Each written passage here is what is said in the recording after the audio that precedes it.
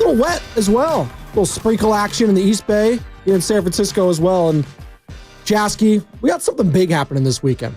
And also today, by the way, we have some huge names coming on our show. But we got the NBA All-Star Game happening this weekend, Joe. It might be rainy, but that's okay. Thankfully, basketball is played indoors, as you know. But the buzz. We were just walking down the streets, and apparently Joe Shasky just can walk down the streets of San Francisco anywhere at any time, and he'll recognize someone. That's just something I learned this morning. Shout out Mike Ramirez and Bobby There Gomez. you go. Exactly. Yes. It's just Shout out my electrician boys. There you go. But we were walking around, just trying to talking about the buzz and like the electricity. They were hardworking too, by the way. I just want to make this very clear. Construction guys, electricians, yeah. If their bosses were listening, they were working their butts off. I'm not a system player. I interrupted them. No, it's a fact. You did actually. You went out of your way to like the guy said, "Hey, what's up, Joe?" And you're like, "Oh, let me stop." And wait, Shasky interrupted someone? There That's you someone go. like him. Well, as you interrupt the storytelling time, but no, I hear what you're saying, Sam. But I say all that to say this: the buzz of the city. Joe Shasky is more tapped into the buzz of San Francisco, what's going on, more than anyone else that I know. All right?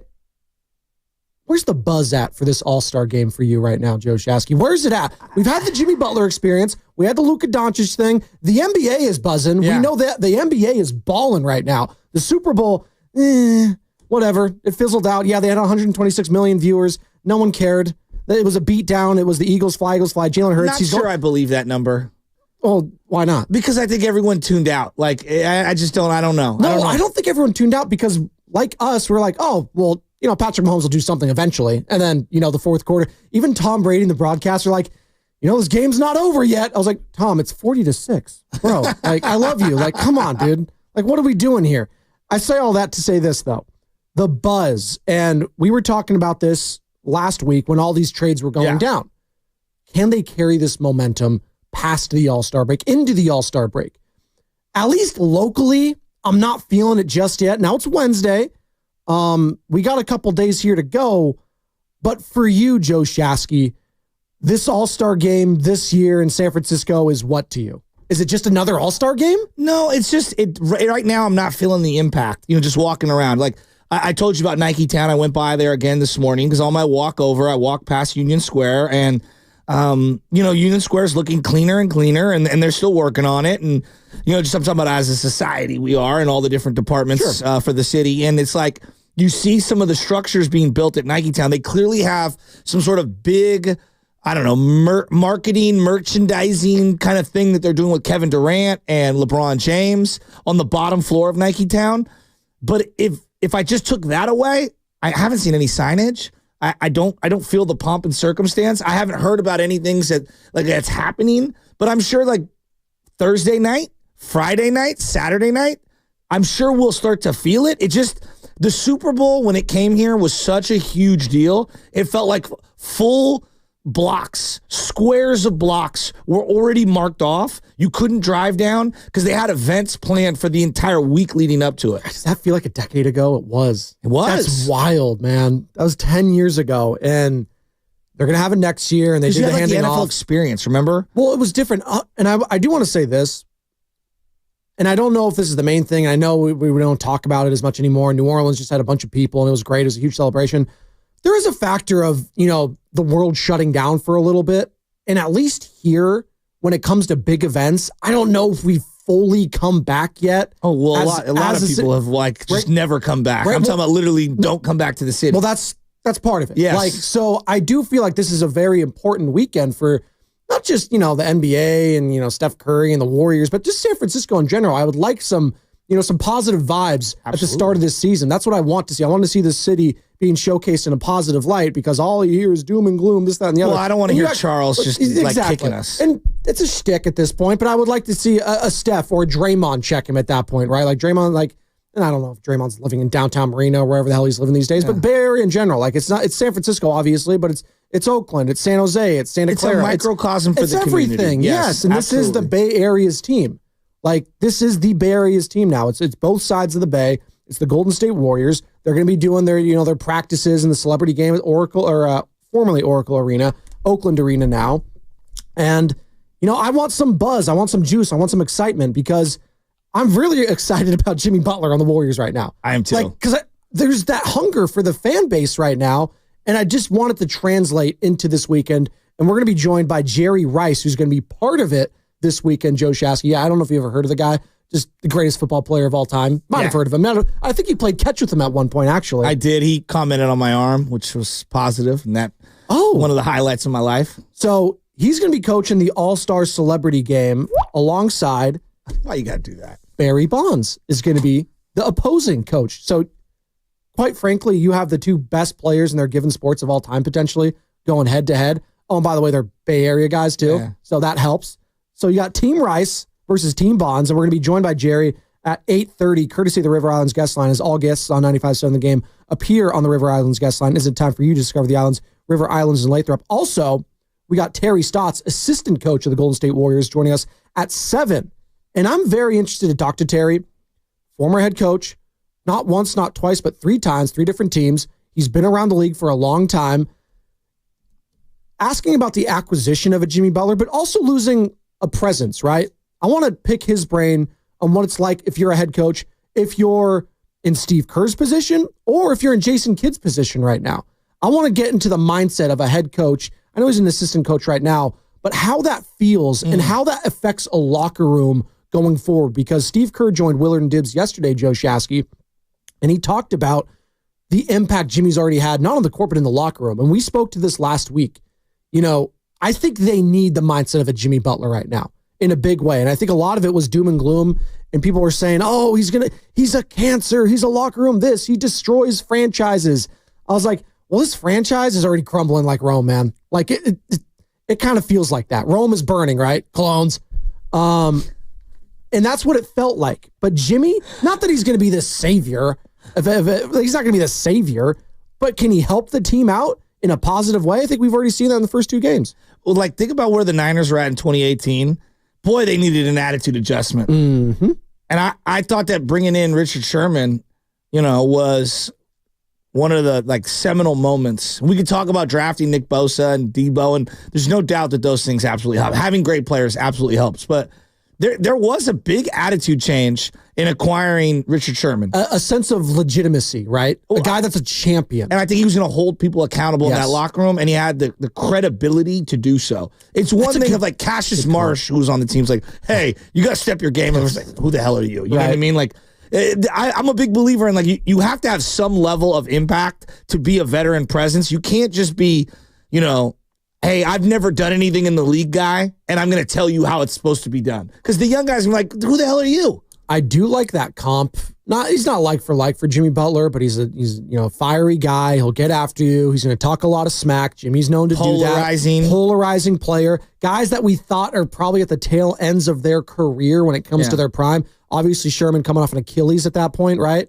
So there was a lot big. Was Achilles or ACL? It was Achilles, right? Yeah, it was Achilles. It was Achilles. Thank you. And both guys, it's similarly, and I think this is one of the big misnomers. Like, oh, Jimmy Butler's a troublemaker. I mean, he's never gotten in any trouble off the court. That's exactly. Anywhere. It's same thing with Richard Sherman. Like, oh, okay, competitor, done some crazy things to other players on the field? Sure. Guess what? You know who's done a lot more worse stuff? His name's Draymond Green. I'm talking about on the court. On the court. You know what I mean? Like, I have no questions with him off the court. Yeah. And I think that's the big separator for me is, like, it's one thing when I question, like, are you just a knucklehead away from the game? Yeah. Like, Ja Morant, that's the biggest question on Ja. Part of why Ja's fumbled being the face of the league is, like, bro, can you just not get in trouble off the court? Exactly. In terms of, like, putting yourself in positions to where you can be exposed. And, you are a corporation to a degree, and we don't really think that you're, like, worthy of being the face of this corporation because you do kind of some slappy type stuff away from the game. That's not a question for Jimmy Butler. It never was a question for Richard Sherman. No, it's a great point, Joe. And shout out to all those who just woke up. If you're just joining us, if you're just getting off your shift, getting ready for your shift, getting ready for school, whatever you're doing, appreciate you joining us here. You can stream us live on Twitch, Twitter, and YouTube, all brought to you by First NorCal Credit Union for a low-rate auto loan. Apply online or just ask for First NorCal financing at the dealership. Also, shout out to Golden State, serving the Bay Area for 3 generations. When you succeed, we succeed. Visit goldenstatelumber.com. Think of how different the rhetoric would have been for Steph Curry entering this weekend in the All-Star game if they didn't make a move. Oh, God. It would be where's Steph going? That's a great point. It would literally be the speculation of where's Steph going to play next. Well, you know what would be happening is the Windhorses, the Chris Broussards, the Stephen A. Smiths would be basically linking him to all the big teams that they want him to go to. Well, you'd see probably snippets and clips of LeBron and Steph covering their mouths, talking to each other. Giannis and Steph covering their mouths, talking with each other. All these different teams, and then all the memes are coming out with the eye emojis, everything. Mm-hmm. Now, you got Jimmy Butler. He's extended. Steph's not going anywhere. And this is going to be the team for the next couple seasons. And it might be the swan song for all these players, Draymond Green included. But you know what? They picked a path. And I think there's a sense of relief now with the fan base. Clarity. There's clarity. And the fact that it's clicked this early, there's a newfound optimism with this team, Joe Shasky. I don't know if they're going to do anything huge. I'm not here saying they're going to win a championship.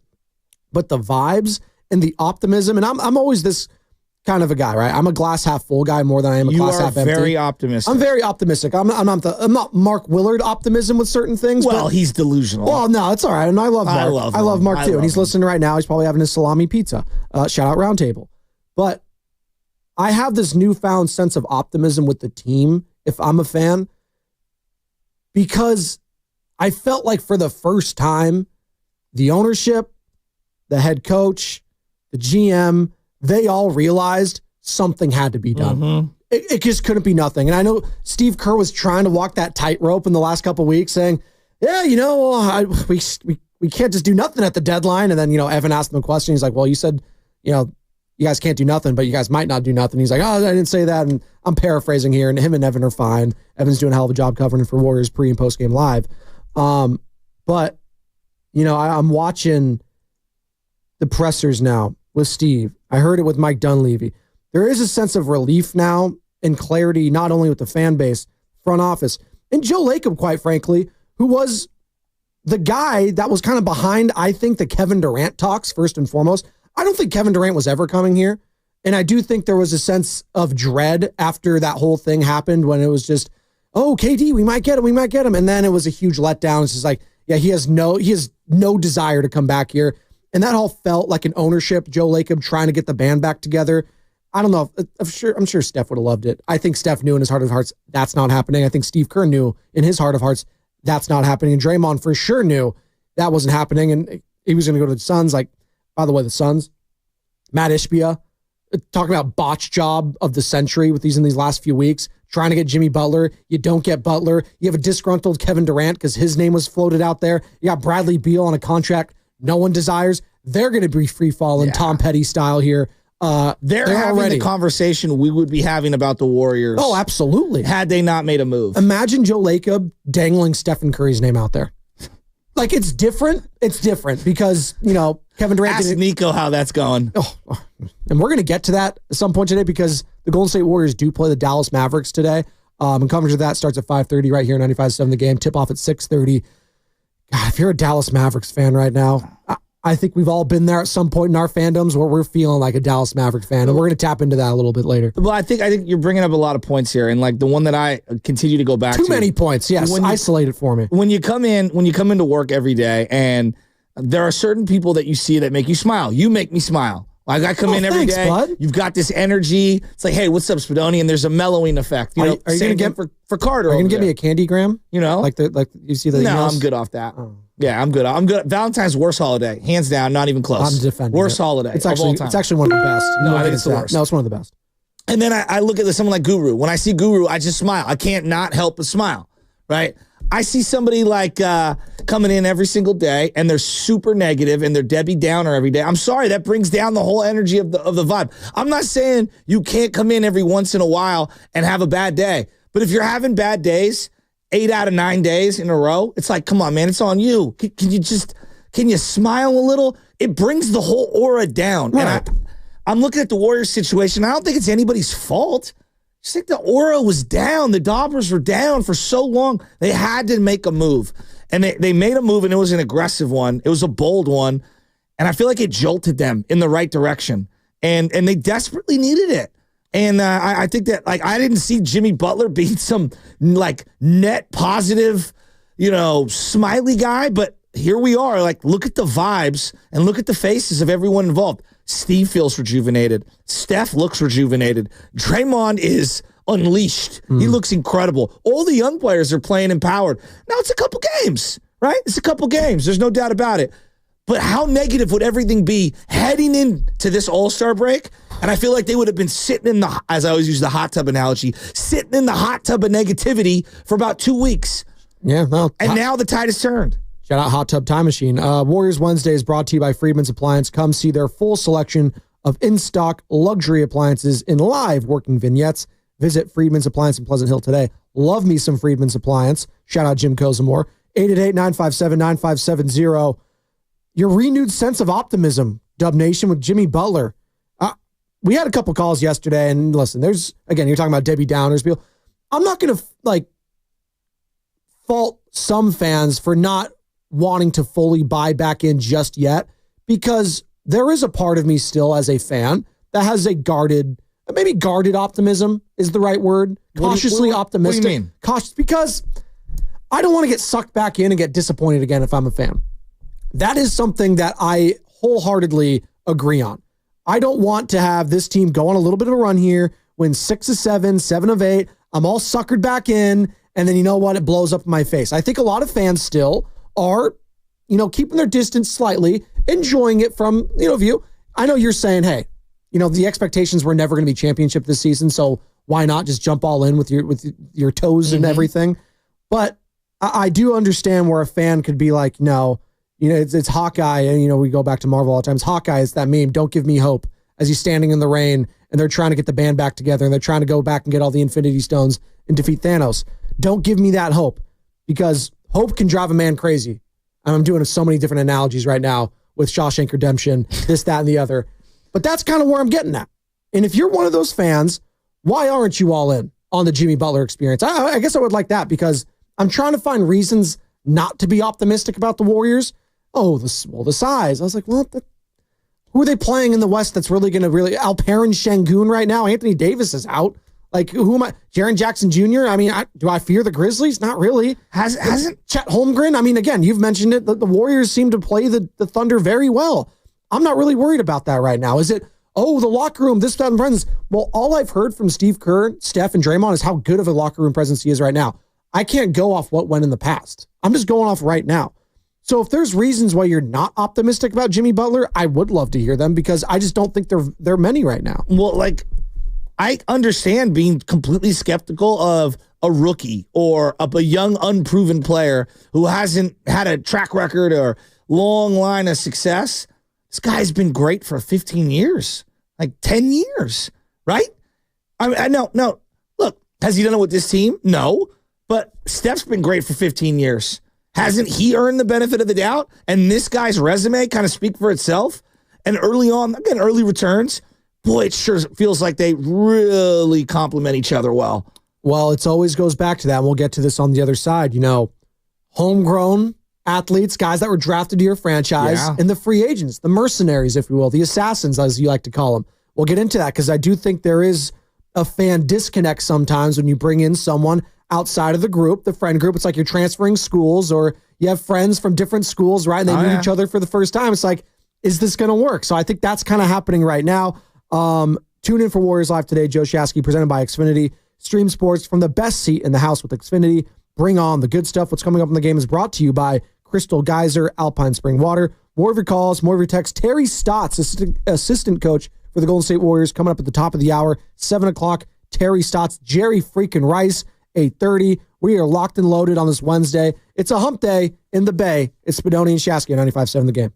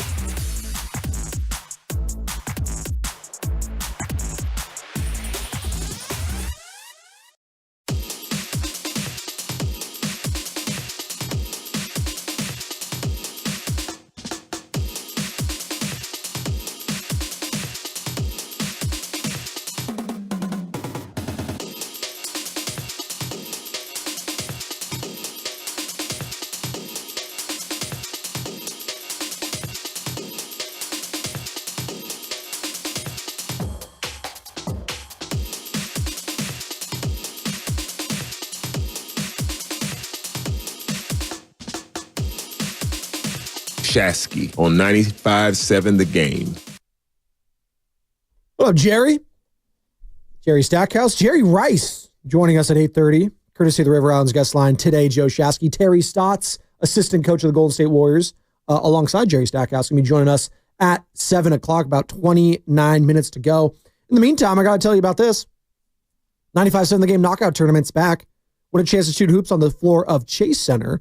We're going to be giving out a keyword sometime between 8 and 8:30 today, and then between 8:30 and 9. So the following segment, when you hear the sounder, we'll give it out. Yeah, that one right there. When you hear that, not now, but between 8:30 and 9, you're going to give that keyword.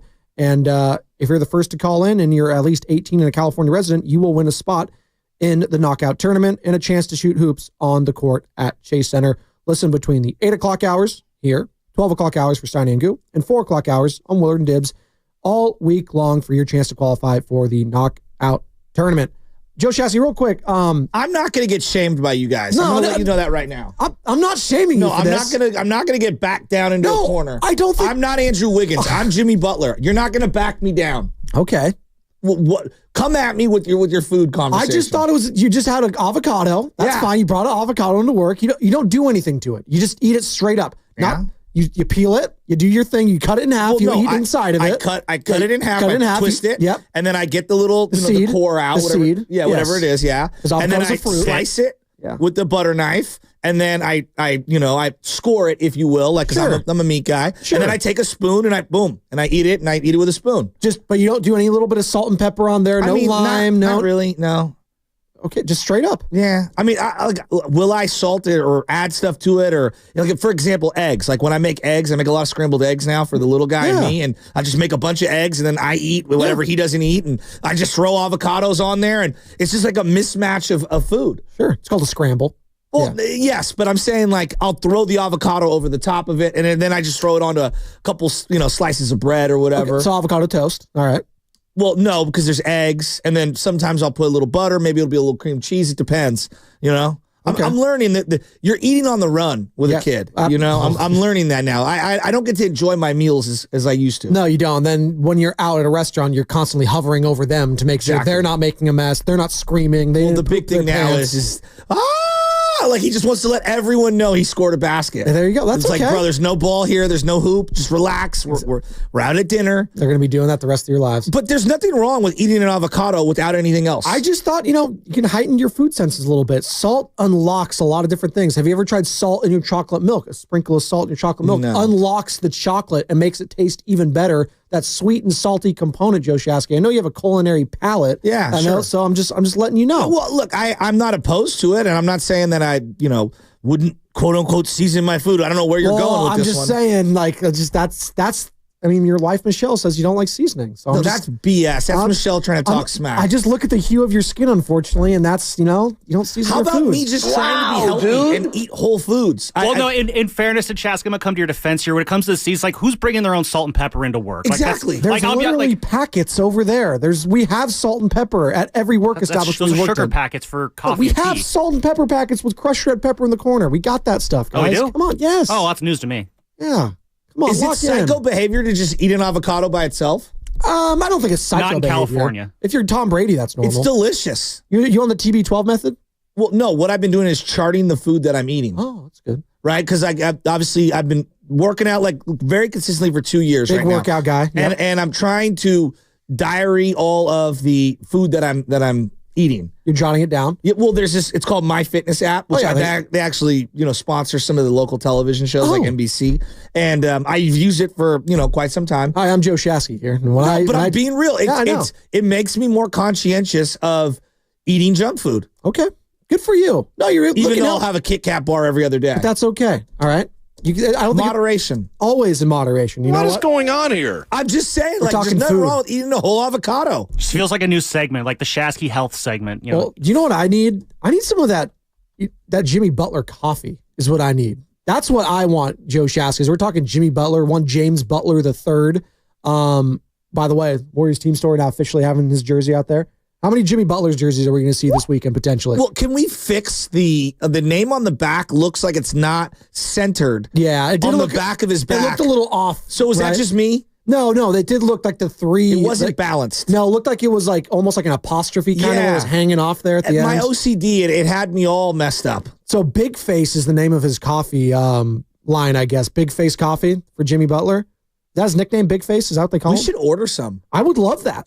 What do they got? Are you looking at the website right now? Yeah, I'm doing it right Read now. it to me. Big Face. Do we have all any, right. do we have any light roast? I like a lot more caffeine. All right, Shocking. this is Jimmy Butler. This is what, if you go on his website, Big Face, it's onyxcoffeelab.com. Big Face Onyx. Ooh, Onyx. All right. Let the boys be boys. Isn't You it guys don't know 60 bucks Onyx? a cup? Hold on. And I don't mind paying for quality, Carter. So don't, before you start judging for the $60 a cup, let's see what we're dealing with here. $60 a cup? I'm pretty sure, yeah. Well, let's, Is this made with cocaine? hey, relax. All right. We're figuring stuff out right now. Big Face Onyx. Shout out to Pokemon Onyx, first and foremost. That's what I think of. And Geodude. It started in the NBA playoff bubble in 2020. This is the story on his website. Jimmy Butler, star of the Miami Heat, opened an impromptu coffee shop in his hotel room and called it Big Face. How did he get the coffee? Hold on. In August 2022, Onyx and Big Face traveled to, let me see if I can pronounce this correctly. I apologize to all my Spanish speakers out there. Cundinamarca, Colombia, to visit La Palma y El Tucán. We cupped coffees and chose the did you absolute just best become? on the table. There's magic in this collaboration. Two different groups, the best at what they do, coming together to create something truly unique. Sounds like Steph and Jimmy on the court, to be honest. As we tasted, we were all drawn to sample number 23, or 23. The significance of this is not lost on any of us. That's all it says. So what do they have? They have bags for sale? Yeah, let me go right now. Or do they have like $60 for a cup is ridiculous. All right, we're going right. They have tea as well. So the Onyx is obviously So out on tea. Hold on. I don't live in England. You don't? No, get out. I'm out. You don't have to have just Shout Earl- out Independence. You don't have to have Earl Grey. Like tea is the most consumed beverage in the world. I'm pretty I'm sure sure outside it of water. is. No, it is. America's for coffee drinkers. Okay, you can have, All right, I don't know if you know this. You can have both. You know, we like Yeah, seceded the Boston from, Tea like, Party. I'm out on that. You love Boston though. No, I'm saying we rejected the Brits. I don't know if you know the story. Okay. Shout out my Uncle Phil, who is from England. I love you, Uncle Phil, if you're listening out in Miami or wherever you're living these days. I'm trying to find Big Face right now. I see Onyx, all these different brands. I Will they can't find. deliver to your house? I think they will. like a bag of beans. If I order it, they will. it better be grinded Here we go. Here's the collaborations. I'm going with coffee because I think that's what it or is. ground. There we go. All right. Collaborations, this, that, and the other. Mosaic. I can't even find this thing. I thought I was doing something special here for Jimmy. And God love you, Jimmy Buckets. I'm trying to find your coffee and buy it. I can't. So crack staff in the back, if you could get on that, please, and get the exact price, Carter, as you were judging. And who are you to judge the price of coffee? One Carter. And the guy's got a $10,000 Rolex on his arm. I am positive that it's $60 a glass. I watched his architectural digest yesterday, in which he shows you around his house. Okay, that's absurd. That's called Cribs, circa MTV 2004. Wait, so I you're got these watching dinosaur eggs. I got these dinosaur eggs. This is what I'm cooking for breakfast. Dave Chappelle, dude. Check out our slam dunk contest in Vegas, folks.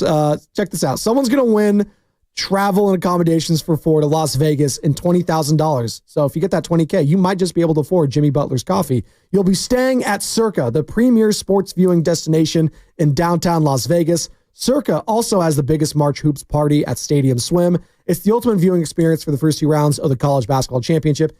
Winning is so easy. Literally, I'm doing it right now. Download the free Odyssey app.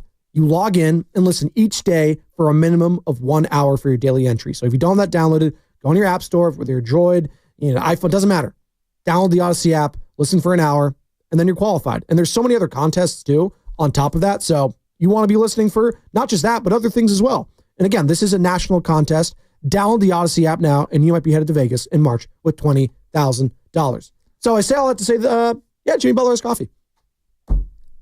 Jimmy's got to be like feeling great right now. Like seriously, he went from, and no, don't get me wrong. I would probably rather live in Miami as a millionaire in the state of Florida because of the tax implications than San Francisco. I'll be the first to admit that. Miami is intoxicating. I want to see the weather in Miami right now in comparison to It's just incredible. I look, 78 degrees and sunny today. but Jimmy professionally has got to feel pretty good, right? Now, are they, top of the charts in terms of the Western Conference seedings? No. But you get to play with Steph Curry. You're getting opportunities to go one-on-one. I mean, Jimmy got doubled the other day. He spent his entire existence getting doubled and having 5 sets of eyeballs looking at him in Miami. And here he comes in, and it's almost like he's coming in on the white horse, like he's coming to save the day. And I think a lot of people were skeptical, which I get. I get being skeptical. But the early returns are like, dude, everybody's like feeling it. Quentin posting him have like a vibe going. Pods is talking about, guys like me and Draymond, we totally understand about, the intensity of a Jimmy Butler because he's kind of like us. Moses Moody's playing well. Steph looks as happy as ever. Steve Kerr looks happy. Life is good. You're happy. Look at the smile on your face talking about Jimmy Butler. Did you expect that a week ago at this time when we were talking to Anthony Slater? He told us he doesn't going to sign an extension. That was all BS. Remember, Sam texted down the thread. He's like, I don't know. He's not going to sign an extension. It's like, I don't care. Get him here anyways, and I'll make him sign the extension. And that brings me to Mike Dunleavy. We giving him credit right now, Dub Nation? Are we sleeping on Mike Dunleavy and the job that he's done? I want to get into that on the other side. I saw Mike on Friday night. Oh, and we'll get into that on 95.7 The Game. Brought to you by San Francisco International Airport.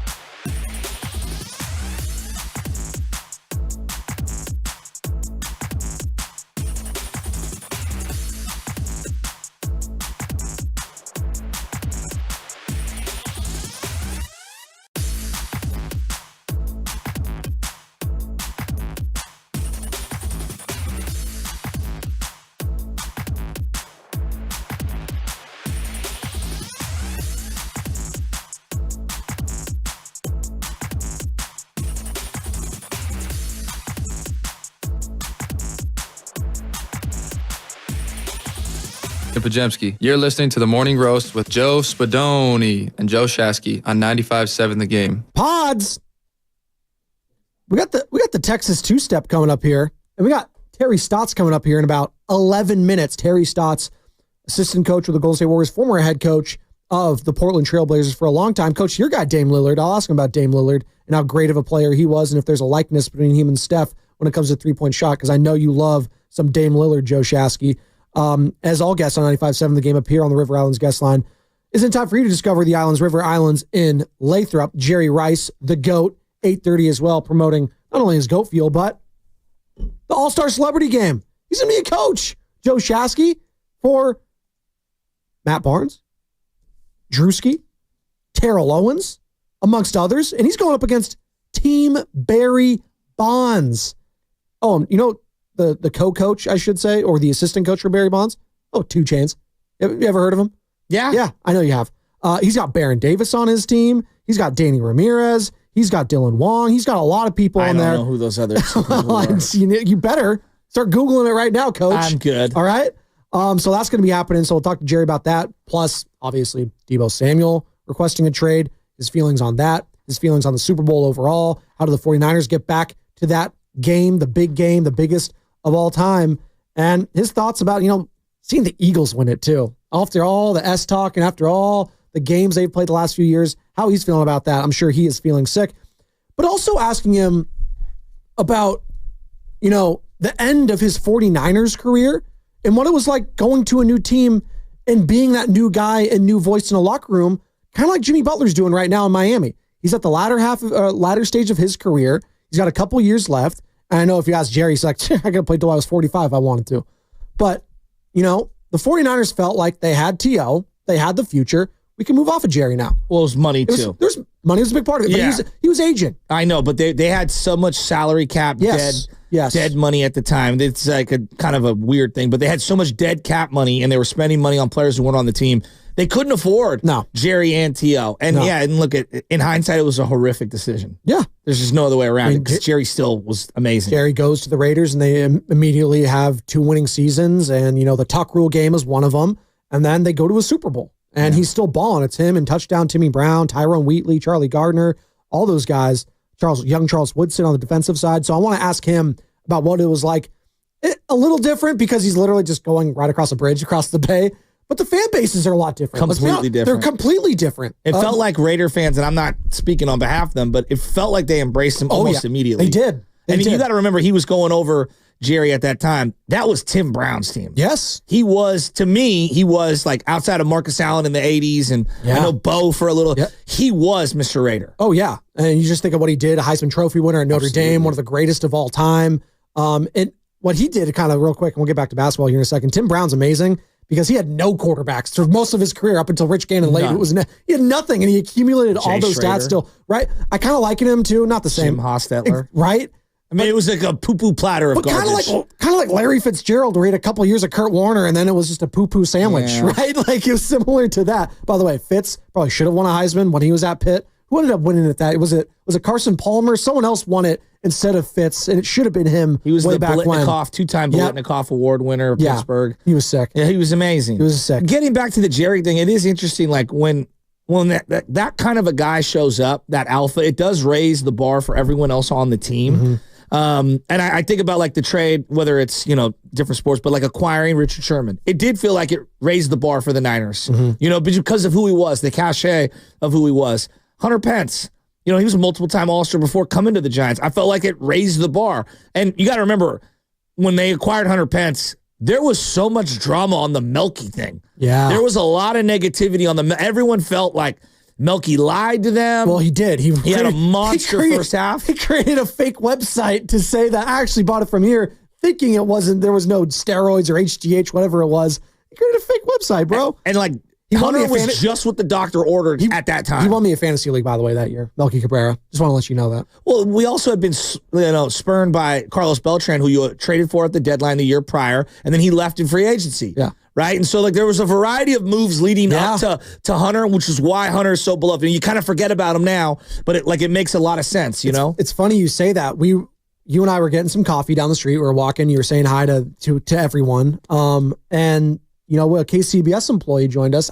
I don't know her name. Yeah. I'm pulling a Bonte here. I don't know her name. I don't know her name, but shout out to you.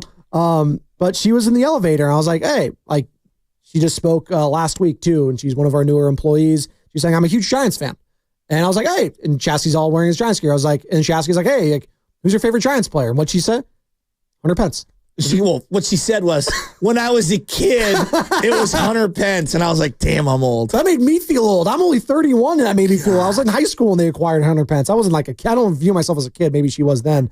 But yeah, that fan favorite immediately. Yeah. And he had the playoff hit where they hit the bat 3 different times. Oh, yeah. And it squibbed down the catch in the right field wall. Right. He had so many moments. He had so many moments. The seeds. But he's most synonymous with the speeches, right? Yes. And that's what he was the hype man for those teams. And the cast full of misfits, him, Sergio Romo, this, that, and the other, all those guys. You had Santiago Casilla closing it at one point. Like, Hunter Pence felt like he embraced this city, and the city embraced him almost immediately. I don't know if it's going to be the same with Jimmy Butler, but I think Jimmy Butler's quirky enough to where it's like, I was doing all the coffee thing. And by the way, the coffee, I found the website, only $30 a bag. The big face coffee. Let's relax, Oh, for Carter. a bag. Yeah. Carter, you're way off. 60 to drink it at his house. That's completely different. Where is his house? Well, I told you, I saw the Architectural Digest video, for God's sake. Of course you're I might watching want to that. like open this up. I mean, what if I did that? Like, hey, come to my house and drink coffee with me. And LJ, pay me and LJ. $60. And Actually, LJ, if you yeah. look online too, he says he's trying to get the price to $100 a cup. Well, in San Francisco, it probably will be if just to adjust for inflation, this, that, and the other. Shout out real estate. I need to partner with like a local coffee place, like Java Beach or something. And I need, hey, come meet me, and I'll basically hold court. Well, We'll have a cup of coffee. We're the together. morning roast, so instead of the super chats we get on YouTube, can we get just like the super cup. super coffee donations? Just have a jar right Wow. here, just put it in there. You guys want to come sit and have coffee with the roast? Well, it's going to cost you. Come sit down. I do That'll think land over well. we've got to figure out how this thing ends, right? We got to like let it play out a little. Yeah. For Jimmy. But I remember when Stack Jack and Harrington came, and people were just so ready for something different that they were embraced almost immediately. Let's go back even a little further. When Baron Davis was traded for, it was like, wow, we got our savior, because Baron was very popular. That was when college basketball was still very popular. We had a familiarity with Baron Davis, and it felt like, similar to Jimmy Butler, he was a depreciated asset on a New Orleans Hornets team that was, they were the Hornets back then, that was kind of like in between generations, and he was disgruntled. There was like questions about his, is he in shape? Is he healthy because he had the knee injury? Was Chris Paul there then? No, this was before Chris This was Paul. right before, because he came out, 05, 06, Chris Paul? I think he was traded in 05, 06. Okay, all right. Baron Davis was. But anyway, point stands that like they didn't have a team in place for Baron. He showed up and was kind of like the biggest star. Yeah. This is a little unique. Like the they've beard, already got a giant mega star, right? So that's why I like the Hunter Pence kind of move, even though that team was a lot better. You had Buster Posey already in place. Right. You had Lincecum and Matt Cain. But, Pence was his own, unique man. He was a really good player. Brought to you by Golden State, serving the Bay Area for 3 generations. When you succeed, we succeed. Visit goldenstatelumber.com. Terry Stott's joining us here in a couple minutes, assistant coach of the Golden State Warriors. Going to ask him about this acquisition and what it's meant to the locker room, how he feels about the coaching staff, and having a guy like Jimmy Butler there alongside Stephen Curry. Just the IQ alone. Because I do think that's something we always underestimate when it comes to, you think of age first and foremost. You think of the body. You think of deterioration. Sure. You think of, He's old. He's old. It is. He is. And then you say to yourself, he hasn't played in how long? Exactly. And then you're like, and Pat Riley and Spoelstra? Yeah. Because those are two names that if I were to say like NBA credibility and just list me the GMs or front office executives Maybe and at the head top. coaches. Yeah. How many names do you say before you get to Riley and Spoelstra? It might be my first one. Okay. For Yeah. a lot of you, it's got to be top 5. Yes. Right? So, hey, this guy had a falling out with those guys? Why? How? What happened there? He Exactly. must be the problem. Exactly. But he gets here now, and it's a change of scenery. It's a fresh start for everybody. There's a lot of nasty things that hit between him, Pat Riley, in Miami. I did not like the little like hit piece that happened on Pat Riley. It seemed like it. Whoever leaked it, if it was Jimmy's camp, this, that, and the other, when it was like, Pat Riley was trying to connect with Jimmy, and then the loss of his father, and I guess Pat Riley was crying. And then it kind of was framed like Pat Riley was weak because he was crying. I was like, who cares if he was crying? He was trying to connect on Jimmy on a personal level. I obviously Jimmy already had preconceived notions and feelings. It didn't work. I don't know.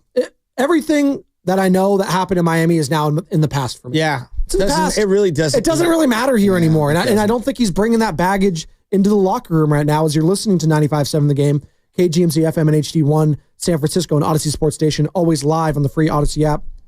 Joe Shasky, it is a Warriors Wednesday, brought to you by Freeman's Appliance. Come see their full selection of in-stock luxury appliances and live working vignettes.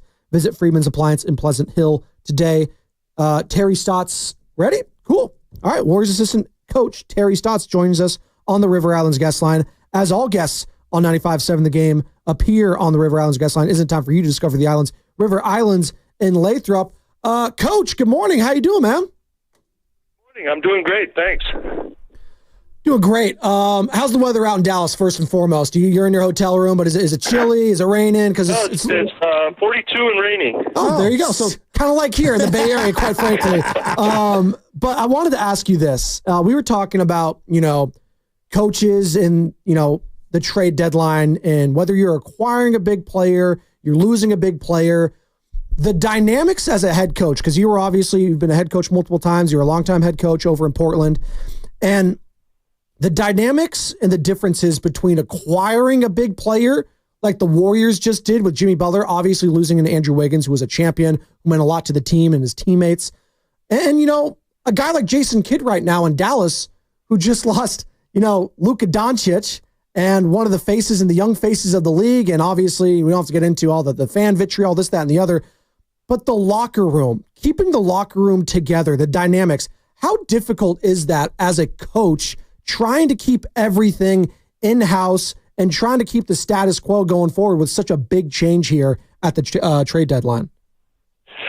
Well, a couple things. One is, when you make a trade in mid-season, whether it's the trade deadline or not, incorporating a new player is a challenge because you've spent, 3-4 months with your team and evolving over those 3 or 4 months, and you kind of have to take a step back and kind of recalibrate what you need to get done, particularly at the offensive end, how to integrate the new player. And obviously, if you have a player who has a bigger role, like Jimmy does with us, it's even more important about what works with that new player if he's a different type of player. I mean, I'm not going to get into the Luka AD trade, but you're trading two different players who do different things, and so you have to adjust according to who you're bringing in, and maybe you keep some things that you did, maybe you add new things. It just depends on the dynamics. As far as keeping the locker room together, I really don't. It's like everybody in the league is really smart. Players are smart, coaches are smart, management smart. So it's something that you work with. It's tough to lose friendships that you've made over the years in the case like Andrew, but it's you just make it work, and you kind of grieve the loss of your former players, and you open your arms to the new guy. Coach, I'm watching this guy again. Like we've seen him before, but when he's on your team, you watch way more discerning, and the way he plays through contact is just some guys have that and some guys don't. That element was desperately needed for this team, wasn't it? Well, he's a different type of player, but you look at how many free throws that he has taken over in just 2 games, and that was one of our weaknesses. We didn't get to the free throw line, so Jimmy's obviously going to help that. And you're correct in what you're saying. You don't realize who a player really is until you're with him. You watch him more intently when he's with your team. Obviously, we had a lot of respect for Jimmy over the years, wherever he's been, but you learn to appreciate what he can do for your team the more you see him. Yeah, there's no doubt. And I mean, is this an absurd sentence to say? Is he your best back-to-the-basket guy you have on the roster? Well, on my post-game edit, I'm actually putting in post-ups to review post-ups because mostly the post-ups that we run are for split actions. So when we get Draymond or Lewin on the block or Trace Jackson, it was always to be a passer. Now we got a guy who can score down there. So I don't think that's necessarily a difficult statement to say. Talking with Warriors assistant coach Terry Stotts right now, courtesy of the River Islands guest line. It's Spadoni and Shasky. It's the morning roast. And coach, Steph talked about it after the game. I think it was after his first game in Chicago when these two guys finally hit the floor together as teammates, Jimmy Butler, that is. He talked about the yin and yang, how they're opposites, but it works so well together. Can you kind of speak on that and just how you see them on the floor together and their games complementing each other, where one is the greatest three-point shooter of all time and the other one really doesn't attempt the three-point shot and is kind of like a throwback player from the early 2000s? Well, I think you're right. I think their style of play certainly complements each other. To have what Jimmy does and what Steph does and playing off of each other, there's going to be an adjustment period about finding out what works best, but I think everybody's seen in 2 games how their offensive games complement each other. Jimmy, he plays under control. He has I think he's a very smart player, as is Steph, and they know the game, and they've both won at a high level, and they know what it takes to win. And I've been impressed with how quickly the adjustment has gone for both ways, both for Jimmy and then for us and his teammates. Coach, it feels like Jimmy's getting a lot of the headlines, but some of these young guys are playing the best ball of the year and of their careers. Quentin Post is contributing. I think he's been fantastic as of late. Moses Moody feels like he's playing the best ball of his career. And then Podziemski, since coming back from the injury, has been outstanding. What is it about the young guys really hitting their stride right now? Well, it's really good to see. Obviously BP's Brandon started off a little slow after having such a good year last year, but he's come back and playing with a lot of confidence. You said the same thing about Moses, but I'm really happy for Quentin Post. He's a good kid. He's working hard. He spends time in Santa Cruz, but I mean, you look at those 3 threes he hit last game, and that kind of broke the game open for us. And he's going through a learning curve, particularly at the defensive end, but he plays with confidence. But you need the guys coming off the bench while Quentin's starting at times, but you need those guys off the bench to come in. And now we've always talked about the minutes that Steph is not on the court and now Jimmy, but having them play with confidence is just such a good positive for us. Coach, are you surprised with the swagger and edge of a young Quentin Post coming to this? I know he was, he's a 5-year guy, whatever, this, that, and the other. He's had a lot of experience, which I know is a rarity in this day and age coming from college. So a lot of the one and dones, this, that, the other, a lot of the Europeans coming over. But are you kind of surprised with how quickly and how much he's adjusted at the pro level?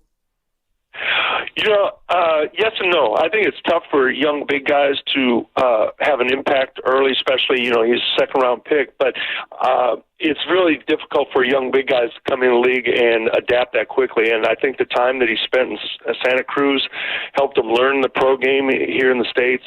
The fact that he can shoot as well as he can is a plus. He shoots with confidence. If you saw those 3 shots he hit against Milwaukee were really confident shots. He wanted to take them. He was ready to take them.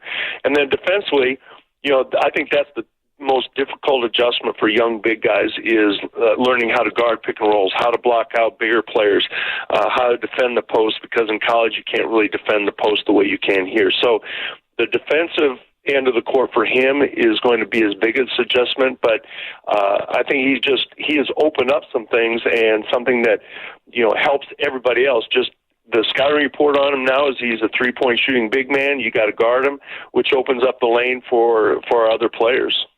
Another guy that I want to get into that we haven't seen for a while, but hopefully we're going to see him shortly. And as we're talking to Terry Stotts, Warriors assistant coach here on the Morning Roast, Jonathan Kuminga.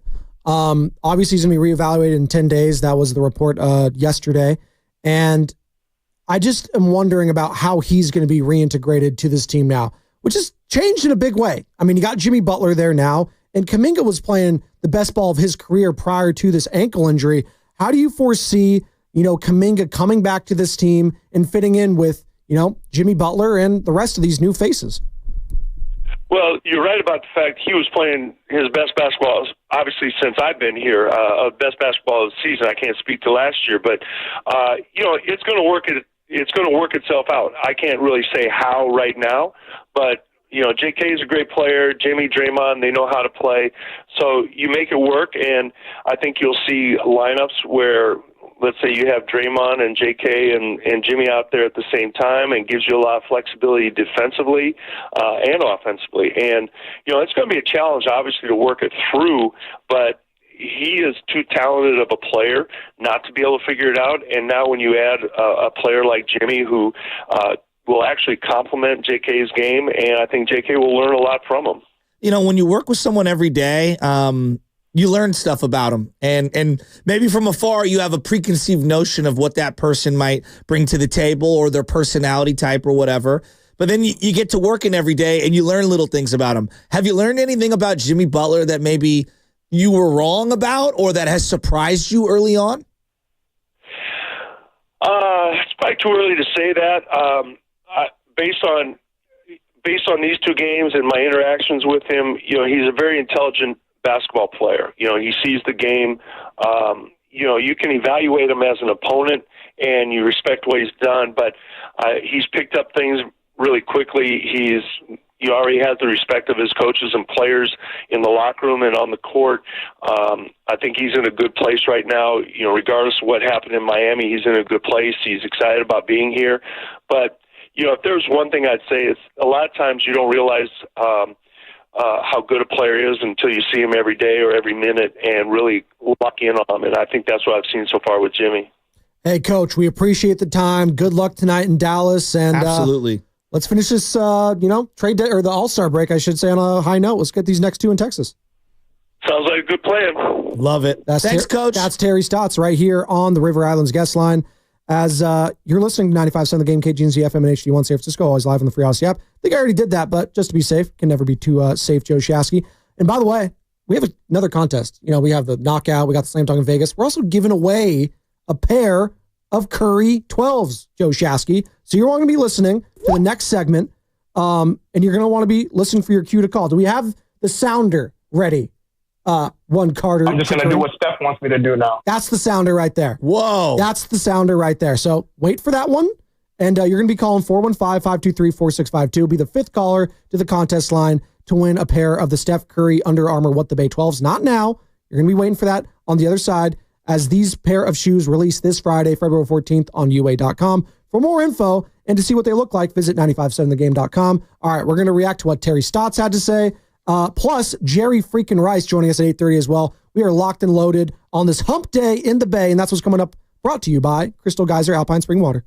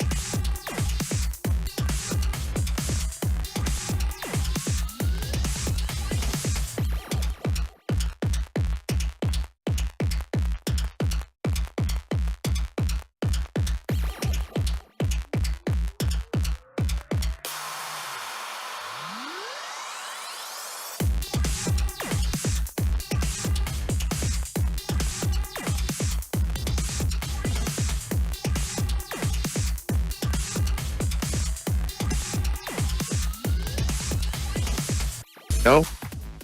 Dub Nation is Moses Moody. You're listening to The Morning Roast with Joe Spadoni and Joe Shasky on 95.7 The Game. What's up, Moody?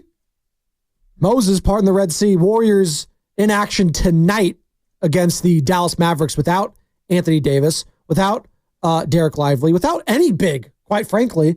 So do the Warriors go small again tonight? We shall see. Coverage of that starts at 5:30 with Warriors Live. The tip is at 6:30, just the tip. And then Tim Roy will be on the call. What's up, Joe? How you doing, bud? We're going to get right back into the Warriors. Pitchers and catchers are reporting this week in baseball. Yay. I got an email. Yay! From the San Francisco Giants. New for the 2025 season. Cheer on number 51, not Noah Lowry, Jung-Hoo Lee.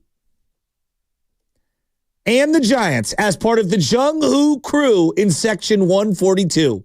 And check out the Jung-Hoo t-shirts they have. The Jung-Hoo Lee t-shirts. Look at these. Oh, they're like the Brian Wilson ones from back in the day where it was just the beard. Well, yeah. It's his face. Yeah, it's a silhouette. And then it says Jung-Hoo where the glasses would be, no, it's the big pretty cool. Oakleys. Yeah. Or whatever the baseball glasses are. I think crew where the mouth is. I like it. Are you in or out on that? Those are cool. He's trying to endear himself to Giants fans. Well, they need some sort of swagger on the team. God, yes. And I think he needs to play. Well, that's part of it. And he got hurt, which sucked. And defensively last year was an adventure at times in center field for Jung-Hoo Lee, to put it bluntly. Maybe he doesn't get hurt if he was more acclimated with that center field and the walls, this, that, and the other. But I say all that to say, I'm looking forward to the Jung-Hoo Lee experience. I'm looking forward to the Willie Adames experience. Those are two guys that bring energy, that bring enthusiasm. Yeah. Talking about energy and enthusiasm in a locker room or in a clubhouse, that's what we're seeing with Jimmy Butler right now. And I'm excited to see how that looks, and I'm excited to see what Jung-Hoo Lee looks like.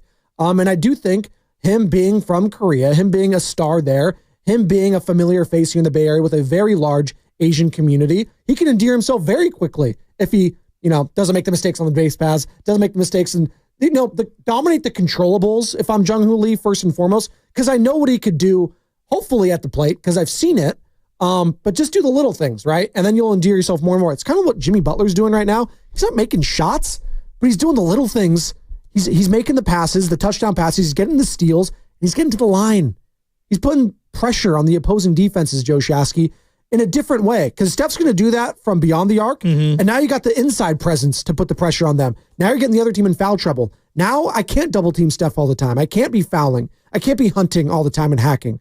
So I'm excited. I'm also excited because if you're listening for the next 10 minutes or so, we're going to be giving away a pair of the new Curry 12s, and you're going to be listening for a sounder.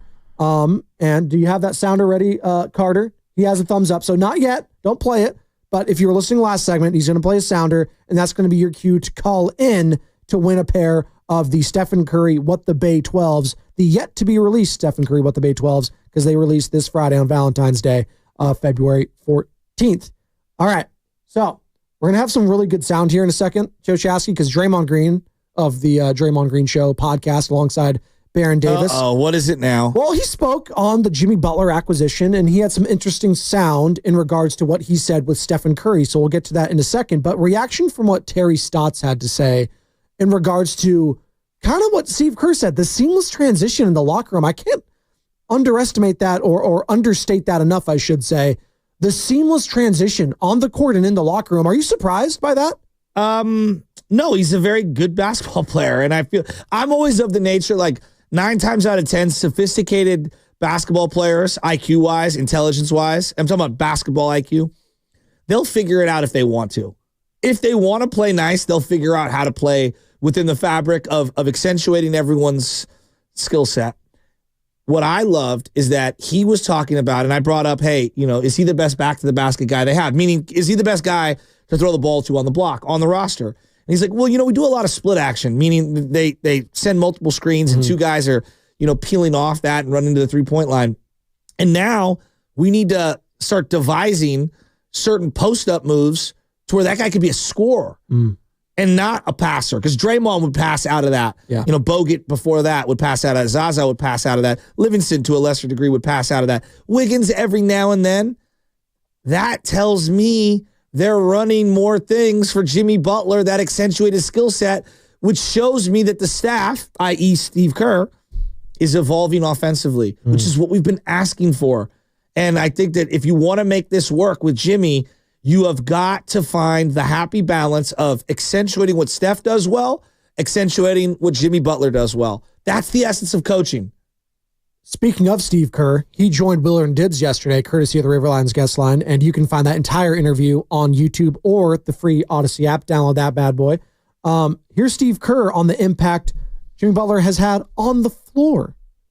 Based on who he is, he automatically controls the game. It's really interesting. I mean, all we did was give him 3 or 4 plays that we run, a couple out-of-bounds plays, and that's it. We had a shoot-around, one shoot-around in the last 3 days, and no practice time other than that. And it didn't matter. Like, he just knows how to play, and there's a tempo and a pace that he plays at, never gets sped up. And it's not impacting like the number of threes we're taking. In fact, I think it's improving our shot quality. But what the biggest thing is, his ability to pass and manipulate defenses means Steph and Buddy and those guys Moses, they're getting better looks on the back end of possessions, much like Steph did, in the early years with Andre and Sean Livingston and guys like that who just had great feel, like Jimmy. So possessions seem cleaner, and then the ability to get to the line, which is something we frankly never had since I've been here. I think 28 free throws in 2 games.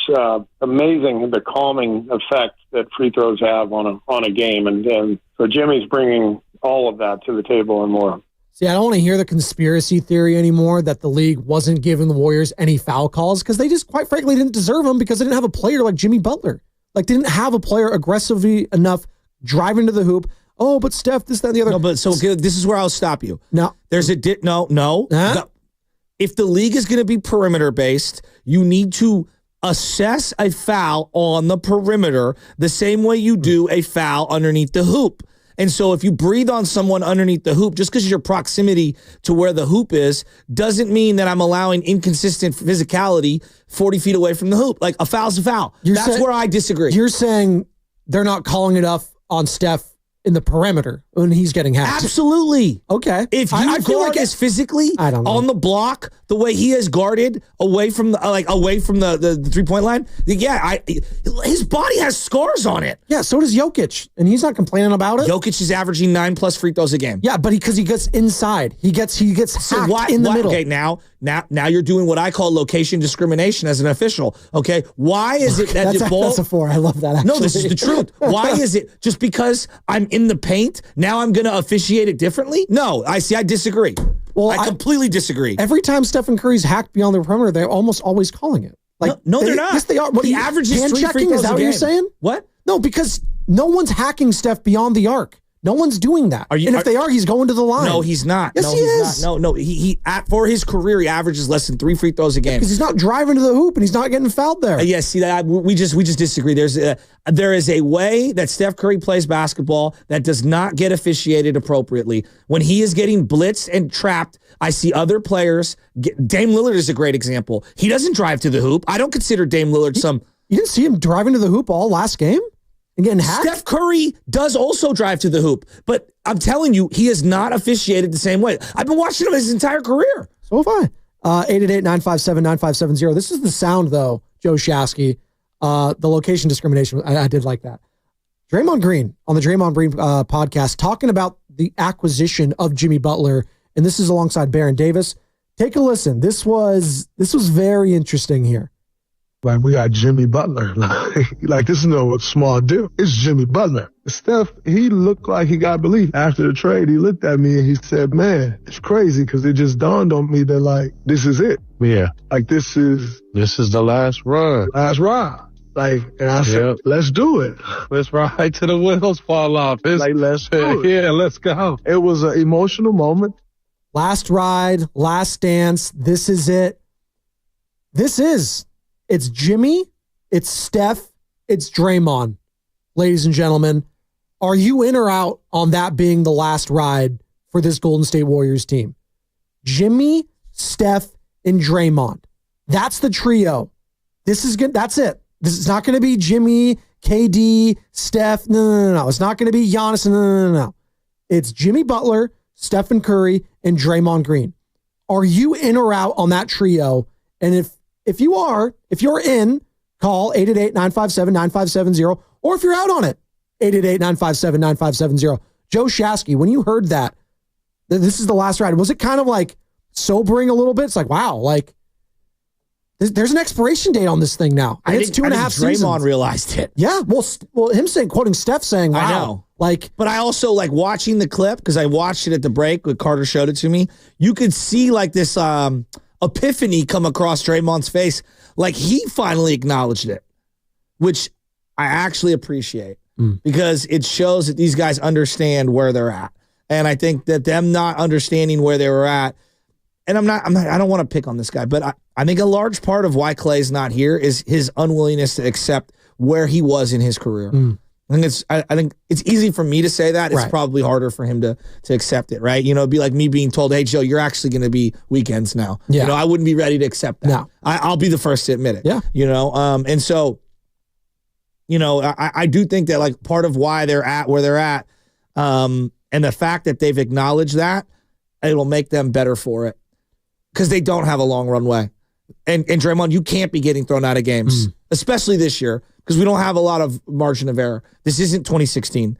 Your career is probably like, I think Draymond's teed off on the 16th hole, 17th hole. What do you think? There's 18 holes in a golf round. I am aware. Okay, so what do you? I'm just saying for those that don't know, he's teed off on the 16th? He's absolutely on the back nine. He's heading into the 16th hole. He's got 3 holes left. Okay, what about Steph? Steph. I think he's teed off on the 14th. Yeah, maybe a hole before. But I also don't know because Steph's accomplished so much. He could be on his 17th hole, and we just don't know it. And he's ready to hang it up while he's still elite, and maybe doesn't want to hang around like we want him to. You know, years after. Using this analogy, you know, he's walking these holes. Maybe Jimmy Butler and coming here is kind of like a golf cart. Takes a little bit of a load off. I don't have to be walking around as much. I like that. So he's, hop in, Steph. They're definitely not on the bridge with Jack Nicklaus waving at everyone, right? They're not doing that. They're not there. No. Had they not made a move, I think they'd be closer to that. Right. Yeah, exactly. Well, if they not make a move, they'd be Van de Velde, shout out St. Andrews, exactly. The British Open, just sinking into the oasis, right? But I love that question, 888-957-9570. You heard it from Draymond, you heard it from Steph. This is the last ride for this Golden State Warriors squad as we know it. And it's going to be a trio of Jimmy, Steph, and Draymond. Are you in or out on that? 888-957-9570. I wonder if people like that. I mean, we don't. On some level, we don't have a choice. Yeah. Right? Going back to Michelle, does anybody have a choice? But on another level, like, Jimmy Butler's pretty freaking good. I don't know, Joe. Jimmy Butler's pretty freaking good. But I think Warrior fans got kind of, let's put it this way. We got spoiled with Kevin Durant coming in his prime and all those guys being in their primes. That's what you're comparing it to, always. And I just don't think you can use that as a calibration. You have to recalibrate. This is the best it's going to be. And you know what? I'm okay with that. But here's what they can do. If that's the trio, the guys around them, Moses Moody, Pajemski, Kevon Looney, Jonathan Kuminga, all these people have opportunities to prove that they're championship level players over the next couple of weeks here. It's going to be very interesting. It's going to be like an audition. I'm just going to do what Steph wants me to do now. I mean, it's kind of where we're at. That's the sounder too, Joe Shasky. It's time to give away a pair of Curry 12s. Caller number 5 on the contest line, 415-523-4652. We'll be winning a pair of the Steph Curry Under Armour What the Bay 12s. Call now, 415-523-4652. Be caller number 5. More from Draymond Green on his podcast. So he said this was the last ride for Steph, maybe Jimmy, but definitely Steph and Draymond on the Golden State Warriors. Here's what Draymond had to say about how things went down in Miami with Jimmy Butler. People get caught up in all the stuff that was going on in Miami. Last podcast, remember I had said, I just don't want Jimmy to end up in the spot where they use that against him. The reason I said that is because it's a guy that I respect as a winner. Yeah. I've been victim of people trying to take a winner and tear him down through all these false narratives. And so I've been a victim of that. And as you see, coming out of it, you're seeing exactly the Jimmy Butler that I knew. I feel great, brother. You know, it's been a while since I've gone into basketball games like, oh yeah, we're going to go just win. Stuff going to get harder. We're going to have to figure stuff out, you know, but I know when it's right. And I think that's where a lot of people were at too. It's like, listen, what went down in Miami, you can't unsee it. There was some bad blood between the president, Pat Riley, and Jimmy Butler. That's fine. But as far as on the court, like when push came to shove, I know what I was getting from Jimmy in crunch time. I was going to get a dog. I was going to get a guy that demanded attention from the defense. I was going to get a guy that can facilitate. I knew what I was getting there. And I think you're getting a leader on the court. And in the locker room, I don't really need him to be a leader, but if he is one, that's great. But I already have a leader of this franchise in Stephen Curry, one of the greatest in the history of the sport. And is he going to be the vocal leader? He's never been that guy, except when, you know, he needed to be in the playoffs a couple of years ago, obviously heading into Game 7 in Sacramento. I already have that established. So if people have this preconceived notion that Jimmy was going to come here, no, this is my team, this, that, and the other, he's not doing that. At least right now, he's not doing that, Joe Shasky. And I do think that is why this is working so well, is because there is already a hierarchy built in at that locker room. But I do think this is unique because the ego of a Steph is different, right? Like, I think he is willing to, you know, he was willing to be the second fiddle to Kevin Durant at times. The fan base might not have seen it like that, but Kevin Durant was the best player on those championship teams. He wanted to win. Wanted to win. Yeah. And I think Steph, and you hear all of his comments, whether it's in Paris, whether it's before the season, I want to be playing meaningful basketball games. And if Jimmy Butler's going to give me the best opportunity to do that, I will conform to whatever Jimmy needs in this locker room, and I will be a great teammate with him. I'm not going to be fighting it.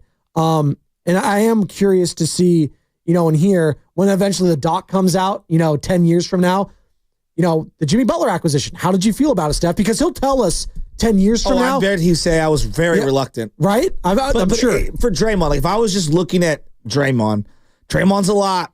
And Draymond, part of the Draymond experience is that if he doesn't think you're on his level, whether we agree with him or not, he won't give you the benefit of the doubt. He won't respect you. That's why he's so hard on the young guys. He'll run through you. That's why he was so hard on the young guys. 100%. Yeah. I mean, Jimmy's one of the few players. I'm sure Durant was one of those guys. But then again, they had their own issues. How many guys in the league is Draymond, not that he's backing down to, but he's like, yeah, his resume speaks for itself. Yes. It's going to be that guy. Well, and then Jokic, Giannis. I mean, we're Anthony talking about Davis, LeBron, but those guys obviously different relationships. Is it less than 12 guys in the league? Exactly. Loves Luka. Yeah, but it's basically if you're a top 15 player. And then if you're a fringe guy, he's not going to respect your game. Like, he goes at Karl Anthony Towns, who I would consider one of the best players in the NBA when he is on. He's very good. He's very good. But he doesn't respect his game. Even though I feel like he hasn't hit his full peak, but I'm with you. But he was, you know, he went to the Western Conference Finals last year. He's a good player. I'm saying I don't think he's, for as talented as he is, I think he leaves a little to be desired. By the way, shout out to Travis in Richmond. He won the Stephen Curry 12s, the What the Bay 12s. So shout out Travis in Richmond. If all of you people are still calling, stop doing that because you're not winning anything. So please, you have another opportunity to win tomorrow, though. So don't worry. But Travis in Richmond, shout out to you and the people that didn't win. Call in tomorrow. By the way, we have an opportunity to win a spot in our knockout tournament. So if you want to do that, that is going to be happening in the 8 o'clock hour. Be listening for the keyword sometime between 8 and 8:30. And then in the following segment between 8:30 and 9, we're going to call out the sounder, call in with the keyword, and you have to be 18 to win and be a California resident. And if you're the first caller there, you are going to be playing hoops on the court at Chase Center. So if you're calling right now, 888-957-9570 on our normal line, Draymond Green said with Baron Davis, talked with Steph, this is the last ride. It's going to be Jimmy Butler, Stephen Curry, Draymond Green. Are you in or out on that trio the next 2.5 seasons, Dub Nation? 888-957-9570. Is that good enough to win one? I mean, that's such a, oh, yeah, you got to add to, you got to add this. Of course. There's going to be caveats. If Jonathan Kuminga could take a leap and be an all-star caliber player, now that's a big leap. Andrew Wiggins was a number 1 overall pick, was an all-star once. I'm willing to wager he's never going to be an all-star again. But can Jonathan Kuminga take another leap because he was ascending prior to the injury? We just had Terry Stotts on at 7 o'clock, assistant coach with the Golden State Warriors. He said that was the best basketball he was playing all season. And he can't speak to what it was prior, but he was playing great basketball. Can can he take another step? Because if he can do that, then I got Jimmy Butler, all-star caliber. Stephen Curry, all-star caliber. Draymond Green, not an all-star, but still a top 10 defensive player caliber when he is on, I believe. If you ask me, of those three, Dre's the one I have the biggest question marks on. Well, absolutely. Because of the offensive game. I know what I'm getting from the other two. And health. Yes. But I think the health is also baked in there with Steph because he has missed a lot of games. And they are playing him a lot more here because they do see that there's going to have a break here, the bilateral knee tendonitis. But to your point, the calf scares the hell out of me for Draymond. Back. Think of all the calf injuries that I've had in the Bay Area with just our sports figures, Exactly. right? Kevin Durant, Dre Greenlaw, Christian McCaffrey, all those guys. And Draymond Green, having that wear and tear, guarding against fives and the bigs, the Anthony Davises, Giannis's. Do you think it's, okay, just those three as a starting point, and obviously you have to cook it around them and you have to supplement around them. Is that good enough to win one? Is it a cop-out if I say I don't know? Well, what I was going to say, know. I was going to take the Steiny line and I'm going to steal it from them. I think they got action. I don't think they're in the mix. I don't think they're not in the mix. I think they're in the mix. I don't think they're some favorite, but I think this is a pretty good, like if we're going bullets in the chamber, it's a pretty good bullet in the chamber. Let's go through it then. Western Conference, Thunder, SGA, Jalen Williams, and Chet Holmgren. 7-game series against, look, that's a great team. Regular season, they're going to continue to win 60-plus games. But in a series. Series are different, and we play them really well. I don't know why we match up well with them. So I don't think it's this absurd thing to say that, like, Jimmy, Steph, and Dre, 7-game series, I like my chances. I'm not even saying that we're going to win, no doubt. I'm just saying I like my chances. Okay, let's go. Denver scares me. Okay. Denver really scares me. Jokic, Lakers Murray. scare me. Okay. Those are matchups that I'm like, ugh. Those are the ones that are Absolutely. concerning. But outside of that, then you got the Grizzlies, you got Ja, you got Jaren Jackson See, Jr. the Grizzlies don't scare me. Okay. I just can't take them serious. Why? Because they haven't won anything of significance. No, but they're very good. Is Zach Edey and Draymond? Look, would you agree with me? The regular season in the NBA and then the like a 7-game series, it's difficult to say like, hey, you rattled off 58 wins in the regular season. You're a bad team. No, you're not a bad team. But when you get into these 7-game series, it's about matchups. Yes. And there are certain matchups that really like big physical wings, big physical bigs that can score and pass. Those scare me in these matchups. It's the element you don't have. And that's why the Lakers, with 2 ball-dominant dudes who are big physical wings in LeBron and Luka, that's scary. And then there are guys around him.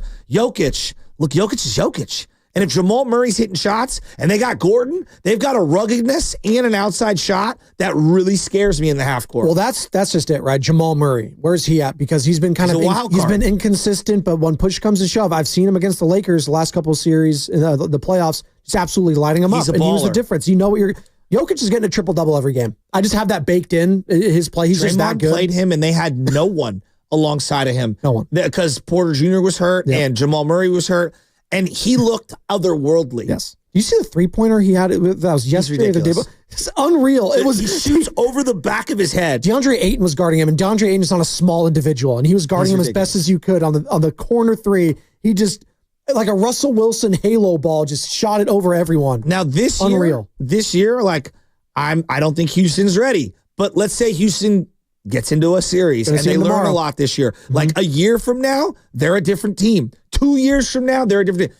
I might be singing a similar tune about OKC after this playoff run, right? I might view them differently. Clippers are I don't know what to make of them. Clippers are a wild card for me. Because, I'd like to see us play the Clippers now with Jimmy Butler. Right?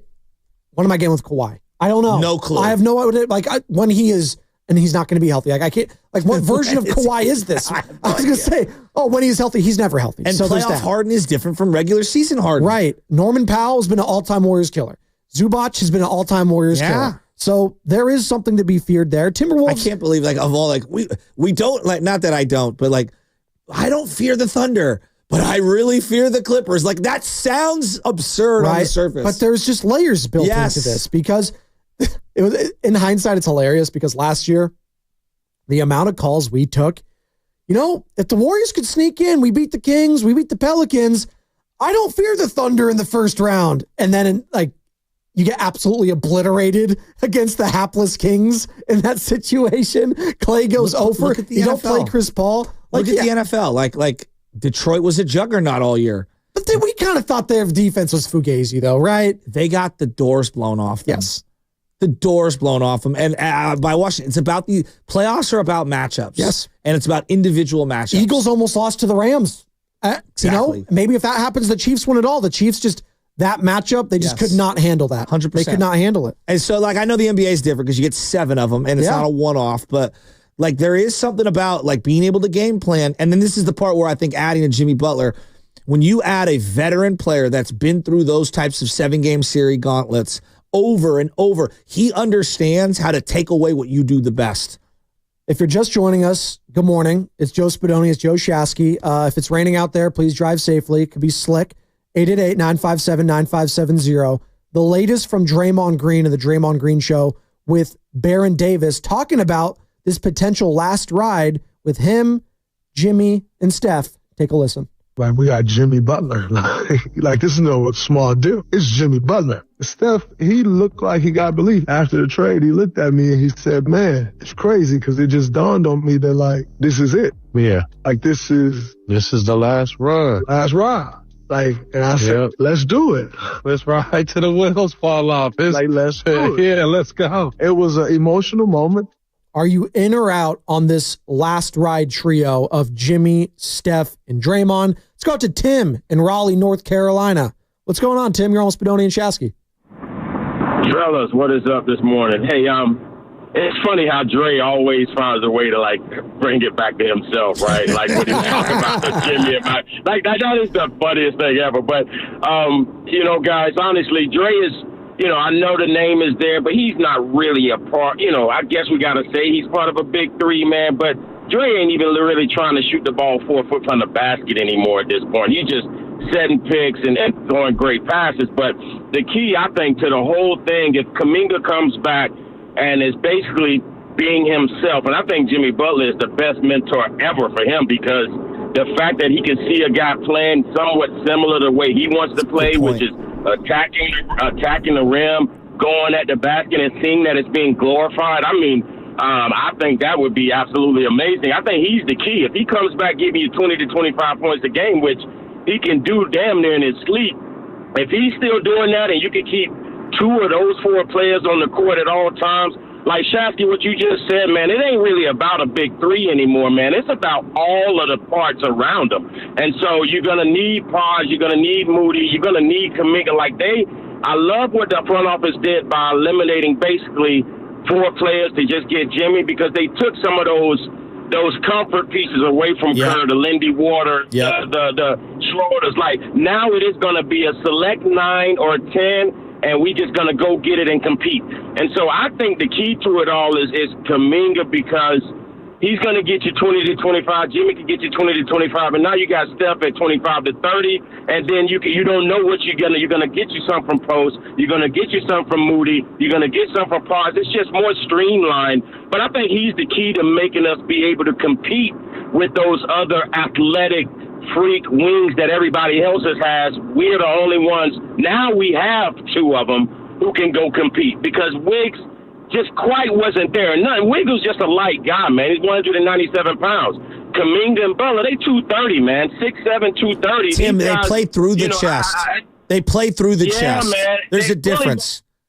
Bully ball. And if you guys, I know you guys are big on Slater and listen to what those guys say. And if you listen to them, those guys said Kuminga is in love with Jimmy Butler on the way he's bringing it. Like, he is excited to be able to play with this guy. And I think he sees what it can be when you're not forced to be in a box. Like, Kuminga is able to look at Butler, and Butler is not being forced to catch and shoot threes and do all of this. He is playing his game, and I think that is going to help Kuminga even more, being able to know, you know what, I don't have to shoot threes all the time. I can get to the rim. I just think it's going to be a great match, man. But, yeah, it's just funny, man. I had to bring up the Draymond thing. Everything is about, I remember when it happened to me and all of that. It's just funny. But, all right, fellas, y'all take care, man. I appreciate it, Tim. Love Tim in I Raleigh, believe North in Carolina. Kuminga, and I'm with him on this. And I would say, like, we throw around the term X Factor. Yeah. He is the X Factor. Simon Cowell. Because like superstars are supposed to give you superstar impact. X factors are people that you don't really know what you're like. Not that you don't know what you're going to get, but when they play at their most optimal, your team is almost unbeatable. Let's say, you would say Gary Payton was an X factor in the Warriors championship run. Yeah, you would say until he broke his arm. Well, but I was saying, but that's the kind of a guy. Yes, like you would say. I would say Lonnie Walker was an X factor for the Lakers in that one series. Was Iguodala back in the earlier versions? Was he too good? Ooh, he was too good. He was too good because he felt like he was always closing the games. He was an all-star caliber player. Jordan Poole maybe was an X factor. Absolutely. Jordan Poole was an X factor. Absolutely. Absolutely. But maybe Tim got me thinking like this. Maybe we're thinking of the big three, and again, we're viewing it through Draymond's lens. Maybe the big three is Kuminga, Jimmy, and Steph, and that's how we should be viewing it going forward. Well, I mean, you could make an argument. If they're going to win one, then that's what it has to evolve into. Yes. And I'm very curious to see how all the contract negotiations build out, from now until the summertime, restricted free agent, this, that, and the other with Kuminga. I'm very curious to see how this unwinds. And Tim mentioned, the Anthony Slaters of the world. Very curious. Slater tomorrow or Friday? Which one's Friday? Friday? Friday, yes. Yeah, we'll talk with Slater about that on Friday because I'm very curious to see how that's going to shake out. You're going to get a really good look tonight. They play the Dallas Mavericks in Dallas, and I just think this is an awesome opportunity to kind of see what they look like against a team that you're vying for playoff positioning with. And no big. So again, get fat and happy here. I want them to take advantage of that. But we have no Kuminga. Well, I know, but again. So, this is a team that is struggling right now emotionally. I just the fan base, you don't think the players are, and Kyrie Irving and Klay Thompson. And then you add in the Steph Curry factor where there's going to be a lot of Steph Curry jerseys in the building. I think you're going to be we should talk a little bit about the Dallas Stadium because I think tonight it's going to be very different. Very different. This fan base is pissed. Oh, they're waiting. The Boo Birds are going to be out tonight if the Warriors win this game or they're dominating early. I cannot wait. And you know who has a player option at the end of the year? Kyrie Irving. I just say Josh, 580. What's up, Josh? How you doing, man? You're all Spadoni and Shasky. Good morning, guys. Happy Wednesday to you. Yeah, man. I just wanted to chime in. I think it's going to work. I'm not saying we're going to be championship level competing, but 7-game series. I agree. We have a leadership, and that's what wins in the playoffs. That's what you're saying, Joe. When you have veterans, you have leadership.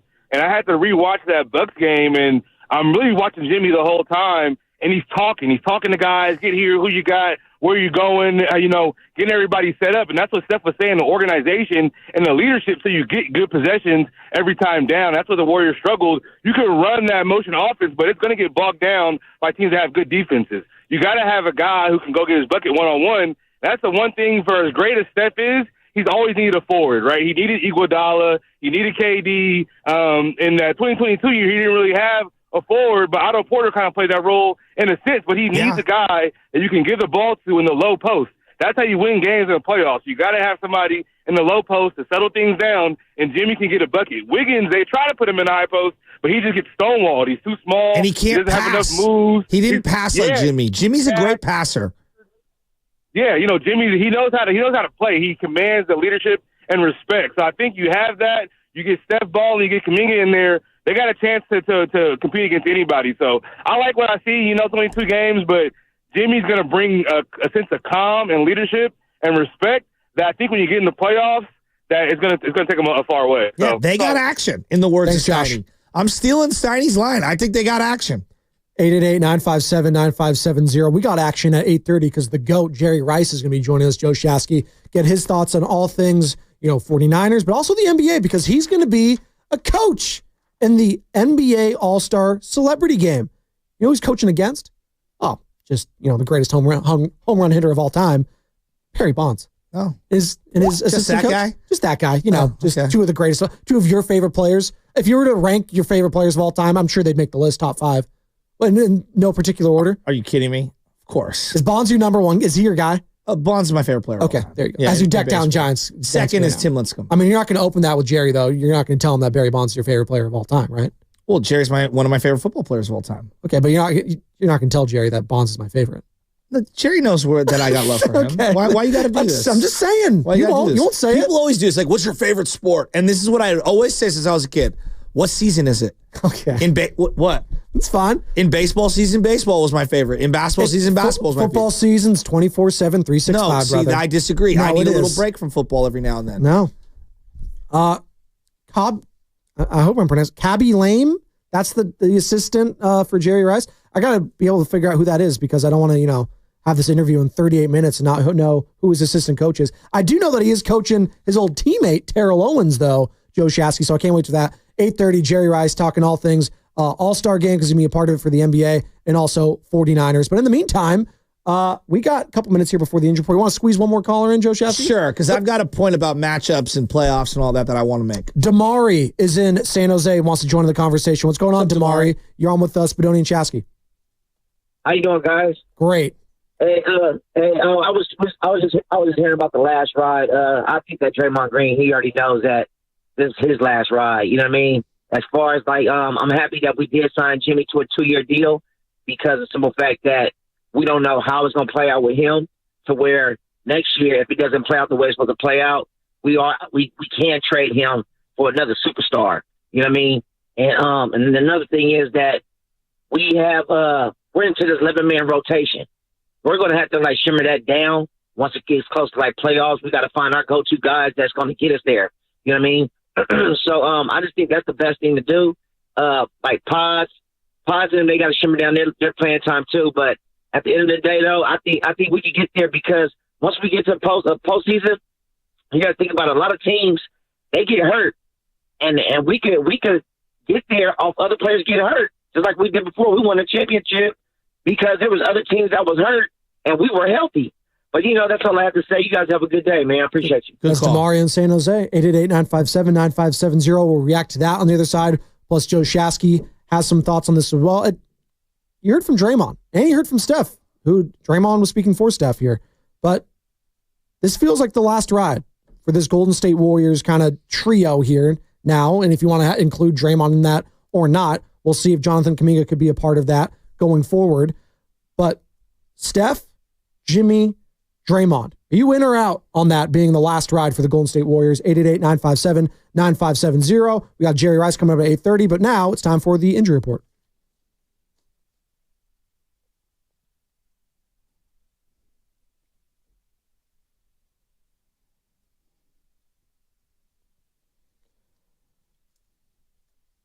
Dallas Mavericks will not have their big man on the floor tonight. I am, of course, talking about center Daniel Gafford, who will miss tonight's game against the Warriors after suffering a right knee sprain over the weekend against the Kings and will be reevaluated in 2 weeks. Oh, and Anthony Davis is also out with an adductor strain. Derek Lively out. They got everyone out right now in Dallas. Will the Warriors take advantage? We shall see. The injury report was brought to you by Boxer & Gerson, Northern California's premier workers' compensation law firm, helping injured workers get their lives back for over 40 years. What's coming up in the game is brought to you by Safeway. More of your calls, more of your text. Jerry Rice at 8:30. It's Spadoni, it's Shasky, it's the Morning Roast at 95.7 The Game.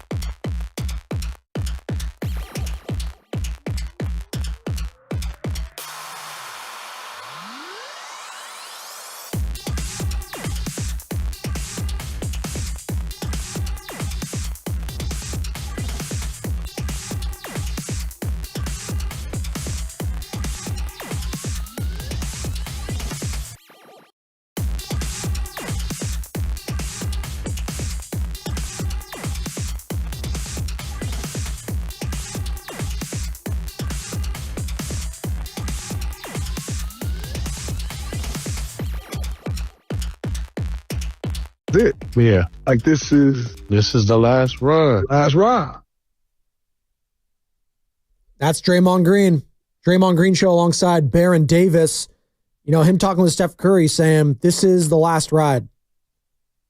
Steph, Dre, Jimmy. We in, we out. Dub Nation. As I say, good morning to all of you just getting off work, getting ready for work, getting ready for school. It is a hump day in the Bay. If it's raining out there, wherever you are, please drive safe. And shout out to those watching on YouTube, Twitch, and Twitter, all brought to you by First NorCal Credit Union. For a low rate auto loan, apply online or just ask for First NorCal financing at the dealer. It is a Warriors Wednesday brought to you by Friedman's Appliance. Come see their full selection of in-stock luxury appliances and live working vignettes. Visit Friedman's Appliance in Pleasant Hill today. It's Spadoni. It's Joe Shasky. We're going to give out the keyword for the knockout tournament in the next 10 to 15 minutes. So be locked and loaded for your chance to shoot hoops on the Chase Center floor. Going to be giving out that keyword here this segment. And then between 8:30 and 9, we're going to call for that keyword with the sounder. You're going to call in, have to be 18, have to be a California resident, and then you will qualify to shoot hoops on the Chase Center floor. We got the All-Star game happening this weekend. We got Jerry Rice coming up at 8:30. There is so much happening in the Bay Area right now, Joe Shasky, but we're reacting to what Draymond Green had to say in regards to this last ride, last dance, you know, whatever you want to call it. No, forget the dance. That's Jordan. Well, this is the last ride. The last dance also, like, I don't like that because we were saying the last dance for the Niners. I was like, Niners don't deserve the last dance because they never won anything. Like, the last dance for Michael Jordan and them, they're going for a three-peat. The Warriors in this last ride, they're just trying to win another title. And this is a new iteration of the Golden State Warriors. Jimmy Butler has never been here before. He's been here for 2 games. But there is some sort of clarity now, you know, for the fan base that this is going to be it. And, you know, I was talking to Carter and he keeps playing the sound. And he's like, man, it's kind of sobering. He kind of got a little sad when he heard that because there is this finality to everything now. And it's 2.5 seasons away. But when you heard that, did you get a little melancholy, a little bit of sadness? No, I was like, let's go. This is like, now it's time to finish strong. All right. Right? Like, I'm the kind of type of person that I want to leave the batting cage with a line drive. I want to leave the gym on a made basket. I'm OCD about that. I don't know about you, but like, if I'm in an empty gym and we're shooting, like, I gotta hit a bucket before I walk out. No, if I'm like gaming, I need a win before I gotta hit a putt before I leave the green. There you go. You know, and so I guess the analogy is simple. Are we doing Dr. Dre? Let's ride. As in, you're all hopping in and let's go. Let's do this. Or Fantastic Voyage, as my man Coolio used to do, where different people are just hopping into the car. Sure. Or are you pulling a Trey in Menace to Society? Excuse me, Boys in the Hood. Careful. And are you saying, let me out, doughboy? Let me out of the car. I don't know if you know that particular moment. And for those that are uninitiated, Ricky dies. That's Doughboy's brother. Wow, that's spoiler alert. Going to go to USC. It was very, very sad. He's running straight down the alley. You got to zigzag. I don't know what he's doing. Well, anyway, point being, I mean, you would not have been a good NFL running back if you can't cut. I mean, I don't know what he was doing. It's that same, and then Jon Snow's brother in the Battle of the Bastards. Like, what are you doing, bro? Like, running straight when he's giving you time to run? Like, come on, bro. I mean, have you not seen, what's the movie that Mel Gibson did, Apocalypto? You got to zigzag. Always. Like, my guy would have been a great running back. He's zigzagging. Serpentine, son. Yeah, exactly. And so, like, are you pulling a Trey and Doughboy, and are you telling him, hey, let me out the car? Because I'm riding. Like, let's go. Let's do this.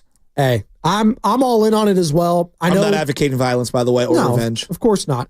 Just want to make that very clear. And the transition's been seamless. It's been crazy. It's kind of like, you know, Spadoni on the Morning Roast. The transition has been seamless. Am I right?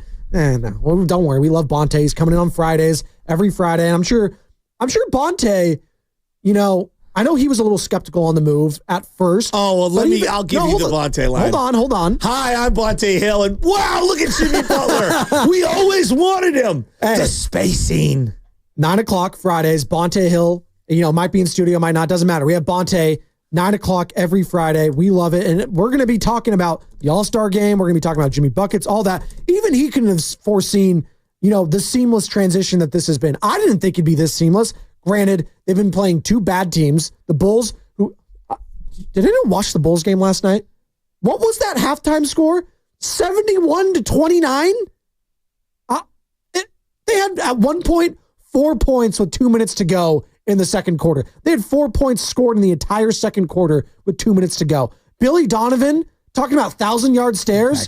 Oh my God! No, I felt bad for Billy Donovan. Well, you're not paying players at Florida. It's interesting how your actual X's and O's can never actually help you. Are you really diminishing what he did at Florida? Didn't he go back-to-back there with the Gators? Yeah, come on, dude. With a bunch of guys who could never pass any exams to get into school. Who cares? Mike Miller, give me a break. Yo, Joakim Noah, Chandler Parsons. When Billy Donovan went to Oklahoma City, I distinctly remember saying, well, they're not winning anything. Well, they had a 3-1 lead, and then, and again, they're not winning anything. Call a timeout when Durant is getting trapped in the corner, doggy. Are you saying he's a bad coach? There are some guys that are great recruiters when they have a bag full of cash. John Calipari. There are other guys who are not great X's and O's coaches. I've never viewed Billy Donovan as an X's and O's coach, ever. Again, I think he rules very tightly, and he's wound really tight, and I don't think he's that great. I think he panics. I think his teams always panic. Well, he hasn't had any talent when it comes to the Chicago Bulls. When they had something going on there, Lonzo got hurt. They traded away players. They're notoriously cheap. That franchise is just a dumpster fire post Michael Jordan. And, it kind of brings me back to the Warriors because that is what potentially they were facing after Stephen Curry, right? We were looking at no moves at the deadline, whiffing on Kevin Durant, whiffing on Jimmy Butler, whiffing on everything. You were staring, losses to Utah in the face going forward. You saw Stephen Curry. You potentially had a disgruntled superstar wanting out. Not saying that was going to happen, but it could have been a possibility had you done nothing, but you did something. And Mike Dunleavy did something. And I think if you had some type of feeling about Mike Dunleavy with the Jordan Poole situation, with him bringing in Chris Paul, with not getting Lowry Markkanen in the last offseason, whether that was his fault, whether that was Danny Ainge playing hardball, this, that, and the other, I think his stock was way down. Has his stock risen for a lot of Warriors fans after this acquisition? Dunleavy? Yes. I think Dunleavy's done a great job in the draft. I really do. Okay. Quentin Post, second-round pick. Looks pretty good. Look, TJD, although kind of out of the rotation currently, has had moments. Yeah. At one point, he had kind of usurped Kevon Looney. Now they've gone back to Looney, which is fine.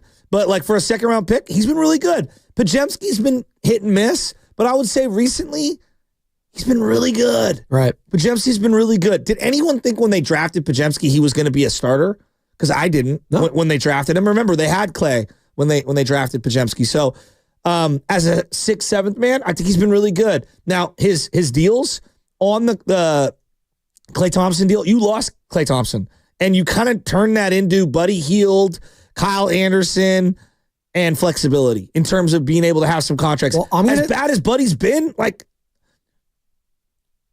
you could have had nothing. I'll add Moses Moody in there right now, looking like a bargain. They did extend him. I forgot about that. They did extend him 3 years, $37.5 million. He's only making $11 million, 12, then 13, which is not a lot in today's NBA for a guy that's been double-digit scorer for 10 of his last 13 games, something like that. He's been great. We can't just lose our minds with all these GMs. Do something now. You got to get 2, 3, 4 years and see the totality of picks, contract extensions, free agency, trades, things like that. He was put in a very difficult position early on, though, to almost be forced that he had to do something big. You had his very first crumbling dynasty. His first move was getting rid of a fan favorite in Jordan Poole, who earlier in the season got punched in the face by his teammate. Well, that move was bad. Who then you extended. There's a lot baked into that. So after the seasons, the last 2 years, how they went down, there was a lot of egg on his face. I don't know if it was deserved, but he had to make a move there to appease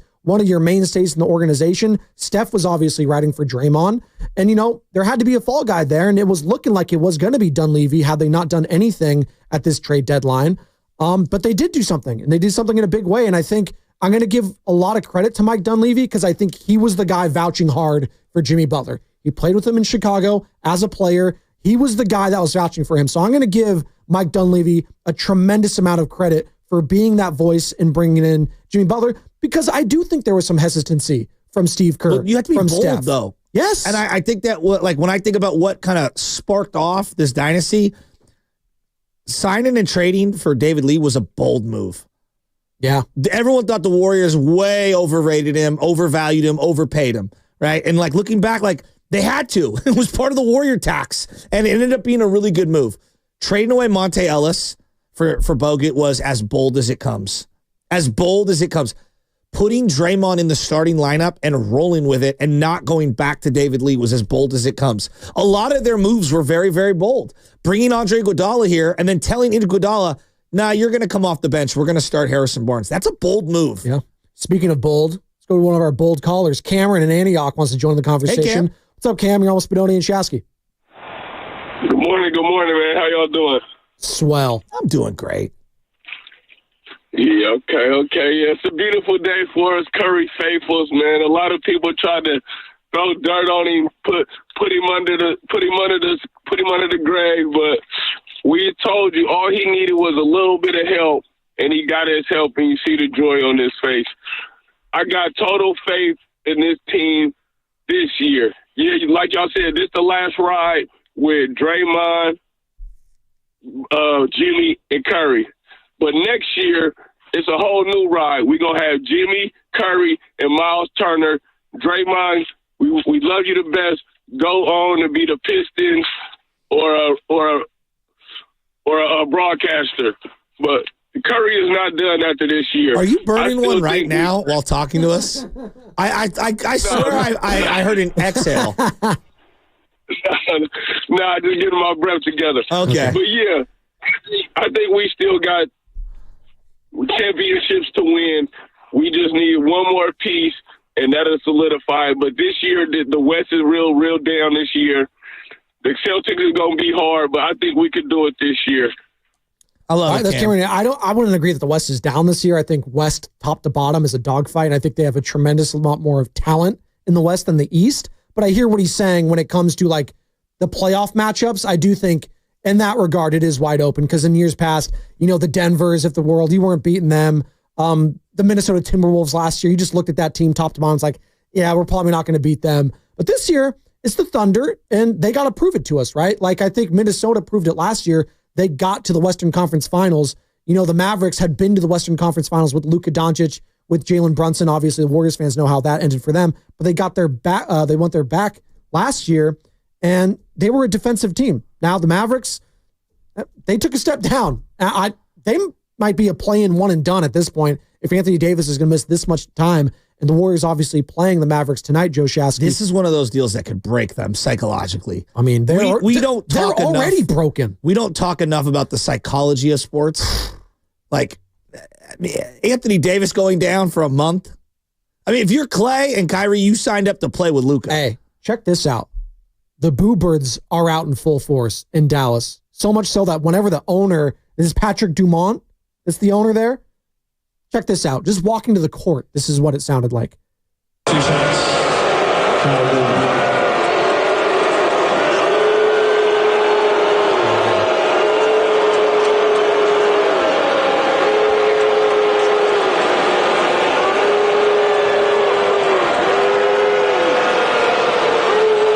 Another minute, by the way. That's Patrick Dumont. That's the governor, owner, whatever you want to call him, of the Dallas Mavericks, just walking courtside and trying to take a seat.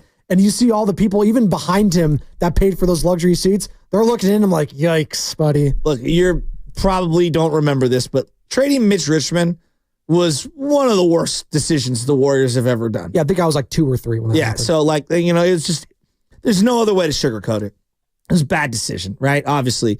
And they regretted it forever. Trading away Chris Webber, was a terrible decision, and they regretted it forever. There are certain times when a team just can't recover from losing someone who's so seminal. I look at the Boston Red Sox. I think they're still reeling from trading away Mookie Betts. That's just my personal belief. I think that they're fractured. Their fan base has so little faith in ownership. And I do believe that all those things matter, like those little things that really matter. This is going to break, I think, the Dallas Mavericks as a whole. And I think it's up to the players to find a way to obviously, overcome all that. But you feel that energy. That energy is felt. Do you have faith that a Kyrie Irving, Klay Thompson leadership tandem is going to be able to, navigate all this? Like, I'm just, you say it out loud, it's just like, I don't know. And Anthony Davis, he had LeBron. Bigger than them. It's like, think about this. You're at home tonight, for example. You're at home, and there's going to be a lot of Steph jerseys in the building. Yes. Because there's a lot of Steph jerseys in every building. Yeah. And you're going to have this baked-in anger, and then you just found out that Anthony Davis is out for about a month, maybe more. Ductor strain. I mean, dude, this is where the Warriors, you got to win tonight. Tonight is you got to win. Right. You have got to win, and then you're playing with house money tomorrow. There you go. By the way, it's time to give out the keyword you need to know to win a spot in the knockout tournament, ladies and gentlemen. All right. Are we ready for the keyword? Guard. The keyword, guard. As in, who will the Mavericks have guard Quentin Post tonight? All right. So we got the keyword there. So be listening between 8:30 and 9.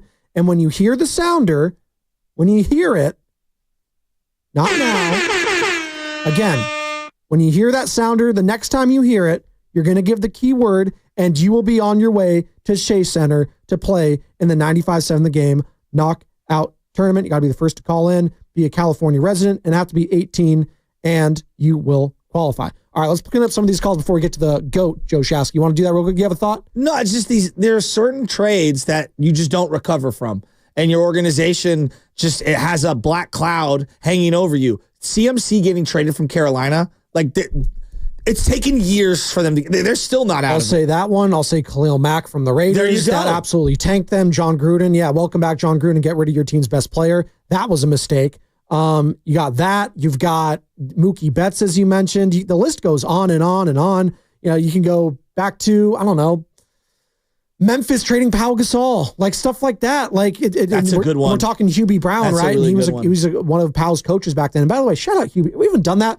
Shout out Hubie freaking Brown. How 91 hanging him up? Yeah. What a life. What a legacy that guy left behind. Not only as a broadcaster, but an elite coach, and just teaching the game of basketball to all of us who, if you were a novice, you felt welcomed and you feel judged when you turned the game on. Absolutely. The love of the game and the joy and him making you care as much as he does. That's what makes a great broadcaster. When I think of him, I think of someone who synonymously enjoys basketball more than anyone I know. Well, and he was part of one of the all-time Warriors, dunks. Baron Davis on AK-47, a.k.a. Andre Karolinko. Obviously, we got the Fitz, but we got Mike Tirico on the call, and he just says, "Oh, man!" And then there's the Hubie, "Hello." That's it. Yeah. It's perfect. That East Coast accent, that New York accent, wherever the hell he's from. So shout out Hubie Brown. God love the man. He's lived a great, great life, and he's still sharp as a tack. I got to say that. 91, are you kidding me? Yeah. He's still calling it at a great level. Oreo Cookie, what's going on, man? You're on with Spadoni and Shasky. Hey, what's up, fellas? Happy hump day, both of you guys. You guys are doing a great job. But I did want to give a shout out to KD because KD did not want to come here. Thank you for not coming back here, bro. I know that you're good. Some of us wanted us here, but Jimmy Butler fits us perfectly. We are now back to our heyday where we're playing inside out. Back in the days, we had Bogut. He would get on the block. Then we had Draymond. He would get on the block. We had Livingston getting on the block. Now we have, what's my boy's name right there? Jimmy Butler? Jimmy. Now we got Jimmy. Yes, sir. So now we're playing inside and out. So now we have a guy in the middle that threatens the basket.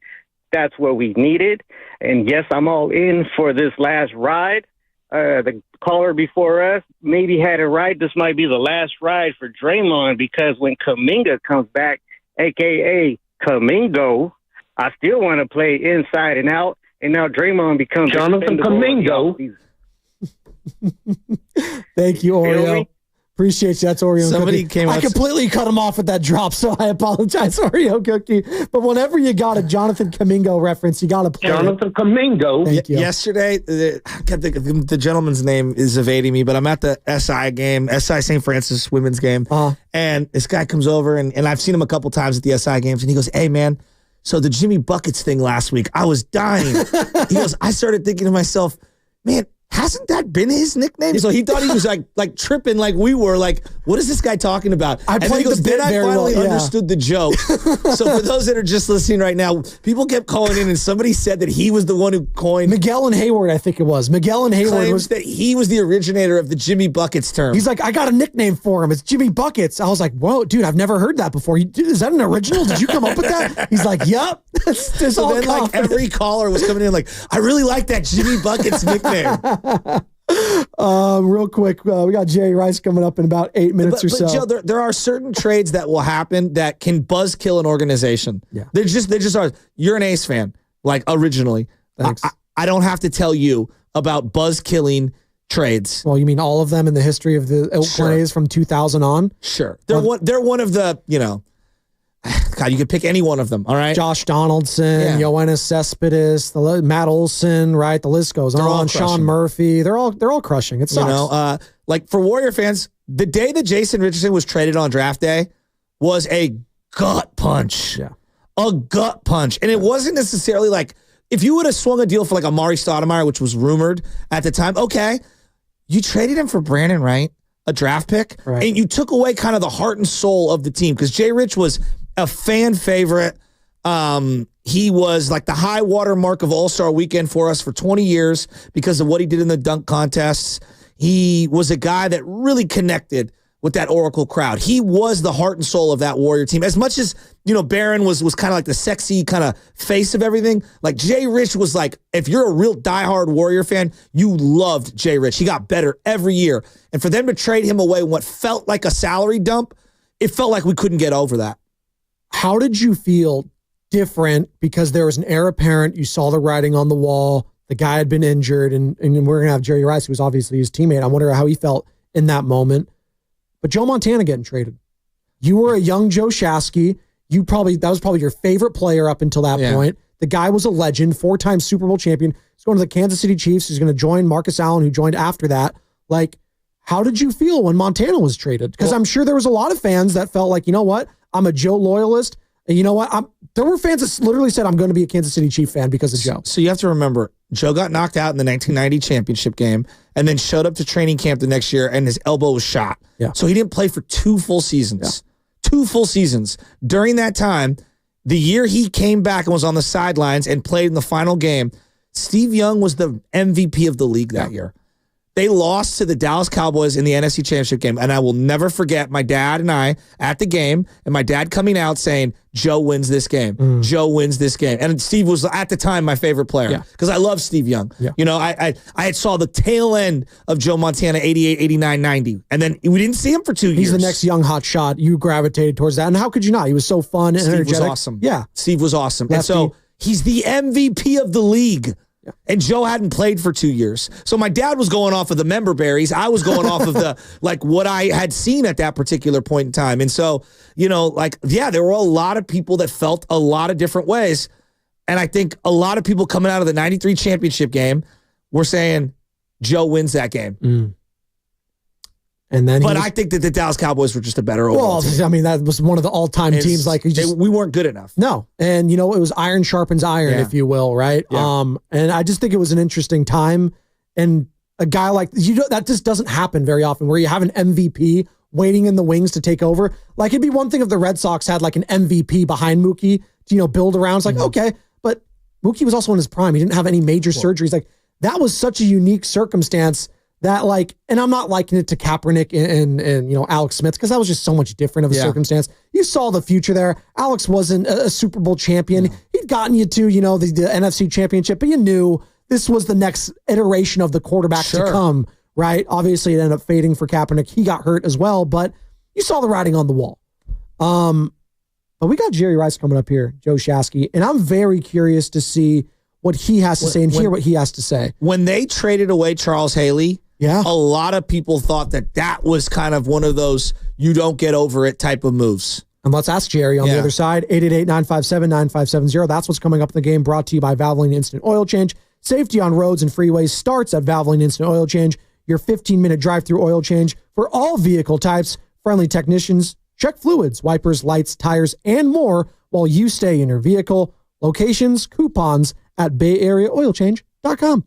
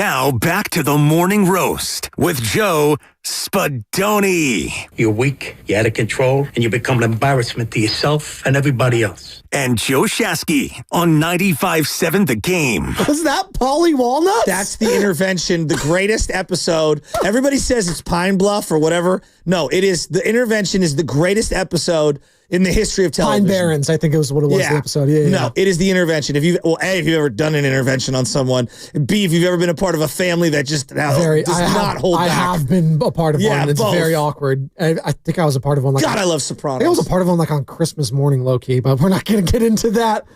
Don't forget, at some point in this segment, it's going to be after Jerry Rice, the GOAT, who's going to be joining us momentarily. I see him on the Zoom. We will prompt you to call in with the keyword to win a spot in the knockout tournament. If you were listening last segment, I gave out a keyword. Be sure to be locked in and have that keyword ready. I'm going to give out the phone number. Carter's going to play the sounder. And you got to be the first caller with that keyword. Have to be 18 and a California resident to qualify. All right. Without further ado, Jerry Bleepin Rice joins us on the River Islands guest line. As all guests on 95.7 The Game appear on the River Islands guest line. Isn't it time for you to discover the islands, River Islands in Lathrop? We got our goat fuel. It's tremendous. It's the Jerry Rice edition. I'm holding up right now on Twitch, Twitter, and YouTube. Jerry's on the screen right now. And Jerry, not only are we going to talk Niners, we'll talk Super Bowl, but first and foremost, we got the NBA All-Star Game, baby, this weekend. And Jerry, you're an All-Star Celebrity Game coach, coaching against Barry freaking Bonds? Are you kidding me? Break this down for me. I'm going to kick his butt. I'm going to kick his butt. What are you talking about, man? This is an all-out war, man. I love it. You know what I'm saying? Barry Bonds, bring it on, Barry. Let's go, man. Let's go. I got my team. My team is ready to go. I'm fired up. Hey, man, but I'm going to try to sneak some of that goat fuel in there and get my team all fired up. Yeah. Forget a Gatorade bath. You need a goat fuel bath after you win. Hey, did you guys bet on that? The color of the Gatorade? No, Carter did. Carter, what was it? It was yellow? It ended up being yellow. I bet blue. Oh, Yeah. he bet blue. Oh. Yeah, he's a degenerate, Jerry. You know? Man, you can bet on so many things now, man. You probably can bet on, what guys are wearing underneath their uniform. You know, it's crazy now. Hey. Who's going to score the first touchdown? Who's going to throw the first interception? How are you going to deal with, let's say, I'm going to use this guy. Like, let's say Drewski or T.O. is frustrated because you're not giving him enough playing time. How are you going to deal with that, Coach Jerry? What were you talking about, man? Look, you deserve. Hey, look, if you put the work in, you deserve to be on the floor. Okay, Drewski, here's the deal. All right, I already have had a conversation with him. Okay, I told him, I said, man, you're going to be like you're going to be like my role player. Okay, I want you to be that enforcer. I want you to be just go in there and just knock people over and just call commotion. That's all I want him to do. I know what he wants. He wants that MVP. Terrell Owens, he wants that MVP. So somehow I'm gonna have to, I don't think I'm gonna play both of them at the same time. Maybe I go, like that 2-1-2. Oh yeah. Maybe maybe go 3-2. I'm trying to decide how, what type of zone I want to play. If I want to play man to man, Drewski, I don't know. That might not be a good fit for him playing man-to-man. Well, no, I was just thinking about it. You're teammates with T.O. Now you're coaching him. That's great. How are we talking to T.O. coach as opposed to being his teammate, Jerry? Hey, very quiet. No, man, it's going to be fun to see T.O. because I know T.O., man. T.O. is one of the most gifted athletes, that's going to be out there on that basketball court, and he's going to want to, do something special. He's probably going to dunk the ball. He's probably going to be shooting threes, doing everything, and it's going to be a lot of fun. I'm looking forward to it. It feels a little weird because I'm actually not going to be on the floor. Playing or, doing anything like that. But I'm going to be representing, man, because, after this Super Bowl, oh, my God, man.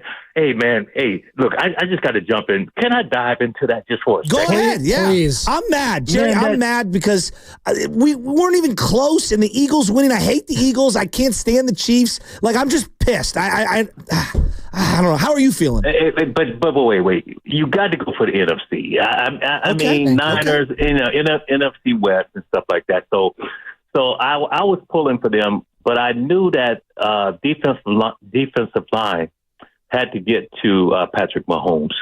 Then that secondary had to hold up where he couldn't throw the ball, quickly and get rid of it. And they had him running around like his head was cut off. He didn't know what hit him. Travis Kelce, I think he was upset because Taylor Swift got booed. Yeah. So I think that destroyed his game. But I'm just joking about that. But Travis had that look on his face, like, man, like, what is going on? Like, like walking around, they were like zombies, man. They couldn't. They couldn't put a finger on, that defense. They couldn't stop them. And they couldn't cross the 50-yard line, for a long, long time.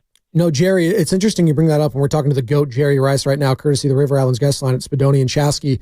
And I think about all those Super Bowls and all those dominating wins you guys had in the Super Bowl. You had some close ones, but you also had some dominating ones. Then you go to the Raiders and you're part of another Super Bowl, but it's on the flip side, the first time in your career.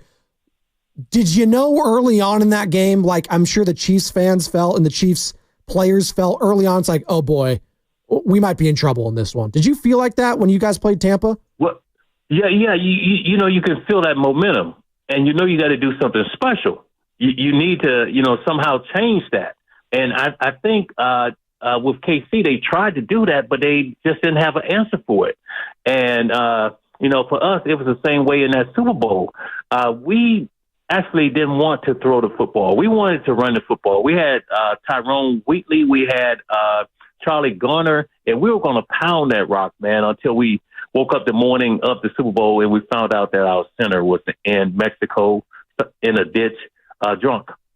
So that destroyed everything. But, yeah, I think they knew that they had a fight on their hands, but they couldn't do anything to get that momentum on their side. And I always said that you win championships with defense. You win championships with defense.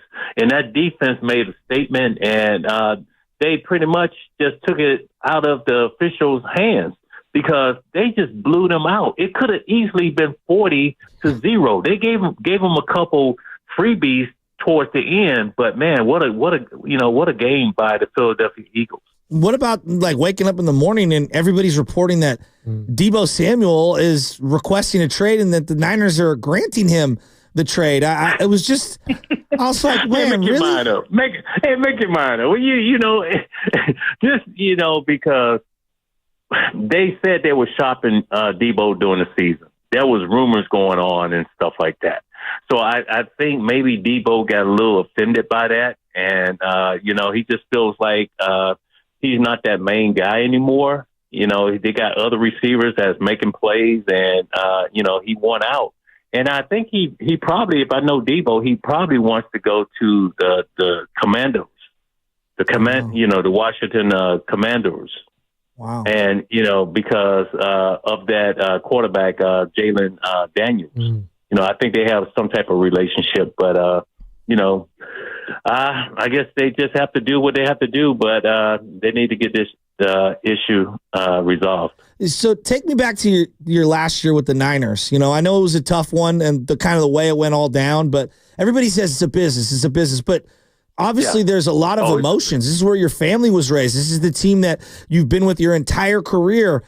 How difficult is it as a player going through the season, kind of knowing like via the tea leaves, hey, I'm not coming back here? How hard is that as a player to show up every day, give your all, and know that maybe the team doesn't want you anymore? Yeah, that's hard, man. That's a hard one to swallow. I actually have never been in that position. I just felt because towards the end, Bill Walsh always wanted to, retire his key players.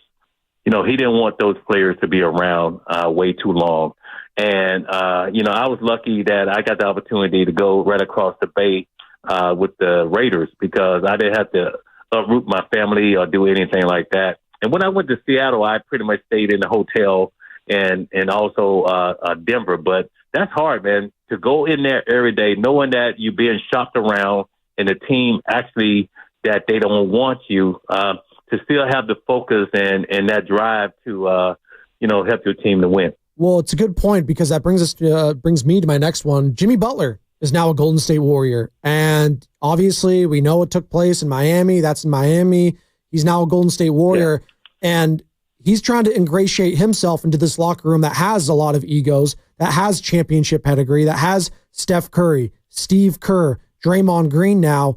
What was it like for you to go from the Niners locker room and then you're going to the Raiders locker room? You got John Gruden, you had touchdown Timmy Brown there. You had a lot of these different characters there.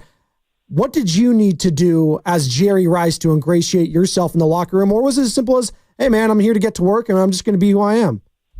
Hey, just go in and do your thing, man. And I think, with Jimmy Butler, he's doing that. He's like that dog, and you can hear it, man. You can see it circling in the locker room. They like, what they see and what he brings to the table. And he's just, going out there playing football. I mean, not playing football, but playing basketball and, just letting everything just happen. He doesn't feel like he got to, have all the weight on his shoulders or anything like that. It's Steph Curry, and Draymond Green, got so many playmakers. So, just going out there and just doing this thing. And I think he already won that locker room over, man. And they're excited to have him on the team. As Jerry Rice, I'm sure you've met a variety of celebrities, of famous athletes. Who's the guy that you want to go up and meet at the All-Star game? I mean, who's the guy that, all right, you get into the floor, you're looking around, you're like, I got to make a beeline and go talk to that player or that celebrity, that guy. Oh my God. That's a good one, man, because I never try to actually, just throw myself into someone's space. If they want, to have a conversation with me or something like that, I'm down for it. But, man, if anyone, I got to go mess with Charles Barkley, man. Because Charles, here's the deal, man. Charles, for some reason, he hates to go to State Warriors. He hates the Warriors. He feels like California, that he said something about we got just rats here. Like, Charles doesn't even have a ring. Charles can't talk, man. He doesn't have a ring. Until you have a ring on your finger, Charles Barkley, you know what I'm saying? Hey, you need to chill, brother. I'll see you in Lake Tahoe or something like that. But you don't have a ring, man. You can't talk about the Warriors or anything like that. Oh, we're talking to Jerry Rice here, the GOAT on the River Islands guest line in the Morning Roast with Spadoni and Shasky. He's going to be coaching in the All-Star Celebrity Game. He's going to be coaching against Barry freaking Bonds. What's the relationship with Barry like, Jerry? Man, Barry and I are pretty cool, but we competitive. Hey, it's going to be on, man. I want to take him down. Barry Bonds, Barry used to, he used to shorten down on the bat and hit home runs and stuff like that, like it was nothing. I think Barry came over to my house one day, man. That was when I was still here in Atherton. And Barry, Barry was this guy. He was supposed to be known as this workout fanatic guy and stuff like that. So he came over to pick my brain. He's talking to me and stuff like that. He said, well, Jerry, hey, look, I don't have to be a well-conditioned athlete. I just have to be able to run from first base to third base. Hey, guys, the entire hour he talked about himself. I had to listen to Barry for an hour just talk about himself, how great he is, and all of that. So yeah, I'm looking to try to take him down. A little birdie has seen him at the driving range a lot lately, hitting golf balls. How many rounds of golf have you guys played? I played in a couple events where he played and stuff like that, and he loves golf, man.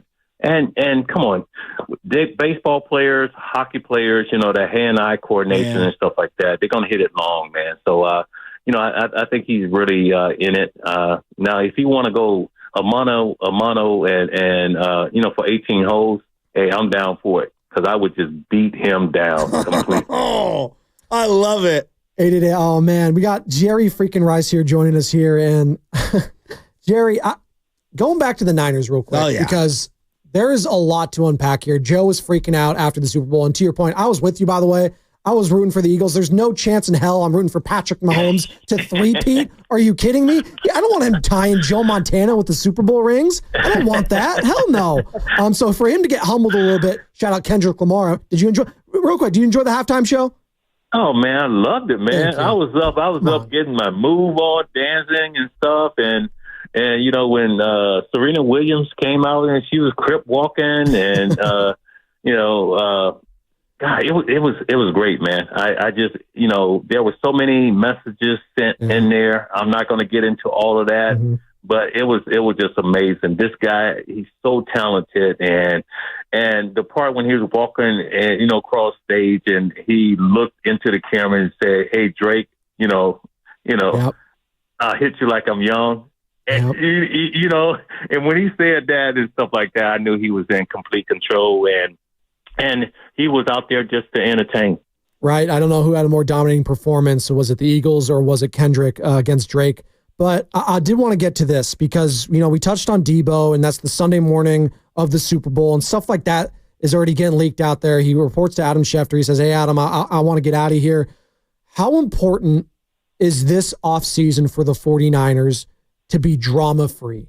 So, you got Debo here, but there's so much drama baked into last year. You lost the Super Bowl. Brandon Ayuk was disgruntled. Trent Williams was disgruntled. You had this Christian McCaffrey extension. Christian McCaffrey barely even plays last year. He has injuries. There's so much baked into it. How important is this offseason for the team to just dismiss all the distractions and be completely focused on getting back to the Super Bowl level? Well, I think it was very important to sign our defensive coordinator. Now we got him all set and stuff like that. And, he's the highest paid. And I think he's going to bring that back, what we need. We need to have that dog on defense, where that they go out and intimidate the opponent. But we don't want to see what happened. We don't want to happen this year what happened last year. We don't want all of those distractions. We want all of this stuff taken care of, before going to training camp. We need to get Brock done. We need to get that all situated. Last year, we had Brandon Ayuk. We had so many distractions, and I think it really ended up hurting the team. And we need to have a clean slate going into training camp where these guys can just work on their craft and get ready for the season. When you watched the Eagles and their aggressiveness, specifically on these fourth down plays and just overall the way that they played football, what's the one element that you want the Niners to do next year? Whether it's the coach, the aggressiveness, the style of play, draft. I want it all. Even if we have to go with the tush push, I don't care, man. Whatever it takes for us to, get back to the Super Bowl. Super Bowl 60 is going to be in our house. In our house. It's only fitting. I know they have to earn it, but the San Francisco 49ers, right now, the players, they should be talking about this. Hey, look, we got to get to the Super Bowl. Well, the Super Bowl is here. We got to win it. It's at home. It's convenient. It's perfect. And I'm looking forward to just seeing how everything is going to come together. But no distractions, anything like that. Everybody signed and ready, and everybody got to buy into from day one winning the Super Bowl. Not just winning, football games, but winning the Super Bowl. It's a great point. Levi Stadium, Super Bowl 60 next year. As long as it's not raining, Jerry, I'm going to feel great if the 49ers are there and their chances. Well, you talking about rain, man? Come on, man. You fair weather exactly. guy? You fair weather guy or something like that? Come on, man. Hey, I'm just saying. I got some concerns about the quarterback and the weather, Jerry. I'm just going to say it right now. All right? You know what, man? No. None of that. Whatever it brings, we got to be ready for, and I feel like we'll be ready for it. Hey, Jerry, you're going to be ready this Friday at the Celebrity All-Star Game. Team Rice versus Team Bonds. Yeah, take out Bonds. Take Please. him out. You know he's going to be chirping. Even if I have to run through him and tackle him. Hey, if I have to run through him and tackle, if he steps on the floor or something like that, he's going down. He's a bicyclist now. He's lost a little bit of weight. He's not as strong as he used to be. I got my money on you right now. Hey, I got my workout this morning. I got my goat field. Let's go. We are ready to go. Let's Thank you guys so much for having me on. Hell yeah. Always enjoy you guys. All right. Hey, appreciate it, Jerry. We'll be watching, man. Have a great one. All right, I'm looking for Charles Barkley though. Yeah, I'm gonna find Charles. I'm gonna find him. I'm I'm gonna have all my rings. I'm gonna have all my rings so I can put it in his face. It's gonna be Shaq and it's gonna be Jerry right there. That's Jerry Rice, courtesy of the River Islands guest line. All guests on 95.7 The Game appear on the River Islands guest line. Isn't it time for you to discover the islands, River Islands and Lathrop? He's the best. Team Rice versus Team Bonds. All-Star Celebrity Game this Friday. Joe Shasky, 7 o'clock Eastern, 4 o'clock local time. Can't wait to watch that and be tapped in. You'll be locked in. You'll be watching that. Of course. There's the sounder. Be the first caller to call in with the keyword 415-523-4652. That's 415-523-4652 with the keyword, and you will win a spot in our knockout contest at Chase Center Monday, March 3rd. Must be 18 and a California resident. Next time to win, it's going to be at noon with Steiny and Goose. We don't qualify today. 2 other opportunities today on Steiny and Goo, then Willard and Dibs. And we're going to be doing it all week, so keep listening for your chance. Did you know that Willard and Dibs are going to have Buster Posey on today? Really? I mean, all the Bay Area luminaries. Wow. Jerry Rice in the morning, Buster Posey in the afternoon. Hey, and you got Buster. Obviously you've gotten this new job. I'm trying to do a Willard. that was more Macho Man Randy Savage. I don't think, brother, what are you doing here? It was probably more Willard doing Gabe Kapler. Yeah, thank you. Yes. That's probably what you it can't was. do those octaves. An impression of an impression. Only Nick Friedel has a deeper voice than one Mark Willard when it comes to hosts or fill-in hosts here at 95.7 The Game. By the way, Steiny and Goo going to be live from Splash at Thrive City today, Joe Shasky. What? Splash. Steiny's wearing swim trunks? Or he's going to be watching Tom Hanks. Shout out Splash there. I'd be careful because, Steiny near the alcohol this early in the morning. Why does it always go back to the alcohol? Because he likes the library. It's not the library, first of all. It's the cafeteria. You don't listen. He likes right? the cafeteria. You can't drink at any library that I'm aware of. So there's that. Well, I mean, libraries shouldn't exist anymore. That's a whole nother story. Whoa. That's a sanctuary for some people. They got the quiet. They need to relax. Like, I'm cool with libraries. They're the very foundation of a library is called the internet, bro. Yeah, but I don't trust anything on the internet. I want hard copy. I want books. All right?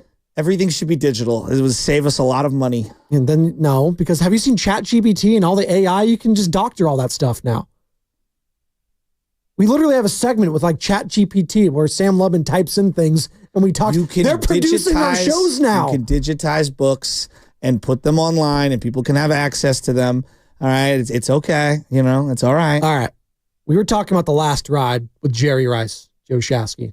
And he was talking about, hey, man, like Bill Walsh, that was his thing. He was going to get rid of players a year or two too early than a year or two too late. Yes. But Jerry, he fought Father Time until the very end. He was like LeBron. People forget that. Jerry was like LeBron back then. He was still putting up 1,000-yard seasons into his 40s with the Oakland Raiders.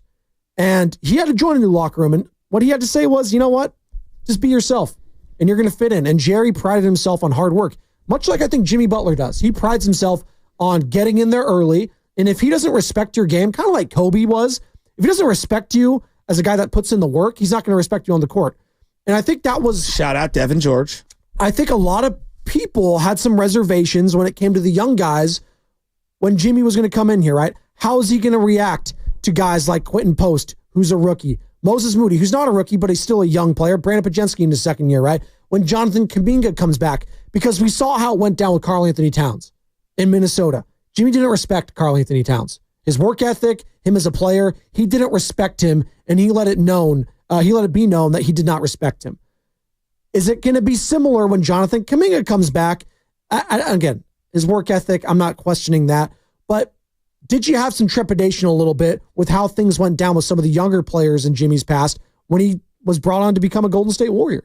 Did you have any concerns about him with the younger players coming into this locker room? It couldn't be worse than what Draymond's done the last couple of years. No, that's fair. I'm not trying to pick on Draymond, but like, let's not act like this was like the most like, hey, This environment is so conducive for young players to thrive in. Let's keep it a buck. Jimmy, and again, I hate to go Hawaiian here and bring up the punch. Jimmy never punched one of his teammates. He punked his teammate. Don't spike the punch. There you go. And then Jordan Poole, Draymond Green, it's widely documented. We don't have to go down. Tyler Heroes talked about how he was embraced by Jimmy Butler early on, and that empowered him. There you go. You know, not that they didn't have friction over the time, but like you're not going to be kumbaya with all your teammates. Sure. But you could already see him bestowing his knowledge and his wisdom. And look, the reality is that for a lot of guys that have been on the team for a couple of years, it's tough to hear a message from Draymond. Right. Sometimes the messenger makes the message get not distorted, but you just don't hear it. Well, you see that a lot in coaching when an interim coach comes in, right?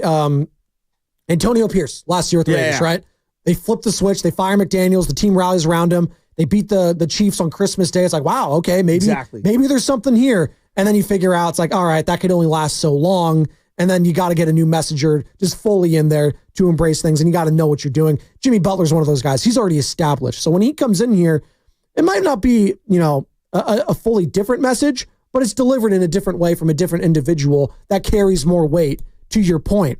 You're listening to 95.7 The Game, KGMZ, FM, and HD1, San Francisco and Odyssey Sports Station, always live on the free Odyssey app. It is a Warriors Wednesday brought to you by Freeman's Appliance. Come see their full selection of in-stock luxury appliances and live working vignettes. Visit Freeman's Appliance in Pleasant Hill today. Vince in the city wants to join in the conversation. I think he's refreshed because the Warriors finally have a direction. What's going on, Vince? You're on Spadoni and Shasky. Hey, good morning, guys. Yeah, after you guys played that Draymond cut, it kind of made me think, like, they're all on the same page as far as where their careers are going. There's no more question about, like, how many years are you going to play left or how many years you think you got left. The uncertainty is gone, which I think is a good thing because now it lets the guys just kind of focus on the task at hand. Like, hey, we just got to win. Whatever we got to do, there's no more outside noise. Let's just go try to win these games. So that's the first thing. The second thing is I think now that the roster spots have opened up a little bit, we're getting to see more of these younger guys like Moody and Post and Pods. I was really hard on Pods in the beginning of the season, so it's good to see that he's playing better now that he came back after his injury. He's playing a lot better. These guys haven't, well, now they have the opportunity to actually play, which, Steve's MO is, he doesn't really like having the young guys play a whole lot. Well, now these guys are getting run. They're having the opportunity to learn and grow.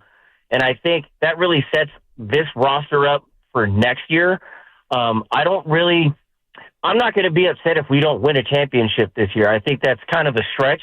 I think getting into the playoffs or at least having a run and getting into a series or two is a win for us, especially with the late addition of Jimmy Butler. I think it's going to take him some time to get back into shape and get used to how the Warriors are going to want to play, or the Warriors, adjusting a game plan around him and incorporating him with Steph. But I think all the pieces are there. Maybe one or two are needed, but I think I'm really high on Post. He makes me happy because we've all been screaming for a big, and he's a big. Obviously, NBA level defense is different than college or overseas. So he's I think Coach Stotts was talking earlier this morning. He's on a pretty steep learning curve defensively, but offensively he's there. So if he can kind of get a little bit stronger down low and kind of hold his ground a little bit better against these other bigs like Jokic and guys who really give us problems, I think we definitely have more than a decent shot at winning it next year or the year after. But I think I'm really happy with this trade, and I think it's all going to work out. That's Vince in the city. Thanks, Vince. 888-957-9570. If we just get in the next 2 years, like I'm talking about this year and next year, forget the third year. Sure. If I said to Warrior fans, you get at least multiple 7-game series, I think everyone would be like, yeah, sign me up. I don't think I could have guaranteed that. Not that I'm guaranteeing it now. I don't think it was trending that way with just Wiggins. I just don't think it was enough. Steph said it best. I just want to be playing in meaningful games at the end of my career. I feel like a lot of the fan base. Meaningful is the thrill of playoff games. Correct. That's it. Just give me an opportunity to be in the spotlight against, I don't care if it's against the Thunder. I don't care if it's against the Mavs, the Lakers, whoever. In the first round, we could be the 8th seed going up against, David versus Goliath. I don't care. Just give me a shot. And again, it's very difficult to beat the Warriors in the Western Conference Series. It's only happened once where they lost a series in the Western Conference playoffs. Only one time. It's just Los Angeles Lakers. I'm just saying. It's only happened once. But these. I'm just saying. This It's is a very totally different difficult. team from just a couple years ago. It's but I'm just saying. If I'm an opposing fan base, the last thing I want to see is Stephen Curry in the playoffs and playoff Jimmy. That potentially is scary, right? Totally agree. When I see like the lumping, like for example, the Ohio State Buckeyes haven't beaten whoever since 1948. That means nothing. It's like to it me. means nothing to me. Like we're talking generations. You know what I mean? So like even a team from just a couple years ago, this Warrior team is dramatically different than just a couple years ago. Oh yeah.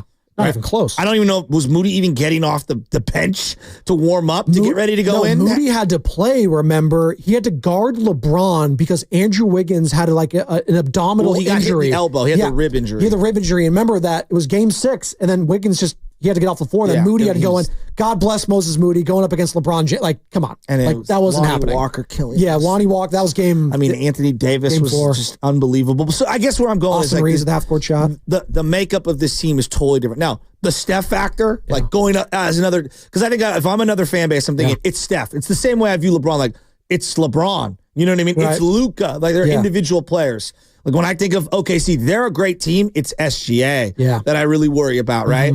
And so I think that it's the Steph angle. You got to feel good. You've got to feel like you got a puncher's chance. And I think they didn't have a puncher's chance a couple weeks ago. Not that Wiggs wasn't playing good. This is just a different level of enforcement. Draymond Green Show, the Draymond Green podcast alongside Baron Davis. This is what he had to say in regards to this Jimmy Butler move and kind of a finality to the end of this run potentially. Like, we got Jimmy Butler. Like, this is no small deal. It's Jimmy Butler. Steph, he looked like he got belief. After the trade, he looked at me and he said, man, it's crazy because it just dawned on me that, like, this is it. Yeah. Like, this is the last run. Last ride. Like, and I said, let's do it. Let's ride till the wheels fall off. Like, let's do it. Yeah, let's go. It was an emotional moment. Can we get Let's Ride, Bone Thugs and Harmony, Biggie Smalls? Can we get that as just a drop? The more I hear their podcast, it's like Baron is just so along for the ride. It's so funny. It's just he's his hype man. That's what he is. He's been his hype man. I didn't have Baron Davis and Draymond Green doing media.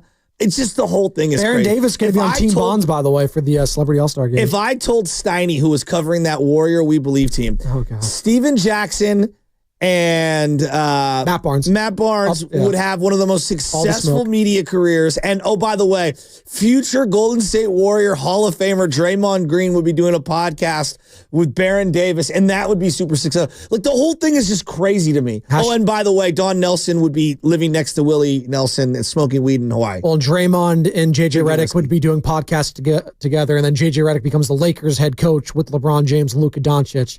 All of it just makes no sense. Remember that whole thing was hashtag new media? They're going to change the game and how they talk about sports.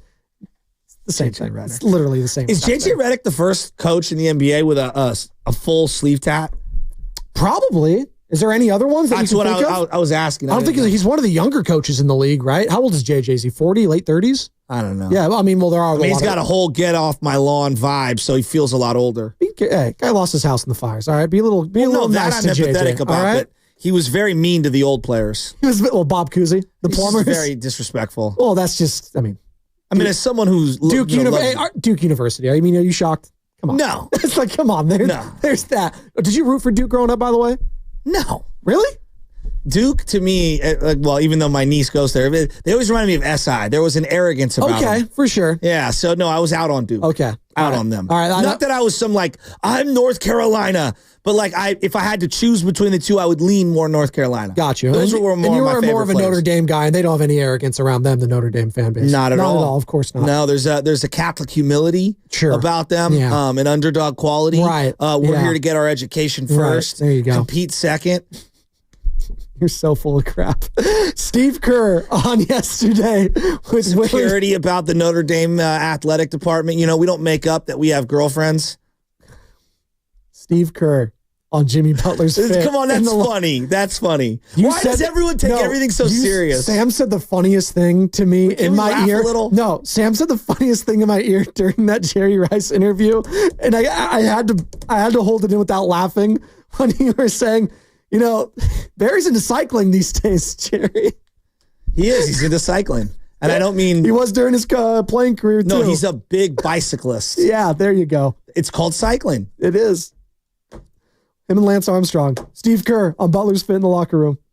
Well, he's been great. He's right in the middle of the card game on the plane with Draymond and Steph. There seems to be a lot of laughter in that locker room. He's a very charismatic guy, and it's great timing. I mean, he needed a change, obviously. He had a great run in Miami, and he was ready for something different, and we needed a burst, and you can feel that it's a good fit, both on the court and in the locker room. He's just got really good energy about him. He's thrilled to be here. The guys are happy he's here, and there's a sense of confidence that he can really help us get where we want to go. Everyone's happy, Joey. It's all good, man. So you just laughed at me while you played that sound about the whole Barry Bonds thing. I'm not going to take that from you. You're over here caping up for LeBron. At least my guy, we all know that Bonds did something. Okay, it's okay. He's one of my favorite players of all time. Like, LeBron's out here just masquerading. We all know that he's been on something for literally 20 years. Why? Okay? How do we all know it's that? Obvious. It's obvious. It's obvious. All right, it's because he's got an entire media conglomerate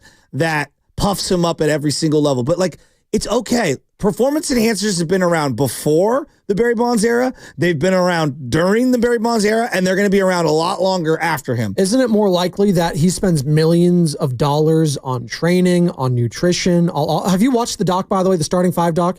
Do you see what he does to get ready for games and how he does his therapy? It's ridiculous, the amount of money he puts in there. And I think, you know what? No, I'm defending the guy because he puts thousands and thousands and thousands of dollars on his body, and that's why he is where he is today. Same with Stephen Curry. This one day when the LeBron stuff comes out, I'm just going to sit here sipping my tea, going back to earlier, like I'm Kermit the Frog.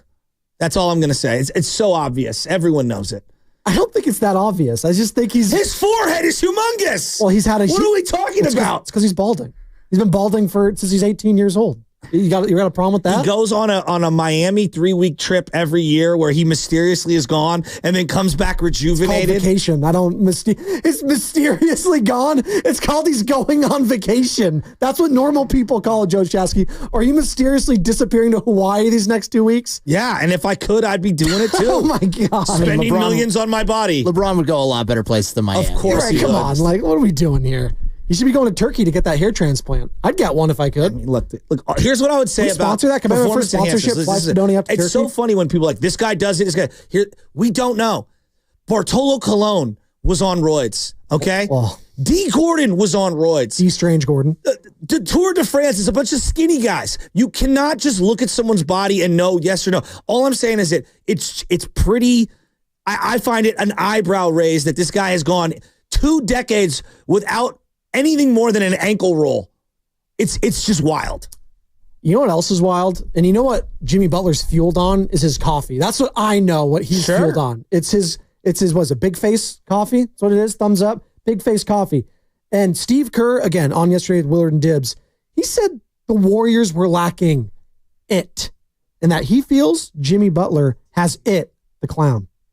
I just think we had gotten to a point, that really this year where we didn't have whatever it is, however you want to describe it, we didn't have the it factor anymore. And wasn't anybody's fault.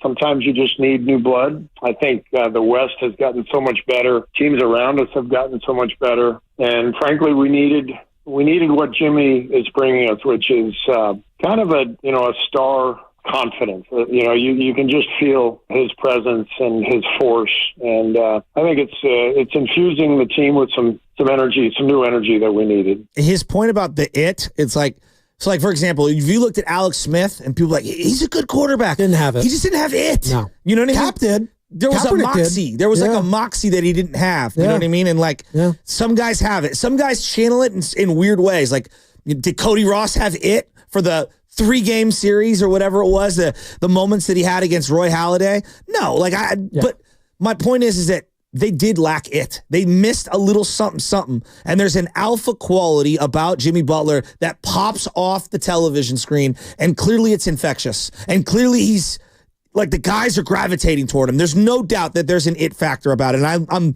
happy that Steve acknowledged it. All right. I want to get into this on the final segment of the show coming up here. It's going to be brought to you by Honda Vallejo. Honda Vallejo's President's Day sales event is going on now. Don't delay. Big savings through Monday. Low payments. Huge inventory, which means great deals on the Honda of your choice. HondaVallejo.com, your Honda savings store on the 80 corridor. That rhymed. I love that. Misery loves company. When's the last time, as a fan, you felt like a Dallas Maverick fan feels right now, folks? 888-957-9570. When were you this down as a fan? Because the owner is walking in to the Dallas Mavericks arena, and this is what's happening to him.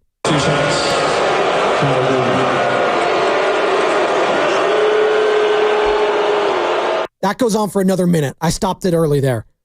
When's the last time you felt like that as a fan? 888-957-9570. That's what's coming up with Spadoni and Shasky in the Morning Roast.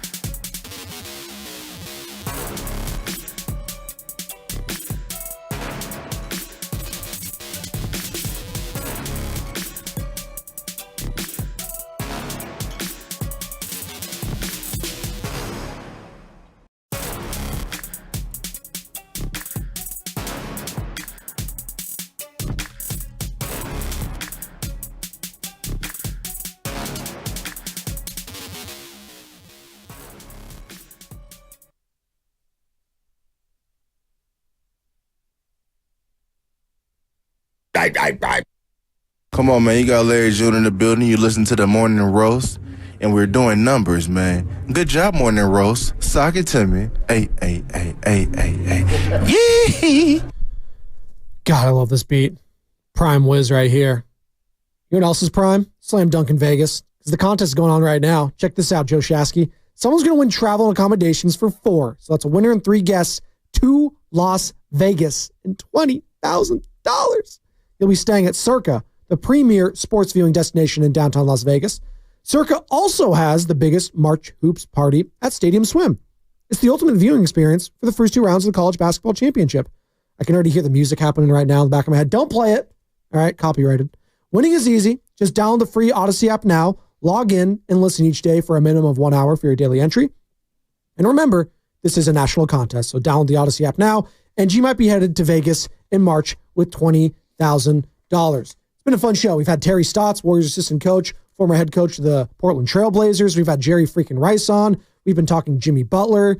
And this is a big game tonight for the Warriors in a multitude of ways, because not only are you playing a team that's down in the dumps and their franchise is down in the dumps in the Dallas Mavericks, and I teased it heading into the segment, 888-957-9570. When were you at your lowest point as a fan, much like the Dallas Mavericks fan base is right now? When did you last feel like a Dallas Mavericks fan feels right now? And Shasky, you can give me yours. I'll give you mine. Carter, Sam, 888-957-9570, because you're going to hear some boo birds in the crowd tonight. There's going to be a lot of Steph fans. And when Steph has a flurry and Jimmy has a flurry, and if Clay misses a shot, or if Kyrie misses their shot, if Nico Harrison is in the building at some point, he's going to have police escorts. You know, there's so many different interesting factors here as a fan base, because as one fan base is tilting and teetering, I think the Warriors fan base is feeling pretty good the last, 4, 5, 6 days, Joe Shasky. This was an evergreen question for Warrior fans prior to championships. Like, I call it the Depression era for a reason. Okay, we can go back to the early 80s and the Robert Parrish deal, which netted them, Kevin McHale as well. I'm talking about literally the Warriors had Robert Parrish, traded him to the Celtics, and a draft pick that ended up materializing to be Kevin McHale. But I'm just going to start like my when I was a kid, and like teenager style. Chris Webber, Fab Five. You can't even comprehend how big they were. Like, I know Zion was a big deal. They were not the Fab Five. The Fab Five was its own phenom of celebrity. And we drafted Chris Webber. Yeah. Okay? And was considered the best player of that bunch. Instantly, and was notorious for calling a timeout when he didn't have any. Correct. All right, so he was infamous as well.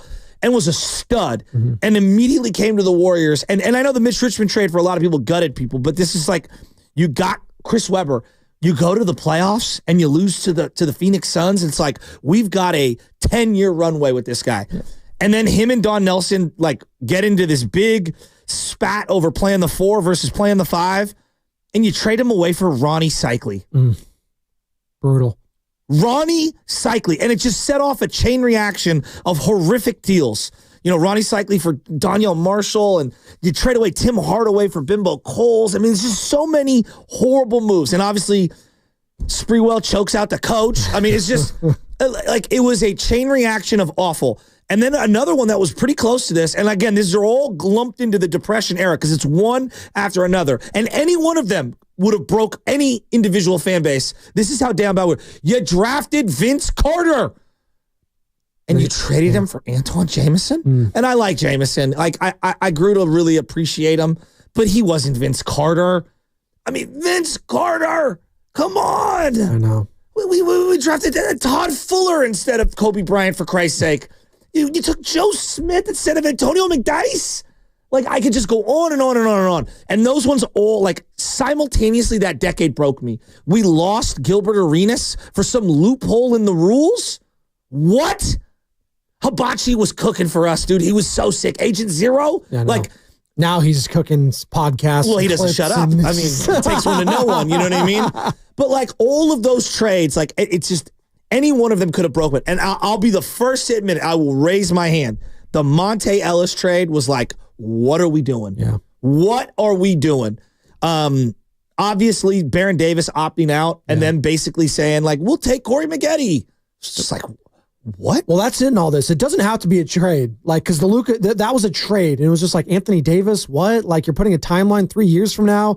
You're saying Luka's out of shape. He doesn't get along with people, but you're bringing in a guy that's notoriously injured all the time, who's not entering the prime of his career, Anthony Davis, who's in his early 30s. So it doesn't have to be just a trade. It could be a move. It could be letting a player go. It could be anything, right? Like, if you're a Raider fan, the Khalil Mack trade. You bring in John Gruden, you think, oh, great, we were just in the playoffs. We had a down year, but we got John Gruden back. It was Chucky. Great, awesome. He gave this $100 million, and then his first move is to get rid of your best player.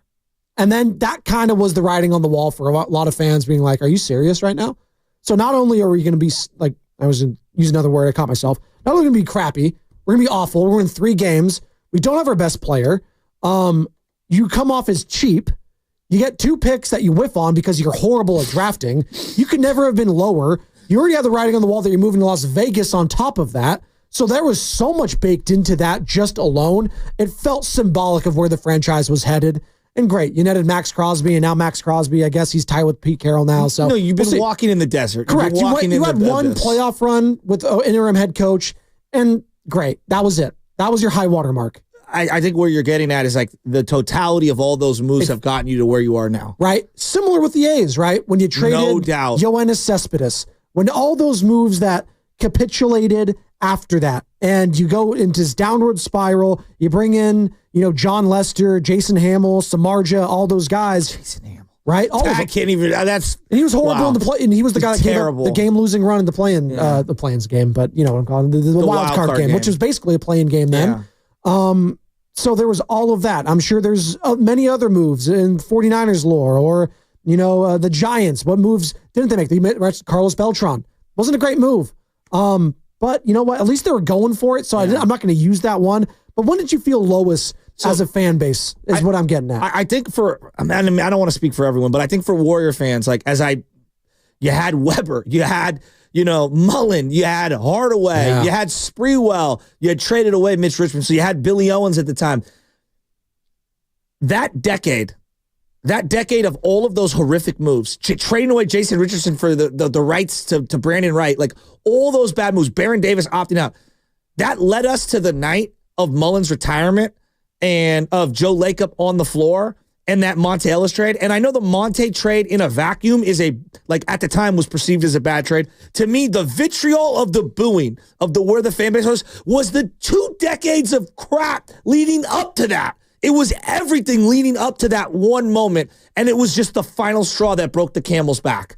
I think about the Niners, and I'll be the first to admit it. They moved out of the city. They alienated Harbaugh. They destroyed the team around Colin Kaepernick. He didn't get better. 2014, when Jed hugged Jim Harbaugh on the sidelines because of just everything, the totality of all of that stuff, missing out on the Super Bowl, losing to the Seahawks the way that we did, and them winning one immediately.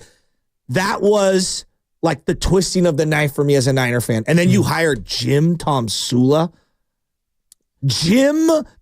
I admit, I will raise my hand. I rooted against them. Yeah. Hard. I hated them at that time. Hated them. There's another one I completely forgot, but it dominated our airwaves here at 95.7. I know you and Covey talked about it ad nauseum. Everyone did because it was just so insane.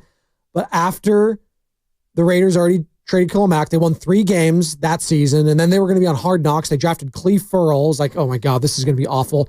And then they signed they traded for Antonio Brown. And then all of that he took froze place. His feet off. Frozen feet. It's just the most This insane. is pre-CT ESPN, by the way, if you follow Antonio Brown on Twitter or whatever. X, How much money is his Twitter account making? Oh my God. It is insane. This guy's fallen. The guy I will admit, took off his I've jersey. laughed at a bunch of different tweets that he's put out. Of course you have. They're bad. They're bad. They're really bad. So are the Raiders after that. It's They kind were of down bad. sugarcoating those tweets too. Right? Like as a fan, after that whole thing went down, you got to be feeling like, oh my God, it can't get more embarrassing. It can't get more embarrassing and less angry, just more embarrassed. But anger is a part of it. Like Mavs fans are angry right now. Jana Mountain View, when were you last angry as a fan? What's up, Janiel, Spadoni, and Shasky? Yes, good morning. I'll never forget the night that they were retiring Chris Mullins' jersey, and yes, Joe Lacob got booed on the floor because he traded away Monte Ellis, and I was brokenhearted, and I thought, oh God. And then I'm thinking if they didn't make this trade for Jimmy Butler, what would have happened when he shows in the arena when they come back home? That's what I'd like to know. It's a great question. Thanks, Jam. I'm telling you, I remember it like it was yesterday. Mm-hmm. Lacob had announced that they were going to probably try to move the team to San Francisco. And then it was all of the decades of futility. And then you traded away a fan favorite for a guy that had microfracture surgery at the time. It was such a bad optics. Like, it wasn't just the Monte trade. I will go down on my deathbed. It was everything. It was everything all at once. Coming up almost a month away from the 13-year anniversary of that, March 19th, 2012.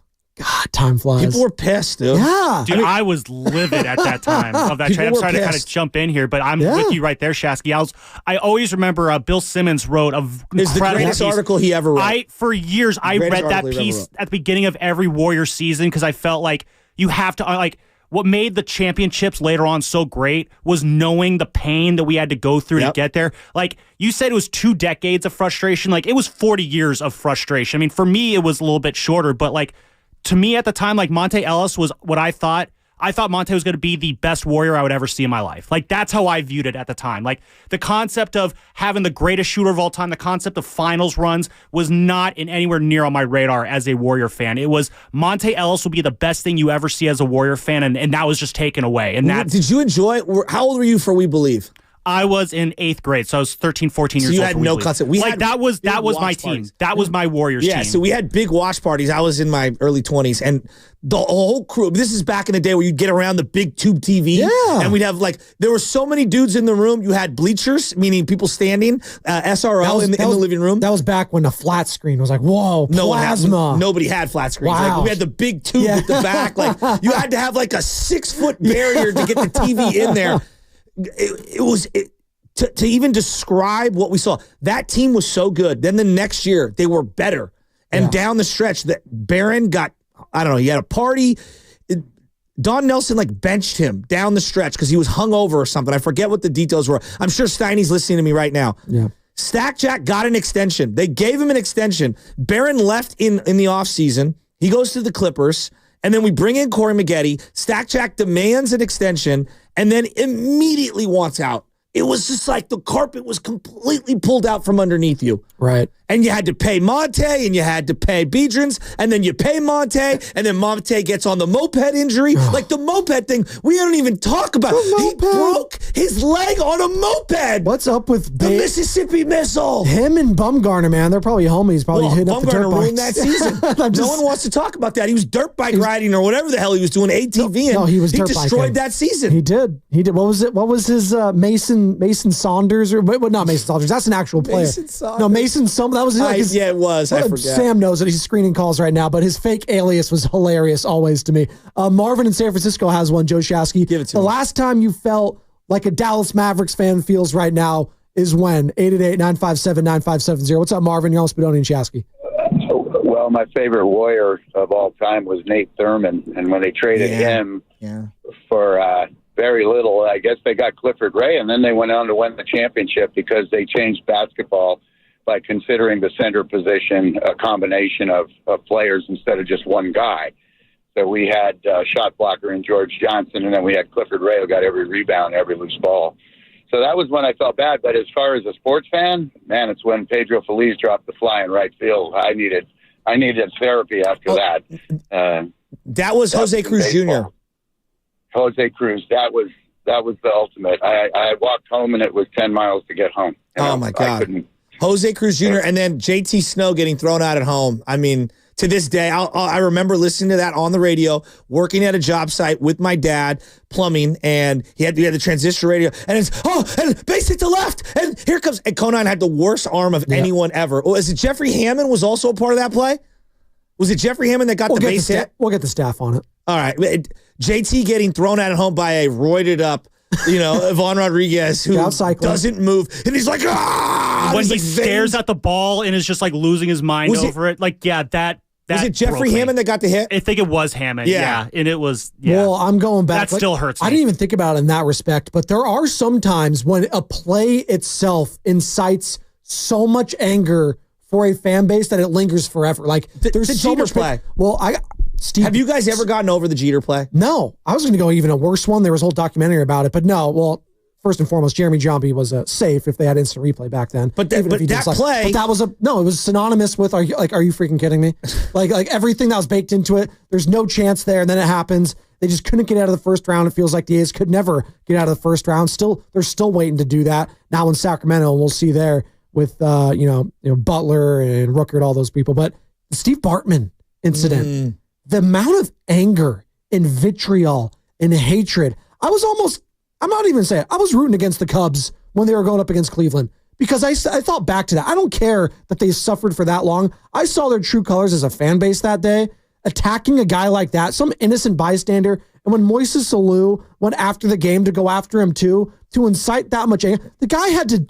It was Dusty, and the shortstop made an error. Death threats. I know. Forever. Well, he was an easy target, unfortunately. Why? Because he had glasses. No, and he was just like the poor guy wasn't paying attention to the whole scene. But that was not. He was why listening on the radio. I know. Like, come on, like no, the whole thing was Shakespearean. Catching hell. It was one of the greatest 30 for 30s ever. I think about bad that for the guy, right? Well, I always think of Bill Buckner. Like Bill Buckner is Vallejo's own. The poor RIP. guy that was Game 6. Yep.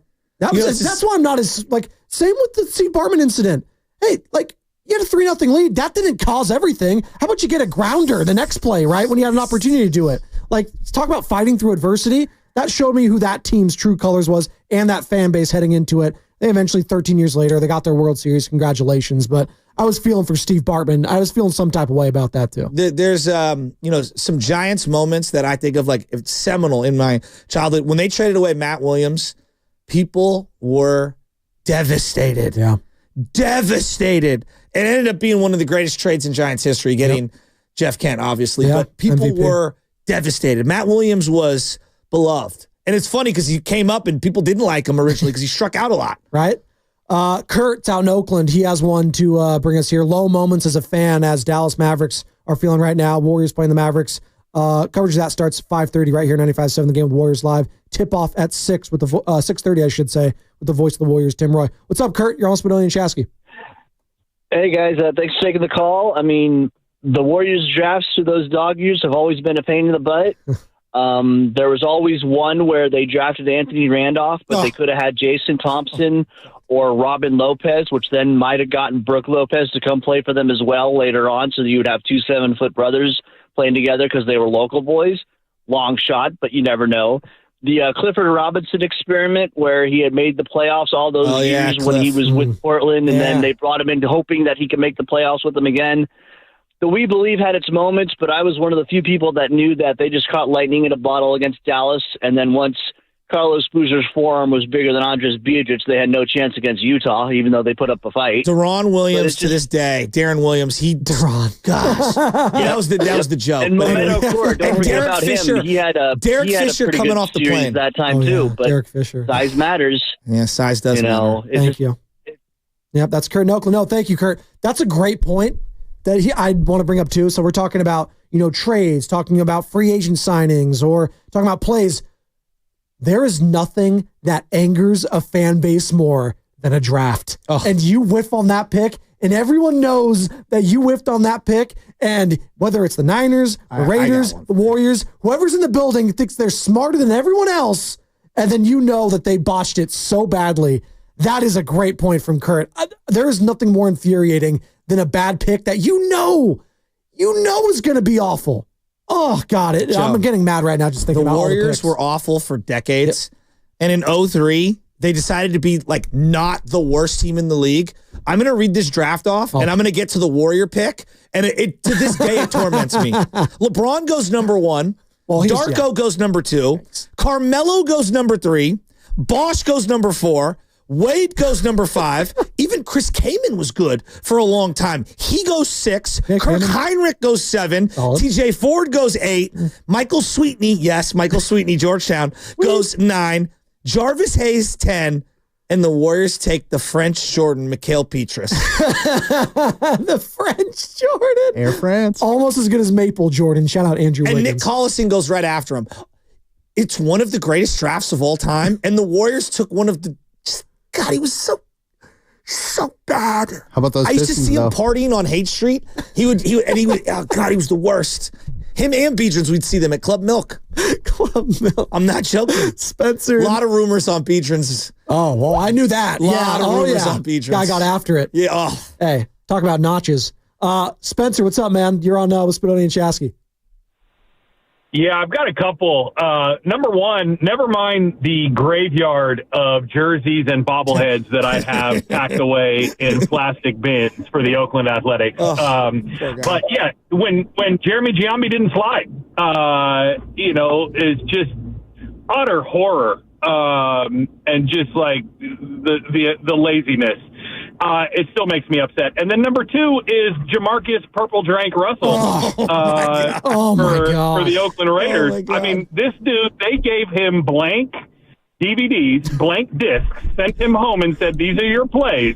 I need you to go learn these. And he came back like, yep, got those down. And they were blank. I actually thought he was going to be good, I still lose my mind. I thought he was actually going to be good. I mean, the guy could, from his knees, throw the ball 100 yards. I still think he could have been good in that situation. I swear to God, Spencer, he was so sick at LSU that one year. I swear he was. Well, he was awesome. No, he literally was it the says, Sugar Bowl? No, the Sugar Bowl. And he was incredible. To this day, I was like, this is Culpepper 2.0. To this day, ask Peyton Manning, the strongest quarterback he's ever seen in his life. He'll tell you Jamarcus Russell. I thought he was going to be as good as Dante Culpepper, if not better. Because Culpepper was sick. He had a moment. It's the high water mark of his career, and I remember it to this day. Sam probably does too. I know where you're going. In Denver, it was snowing. They were on their third quarterback because Charlie Fry and Bruce Gradkowski were out. They go to Jamarcus, game-winning drive that was on in my the birthday snow. Too. Jamarcus did it. I was like, you know what? The guy did it. You know what my brother was nicknamed for him? Jacarcus Russell. Because he might as well have just been a dead body out there. Look, if we're going to go like in-game moments that like felt like it was over, like the second it happened, there's somebody like going to say like, hey, when Clay went down after already Durant going down, the way that the NFC Championship game against Seattle ended, and then for Sherman to do what he did the way he did, it was the worst possible ending for Niner fans. We are going to score and win the game and go to the Super Bowl, and Crabtree makes the greatest play of all time, and Malcolm Smith, who you signed, which I still don't get. After sticking it up with the Raiders, by the way, they signed him still. He's trailing the play, and it goes right to him. He catches it. And then Aaron Andrews and Crabtree are just rubbing it in your face as Crabtree's walking off. It was so bad. And you had Sherman. You lost Navarro Bowman. Yeah. It was, well. You said Crabtree, but no. Crabtree's walking off. Yes. And Sherman, is talking to him. It was, God, was that the worst loss for the Niners in your lifetime? Like, there's been a lot of bad ones. I don't know. Roger Craig fumbling was pretty bad. But losing in overtime to the New York Giants as I'm walking out of Candlestick with rain coming down. You didn't hate Eli Manning the way you hated a Pete Carroll, losing to LA Rams, Sherman. Like SoFi game. All the characters built into it, though, with Seattle made it worse, right? It was horrible. You hated Pete. It was horrible. And you knew that Navarro Bowman's leg was probably never going to be right. And he was the heart and soul of that team. I know everyone loves Pete Willie, and this is no knock on Pete Willie. Navarro was the better player those 2 years. And I'm not even trying to knock. He was that good. I thought he was a surefire Hall of Famer. Joshua, Foster City, talking one of about the worst losses. Talking about low moments as a fan base, like the Dallas Mavericks are feeling right now. What's up, Joshua? Kyle Williams. I mean, I still can't get over that. Yeah. Hey guys, good morning. Thanks for taking my call. So one of those you guys already talked about when Monte got traded, and keep in mind a month earlier before he got traded, he dropped almost 50 points on a young OKC team when KD and Westbrook were on there. So that was pretty deflating. I felt I was at my lowest then. The other time that I can remember is when, if you guys remember back in 2010 when Alex Smith was having a stinker of a game against the Eagles and the fans were actually yelling, "We want Carr," I'll never forget it. Carr, the backup quarterback, and Singletary actually came close to benching Smith that night, but somehow talked his way out of it. No. Look at that. Carr Those are came two in. silver linings. Carr came in for a play, threw a pass, and everyone booed him. Swear to God, look it up. Swear to God, look it up. My boy, Mikey C is somewhere. He had He had this T-shirt hookup. Thanks, Josh. He had a bench Alex Smith shirt he would wear to every game. He hated Alex Smith more than anyone I know.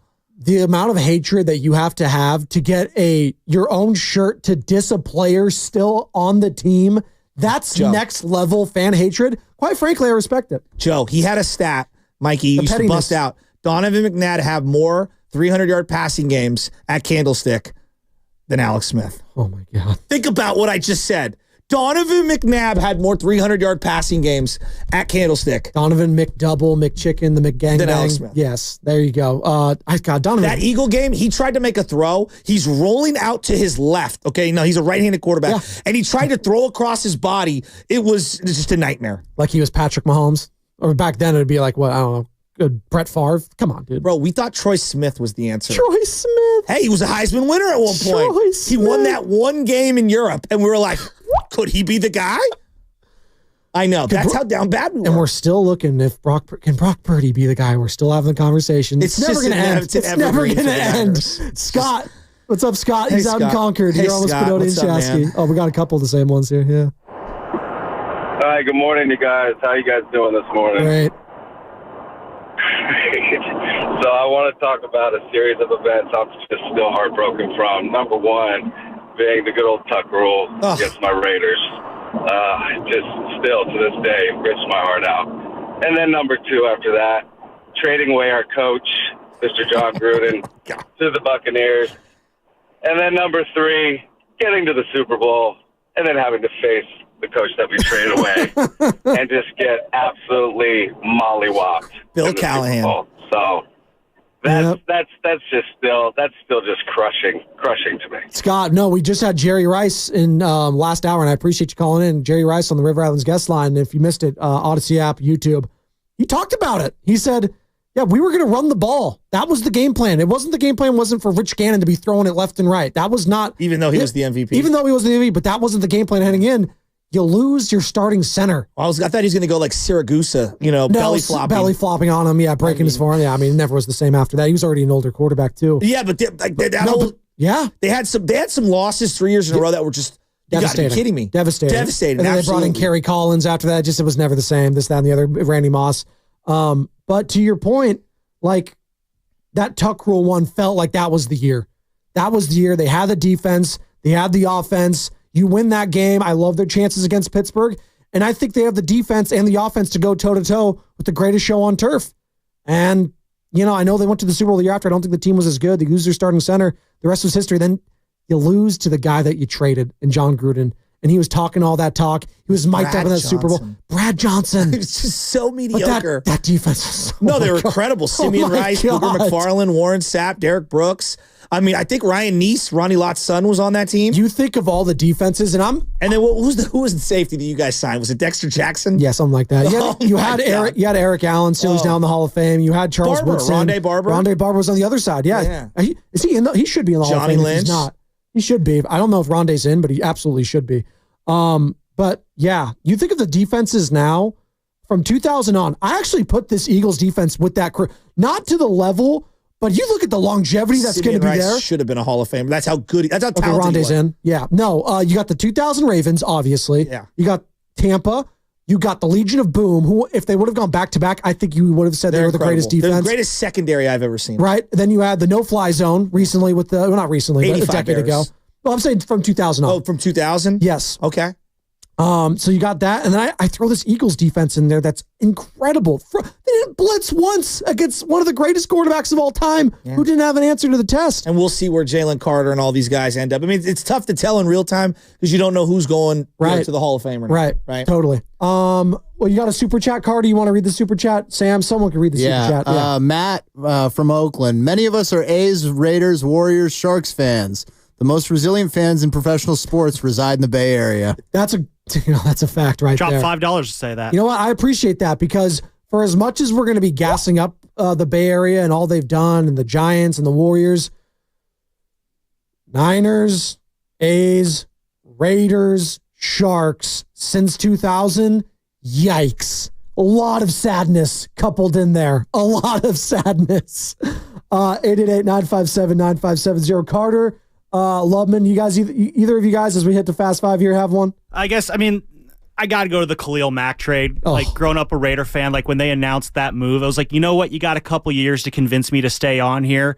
I remember I was in Vancouver for Labor Day weekend that weekend for a vacation, and I wake up and my phone's exploding with people texting me about it. It was just in that moment, it's like, I'm done with you guys. I'm done with this whole team. And then watching how John Gruden coddled AB at training camp the next year after he booted Khalil Mack, it was just, all of it was just too much. It's like, I'm done. I'm out. And that truly, like, killed my fandom of the Raiders. And, you know, Khalil Mack being a DPOY and being a first-team All-Pro, Joe Shasky, the first ever at 2 different positions.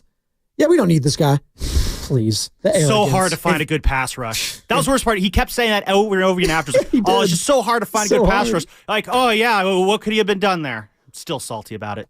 Talking about the worst all-time GM / head coach in the history of sports, John Gruden might be up there for some of the moves he's made. Just absolutely atrocious. Crushing it on social media, though. Yeah, Barstool. Go ahead, Carter. What do you got? What do you got? Honestly, I was going to say the Monte Ellis one, but since that's been used, I would say the Trey Lance trade. And I'll tell you why. Is because it was the final signal that said this was an awful, awful move the 49ers have made. We kind of knew it was coming, but it just was. You know what? Even if they would have took Fields or Mac Jones, it was going to end in, like, ugliness. It's time for the Xfinity Fast Five. Your last chance to get in on the morning roast. Brought to you by Xfinity. Supercharge your home with supersonic Wi-Fi. Unbeatable internet. Only from Xfinity. So my final thought, there was a point in time where I hated the Marlins. Hated them. And the Diamondbacks. I was like, you telling me the Diamondbacks have been in existence for less than 10 years and they've won a World Series? And then the Marlins in 97, just prior to the Diamondbacks winning all. Edgar Renteria up the middle off us to win game 1. They win game 2 in a close fashion. They got swept by the Marlins, the Giants did, the 97 Giants. And the Marlins go on to win the World Series. The Marlins. They've been alive for like 5 seconds. Right. And then Jose Cruz Jr. drops the ball. He was a Gold Glover that year. Yep. He was a great player. Not on that play. And JT, so there was a point in time I hated the expansion teams. Just hated their guts. You were anti-Tampa Bay Rays, Devil Rays back then. I was like, we've been around for seriously 50 years. We can't win the big one. And the Marlins can't. The Marlins can spend money and get Moises Alou and Gary Sheffield and all these guys. What?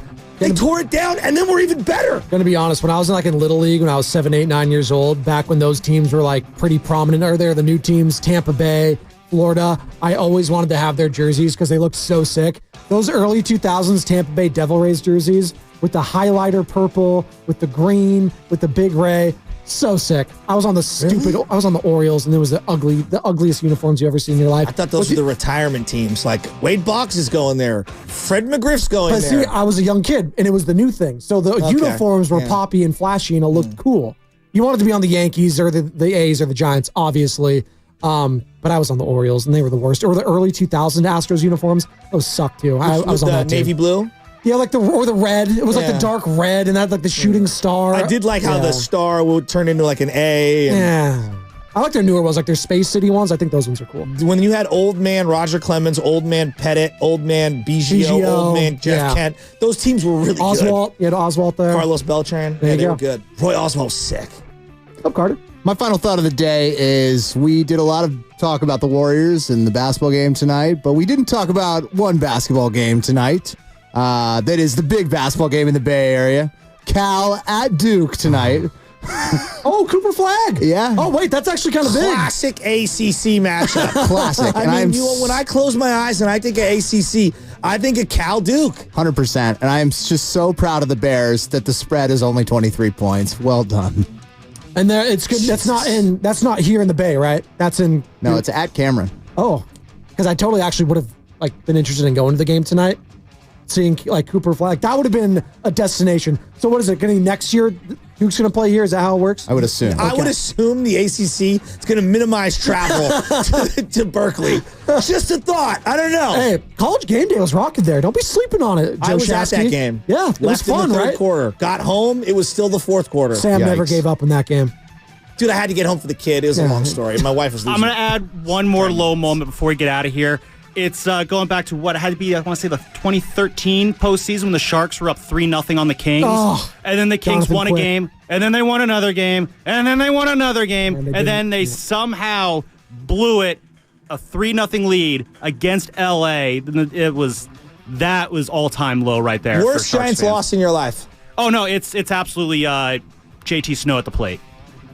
Even more so than Felix Rodriguez, Scott Spezio. No, because JT Snow at the plate made all the other losses before it feel that much more real. Wire. It was wire to wire NL West champions. It was. We're trying to get out here. After that game, I was wearing my Giants shirt. I went and I changed into something else because I was that heartbroken. And my dad's like, "No, put your shirt back on and wear this like a man." It was a teachable lesson for me. If you say Troy Gloss, my head explodes. I just don't say that name. We don't put Cody Bellinger seeing I single up the middle, Dodgers Game 5. You were literally a meme for that, The Farhan era doesn't count. Camilo Duvall just shaking off Buster over and over. I'm like, dog, he's a Hall of Fame catcher. Just go with what he's saying. Just trust him. He couldn't throw the fastball. He didn't trust it. He couldn't throw anything. Steven Rizzo just showing me a picture of a certain former Giants executive at Dodgers spring training. Is he there right now? Farhan is there. Yeah, he's giving all the intel he's collected over the last 6 years.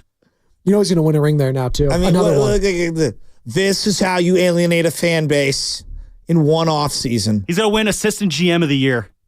That was Fast Five, brought to you by Xfinity. At home or on the go, you'll get the fastest internet to all of your devices. Stein and Guru next, live from, Splash at Thrive City? Have a good day, everybody.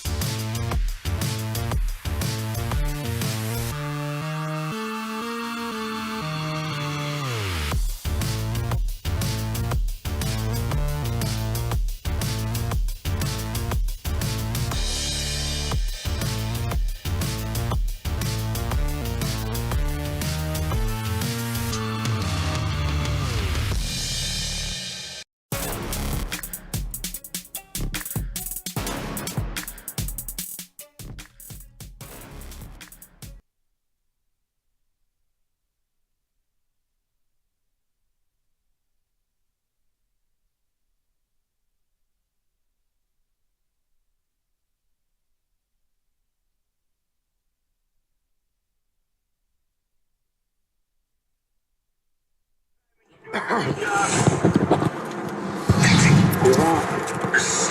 and Guru on 95.7 The Game. Good morning, everybody. How you doing? Matt Steinmetz, Darryl the Guru Johnson, and we are adjacent to Chase Center at Splash, new sports bar at Thrive City. And let me tell you something, Goo.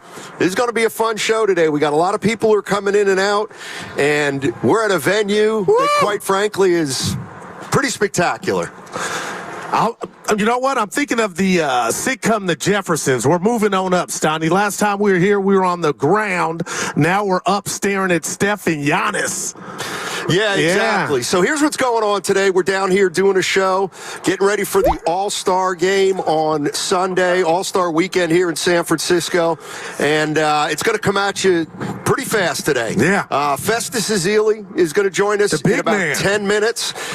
Former Golden State Warrior, now NBC Sports Bay Area. We're going to have Tiffany Williams. She's the Chief Operating Officer of 30 Inc., which is Steph Curry's collective that he's very involved with. We're going to have Kelly Flato. She's the Executive Vice President Global Events of the NBA. She put this whole thing together, and she puts All-Star games together. We're going to have Zaza Pachulia, former Warrior, now the business liaison. We're going to have, and Guru's going to help me with this gentleman, Pilo, a rapper. He'll probably dominate that conversation. And then Kirk Lacob is going to join us at 1:15, Executive Vice President of Basketball Operations and also Vice President of Golden State Warriors Sports Ventures. So there it is. We're going to have a lot of guests today, and we'll continue with the theme about Jimmy Butler, because Jimmy Butler has transformed this team. It feels like, Guru. They've won 2 games with him here. They'd been in a malaise before that. He's come onto the scene, and he just seems to have changed everything. And the question now becomes, how sustainable is it? And is this the Warrior team we're going to see for the rest of the year? Yeah, and I know you made a mockery or fun of my verbiage when I brought up the word pedigree, and I was hoping the Warriors, mainly Steph and Dre, would be able to get into a series, qualify, obviously, and be able to display and use and tap into that pedigree, and I didn't see it. And I was down. I was thinking, okay, this thing is running out of gas. Where do we go from here? And lo and behold, the trade deadline, everything that went with that, the circus, the zoo, but the Warriors got their prize. And it might not have been the guy at the top of a lot of fans' list, but Stoney styles make fights. His game is different, and the Warriors need it. He gives you now a body punch. I love it. So I think it's sustainable, and I was having fun with the boss. We were before the show started. 2 games in 2 days, tonight in Dallas, tomorrow in Houston, Stoney. But I'm wondering, man, if this team can string together maybe a couple more victories, how soon do we break out the Lamborghini of sports talk in regard to the Warriors are that team you don't want to see in the playoffs, but they got to qualify, and that's the bear in all this. Yep, they got to keep winning games, and they've got to find their way into the top 6. At least that's the goal of Steve Kerr. He mentioned that yesterday. You know, the one thing I was thinking about, and I'm trying to get some help from Warrior fans here. So obviously, this move for Jimmy Butler has been a huge spark, and it's been a boon for the organization. Right. And I just can't help thinking about Kevin Durant. And when Kevin Durant came here to the Golden State Warriors, and the excitement and the buzz and the fact that I can remember where I was when I read the news. And then you follow Kevin Durant's career here for 3 years. They win 2 titles, but it didn't end well. It didn't end well, and there was a feeling among some people, and I think Kevin Durant was one, that the fans maybe just didn't appreciate Kevin Durant enough. They didn't, they didn't give him the benefit of the doubt playing alongside Steph Curry. And I guess what I'm wondering is, so here comes Jimmy Butler, another high-profile player who has improved or changed the dynamic of the team. And I'm wondering, if you're a fan, how do you approach the fact that Jimmy Butler's going to be on this team for 2.5 more years, which, quite frankly, will be as long as Durant had been here almost. And as a fan base, do you feel like you've got to, I don't know about change, but how do you make Jimmy Butler feel appreciated in a way that Kevin Durant apparently didn't feel appreciated? Well, I love the thought, and I'll tell you this, because you're asking about the fans, and that's what I am. But the bottom line is the organization did their part in regard to the chicken, right? So he got an extension. He got 2 years. So on that front, Jimmy Butler should be as happy as a kid in Disneyland, okay? So there's that part of it. And then I feel like a great relationship is when both parties involved kind of get their back scratched. They get what they need. And Jimmy Butler needed to change his scenery. He's here with the Warriors. And I'm going to use a line from Kendrick Lamar, Stoney. I feel like Warrior fans were humbled. I feel like we were running out of gas. We were desperate. And now the organization led by Mike D and Joe Lacob bring these two together. And I think it's a match made in heaven. So I don't know why. I can't foresee anything that would throw Jimmy Butler off in regard to him putting his best foot forward. I think it's psychological. Hey, Stoney, we're parents, we're adults. It takes two to tango. We don't know everything that went down in Miami, nor do I care. But Jimmy Butler gets a clean slate here, and I believe that should be from the fan base and vice versa. And through 8 quarters of basketball, if we just hone in there on the basketball part of this, it's just been beautiful to watch. 888-957-9570 is the number. And I'm just wondering. I get you, though. How Warrior fans feel, because Jimmy Butler has come into this environment in a way that Durant did. There's a lot of excitement. He has already made himself a key part of this team, and I'm interested to see over the long term, how the fans treat Jimmy Butler. And how are you feeling about Jimmy Butler? And I know that he came with some baggage, but it's more about how he fits in with his team, and also how the fans are going to view him. And I just wonder if there are any fans out there that look back at the Kevin Durant situation and think, you know what, man, if we get another star in here, maybe we need to appreciate him more. Yeah. And because that's been kind of a narrative. Now, if it's not true, you can tell me it's not true. But that's one thing about Jimmy Butler that I'm kind of looking forward to.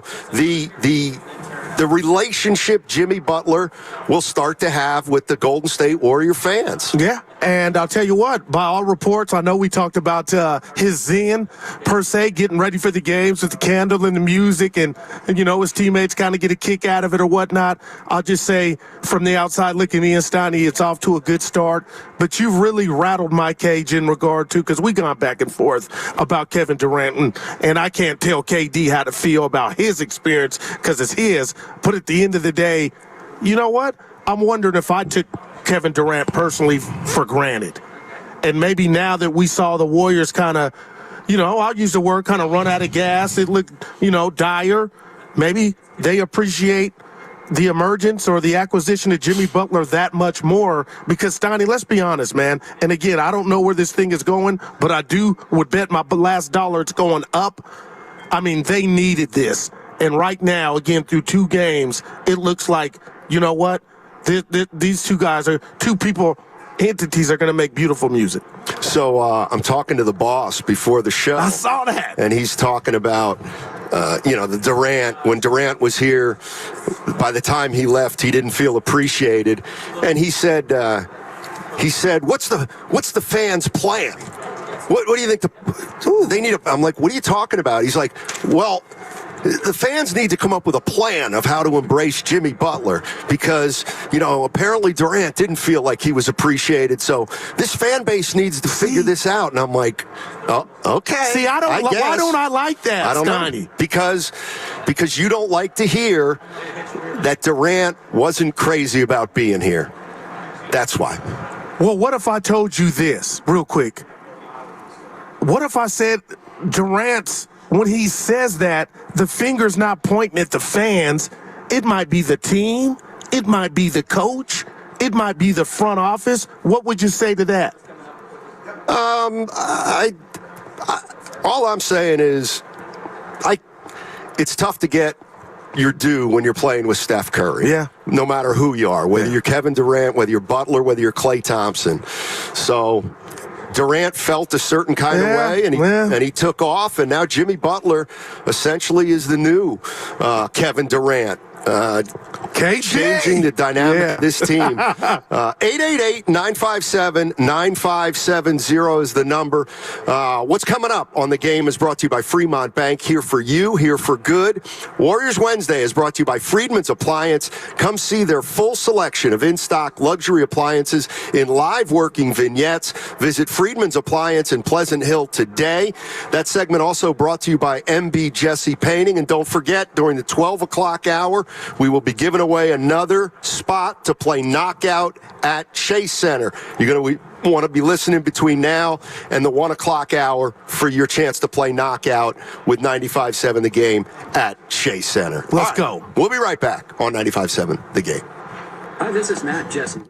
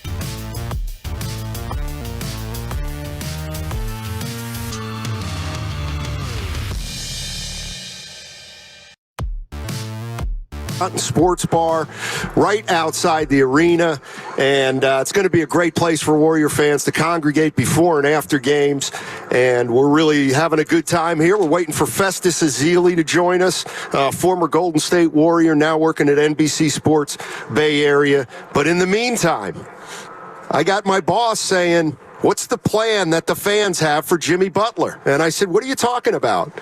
And he said, well, they have a second chance to make a first impression with a star that's coming to the Warriors. And I was just curious about, how this fan base is going to go about embracing Jimmy Butler, how we feel about Jimmy Butler. I saw something on the text line that I think is appropriate. I think Warrior fans felt like we all loved them when they got Durant, but I don't think the Warrior fans felt like we needed Durant. I'm one of them. But Jimmy Butler is different. It feels like the fans acknowledge now this team needs a player like Jimmy Butler. So I wonder if that has a little something to do with how it all plays out in the future. Yeah, no doubt. And again, the boss can talk about a plan, but how can the fans outside of cheering, put that plan in action? Because I feel like they don't have the power. They don't have the resources, the access, because they don't travel. They don't practice with Jimmy Butler. And I'll say this, I'm no doctor or psychologist, but I felt there was, Durant, it sometimes displayed diva tendencies, insecurity, counting the scoreboard for things maybe Jimmy Butler might not be looking for, or things, that may not mean anything to him. But what you just said, to get to the nitty-gritty about, I felt like we didn't need Durant. And I was like, you had us 3-1. Why would you come join us? But the fact that Jimmy Butler looks like Moses now, coming in to save the day and be a part of the reemergence for a stretch run for the Golden State Warriors, that's why I keep saying, Stoney, a match made in heaven. And I think he may already get that pass because we were starving for something. And right now, again, through 2 games, it looks immaculate. Let's go out to Tony. Tony's in Alameda. Tony wants to get into it. Hey, Tony, what's going on? Nothing much, guys. You sound good out there. Oh, thank you. I'm curious to know, has Butler ever left another team happy? That's my concern, is that there's always a honeymoon period, and I think that all the other teams are probably sounding like guru right now, but it hasn't ended well. And that is my concern, is that there's a honeymoon period, everybody's happy, but at some point it's going to go south like it has in all of his other trips to other teams. Yeah, appreciate it, Tony. And obviously that's got to be something in the back of anybody's head. I mean, the one thing that I do think is, and maybe I shouldn't say it this way, go ahead. How much damage can you do in 2.5 years? And that's just what I was going to say. I mean, it seems to me like 2.5 years is a relatively short period of time compared to the amount of time he spent in other organizations and then kind of wore out his welcome. So I am downplaying that a little bit in terms of, Butler maybe burning bridges here. I either don't think it's going to happen, or it's going to happen so far down the road that it's not going to be a big deal. That's kind of the way I look at it. Yeah, and you talk about the multiple suspensions, and again, I'm not going to exonerate him and say he didn't deserve to get suspended, but the shenanigans that went on in Miami, Stoney, you just think at the age that Jimmy Butler is, 35 years old, that he knows, okay, the jig is up. It's time for me to come in here and be what I'm supposed to be, and that's a professional. And this Warrior culture, Stoney, up until the end with Kevin Durant has been stellar. So would you have a problem if I said to any fan that calls and they're worried about 2 years from now, let's just take it day by day, game by game? No, that's fine. From the 415 on the text line, hey, Matt, how are you feeling about Jimmy Butler after 2 games? Are you on, or are you still unsure? All right, let me just get this out of the way. Go ahead, baby. Did I like the trade? Not really. For one reason and one reason only. I'm skeptical of the 35-year-olds that got to play a full season, then get into the playoffs and make something happen. That to me sounds like a daunting challenge. By the same token, if you watch this team for the first 2 games, it sure seems like the 3 of those guys right now are healthy. And if they're healthy, maybe the Warriors do have a ball game. There's no doubt that the way they looked in the last 2 games was different than the way they looked prior to those 2 games. Now, you can talk about the opponents all you want, but the reality is the Warriors have some excitement brewing here with Jimmy Butler. And now they got to play the second half of the season and see if they can chalk up some wins, essentially, and climb the standings. Yeah. But they got 2 in a row, again, back to back. Not crazy about the move, to be honest with you. But now we got to see how it works. And if it works, more power to the Golden State Warriors. No doubt about it. I'm excited, and they got 2 games back to back, and we got the big fella here, Stoney. Yeah, we do. Yeah, he about to break it down for us. All right, let's usually our guests are on the River Islands guest line, but Festus is sitting down with us. All guests on 95.7 The Game appear on the River Islands guest line. Isn't it time for you to discover the islands? River Islands in Lathrop. Festus, thanks for joining us. Really appreciate it, man. What's up, fellas? What's going on? Good morning. How are you? We're excited, Happy Festus. All-Star Weekend. Yeah. No, I'm excited as well. The Bay Area, the excitement around the Bay Area, you can feel it. Everywhere you go, people are asking about it. But please stop asking me for tickets because everybody's coming to town. All right, I won't, Festus. You know what I was just thinking, and you just reminded me of this a little bit, is, before the Butler trade, had they not made the Butler trade, I almost feel like there wouldn't be as much excitement here. But I feel like the Butler trade has really kind of revved up the fan base. For sure. Do you feel the same way? You're out and about in the city. Yeah, when your team is doing well, of course people are more excited for basketball, excited for your team, and then in turn, the whole NBA coming here is even more exciting. So Jimmy Butler being here, he's made a huge impact on the team so far. Some of the things that the Warriors were missing, free throws, points in the paint, Jimmy Butler has come in and answered in a big way. And then Steph Curry has also been on the heater the past couple of games. So both of those things together, pretty good Warriors run so far. Now, I hear you up there, and you do a phenomenal job with Bonte and Molly. And the beautiful part about you, Festus, is you give the player perspective. And I don't want to be negative because I'm super excited about the trade. Styles make fights, and Butler's doing this thing in the paint. We're getting to the free throw line. But we've been discussing, and some fans were, Guru, you're being negative. What advice would you give Kuminga when he is ready to come back? Because to me, that's the only thing when we pick him up at the bus stop and we take off. Is it just as simple as coming back, or how would you advise him? And how is Kerr going to how big of a deal is that for Kerr to implement him back into it? JK was balling before he left. What are you talking about? He was one of the better players on the team when he did. His athleticism, his versatility on the floor, I think those are the things the Warriors can really use right now. Excuse me. They can use it because the Warriors are small. And JK is somebody who can finish over any big in the league. I don't care if you're Victor Wembanyama. I don't care if you're Derek Lively for the Dallas. He is a guy that can finish, and you need that on the floor. You saw the Warriors were struggling in the paint. This is something I keep saying over and over and over. JK was finishing. He was making plays. He just continues to get better as a player. I think he's a future all-star in this league. The way he approaches the game, I love it. Having Jimmy Butler in the lineup is going to help him. I love it. Jimmy Butler makes the game very easy. And as a young player, you can always learn from older guys. I think about myself. When I had Andrew Bogut on the team, I just asked questions all the time. How do you block that shot? How did you get to that? When you're playing against this guy, how do you do that? He can watch.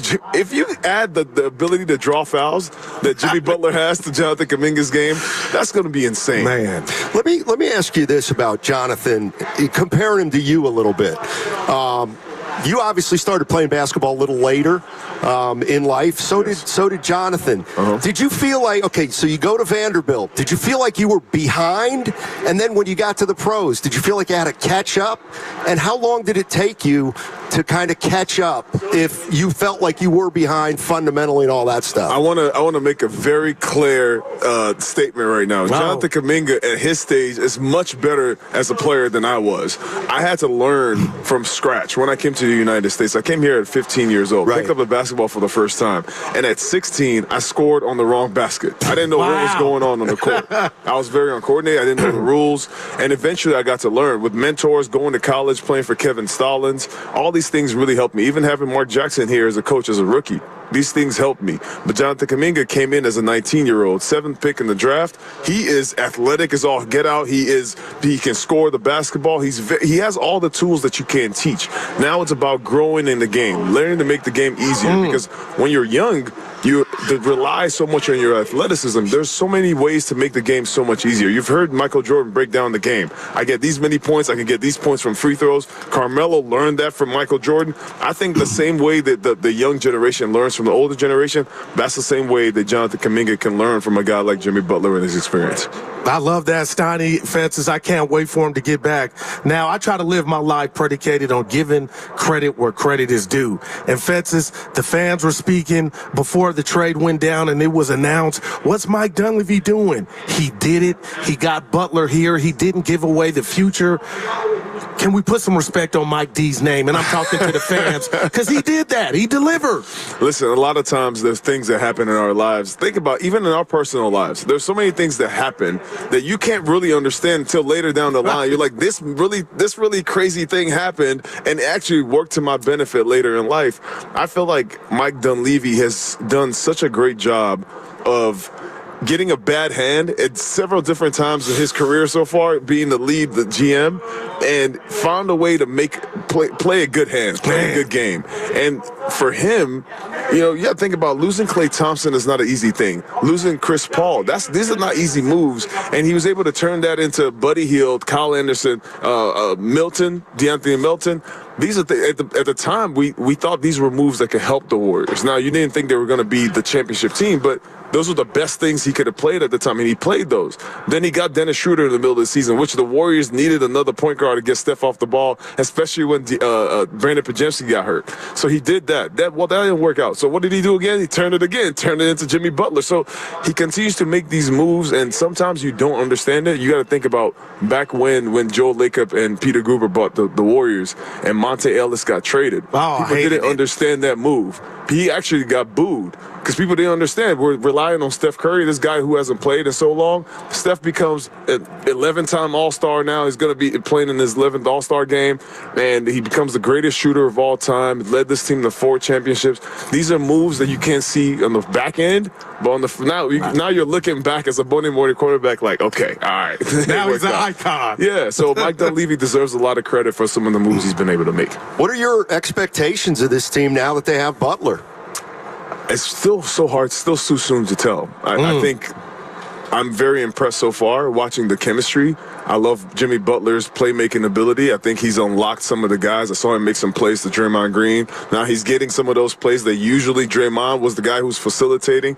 So I love seeing that part of it. Quentin Post has come into the game as a young player, and he's making his impact from the three-point line. If he continues to play at that level, the Warriors are going to be dangerous. They always have a punching chance because they have Steph Curry, the Warriors do, but you kind of have to watch it and see them play against some top competition. The OKCs, the Memphis Grizzlies, the Boston Celtics, the Cleveland Cavaliers. When you play against these teams and you watch the matchups and see how they go, then you know what you have. Man, I love it. Fences, honesty is a big part of our show from 10 to 2. Even when we're wrong, we got to admit it. We got to call you out. So I'm doing that to myself because I look at Brandon Podziemski before injury and after. Man. And last year was just a plus. He did that. He earned it. But how shocked are you that he's come back since the injury? And Fences, before the trade, I'm like, we missed that jolt of energy. Everything he does is kind of infectious, and I kind of took him for granted, but just talk to us about what you've seen from him since coming back. Brandon Podziemski, he's a baller, man. His rookie year showed that. His all-rookie team, he came in, his ability to shoot the ball, you saw his playmaking, you saw he plays with pace, all the things that you need from a young guy. He was doing a great job learning from Steph Curry. sophomore slump is a normal thing in the NBA. Players come into the NBA the second year after having success the first year. The second year, you're now top of the scouting report, and you got to go through those punches to understand how to adjust your game. I thought there was that, but also you just never know what a player is dealing with. Injury-wise, you don't know what their body's going through, and Brandon Podziemski looks like a totally different player after he came back from his recovery, and he's shooting the ball better, he's moving the ball, he's just playing with a better feel for the game. So you got to give him a lot of credit for watching the game, understanding the holes where the Warriors needed him, and coming in and implementing it. You see him taking charges again, you see him running all over the place. I say he runs around like a chicken with his head cut off, but that's what you can do when you're 21 years old. You run around the place, you bring some energy, and the Warriors really need that. Let me ask you about your career for a little bit. You came in your rookie year. I think you played 78 games. And really were a part of that rotation, absolutely. How's the knee feel? When did you know, the knee just wasn't going to let you continue your career? Well, I had a really bad injury. I think it was the year where we won 73 games. And with that injury, I tried to fix it up. I had a quick fix and try to come back to play because I knew we had a chance to win a championship that year. But at the time the finals and everything got around, it wasn't feeling good enough. But you're in the NBA finals. You don't have a chance to say, I'm leaving to go do something else. So I felt like I would just give it a chance and ride it out. And it just didn't give me what I needed to help us win the championship that year. It still haunts me till today. Really? Losing a championship. Winning is great. I love winning. I hate losing more. And losing that championship, especially being up 3-1 and not being able to play to your abilities, that still haunts me till today. I went to Portland. I felt like I had a chance to rehab it there. They convinced me and told me that we had a great rehab team, and they did. We got to rehab. And during practice, one of the days I came out to practice, I was playing, and on the ball screens, I was terrorizing them. I was dunking everything. I was like, wow, me, Damian Lillard, CJ McCollum, this is going to be a dangerous duo. And it just never, I got hurt again in one of those practices, and it just never got back to it. In 2017, I had 6-7 surgeries.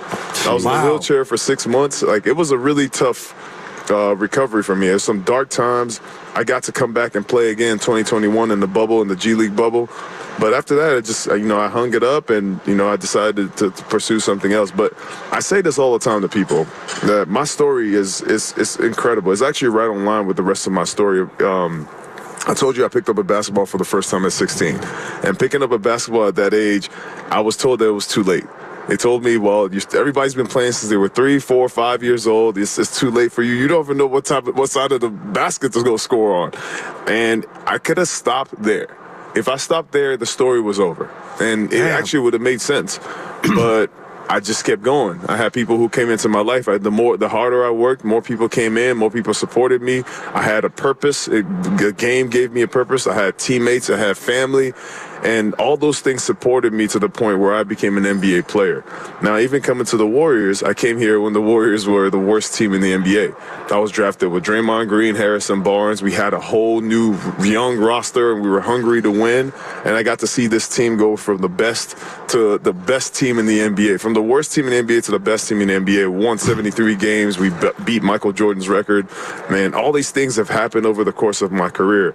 Now, even when I stopped and I retired, my job was, I want to go see where the story leads me again, so I started, broadcasting and podcasting, started a podcast called Rebuilding the Beast, and it really was about my story initially, but I got to connect with other people who were going through trials and tribulations, and I wanted to tell the stories of how they won. How do you go through a tough time and still win? That was my question I asked for a long time. I had a really tough time when I had to be in a wheelchair for 6 months after playing in the NBA Finals. So these are the things the stories that I haven't fully told, but going through that, it led me to broadcasting, from podcasting, and then now I'm doing all sorts of things. I'm a public speaker, a motivational speaker. I speak at corporations. I work with NBA Africa. We're trying to grow the game back there to bring more opportunities to kids.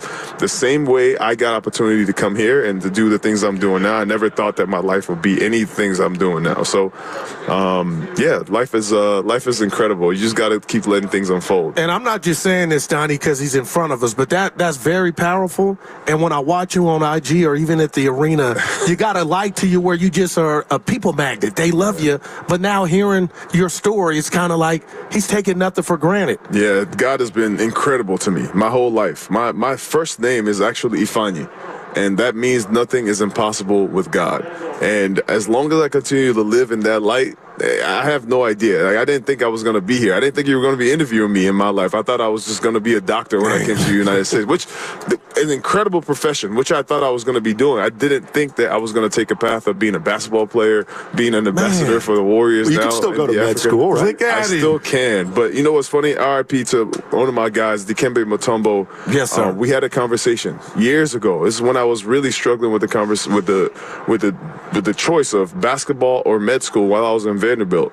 And so one of my mentors introduced me to Dikembe, and he told me about his journey. He wanted to be a doctor as well, but his decision lied in, he said, you could either be one doctor in one city, in one place, or you could be like me and have built several hospitals, have hundreds of doctors on payroll, and have treated hundreds of thousands of people. So when I looked at it that way, I just thought that there was a better way for me to use my voice, and that's what I'm trying to do now. Great stuff. Yeah. Real quick before we get you out of here, I know you're in the celebrity pickleball game. Oh yes, pickleball, baby. But I want you to talk about the Vision Cameroon from the court to the kitchen. What's that? So my best friend and I from Vanderbilt, we both from Africa. We came here as teenagers, and like I said, we're living the lives that we never expected, but it came because of the opportunities we were given. So our job now is to find ways to give those same opportunities to other kids. Every year in Africa, we go to Cameroon and we support kids. We host them for a week, and during that week, we teach them basketball skills, we teach them life skills. Last year, Klay Thompson came. You guys saw him dancing on IG, but that's how happy he was. This is a guy at the middle of one of the biggest decisions of his career. He decides that he wants to come to Africa to support the kids. It says a lot about Klay. It says a lot about the brotherhood that I've gotten to form with all the different guys that I've played with and against in my time here, but it also says a lot about the work that we're doing back there. We're trying to support the kids. We're trying to help them. 6 of the kids, we got them scholarships to come to the United States. Wow. I'm so proud of what we're doing. I'm happy that some of my friends, some of my most incredible friends, I have people who are executives at Microsoft. They came and taught the kids computer programming. Executives from Salesforce came with me to teach the kids about, women empowerment, and we had medical professionals come help the kids as well. So the work that we're doing is only going to grow. I'm doing an event tomorrow night. This is going to be here at the IKEA Hall. Okay. We had a venue initially, but now it continues to grow. So we got a bigger venue. It's going to be a fundraiser, and we're going to be having fun. But there's 2 sides to this event. One of them is I love food. I love the food in San Francisco. I love the small businesses here. I think that's one of the most underrated parts of San Francisco is the food.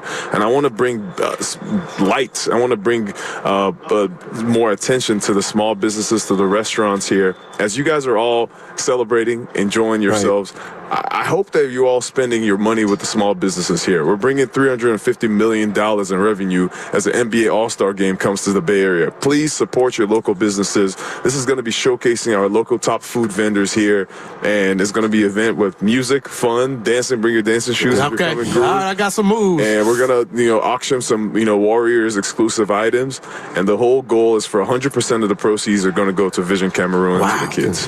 God, great stuff. Hey, Festus, thank you so much for joining us. Really appreciate it, and good luck with everything you're up to, which is all good stuff. Don't forget about the Celebrity Pickleball Tournament. Okay. It's on Saturday, 12 to 4 at the Warfield. Tickets are as cheap as $25, but you're going to see your favorite people. Chris Mullen is going to be there. Tara Lowens. You're going to have Tyler Hansborough. It's a lot of names. What about our guy Bonte? Anthony Anderson. Bonte, he's not a big enough he's not it's not that. He's just not a big enough athlete yet. All right? Lefty. All right. Well, yes. the Celebrity Pickleball. You can also get tickets for Celebrity Pickleball at celebritypickleballbash.com. Download the free Odyssey app and check us out on YouTube and Twitch, powered by First NorCal Credit Union. That segment was also brought to you by Life Source Water Systems. Great stuff, man.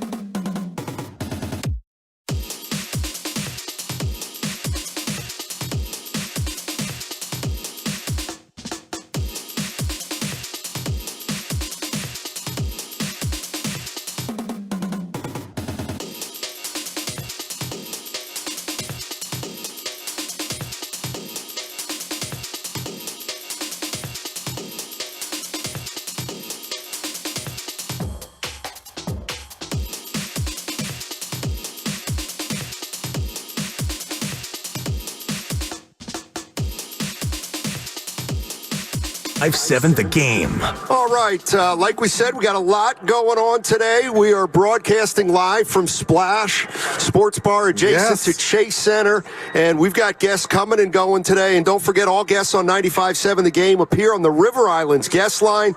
Isn't it time for you to discover the islands? River Islands in Lathrop.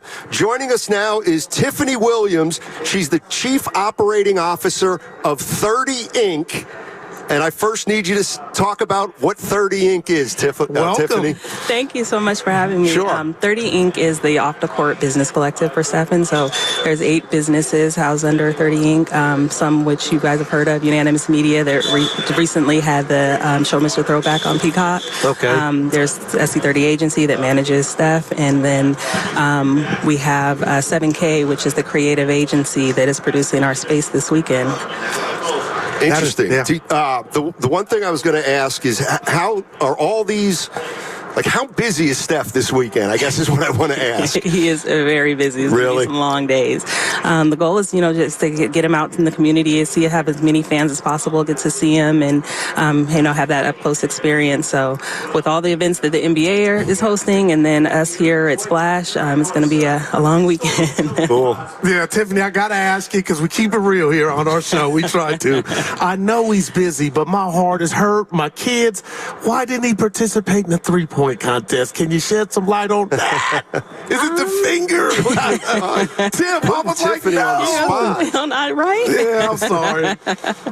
Oh. Yeah, we'll see. Okay. All right. Tiffany Williams joining us right now on 95.7 The Game. She's the Chief Operating Officer at 30 Inc. That's Steph Curry's collective. I think you know Marcus Thompson, the longtime writer at The Athletic. Yeah. I remember after he wrote the book on Steph Curry, I said to him, hey, Marcus, have you ever seen Steph mad? And he said the worst he ever saw him was after a game, Steph said, you know what, I don't feel like talking tonight, Marcus. You work closely with him. I mean, is he as great a guy as everybody perceives him to be? Is exactly the guy that everybody perceives him to be. Amazing guy, always wanting to, use his platform to help others, and, all the things that, everybody thinks about just how great a guy he is truly that person. Like if you have to deal with Steph after a game, can you tell the difference between when he wins and when he loses? He's always, he has that same kind of demeanor. Right. Sometimes I feel bad because I feel like I'm, always bugging him, but he's always has the same energy, whether, it's a win or a loss or whatever is going on. He, really takes the time to, pay attention to what's happening in that moment and provide you that support or those resources that's needed at the time. It's so funny, Tiffany. I was going to ask you, they pull off this big trade, and I was telling my partner, Steiny, Steph seems re-energized. He's like a little kid at Disneyland. He's frisky, and he's playing a great ball. But his personality is, even if they hadn't pulled off the trade, he's the ambassador he is, and he's just going to keep it moving and be the same guy regardless if they're winning or losing. Yes. That's what makes him special. It is. It really is. Did you, were you a part, do you travel with Steph when he went to the Olympics, for example? Do you have work to do there? Or? I did, but I did it from here. I did not travel this time. We were planning things for when he returned. So I stayed here in the Bay Area, but I was working those Paris hours. Gotcha. Well, Tiffany, thank you so much for joining us. Awesome. Really appreciate it. You. What you're doing is great, and obviously Steph Curry is a paragon around one of a here. kind, yeah. Stoney. So thank you so much for joining us, and have a good weekend. Thanks, you guys too. All right, that's Tiffany Williams, Chief Operating Officer of 30 Inc. That's Steph Curry's collective, which involves 7 businesses. And Steph is integrated into the Bay Area community in a big way. That much we know. Hey, people ripping me for asking the Tiffany about Steph at the three-point contest. Yeah, you told me to do it. Well, that was your advice. If I told Thank you to, T. if I told you to jump off a bridge, would you jump off a bridge? No, I wouldn't, man. Huh. Although I got to tell you, Goo. Yeah. No. I don't want to make a big deal out of this, but simmer. Did you hear her say we'll see? I did. We'll see. Perry Mason. We're not there yet. There we go. There we go. We're not there yet, but thanks to Tiffany Williams. Let's see who we got coming up next. We've got 12:15 will be our next guest. So we got open lines at 888-957-9570. And Carter, do we have anybody waiting online right now? Sirius in Oakland. What's going on, man? How y'all doing? Doing well. First things first, I have to say that y'all are the best radio broadcasting system on the planet, I think. I have to say, Steiny and Groove, y'all are like the best of both worlds. Y'all remind me of the old school TV show, The Odd Couple, except Guru was a little bit more stylish than Oscar was. You know what I'm saying? Okay, appreciate so the love, baby. We got to get first things first. I have to give the people my props, and they deserve it. So, but let's get to this key part. All right. So we talking about Jimmy Butler, right? Yep. I believe that Draymond Green is our junkyard dog. Like, he's going to guard the property. He's going to make sure all the assets don't get tagged, nobody jumping over the fence. He's going to bark and bite you. But when he got Jimmy Butler on his squad, man, they ping-ponging the ball with alley-oops and having fun like they the same degree. They got the same pedigree. They got the same killer instinct. And that brought back inspiration to the team. And it also freed up space. And, you know, now with Quentin Post and Moody playing at their best that they can do, they add into the team. It's creating a morale. So whatever happened where Jimmy was before, it somehow had to deal with morale and the way that people play. Because basketball is about gelling. And I didn't even realize, because the first time I called, I said Jim Butler is probably going to not be, I'm out on him. But when I seen that first game, I didn't need to see two games. I saw the first game and the way that basketball IQ of passing and getting and freeing people up and letting Steph do his thing, it's like that's cerebral. That's like intelligence. And basketball is about offensive and defensive awareness. So if you have that, and you add that to ability to get to the basket, score, create fouls. I hate when we losing and everybody want to shoot threes. Shooting threes when we're losing is not the option. We need to go to the basketball. That's old school basketball fundamentals. You get to when you're behind, you get the two. You try to go three the hard way. You get fouled. You go free throws. We got to add that back to the game. We are raw at threes. We could do that. But we need to also penetrate and make people fear us when we in the paint. And I think Jimmy Butler and Draymond Green connected, they understand that IQ. And we're going to see a different Warrior team after the All-Star break, only because these dogs then woke up everybody else's spirit. Wow. I think Jimmy Butler and Draymond are going to jail like they did. And those two games, it's going to be a couple more to come. I'm not going to say we're going to not lose some, but I think we're going to win a little bit more, and I appreciate y'all, gentlemen, for taking my call. Good stuff, man. Thanks for the love. Appreciate it, Sirius. Kind of hard not to be excited about just what it's a sample. I get it, Stoney, but good God, you know the game. Evan, I feel like I know the game. I know what I'm watching, and the stuff just out of the box score, it just feels like a rejuvenation. And for the chef, Steph Curry, Tiffany's guy that just joined us, for him to say the game, on the offensive end just seems a bit easier, that's a big time statement, man. You know, I'm wondering from Warriors fans, and I purposely didn't like go onto the internet and research this, but I was thinking about all the trades the Warriors have made over the years and which ones worked and which ones didn't. And what do you guys think the Butler trade is going to do? I mean, certainly after 3 or 4 days, it feels like it's going to work. But, you know, I remember I can go back to 2000 when the Warriors acquired Larry Hughes. Remember Larry Hughes? Yeah, East St. Louis. Yeah, they traded for Larry Hughes. He was playing in Philadelphia. He was a young player. He was a kind of a high flyer.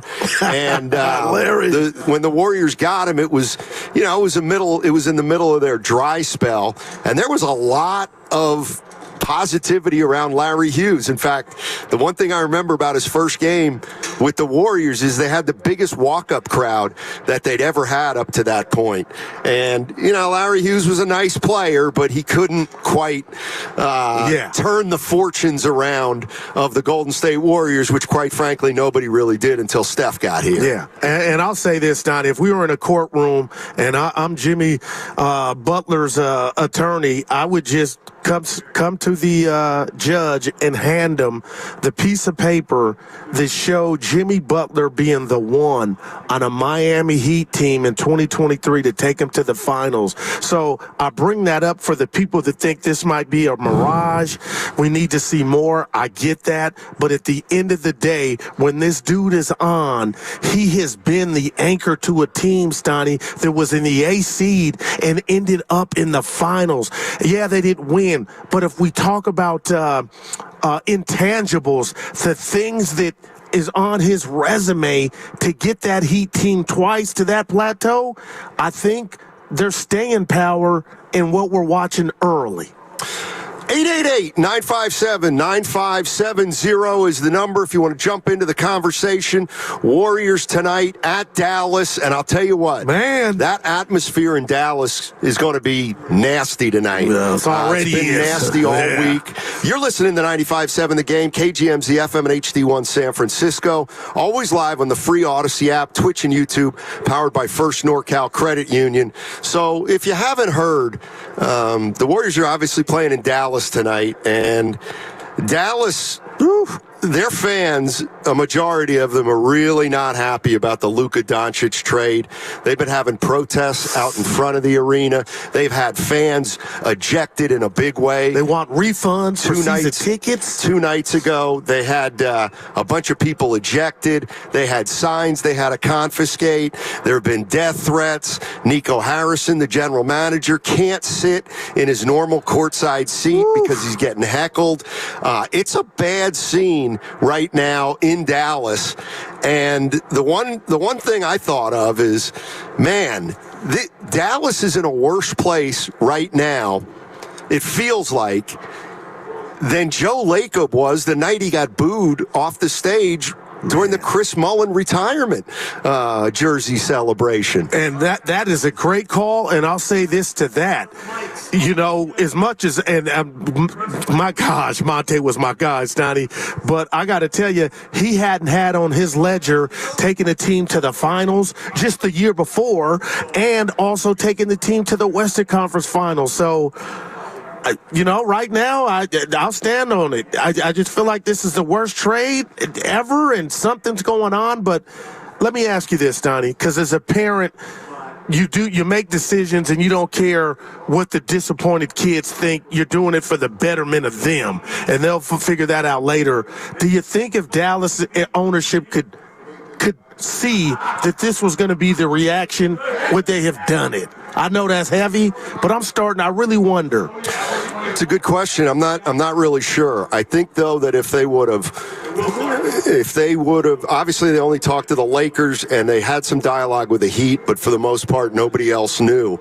I mean, if they would have put the word out throughout the league that Luka Doncic is available, they would have had a lot of inquiries. Yes. But I do think that once the Dallas Mavericks fans would have seen that the team is shopping Doncic, they would have come out of the woodwork at that point, and who knows, maybe. I don't think a reaction should ever, influence you one way or the other if you think it's a basketball move.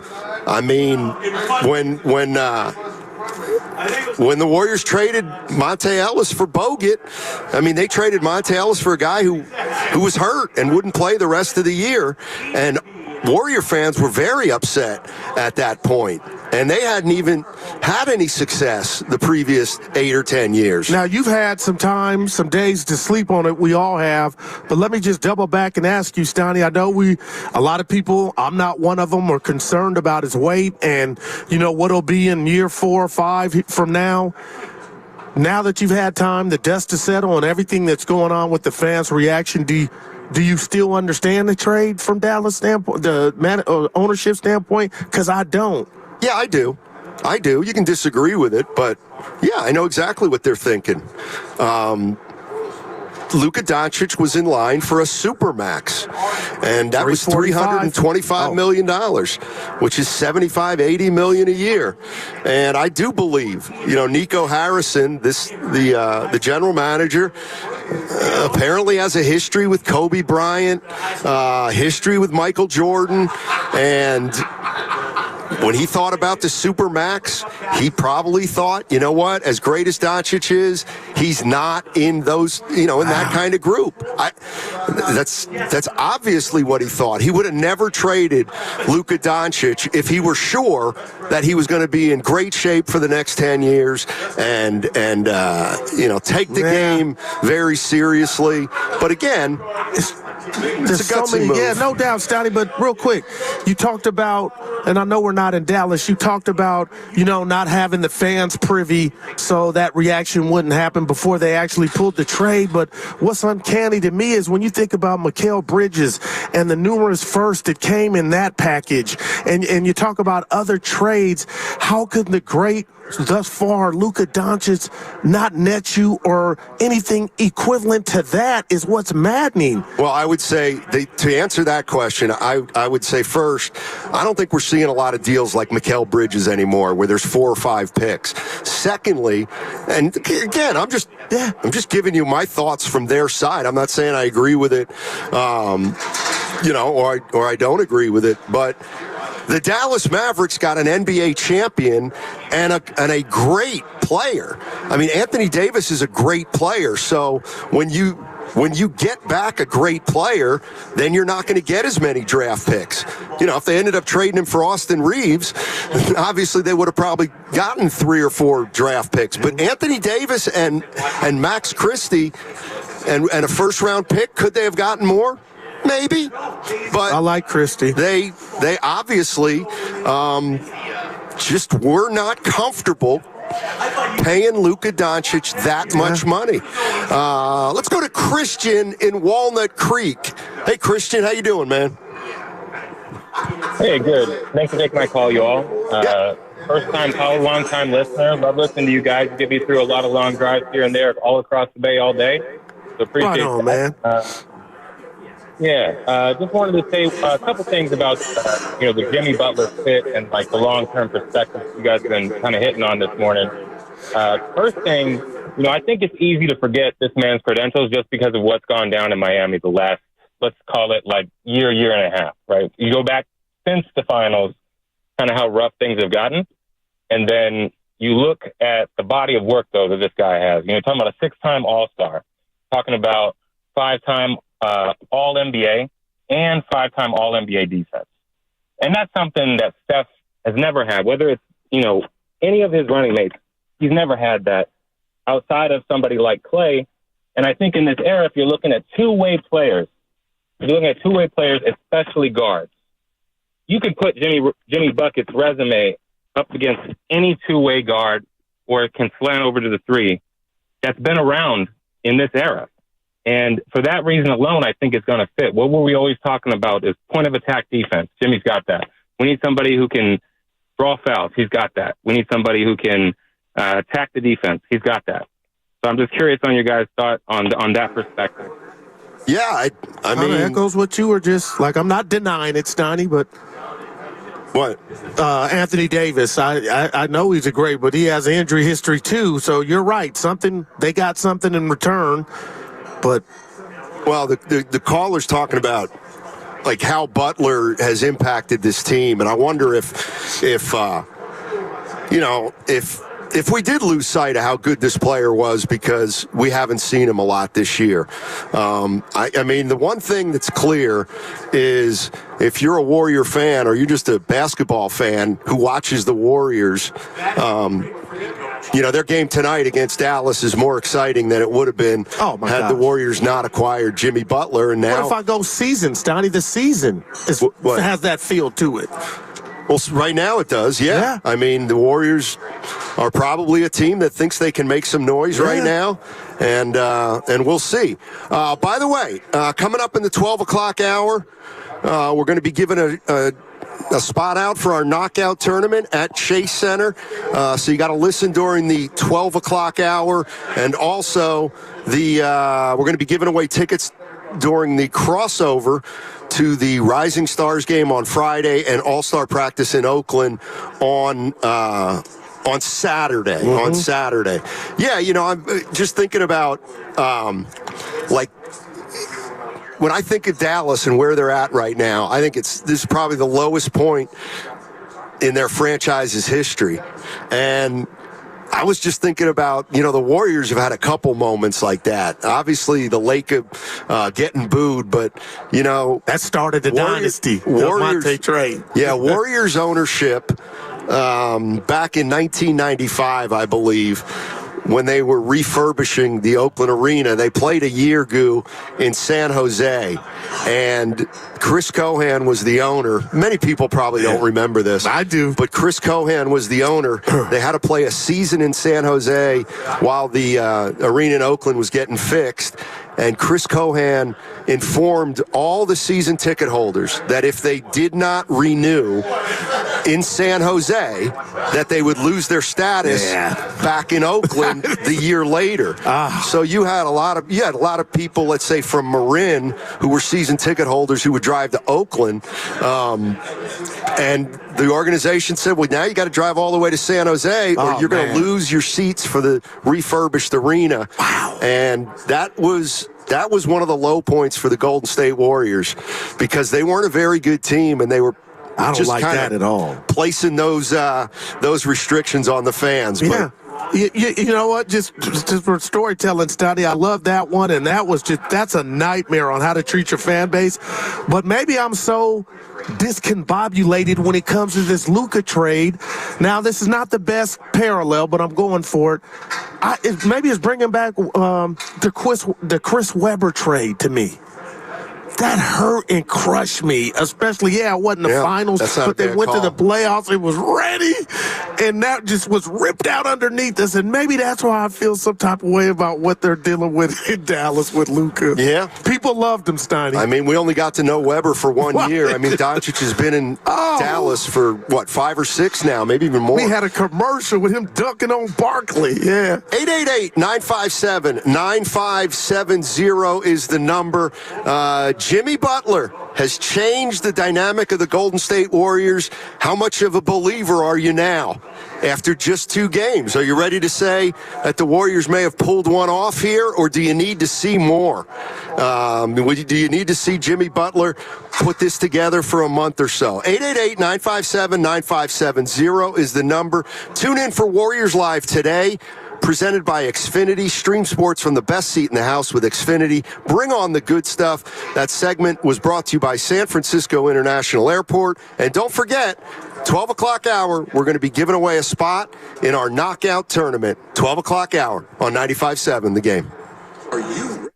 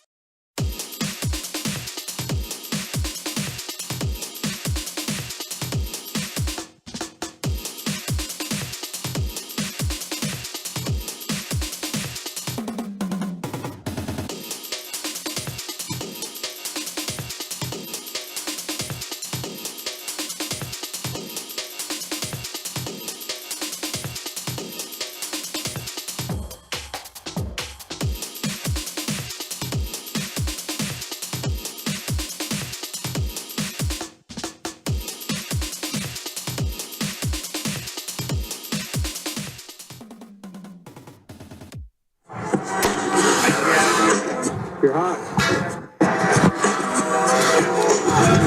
Now, back to Steiny and Guru on 95.7 The Game. All righty, Warriors at Dallas tonight, 6:30 start. You can catch it all. I can't wait. Starting at 5:30 on Warriors Live, and the Dallas Mavericks are short-handed in a monster way. You got to win this game tonight. Anthony Davis out, Daniel Gafford out. Oh my God. Derek Lively out. PJ Washington questionable. Dante Exum questionable. So. Warriors minus 5.5. Yeah. Book it. Are you going to bet on the Warriors tonight? Already done. Yeah. Okay. All right. Yeah, they hot. Last Tuesday. Don't forget to listen during the 12 o'clock hour. We're going to give away a spot in our knockout tournament. And what's at Chase Center? You wanted to ask me something? Yeah, Stoney, listen, man. The people don't know. Some do. We are family. And what I'm about to share with you and you all, I really need your honest opinion of what I'm about to tell you. I'm walking in to get to work, and George pulls up in an Uber, about 6'4". Okay. And I hear Guru. And you know my line is, what's your name? Because I'm going to shout you out like I learned that from you. And George goes, I love the show, you and Steiny. All right. Gave him the bro hug. I'm like, man, I'm already feeling good. And he asked me this, is that really you? And I said to myself, yeah, Daryl Stein. Then I said, is he thinking what I do is an act? How would you, because I'm still kind of trembling and bothered, like, what was he insinuating when he said, is that really you? Well, he wanted to know if some of your outlandish takes you actually believe in, or you're just saying so that people George, it hurt. give you a reaction. Oh, stop. Well, this is who I am. Well, and easiest job in the world. And sometimes it's quite frankly unbelievable. Wow. George kind of hurt me. He looked deep in my eyes. Is that really you? By the way, I've gotten some people on the text line and the YouTube chat, and they want to know if you've been able to look into Jimmy Butler's eyes yet. See, maybe through the screen, and what do you see when you look in those pupils and irises and corneas? This is nothing against Andrew Wiggins, because we were always looking into the eyes because he had all the talent, and we all understood and loved him still because he didn't, he couldn't tap into it every day. But we're talking about a killer. We're talking about a psycho egomaniac like Gary Payton II, Xavier McDaniel, Evan. When I talk about guys that have that Jedi, I don't need to look in the eyes. And that's why I was excited when he was coming to town. And I'm going to say this, because he's not a family member or friend, Jimmy Butler. Hopefully we get to meet him, Stoney. But I am shocked, and I know a lot of us are fickle. I demonstrate that at times. But a lot of people were poisoned or were turned off about what happened with them in Miami, as opposed to just giving them a clean slate. But now I feel like that line is growing after the basketball component of it has shown us, a little taste. But it's like, man, in every facet of life, Stoney, one relationship and one person's reputation doesn't mean it's going to be your same experience. Yeah, you don't hold people accountable. So he's here now, and he's thank God we don't have to drop. But look, I need to see what it looks like if it gets bumpy. I don't know what it'll look like if it gets bumpy with Jimmy Butler. I know if they keep winning games, they're less likely to get bumpy. But I mean, he can start with a fresh slate, but you got to acknowledge what's happened in the past, and it's got to be something that's in your mind, or at least in the back of your mind. Now, I don't want to go, we're having a fun day, Stoney, but I'm going to keep it real, If those same people are going to judge, Tupac said only God can judge. If those same people are going to judge and have a problem with what Jimmy did, I'll say this.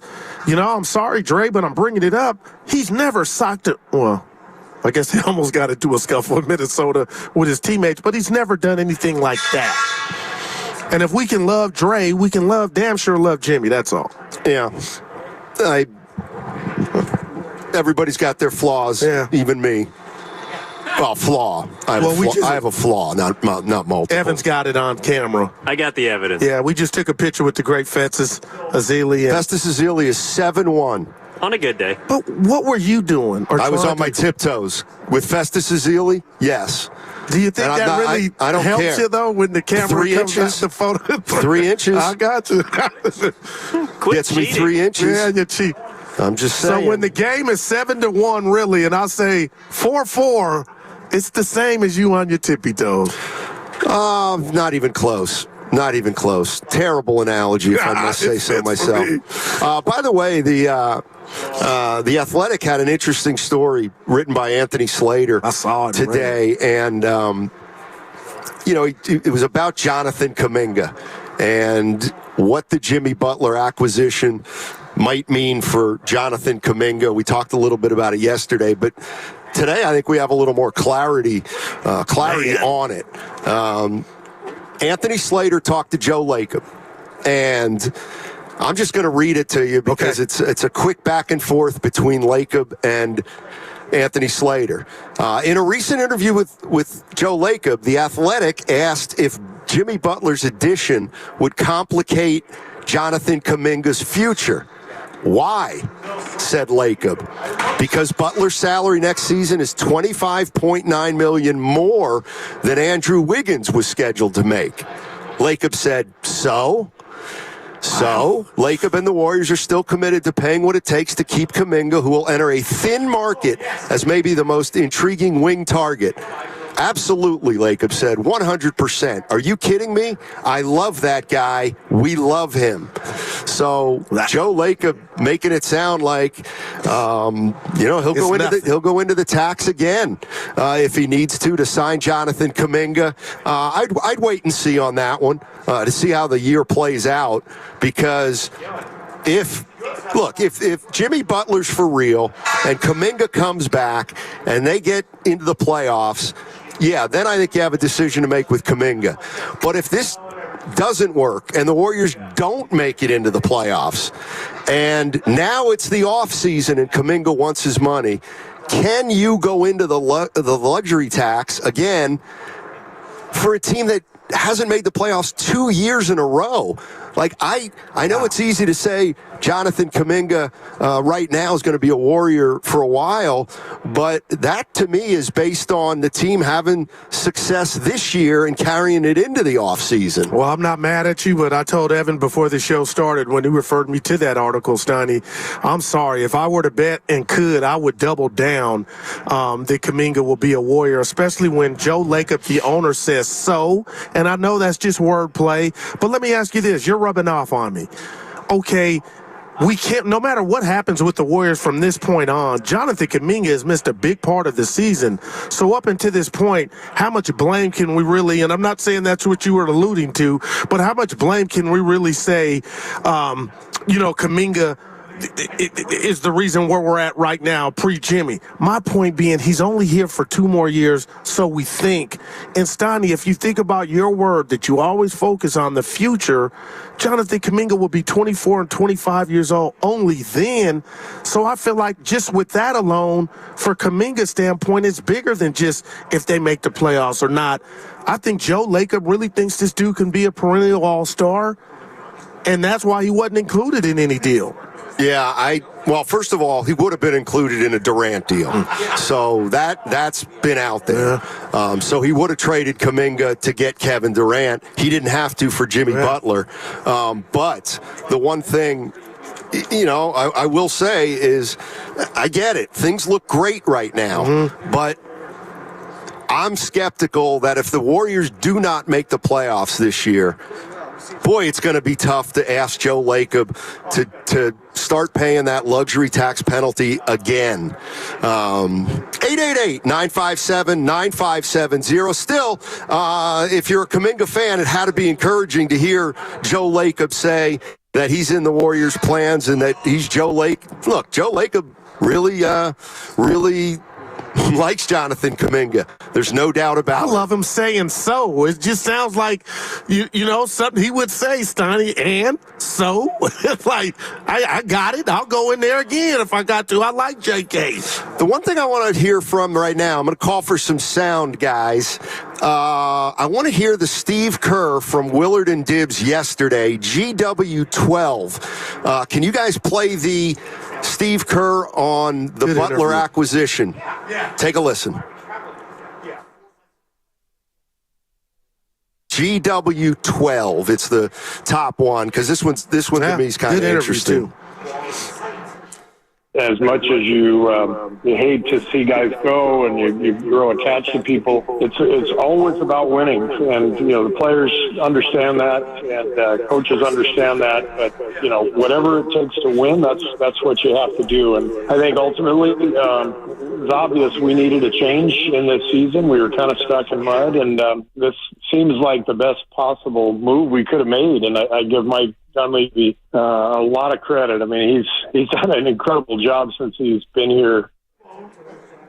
Yeah, and I guess the part that to me I find intriguing is, of all the guys the Warriors went after, is it possible that this guy, Jimmy Butler, was their fifth option, but he's actually their best fit? Nah. I love that, Steiny, and I feel like, again, it's early. I understand that. But, man, oh, man, I feel like when it's all said and done and the dust settles, that's what we're looking at. You know? What? That the guy that might not have been your top choice ended up being the best fit. Yeah, I mean, again, just through 2 days, and I don't know what's going to happen the rest of the way, but through 2 games, I would say, I'd prefer Butler over Kevin Durant at this point.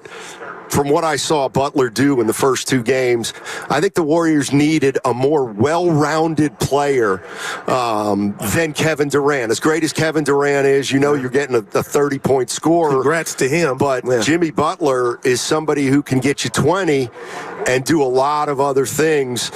And I don't know. I mean, I'm with you, Steiny. For the first 2 games, I don't know if it's going to work for the rest of the season. I don't know, again, what the road getting bumpy looks like. But through 2 games, the Warriors look like a completely different team. And you don't need me to give you any love or scratch your back, but if Jimmy Butler pulled up on us, I would tell him, hey, look, man, the dude I work with, he's a killer in regard to he's hard, man. But for you, Steiny, to say and admit, and I got to tell you, all week I've been shocked since the announcement that, hey, I'm not all the way on board. I like what I see. That is really telling me on the guru radar, like, man, this thing is off to a great start for you to be, you know. Well, I mean, they got to stay healthy. Well, they gotta win while they load manage. And you know, one of the things I heard, and maybe it doesn't matter this year, is that one of the reasons Butler's so good in the postseason is because he coasts during the regular season. Now, I don't think we're going to see that for the rest of this year. Can't afford it. That's more of an issue for next year, but. You know, that's one of the things that people say about Jimmy Butler, at least when he was in Miami. But we'll see. And we'll see how the Warriors finish the rest of the season. Yeah, I can't wait for tonight. And then we follow that in the first half, Steiny, with a game in Houston tomorrow where finally the bottle will stop spinning in regard to the Warriors getting, you know, a little luck in regard to who's not there. Because Dallas, I mean, this is amazing who the Warriors don't have to face tonight. Yeah, exactly. 888-957-9570 is the number. Steiny and Guru joining you from Thrive City. We are adjacent to Chase Center. We're at Splash, the new sports bar right outside the arena. And there's activities going on here. People are starting to trickle in. And this is going to be the place to be this weekend as the 2025 All-Star Game is in San Francisco. I see the TNT putting up their stage, and this is going to be a lot of fun this weekend. Like I do kind of feel like the All-Star Game's been a little under the radar leading up to this, and let's talk about that for a minute, because a week ago we were talking about if the Warriors don't make a move, the national media is going to come in here and they're going to talk about how Steph Curry, one of the great superstars, doesn't have any help, and the team he's playing for is kind of going down the tubes. And now here it is a week later. The Warriors have Jimmy Butler, and now the narrative is completely changed. And it feels like Steph Curry and what's going on here, now they have the enthusiasm of Warrior fans coming into this weekend instead of feeling a little dread coming my coming gosh. out. Stoddy, and you also, I don't want to say you forgot, on top of the two things you mentioned about the scuttlebutt from a national standpoint, how's Curry? Is he happy? Is he going to want to move? Partner, I really thought those shoes were on our feet because I thought, you know what? They're not going to get Durant. He don't want to come. Jimmy said he didn't want to resign. So it's kind of funny, but Stoddy, I really thought that was going to taint my all-star experience, that when they finally got back to the Bay since 2000, the Warriors are kind of down. There's no answers. They're sitting there 11th with, nothing's looking up. And all of a sudden now, and I've been saving this from you, but I'm ready to roll out with a couple more wins. Oh, my God, Stoney. Are the Warriors going to be that team you don't want to see in the playoffs? You know how we always dub somebody that, no pun intended. But, man, it looks like if they can end this half hot, they got some action.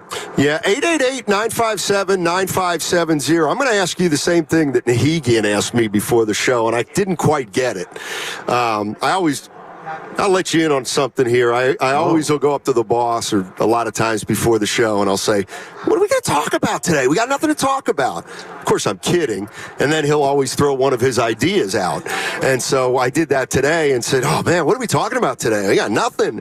And he said, you got to find out what the plan is. And I said, what plan? What are you talking about? And he goes, what's the plan of the fans, the Warrior fans? And I'm like, again, Matt, what are you talking about with the plan with the fans? And he goes, well, Kevin Durant was here for 3 years, and people were excited about him in the beginning, but it seemed like the fans' enthusiasm went away, and then by the time Kevin Durant left, he didn't feel very appreciated. So, Goo, if you're a Golden State Warrior fan and you see the way Kevin Durant viewed his experience here in the Bay, what's the plan for the fans? Do they need a plan for Jimmy Butler? Man, Stoney, I'm telling you, man, I just really feel like I'm hitting a piñata with what I'm about to say because, again, I disagree that the fans treated him differently. That's just my prerogative. Shout out Bobby Brown. But to answer your question, Dub Nation, the fans we're going to show the same class, the same wherewithal to recognize good basketball. And once you have that Warrior jersey on, which he does, his first home game will be soon here, he's going to get appreciated just like every other player's been appreciated.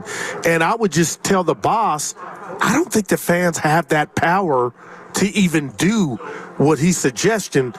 It's just Kevin Durant was a different animal, Steiny. Yeah. And I ain't mad at him. I just don't think I don't feel like the fans treated him any different. He start talking to the media, and that start turning fans off. And that's just how I look at it. Yeah, because you and I were doing pre and post, staying to that damn arena till 1 a.m. every night. Yeah, I'm not going to sugarcoat it. When you have a guy like Steph Curry, everybody's going to have to take a back seat in terms of the fans. And now, if Durant's perception was that he wasn't appreciated here, Jimmy Butler better not feel that way. And the reason I say that is if Jimmy Butler feels that way, then maybe we got a problem in Golden State. But I don't necessarily think that's the case at all. I got to say something to you. The boss is talking about, we need to cherish Jimmy. Of all of Alex, I'm going baseball on you. Of all of Alex Rodriguez's faults, Steiny, he went to New York and he knew he had to take a back seat. He didn't even have to say it to Derek Jeter because he was the guy there. And no matter what happened, Alex could hit 100 home runs. He would never surpass Jeter. I don't believe Alex even thought that was feasible. But, Stoney, why do I feel like maybe Durant, in a crazy way, deep down, there was that comparison or there was that competition to where he thought he would be more beloved than Curry. And I would just say I don't think he thought that. Okay. I don't think he thought that. You'd have to be an idiot to think you're going to come here and supplant Steph Curry. That's how I feel. No, but I feel like he just didn't get credit. You know, I'm just telling you the way I think. I do think the fans didn't appreciate him as much as they could have. I think that is fair. And I didn't it's not the end of the world, but when you have a player like Steph Curry, everybody's going to have to play in his shadows.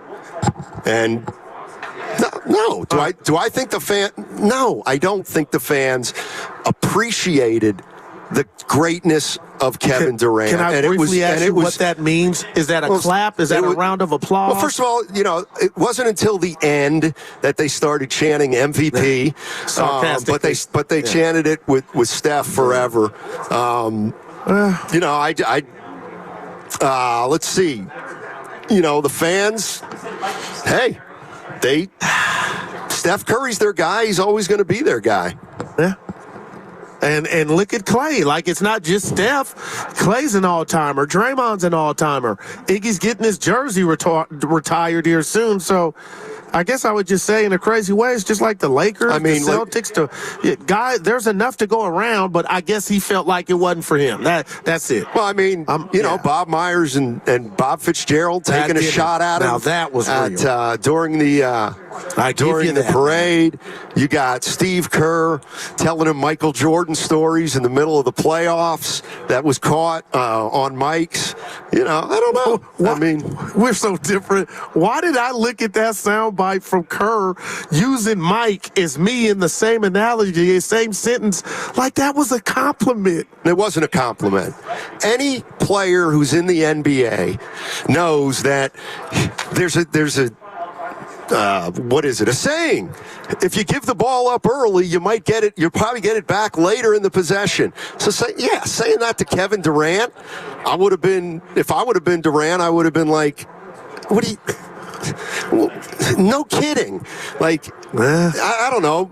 I could see how Durant might have been, I don't know if offended's the right word, but look, he wasn't crazy about being here. He wasn't crazy about the system, and clearly wasn't crazy about Steve Kerr. And here's Jimmy Butler. We'll see how the fans embrace him. But I'll tell you this: if they keep playing like they do, Jimmy Butler's going to be a new fan favorite. Oh man! All right, 888. I see we got some calls lined up. I'll get to you on the other side. 888-957-9570. Don't forget, in the 12 o'clock hour, your chance to earn a spot in the knockout tournament at Chase. Listen during the 12 o'clock hour. Also, tune in for Warriors Wednesday. It's brought to you by Friedman's Appliance. Come see their full selection of in-stock luxury appliances in live working vignettes. Visit Friedman's Appliance in Pleasant Hill today. That segment also brought to you by Safeway.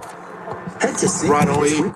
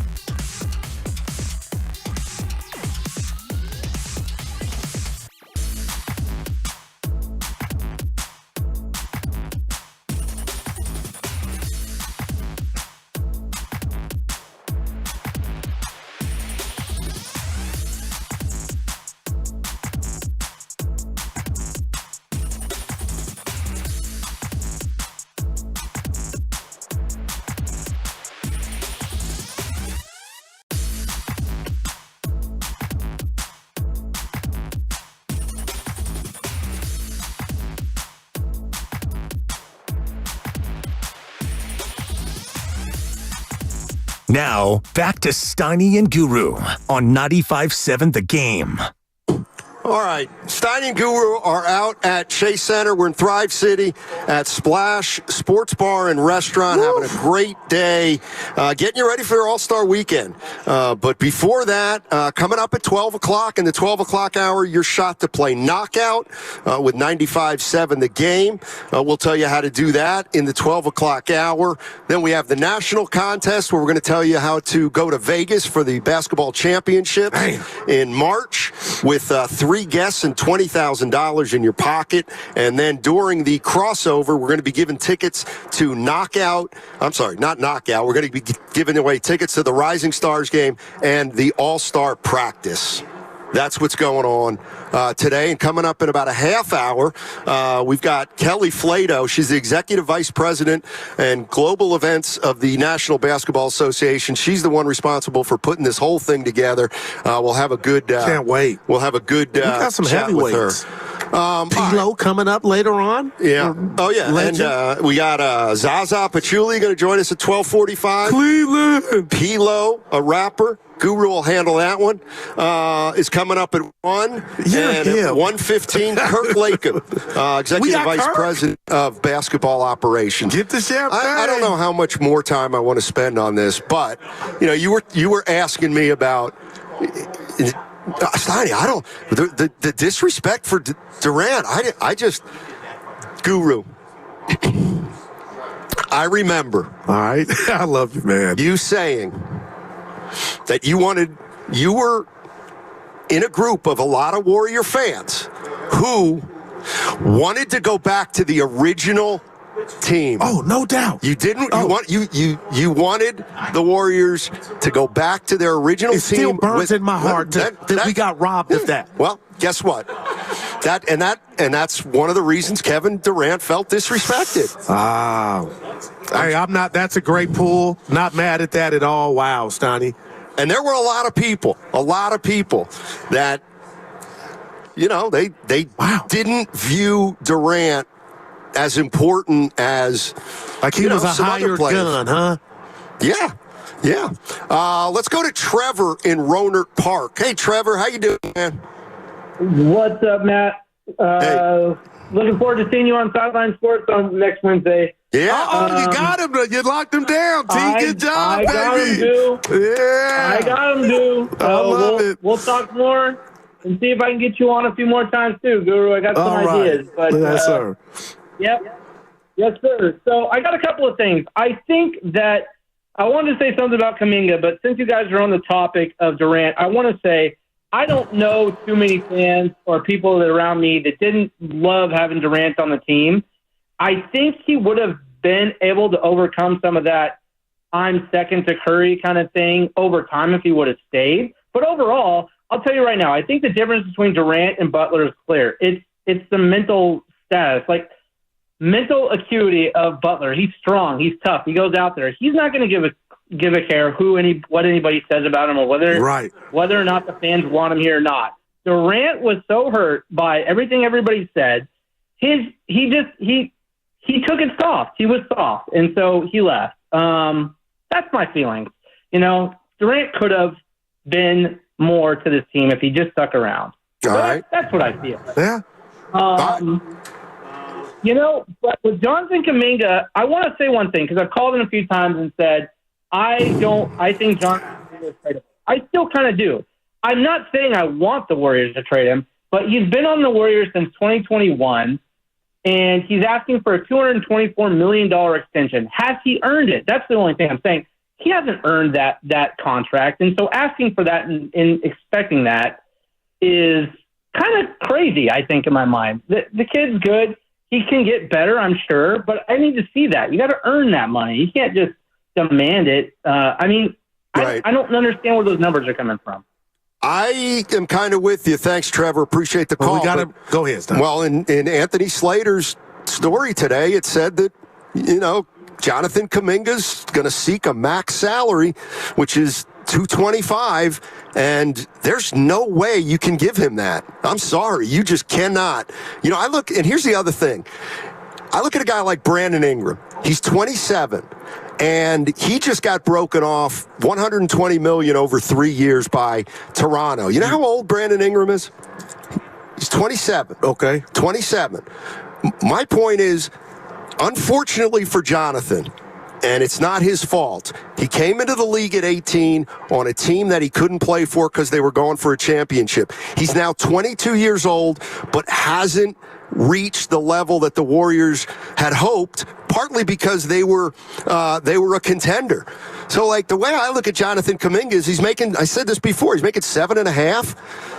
Give him 15 or 20. Right. And then the next contract when he's 26 or 27, that's when your next 5 years is going to determine whether you're a $40 million player. Not what you've already done in 4 years, because you haven't shown us you're a $40 million player. You just haven't. Okay, I'll say this. Who's to say, because I hear you, I feel you, but at the end of the day, it's Joe Lacob's job. And reading that Slater piece where he says, who cares? So, in regard to going into the tax, and I can't forget, just a couple weeks ago, Logan Murdoch, friend of the Bay, had mentioned that, Joe Lacob and the scouts had a different opinion of one Jonathan Kuminga. The one facet to this Butler trade is they didn't have to give up Kuminga, Steiny. I know how you feel. I'm not saying it's not valid, but why when we talk about a guy like Brock Purdy, when York says we're ready for him to reset the market, we're like, what are you talking about? That carries weight. And then I feel like when Lacob says basically so, and I'll go into the tax, and I really feel like he's the biggest Jonathan Kuminga fan in the building, I think that carries a whole lot of weight. So let's just fast forward real quick, Donnie, do an exercise. If they do bring him back and he were to get 35, now you're talking to the guy that made that happen, and that's Lacob. What would you say to you still would think it was a mistake? Yes, I would. I don't think we're looking at a $35 million player. That's me. Very few teams are going to have money in the offseason, and I believe that Joe Lacob thinks he's going to be able to keep Kuminga in a Warriors uniform at far less money than we think. I'm convinced that he thinks that he can get Kuminga to stay in a Warriors uniform for something really modest, like 20-ish. And I'll tell you this. I know it's easy to say, oh, he'll get more than that. From whom and why? And he, again, difference of opinion, shocker. But Stoney, he may not need to, because that may come from the Dubs. If again, I have no intel, it's just a feeling I have. But I was about to tell you and share with you all, I get goosebumps thinking about the Warriors and their future now that they held on to Kuminga. You see pods emerging, Moody, QP, Santos, and now Kuminga, who to me is the shiniest object of those guys. But I'm all in for the next 2 years, and Steph Curry and what's left, Stoney. But a Kuminga being a part of that, I mean, damn, the Warriors are almost, you got the best of both worlds looking at the future. Well, and that's the I'm just saying, I'm not saying that's why you go give Kuminga 40. But, Stoney, I'm just telling you, don't be shocked. He doesn't even start. He's not even a starter.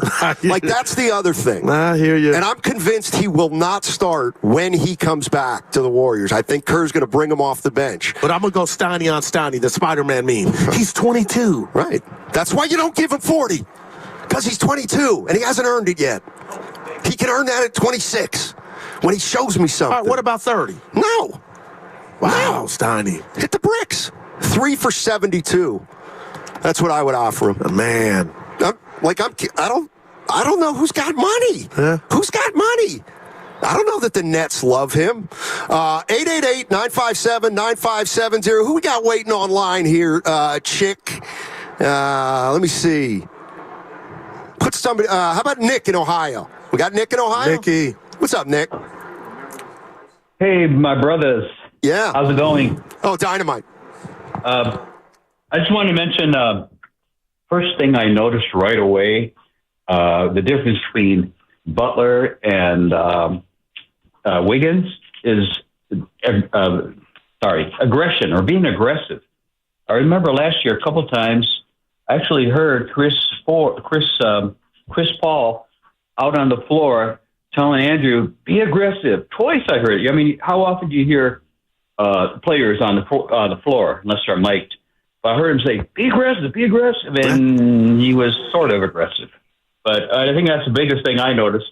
Plus, as far as KD goes, he's just a highly sensitive person, and I don't think Jimmy Butler is going to have any problem. He already recognizes Curry is the greatest Warrior of all time. I mean, so no big deal. That's my. That's another thing is, Jimmy Butler's joining this team at 35. Yeah. Kevin Durant joined the Warriors in his prime. I think there's a big difference there. I think that Jimmy Butler on this team right now, it feels like everybody's aligned and it's all about winning a title. Not that it wasn't with Durant, but that team was going to win a title whether it went off the rails or not. And it did start to in that third year. But I think this year, especially when you look at, and you know what, I want to play that sound from Draymond's podcast where he talked about this being the last ride. How about GW26? Carter, can you get that one up for me? Draymond talking about the last ride. Like, we got Jimmy Butler. Like, this is no small deal. It's Jimmy Butler. Steph, he looked like he got belief. After the trade, he looked at me and he said, man, it's crazy because it just dawned on me that, like, this is it. Yeah. Like, this is the last run. Last ride. Like, and I said, let's do it. Let's ride till the wheels fall off. It's like, let's do it. Yeah, let's go. It was an emotional moment. That was Draymond Green with Baron Davis on Draymond Green's podcast. What do you think, Goo? You know, I feel sad when I hear him say it's the last ride, but in actuality, it's not. We got at least 2 to 3 to 4, hopefully, seasons left of Steph Curry, if not more. And now with Jimmy Butler, who doesn't look 35. So I get the sentiment, but what I can't ignore and what I love is just listening to Kalin and Bob, watching those games again, Steiny, watching a team that didn't have enough on offense, that felt figured out, that didn't look that looked unathletic, and all of a sudden, they got Jimmy Butler now. I feel like Durant's out there. And I know Butler's not Durant. It's not to that degree, but it's to that degree to where the defender's like, holy hell, we got to stop this dude. The guy with the green eyes shooting threes from anywhere. We got the dude posting us up to slow the game down. They've added body punches to their style of boxing. And I'm here for it. And now I think they're a problem. But what does scare me, and I've said this all week, is I don't think it's a series that's scaring me. That's the easy part if they get there. But it's the margin of error is razor thin. But you got the benefit of the doubt with no Giannis. You got no AD and company, Gafford tonight. Houston will be fully loaded. But outside of that, man, maybe the stars are starting to align. You're listening to 95.7 The Game, KGMZ FM and HD1 San Francisco. Always live on the free Odyssey app, Twitch and YouTube, powered by First NorCal Credit Union. Let's go to Wando in San Jose. What's going on? What's that? How about Word in Oakland? What's up, Word? Leon, our guy. Hey, Word. We lost Word? Lost Word, too. So nobody's on hold right now. Is that correct?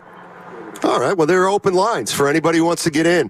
888-957-9570 is the number. And once again, we're broadcasting outside Chase Center at Splash, a new sports bar and restaurant right next to the arena. We're looking out on the plaza, which is filling up. And there's just going to be a lot of activity here over the weekend with the All-Star game in town. And 8 Warriors are participating this year in some event or another. But again, Steph's my guy. Not the one I wanted, Sonny. The one I wanted the chef in the 3-point contest. So I'll get over it. Buddy Hield did it, so Buddy, bring it home. Sonny. Buddy Buckets. What did you think about Draymond's comments that this is the last ride?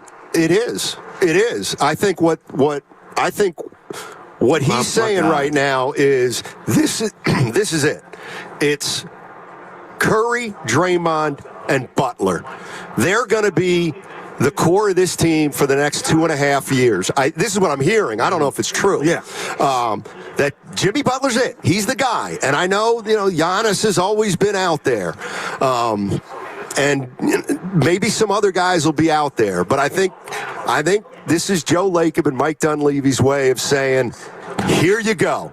Here's Jimmy Butler. You wanted a guy. We got you the guy. And now it's up to you 3 guys to bring it home, whatever that means.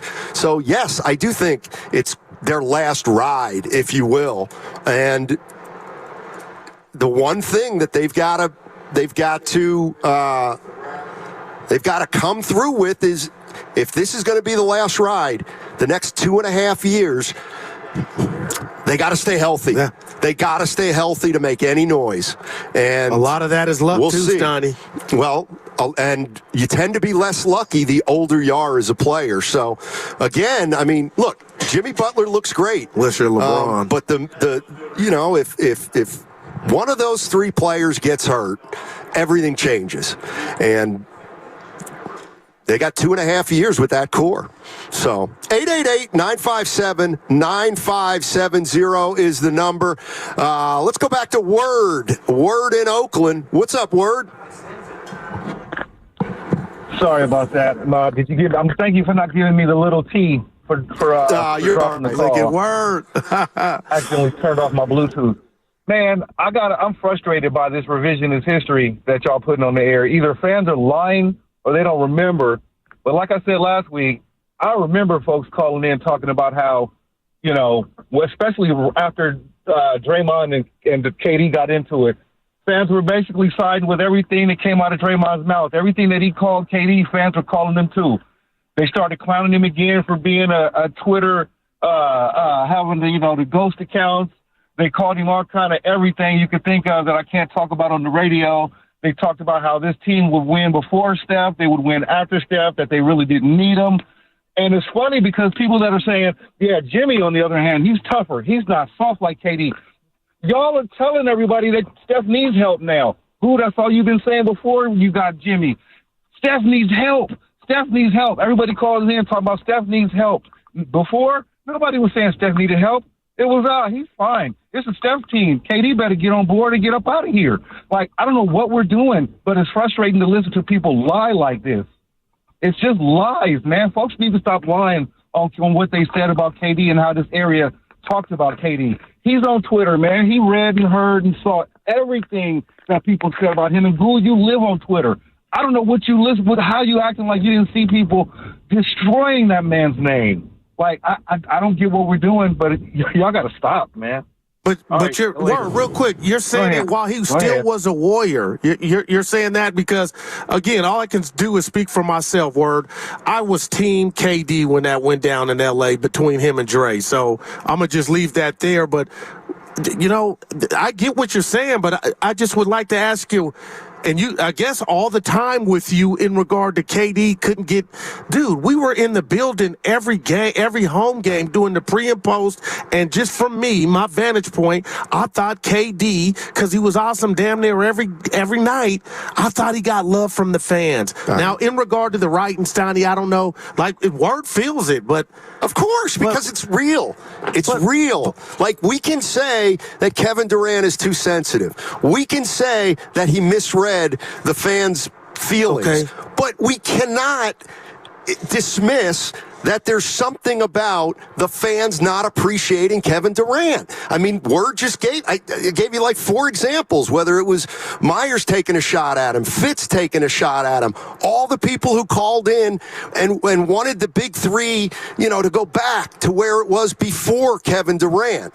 Again, you might say, well, Kevin Durant's soft, and that's why that's why he wasn't embraced, or he was embraced, but he's so soft he didn't realize it. Yeah. There's something to it, and I believe Durant coming. I'm sorry, I believe that yes. Just to put it this way, no, Kevin Durant was not as appreciated as he should have been while he was here. That's what I believe. And I think a lot of people would, agree. But it's water under the bridge now. Yeah. And here's the other thing. I don't know what it was. Kevin Durant had no interest in coming here. No, he said as much. Zero. He said as much. So, and I'll say this that's got to be put in the equation, because he said something, Stoney, and I only can speak from my experience. I told you, we just talked about it not too long ago. I did not want Durant here. I felt like that Warrior team did not need help. I felt like I wanted to see them extract revenge on the league. It didn't happen. But now we're talking about Steph at 37. Hell yes, Word. It's years later. The can is down the road. It was obvious. And I don't know what needing help means. LeBron James has help. Boston, Jason Tatum, and everybody else and their mom has help. Jokic has help in Murray when he's on. So I don't think that's derogatory to say Steph needs help. 888-957-9570 is the number. Let's go to Tony in San Francisco. Hey, Tony. Hey, guys. I appreciate the guy who just called in before, because that was infuriating for me when people were trashing on KD all that time. I remember I live in the East Bay. I live near the arena. I remember when KD joined. Remember that huge banner hanging off the side of the arena that said, "Welcome, KD"? You remember that? Yeah. Yeah, and then when everyone was trashing him, and I don't have Twitter, I don't have any social media, but he was getting destroyed everywhere. And when he left, I was so upset with the fan base and with everyone. I didn't listen to sports radio for 2 years. I was so upset. Wow. Man, he's right, man. He was destroyed. He was dragged through the mud. That sucked. Appreciate the call, Tony. Appreciate it. Let's go to Jason in the Central Valley. Hey, Jason, what's going on, man? Hey, boys, good to talk to you again. Yeah, good to talk to you. All right, I called the afternoon show yesterday. I just have a curious opinion I want to get from you guys. Kind of has nothing to do with KD talk, so sorry about that. So regardless of what happens with Butler this season, I'm kind of curious and what do you guys think about what we do about the two-guard position going into next year? Because from what I see, it's Buddy Hield and kind of Pods going rotating in that position now. I don't see Hield moving forward into next season, and Sajemski looks more of like a backup point guard to me. And I mentioned that possibly getting Anthony Melton as a free agent on the cheap next season. I'm just wondering what you guys think about that, or even if you guys think a two-guard position is even necessary to address in the offseason. Thank you again, guys. I appreciate it. Yeah, thank you, man. I do think they need another guard, but, I mean, you got to look at the roster. Curry's under contract for 2.5 more years. Pods is under contract for another 3 years, and Buddy Hield is under contract for another 3 years. So those are probably going to be 3 guys who are going to be part of your backcourt for the next 2 or 3 years. And, maybe you can trade Buddy Hield, but I think they're short a guard right now. Well, he said it sounded like he was talking about a starting guard, and I always thought Wiggins I'd like to see him at 2. I understood his handles were, so-so, especially going left. You talked about it. But, man, Stoney, the beautiful thing about Jimmy Butler being a chameleon is I feel like he could play 2, Steph at the 1. I talked about my dream lineup. Kuminga at 3, Dre at 4, and Post at 5, or Looney, whomever. But it doesn't seem like that is not going to manifest, but it could. And I think Butler could hold it down, and I think he's got stronger, better handles than Wiggins. All righty. Coming up on the game is brought to you by Fremont Bank, here for you, here for good. Safety on roads and freeways starts at Valvoline Instant Oil Change, your 15-minute drive-through oil change for all vehicle types. Friendly technicians check fluids, wipers, lights, tires, and more while you stay in your vehicle. Locations and coupons at BayAreaOilChange.com. Don't forget, coming up on the other side, your chance to play knockout at Chase Center. I had a checkup with my doctor, Steiner. You remember that? And they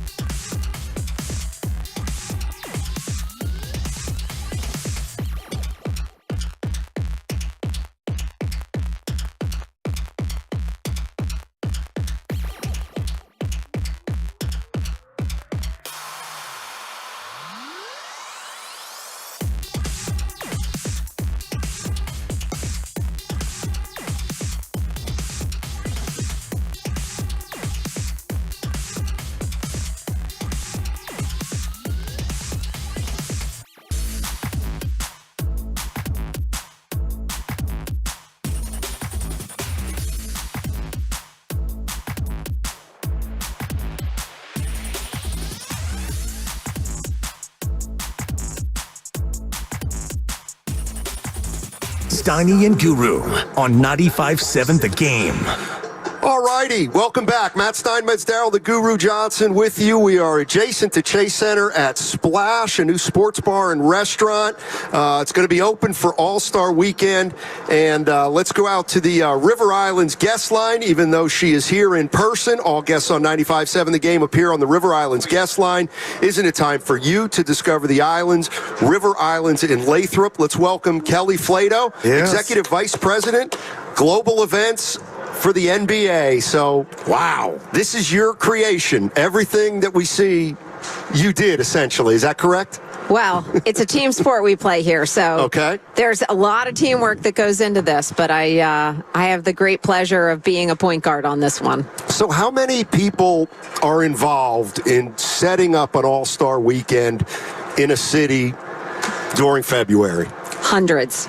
I mean, it is, when I say a true team effort, I absolutely mean that. Working with our incredible colleagues at the Warriors, the Valkyries, the Bay Area Host Committee. You know, we're fortunate that we've got a new WNBA team starting here, in a few months. And one of the things that you'll see if you get over to NBA Crossover at Moscone Center is that all of the NBA properties are represented. So it really does, it takes a village, as they say, and this is no different. And we're really fortunate to have great teammates that help us do this. And to be in a city like San Francisco and Oakland, because we're doing events on both sides of the Bay Bridge here, that it really is a team effort to be able to put all of this together. And I think we've got over 50 distinct events that are going to take place across the weekend. And I guess that's what I want to ask you about. So if you're telling me there's 50 events in the Bay over the course of this weekend, like how do you find out what they all are if you want to attend as a fan? Absolutely. Thanks for teeing that up for me. Please download the NBA Events app, and when you tap on schedule, you'll be able to see all of the appearances and things that are happening across the Bay Area. Also, if you go to NBAevents.com, we got a full schedule there. There are still tickets available to some of our events, so I think you'll find some for the celebrity game on Friday night at Oakland Arena, and maybe a few tickets left for practice at Oakland Arena and Rising Stars here at Chase Center on Friday night. So lots going on. Yeah, I like your energy. I was talking to her off the air, Steiny, and I'm sitting there thinking you've been here a couple weeks that you shared with me. So you got all the talented people that put this together. I'm curious. There's a lot of revenue coming into the Bay Area. We're excited.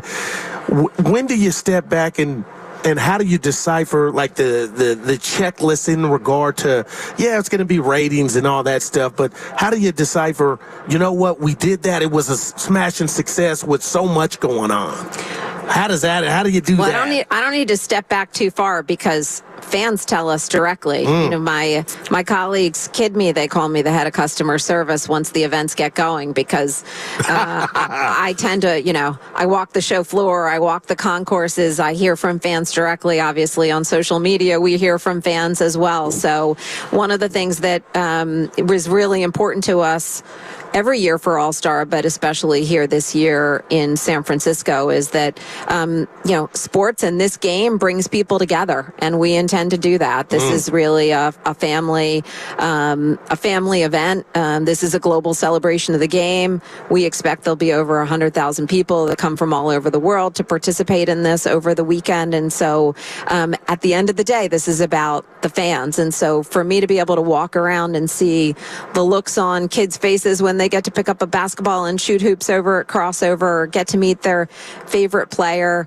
I'm sure there will be some mania when, Wemby shows up for his player appearance over at Crossover. And so there's lots for people to see and do, whether it's, you want to put up shots on the court or see the G League players over at G League Park or take in a concert at the NBA All-Star Concert Series. This really is a celebration, and you'll see that at every level. Wow. Let me ask you this. So next year it's in L.A. at the Intuit Dome.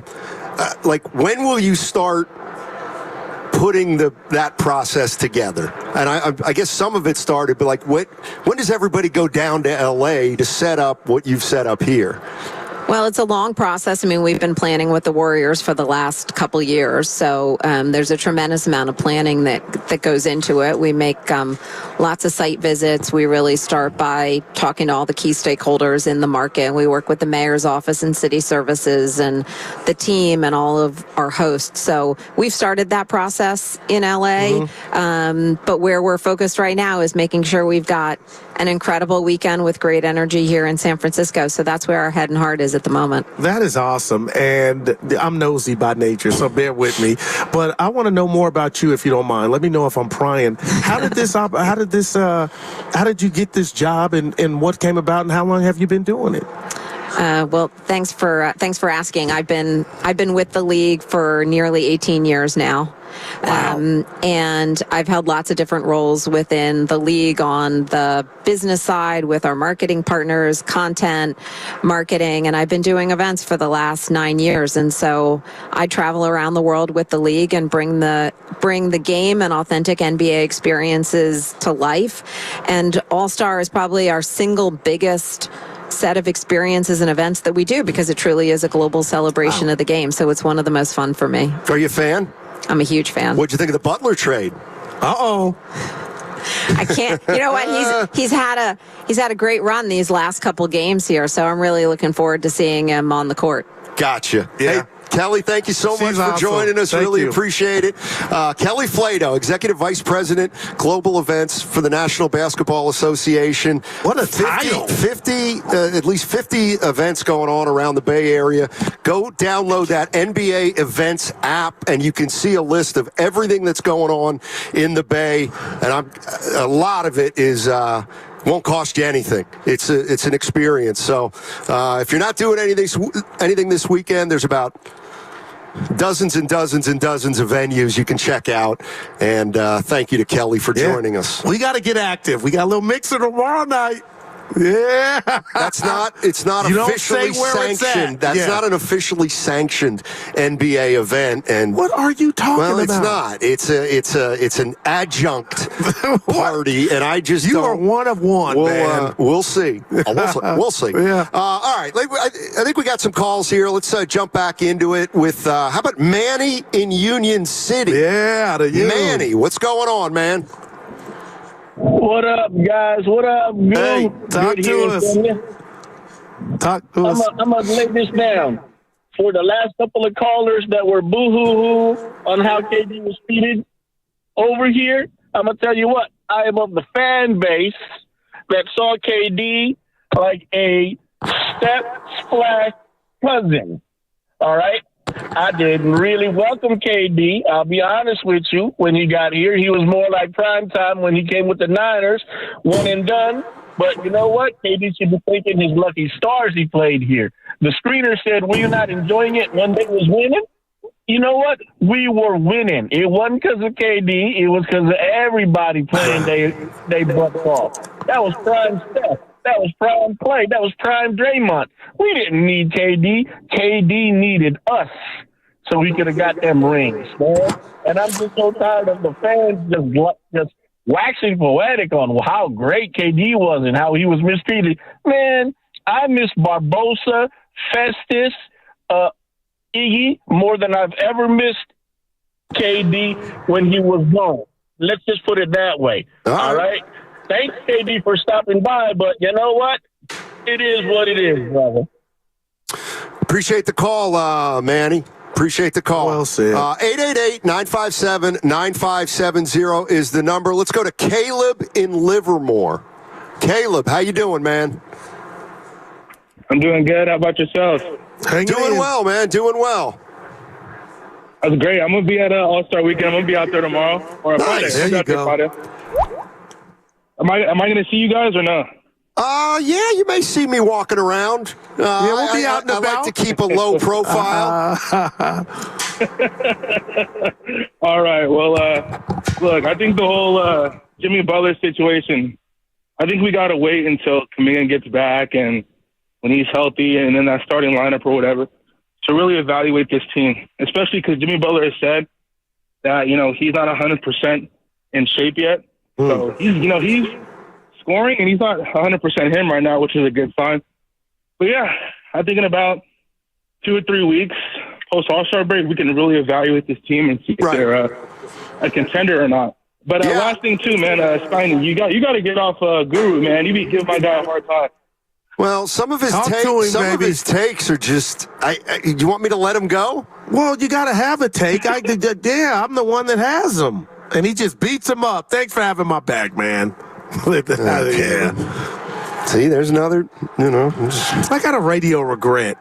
What's new? One word. That's my guy. I love him. He's my guy. Well, then, all right, I'm about to say and this. And you can tell he's my guy. And I can't revision his history. He was sounding like Durant. That was passionate, but he was sounding like Durant. The bottom line is Durant was not a champ till his ass came here. And the one thing I hate is people. This is the disrespect. I'm letting it out now. It's the disrespect. How is that disrespectful? Those are facts. Those are facts, okay. Jack. That's all. But nothing against Durant. Those are facts. No, it is against Durant. That's the point. What you just said is the kind of thing that pushed him away. You're part of it. No, Steven. Okay. I got something to do here. All right. Knockout. This is the 12 o'clock hour, and I'm going to give you a keyword to access a spot in the knockout tournament at Chase Center. The keyword is point. Point, as in Steph Curry isn't really a true point guard. That's an inside joke between Steph and myself, by the way. So the keyword is point. Next segment, listen for the sounder of a blaring horn. There you go. There you go. I'll give you the number on the other side. First caller is locked in for knockout. There you go. Let's go, baby. Right here, Steiny, in Chase Center. All right. Let's, how about Daryl in Washington, D.C.? Hey, Daryl, what's going on, man? Hey, Steiny. Hey, Guru. How you doing? All right. I do agree with you, Steiny. To be honest, the fans they need to be more loving and appreciative to some of these stars. Like, mind you, yes, KD was a little bit emotional. We get that. But I think it's important from this going forward that we make sure that Butler is more appreciative and loved, because he's probably not the only star that's watching. So we got to make sure that any other stars that might want or think about wanting to come to Golden State and want Steph and Dre, retires and hang them up, it's very important that the fans know that we got to make sure that whoever takes the mantle is loved the same way Steph and Dre were. And a lot of fans did not do that. Great call, Daryl. Appreciate the call. And I think a lot of that had to do with KD joining a team that was already established, and a lot of people feeling like KD wasn't altogether needed. Took the easy way out. Although, I guess he was needed because Draymond Green called him after Game 7. But Jimmy Butler feels different in that the Warriors need Jimmy Butler now. And I think that's a big, big difference. There's nobody, when the Warriors got Durant, it was possible to think, you know what, we don't need him. I mean, we won 73 games. Yeah. But you got him, and you won 2 titles in 3 years. But Butler is joining a team that didn't make the playoffs last year. They're out of the playoffs right now in terms of the standings. So nobody can, we've seen what Steph Curry is this year without Butler. Yeah. So let's see what Curry is and the Warriors are with Butler. But clearly, I mean, it's obvious because every fan said it. Steph needs help. Yeah. He's got help. No doubt about it. And I'll say this, Tiny. I'm a big script writer. I'll go Tarantino, Scorsese, Tyler Perry. If Durant would have came and they got off to the same start in 2 games, it almost was like we expected that. But the fact that Jimmy Butler came with baggage, then also we had the fear factor. I didn't, but some did, like, oh boy, how's this thing going to work? And all of a sudden, again, I know, and you've helped me, it's a short sample size, but Stein, it almost makes the victories sweeter. And if this thing keeps going in the direction I think it's going, everything is going to taste better because there was some doubt when we found out Jimmy Butler was going to be a Warrior. I know it's early, but right now, I just love being on the edge of like, oh, boy, what? Oh, it can work. And I think that's why we're taking calls. People like, you know what? I was off board. Now I'm kind of on. Yeah, again, when the Warriors acquired Butler, not crazy about it. And the big reason is I'm skeptical that your core players can be 35, 36, and 37 or whatever they're going to be. I am skeptical that this team can stay healthy enough or load manage themselves in a way that you can take advantage of it.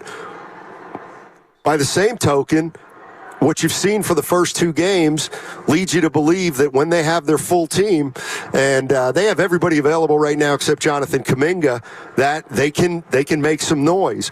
I'm actually a little more concerned about the next few years with these players, Butler, Curry, and Draymond, than I am about the home stretch here. Yeah. I feel like the home stretch here, they're going to play as much as they can. I'm talking about Butler, Green, and Curry. They're going to play as much as they can, and we'll see if they can make the playoffs or not. No doubt. Next year, that's when to me I'll really start watching with interest about these guys' health, because they're going to have to be managed from the start of the season to the end of the season. And I get, the Warriors will tell you how they load manage might be the difference between guys getting hurt and not getting hurt during the season. Yeah, and I can remember you and I at Lake Merritt, Stoney, during the parade. I had the opportunity to talk to Coach Kerr about the season that was coming, the season that was coming up, and he looked us in the face and he told us, next year, because it was another long run with the OGs, but next year,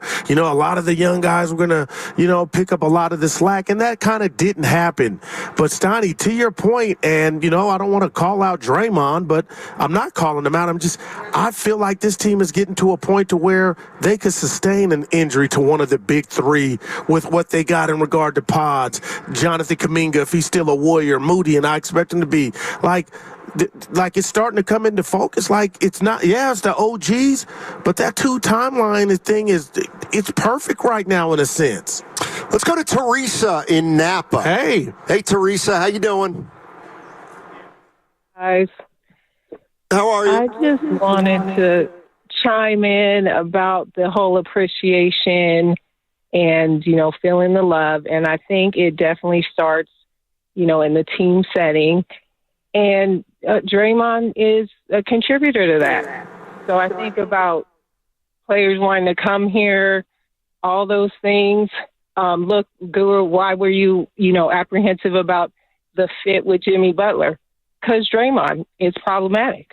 You think? I hear you. Do you think that, are you worried about Draymond? Teresa, are you worried about Draymond Green's relationship with Jimmy Butler? No, I'm worried about his relationship, yes, going forward. Gotcha. And just with anybody that he's threatened by. Right. Basically. Wow. That's interesting. Yeah. Appreciate it, Teresa. Thanks for the call. No, if you were to ask me, Stoney, I'm not. I just go ahead. We'll see. Look, they've won 2 games. If they have a 2 or 3 game losing streak, we'll have to see how it gets handled. I don't necessarily think things are going to implode, but I do know that the stakes are high right now. I do know that Lacob and the organization made this deal to make a push this year, as well as the next couple years.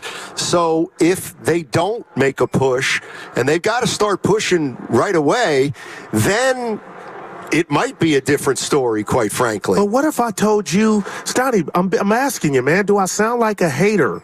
The fact that I feel like some of Draymond Green's license in the locker room have been negated a bit, and now they spread out and they go to, there's another sheriff in there. Like, I like that. Does that sound like hate towards Dre? That I like that another strong-minded individuals in that locker room, and maybe, if Dre needs to have somebody be Dre to him, we got that person. We'll see. That's the other thing about Jimmy Butler. he's only been here a week, and I know he's got a strong personality, but I'm not really worried about Butler and Draymond Green. Okay, me neither. I'm just more worried about I'm worried that they can stay healthy, essentially. That's really what it comes down to. If they can stay healthy, maybe they got a crack at it. If not, we'll see how the next 2.5 years play out. Starting to get action out here. Yeah, let's go to Ryan in Fremont. Hey, Ryan, how you doing? I'm doing great. How are you all today? Doing well. All right, yeah, so Kevin Durant, I don't understand that guy at all. He's lucky the Warriors wanted him on the team. He's lucky he's got 2 championships. He would never have it but for the Warriors and 2 MVPs. I just like the guy to say, hey, thanks, right? I don't know if I've ever heard that before, but what other opportunities did he have to win a championship? Sorry, I cut you off. No, go ahead. Well, that's pretty much it. I mean, I don't understand him. Be grateful, right? You have, I don't know. I don't have. Has anybody ever heard him say, I'm so thankful for my time at the Warriors because I got 2 championships and 2 MVPs, and maybe someone will talk about me in 10 years from now. That's the reality. Look at him now. Nothing burger, right? Anyway. I appreciate the call. How? Appreciate the call. You feel how you feel. That was valid, though, Stoney. Let's go to EQ. EQ the trucker. What's up, EQ? How you doing? I'm good, my brother. How you guys doing? Hanging in, man. Doing well. Hey, you guys sound great. You guys sound like you're having a blast out there, as you should. The Bay Area has some great shows with you guys, man. You guys are for real. We are very blessed and lucky to have you guys 100%. But thank you, man. I don't know whose house it was, but it looked like they were playing dominoes out there. So it looked like Jimmy was having a great time. And, I mean, I think that he's a great guy. He was just tired of being out there in Miami, great weather and everything. I know we haven't had the great weather right now, but winter time. But he looks like he's having a good time out here, bro. So I appreciate it. And with Kevin Durant, man, the thing is, he's a great player. Just mentally, having all those accounts and everything like that was a little bit sus, man. And, but I mean, Jimmy is embracing us. So we got a lot of love for out here. Yeah, it feels like it. Thanks for the call, EQ. Appreciate it. Yeah, Jimmy Butler. When's he going to make his debut? Because it's got to be 2 weeks. 23rd. Oh, that's the Iguodala Day. I was like, what is Evan February doing with 23rd his will hands? be. Thank you, Evan. Yeah. February 23rd will be the Andre Iguodala retirement jersey night, and also Jimmy Butler's debut. Fingers crossed with the Golden State Warriors.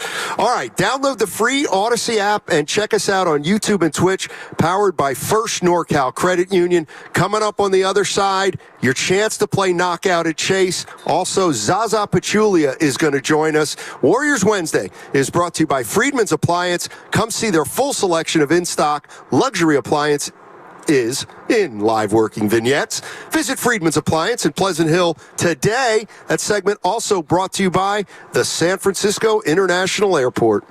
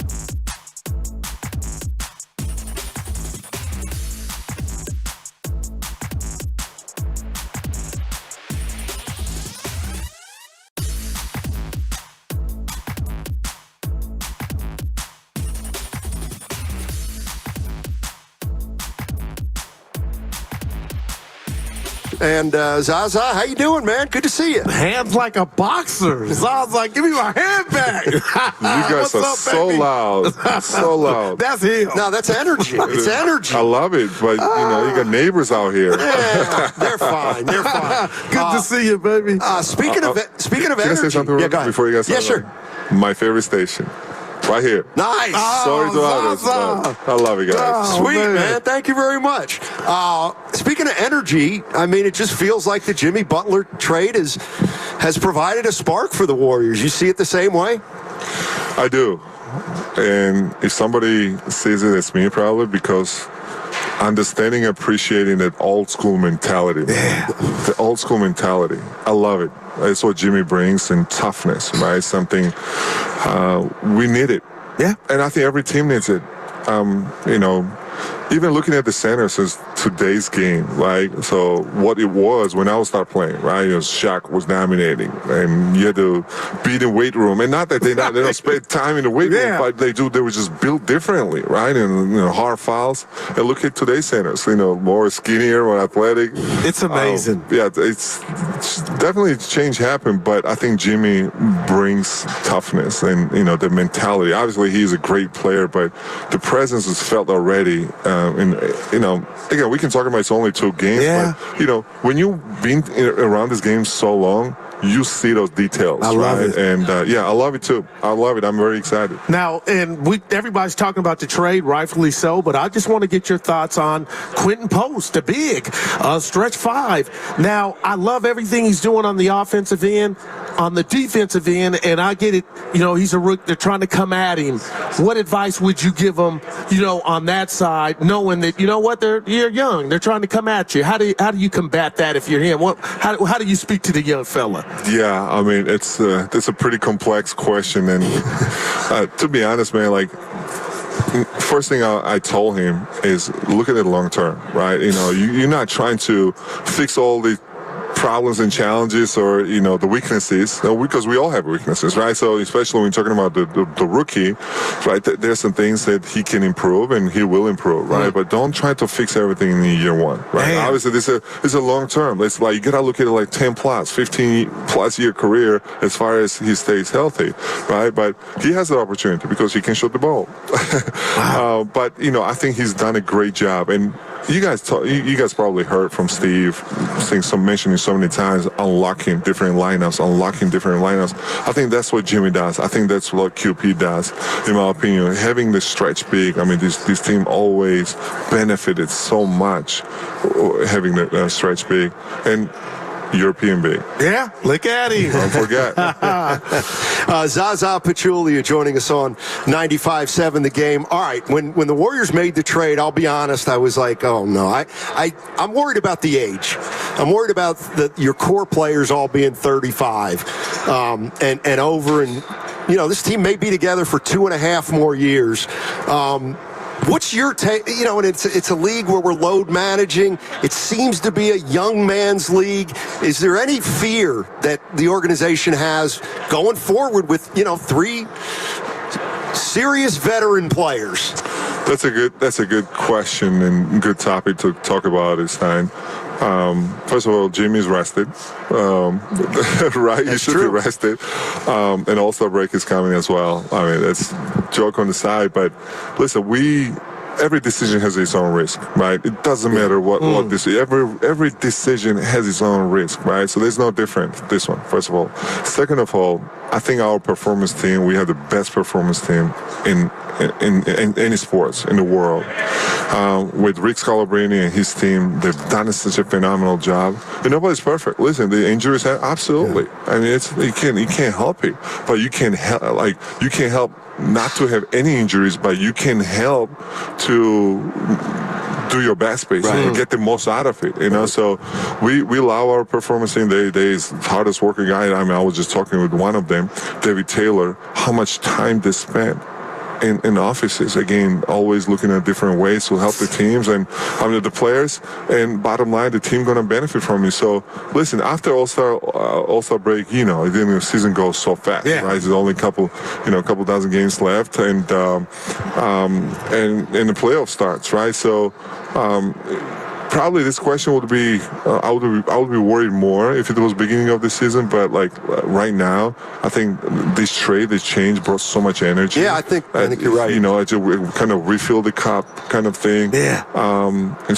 staff, looking at the staff, he's so motivated, right? Draymond is motivated because, we know Draymond's game, brings the toughness, but he's not by himself now. Like, I mean, of course they were like GB2, like, plays, so tough and plays great defense, but it's never enough. Like, how it's never enough to a lot of shooters. It's never enough to toughness as well, in my opinion. So, like I say, it's a really well-balanced team right now if you look at the roster. But, Stein, you have a good point. Like, the goal should gonna be like to stay healthy. Yeah. Yeah, man, you just touched on the question I was going to ask you about, Sorry about that. Jimmy Butler. No, it's great. In regard to Draymond's been what word am I looking for? The heart and soul of the junkyard dog by himself for so long. But he's had you and David West. Yeah. But now that Butler's here with that same kind of energy, I feel like just if I were opposing player going up against they got more nastiness. And now just hearing you double down on you ain't never got enough of one good thing, I think that helps them. Absolutely. And you know what? I really would love to see the next generation of basketball players to really pay attention and learn from that nastiness, from the old school. I miss that old school mentality, man. Like the toughness is so important. Like you cannot be just pretty shooter right now, or like have just pretty moves. You gotta have the dog in you. You gotta have the nastiness in you, man. I miss that. Yeah, Zaza Pachulia joining us on 95.7 The Game. There's 29 games left. What? You're in 10th or something like that. What's the biggest challenge that this team's going to have to overcome to start to, Steve said he'd love to get to 6. What's going to be the biggest challenge getting there? I think that the health, stay consistent, stay healthy. That's the only thing I'm kind of thinking about. But other than that, listen, I'm a huge believer of not to fly too high or too low right now. Yeah, we understand we're not in top 8 right now, but listen, tonight's win, so many things can change. Yeah. And if we win tomorrow as well, going to the All-Star break with momentum, and and then first game after the All-Star break, we're playing against the Kings. So I think we're in a great place. Of course, you always want to be in top, right? With the home court advantage, etc. But we have experience of winning the championship, even not being in number 1 seed or number 2 seed. So I like where we are right now. I like the momentum, and we feel the energy, and we gotta take game by game. Okay. Tonight's game is the most important game in my opinion. In Dallas, obviously, it is a statement game as well, and we want to last 2 since the trade. So let's just keep building on it, because are we perfect right now? Absolutely not, because it's still new, because Jimmy needs some time also to really get into the details. I love it. Yeah. So, but you know what? Let's worry about tonight's game, before we fly too high. Yeah. Hey, appreciate you coming out, Zaza. Thanks for spending time. You're the man. It sounds like the rest of the season, nothing easy. Yeah. Nothing easy. Hey, real quick, easy I for the remember Warriors. all our interviews. Just real quick here. How about your boys? They were getting ready to start their career. How they doing? How did the season go for them? They doing great, and we're definitely talking about have the nastiness, old school mentality. Right. There we go. Good luck, man. Well, you certainly had that, Zaza, during your career. And thanks again for joining us. Really appreciate it. Second part of the season should be a lot of fun. So that's Zaza Pachulia coming courtesy of the River Islands guest line, Golden State Warriors business and basketball liaison, and, of course, an NBA champion himself. Yes, sir. Zaza Pachulia, we thank him for his time. Let's see. I hope he's not in the Warriors World Tournament this year, Stoney. Well, we'll let that go. I hope not to see you, Zaza. Hey, you know what? See, you were wrong. You were wrong, because the Warriors World Tournament, nothing easy. That was pretty easy. Come on. The Warriors World Tournament was pretty easy. Big fella. Yeah. Take it easy. All right. That's Zaza Pachulia talking about this Good Warrior dude, team. Yeah. And the Jimmy Butler acquisition. Incredible. This team's got some new life, and Let's see if it can continue, Bill. Yeah, and again, Stoney, nobody's apologizing, especially when you're outside looking in like the Warriors into the actual playoffs. But the fact that Dallas is kind of missing a bunch of dudes, you would expect, Stoney, or you would think they could go in here and win 3 in a row. It would be the first time since November. Yeah. All right, so you know me. I'm pretty cool. I'm cool. I don't get uptight.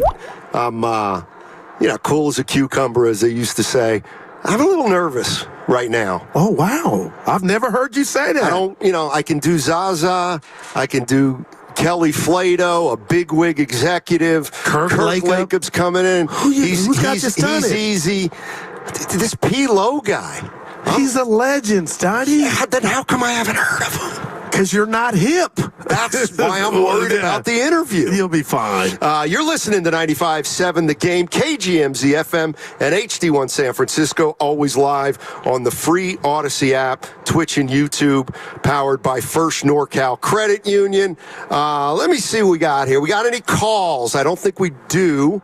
You can get in my ear. Oh, V. Do we have a V in Pacifica? No V? No V in Pacifica. All right. We're waiting for P-Lo, but it's been a great show so far. We've had Festus Ezeli, Tiffany Williams, who is Steph Curry's chief operating officer of 30 Inc. That's Steph's collective. You think she's going to tell Steph I asked why he didn't participate? You know what? You set me up. You know what? That was bad advice. Okay. I probably shouldn't do this, but I'm gonna. Something's up. Oh, for her to say that? Yeah. Something's fishy. But would that be fair to the other contestants? I don't think they have a say in this. Just go out and do what you do. It's like golf, huh? Anyway, Tiffany Williams is the COO. That would be awesome, though, Stoney. Of Steph's collective. And Guru asked Tiffany, how come he's not participating in the 3-point shootout? And she smiled, and Goo made her a little uncomfortable. Yeah, she made me uncomfortable. But she blurted out, we'll see. Can I tell you what's really on my mind just while we wait on P-Lo, Stoney? Yeah.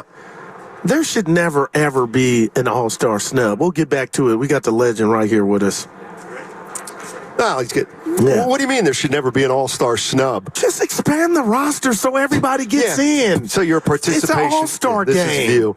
Yeah, I know. It's so you. It's unbelievable. I don't know what Nahegan. Hey, Nahegan, he doesn't need any coaching. Yeah. What's up, baby? P-Lo. Let's welcome him. Put that headset on. We got P-Lo with us. Goo, take Pinol's finest. Come on. Yeah. Come on. Just talk to us, because I want to ask about your new project. Yeah. But just how much of an honor is it? Because you're a steward of the Bay, to be a part of All-Star Weekend when you've, made your roots right here and people love you and you're an icon. Oh man, it's a true honor, especially growing up here and growing up a lifetime Bay Area sports fan and just being a part of history, because it hasn't been here in 25 years. Yeah. So it's really like history in the making. So I'm super honored to be a part of it. Like, where are you going to be all weekend? How much stuff do you have to do? Man, we got a bunch of stuff. We like Steph. Yeah, we got clubs, events with brands and just the whole thing. It's the Bay Area, so it's gonna be a good time. Yeah. I was trying to give him some knowledge about you. I said he's the inventor. He formed one of the founders of the HBK game. Oh yeah, there you go. Yeah, okay. Dude. I mean, that's how you started. Okay, yeah. And then also, can you just talk to us? Because I feel like I'm talking to a little bit of Kanye. Not only do you rap, you make beats too, and you've made some like hits. Yeah. Talk to us about that. Just blessing to be able to do both. Oh man, that's how I came up. You know what I'm saying? Just being the most self-sufficient, and that's something that the Bay taught us. Being independent, being self-sufficient, and really figuring it out and making it happen. And that's stuff that E40 taught us. Too Short, Mac Dre, all the lineage of independent hip hop comes from here. So it's like I want to continue that. All right, P-Lo coming to us from the River Islands guest line, though he's sitting right next to us. Yes, he is. So you've been a Warrior fan your whole life? Yeah, man. Who's like your all-time favorite Warrior? I mean, bro. Monte Ellis? That was my guy. Yeah. Monte. We're a little older than you. Yeah, but man, I mean Steph Curry, man. Okay. That guy, you know, he keeps doing it. He keeps How amazing. lucky are we, P-Lo? I don't never want it to end. I thank God every day that Steph Curry puts on a jersey. You know, it's a blessing, man. Now, you could tell us about your new project. You got a new project coming out right during the festivities. No. So we partner with Golden State Entertainment and Empire, and we put together a Bay Area compilation for All-Star Weekend, and it's called For the Soil. And if you're from here, you know, the Bay Area is called the Soil. Yeah. You know what I'm saying? So this is for us, you know, by us. And we just really want to showcase all the Bay Area talent, because it's not only me on there, but it's a collection of Bay Area artists, songwriters, producers, all collaborated on one thing to really just showcase what the Bay's about. Wow. You like the Butler trade? Oh, I love it. Do you? I love it. You're not worried about the old guys? No. Right. No. But I'm telling you, I think when it comes to a playoff series, oh my God, Pete, those young cats, all those younger teams that are doing well right now, they're not gonna want to sit. They haven't been there. And then also there's, you know, all that foul baiting that everybody be doing. That ain't gonna work in the playoffs. You got to make shots. You really got to make buckets. P, I've been waiting on you, and I didn't get to clear the boss. He don't tell me what to say, but I got to ask you a personal question. I got the license to do that. Yeah. Listen, I'm a hip-hop connoisseur. I love it, right? Yeah. I love Drake. I love Kendrick. Yeah. But I hate social media that's everybody's just divided. Just as you can, what did you think of the performance at the Super Bowl? And where are you? Why can't we all just get along? Yeah, I mean, so of course. I mean, I love that hip hop's been able to be on this large stage. Okay. Because hip hop means so much to not only just music, but to culture and how people live. And for, you know, Kendrick to do what he did on that large scale was incredible. And obviously the beef turned out how the beef turned out, whatever. But, you know, those two guys make great music, and they're great musicians, and they're great artists, great businessmen. And I think everybody in hip hop, you know, really wants to be that. You know, they want to get on that level. So, you know, shouts out to them, man. There it is. So you were talking about the Warriors in the playoffs. I mean, you do realize they got to get there first, we got to get there. This is true. Yes. We do got to get there. We got to get there. But I think we're going to have I think a lot of teams also got weaker. Right. Like obviously Sacramento, you're thinking probably Dallas maybe. Dallas got. I ain't gonna lie, even the Lakers to me, because we really didn't have an answer for AD. Right. We didn't have no answer for AD. You saw Christmas game. Yeah. We didn't have no answer for AD. Luka's cool. Like we could LeBron. We could. I'm not saying we could stop it, but you know that's something we could at least manage. Like Luka in the playoffs, Luka's already worn down. His body's like You know what I'm saying? So I think we could, like, a lot of teams got weaker. Like, Minnesota's not Minnesota. Yeah. They missed Cat, no doubt. That's a great point. And Houston's struggling a little bit. They're young, but, you know, they're not the Warriors of 3 times. Oh, they're champs. They're young. It's new to them. But I think the Warriors have a good shot if we make it in. All right. Hey, thank you so much for joining us. Right. Thank you guys. Thank you guys so much. I appreciate thank you for stopping in. Thank you guys. Love the stuff you're doing over the weekend. P-Lo. Thank you guys, man. Thank you guys so much, man. All right. I told you, Daddy, man. Yep. I love talking to long-time Warrior fans, guys who can go back. You know what I mean? He talked a little bit about the Western Conference in regard to resumes, Tony. Yeah. We'll see. We'll see what happens. If you're just joining us, we are out at Chase Center. We are on the veranda at Splash, the new sports bar and restaurant right next to the arena. There's a big plaza in front of us where there's going to be all kinds of activities and events this weekend because of All-Star Weekend here this weekend. Obviously, Steph Curry starting on Sunday, and I don't know. You can tell the buzz is picking up a little bit here. Yeah, more and more people are filtering in. We got that mixer tomorrow, too, you and me. That's not NBA sanctioned. It is. And by the way. Good God. By the way. You know what? You might not be going. What did you do? What happened? You did something that I just shoot. Well, I'm getting killed for having a suit jacket with my Warrior shirt. I was repping the team under. No, that's not it. It was still clean. Something about Oh, boy. Oh, the events here. No, I can't. I can't remember. See, you just want to hate then if you can't remember. It's not. How do you know it was hate? You're Matt Steinmetz. He hasn't asked for tickets today. I can't believe he let Pilo go without asking him for a couple VIPs. No, I've never done that. I'm not that thirsty. We haven't done it in the last. No, I'll send a text if I get the number, but never in person like that. What do we got do the man. now? Yeah. May as well take him now. We got our guy. Go to 26. And hopefully he's not in that tournament again. All right. Yeah. We're going to take a break, but we got Kirk Lacob joining us. What's up, baby? Kirk, how you doing? Good to see you.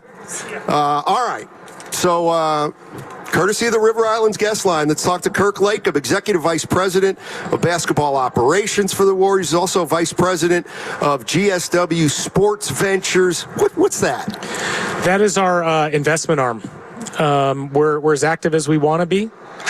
We invest in things that have some sort of strategic fit with the overall company. Gotcha. Obviously, you got to be excited about the Butler trade and how it's looked.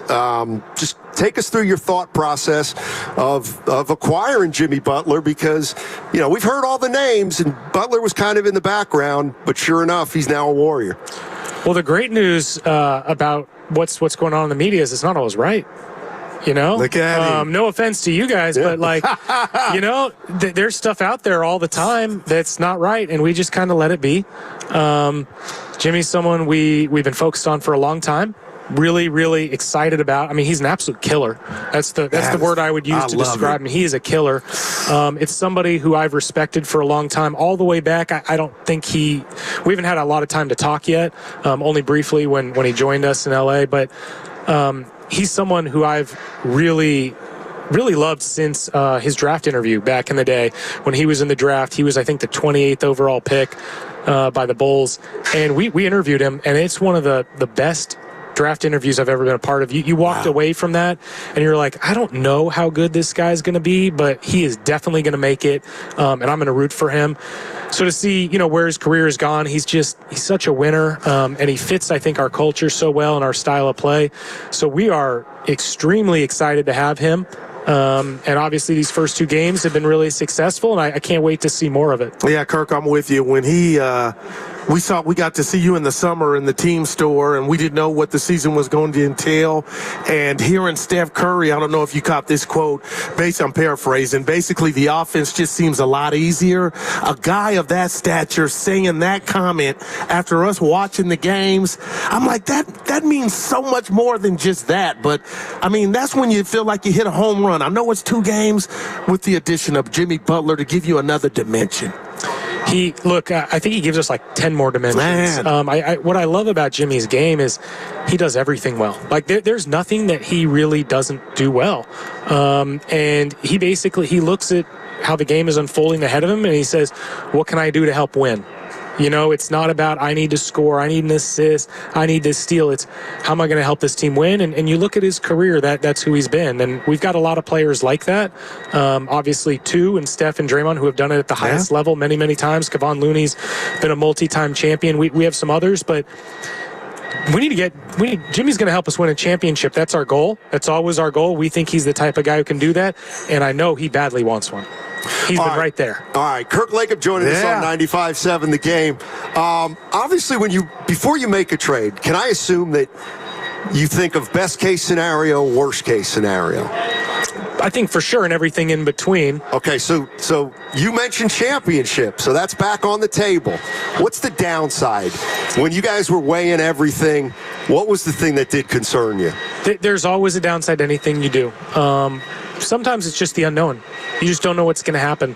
I think we try to avoid thinking too much about what can go wrong, because the minute you get in that mindset, you're thinking of a million things that can go wrong.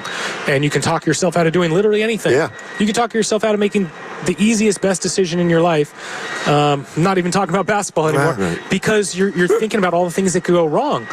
So I prefer to look at what are the things that could go right, and what are the chances they could go right, and what does it cost us. So that's really what it was about at the deadline. What are our other options? How realistic is this option?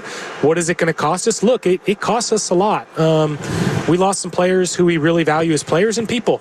Really, really good people. I mean, Andrew Wiggins, the things he's done for this organization, the type of person he is, it's a big loss. And I can't wait to keep following his career and his family. Lindy Waters was awesome for us this year, and just what an amazing person he is. I can't wait to follow his story. Kyle Anderson, short time, he's someone we for years wanted to acquire. And now he's here a short time. And Dennis, we obviously spent a lot to try to get and incorporate. So you lose a lot, but if you think about all the things you're going to lose, you're never going to make a decision. That's kind of what I'm trying to get to. Gotcha. If you're worried about we're going to lose these 4 guys in this draft pick, you're probably never going to do a deal. And in this case, you look at what Jimmy could do for us, the upside here, and I think he's got a chance to really get us there. And you've seen it's revitalized everybody else. We talked about all the things Jimmy can do on the floor. It's made Steph's game easier on offense. I think you're going to hear Draymond say the same thing on defense. You're going to see Steve say it's made my job coaching easier. Wow. Buddy Hield might say it makes me getting shots easier. So whatever it is. Yeah, I'll say this. I know we can't manipulate medicine or science, but even before the trade, Kirk, I was telling my partner every day, man, we need JK back. Man, we need JK.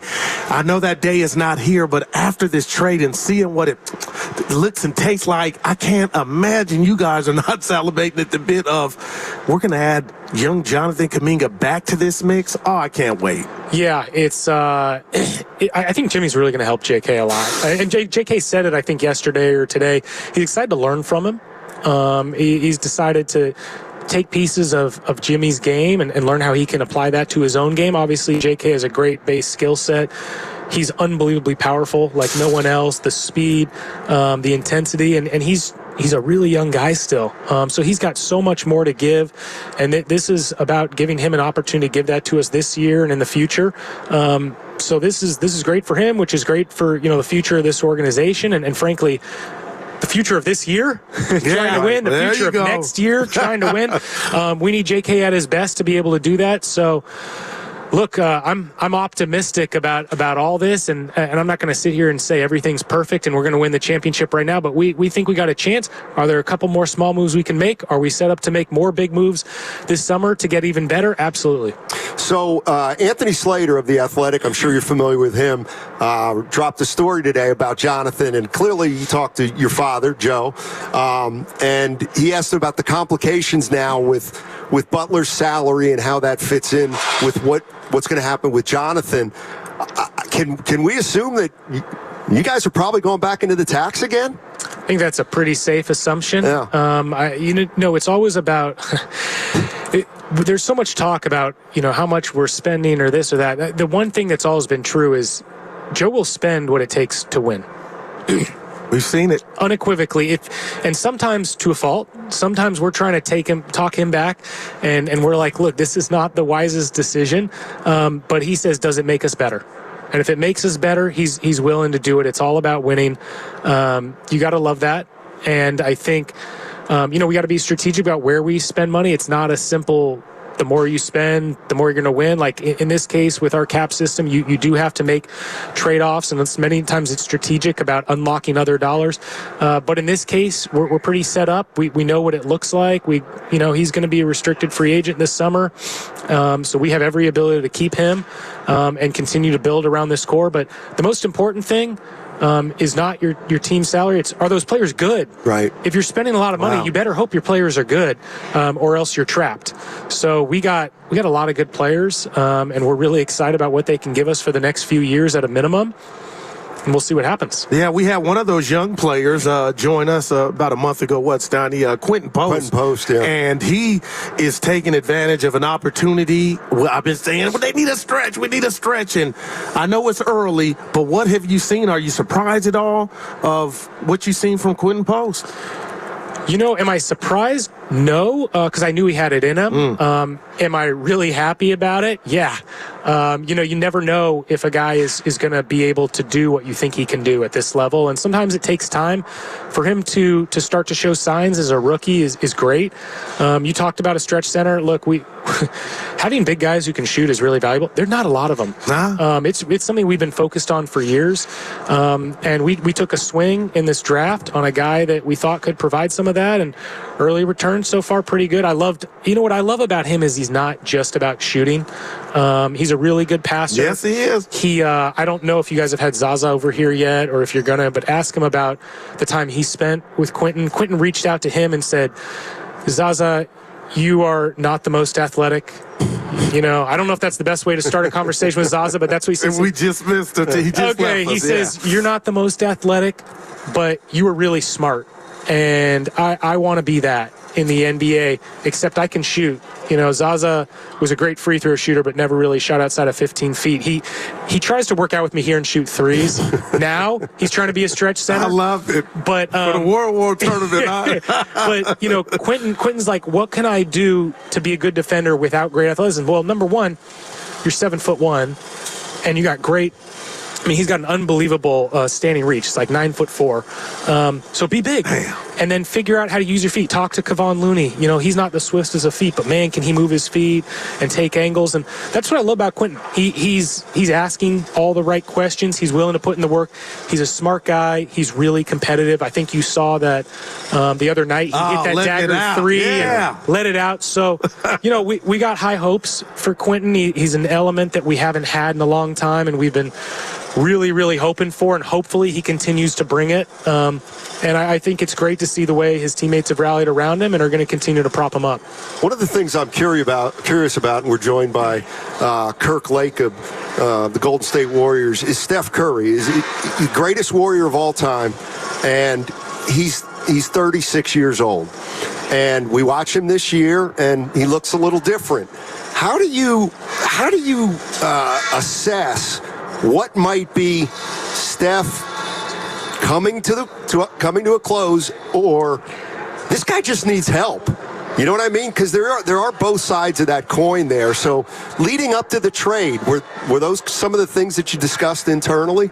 First of all, can we stop calling 36 old? Oh, come on. I feel attacked. Basketball years. I feel attacked. Man, Steph and I are the same age. He's a few months older than me. And every time people bring this up, I'm like, man, what does that mean for me? Oh, man.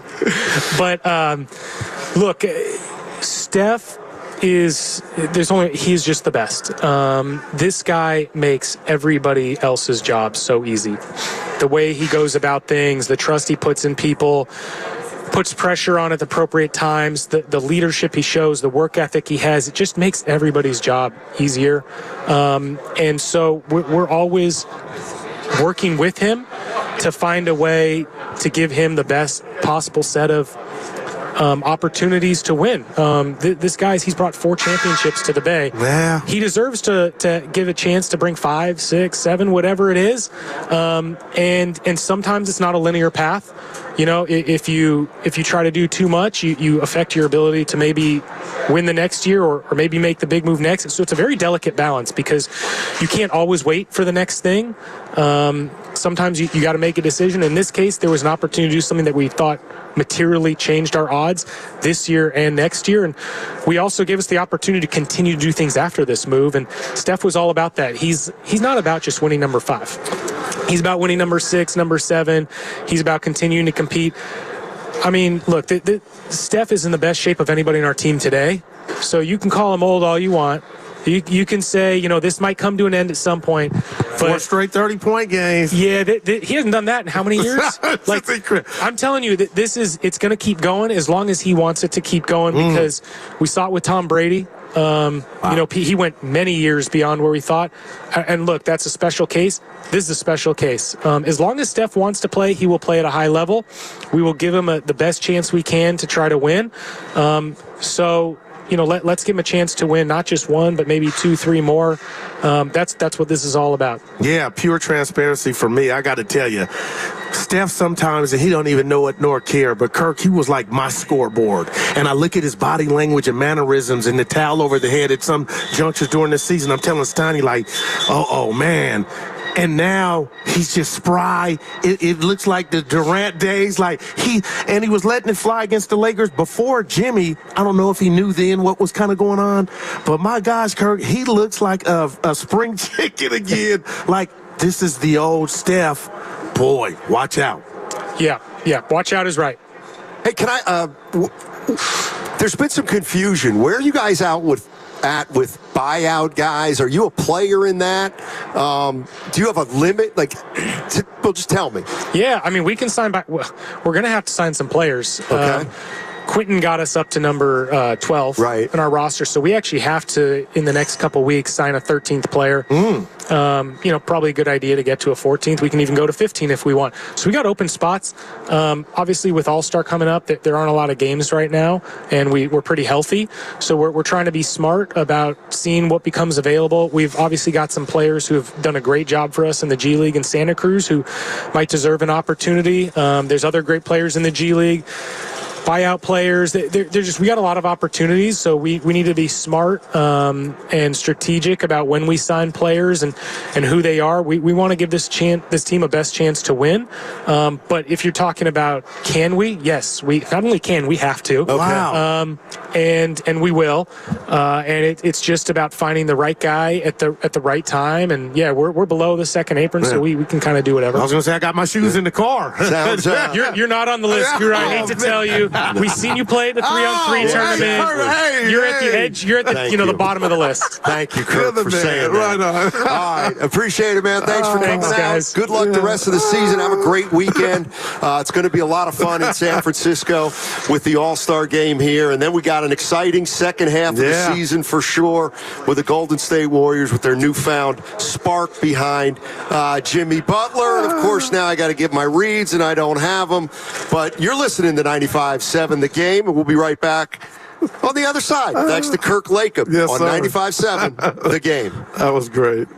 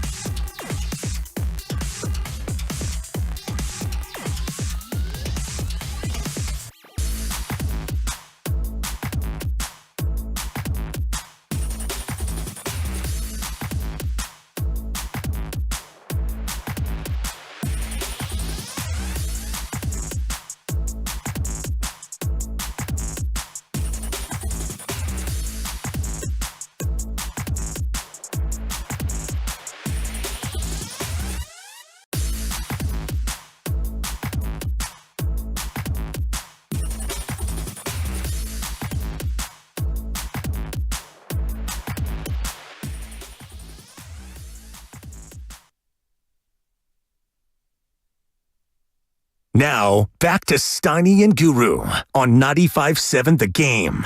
All righty, welcome back to Thrive City. We are sitting right next to the Chase Center at Splash, a new sports bar and restaurant that's going to be open for All-Star Weekend.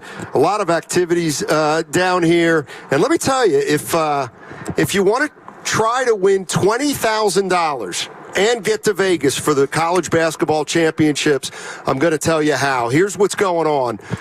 We're going to give you and 3 of your friends $20,000 in total cash, $5,000 for each member of your party.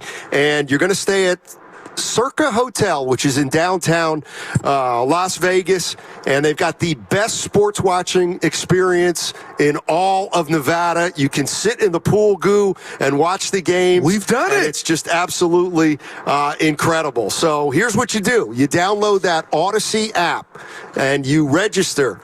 And you have to listen for 1 hour, but if you listen for at least 1 hour, you're automatically qualified to win this super duper package. So once again, go to the Odyssey app, log in, and listen for 1 hour, at least an hour, and you're going to be registered for you and 3 buddies to go to Vegas with $20,000 in your pocket for the college basketball championships.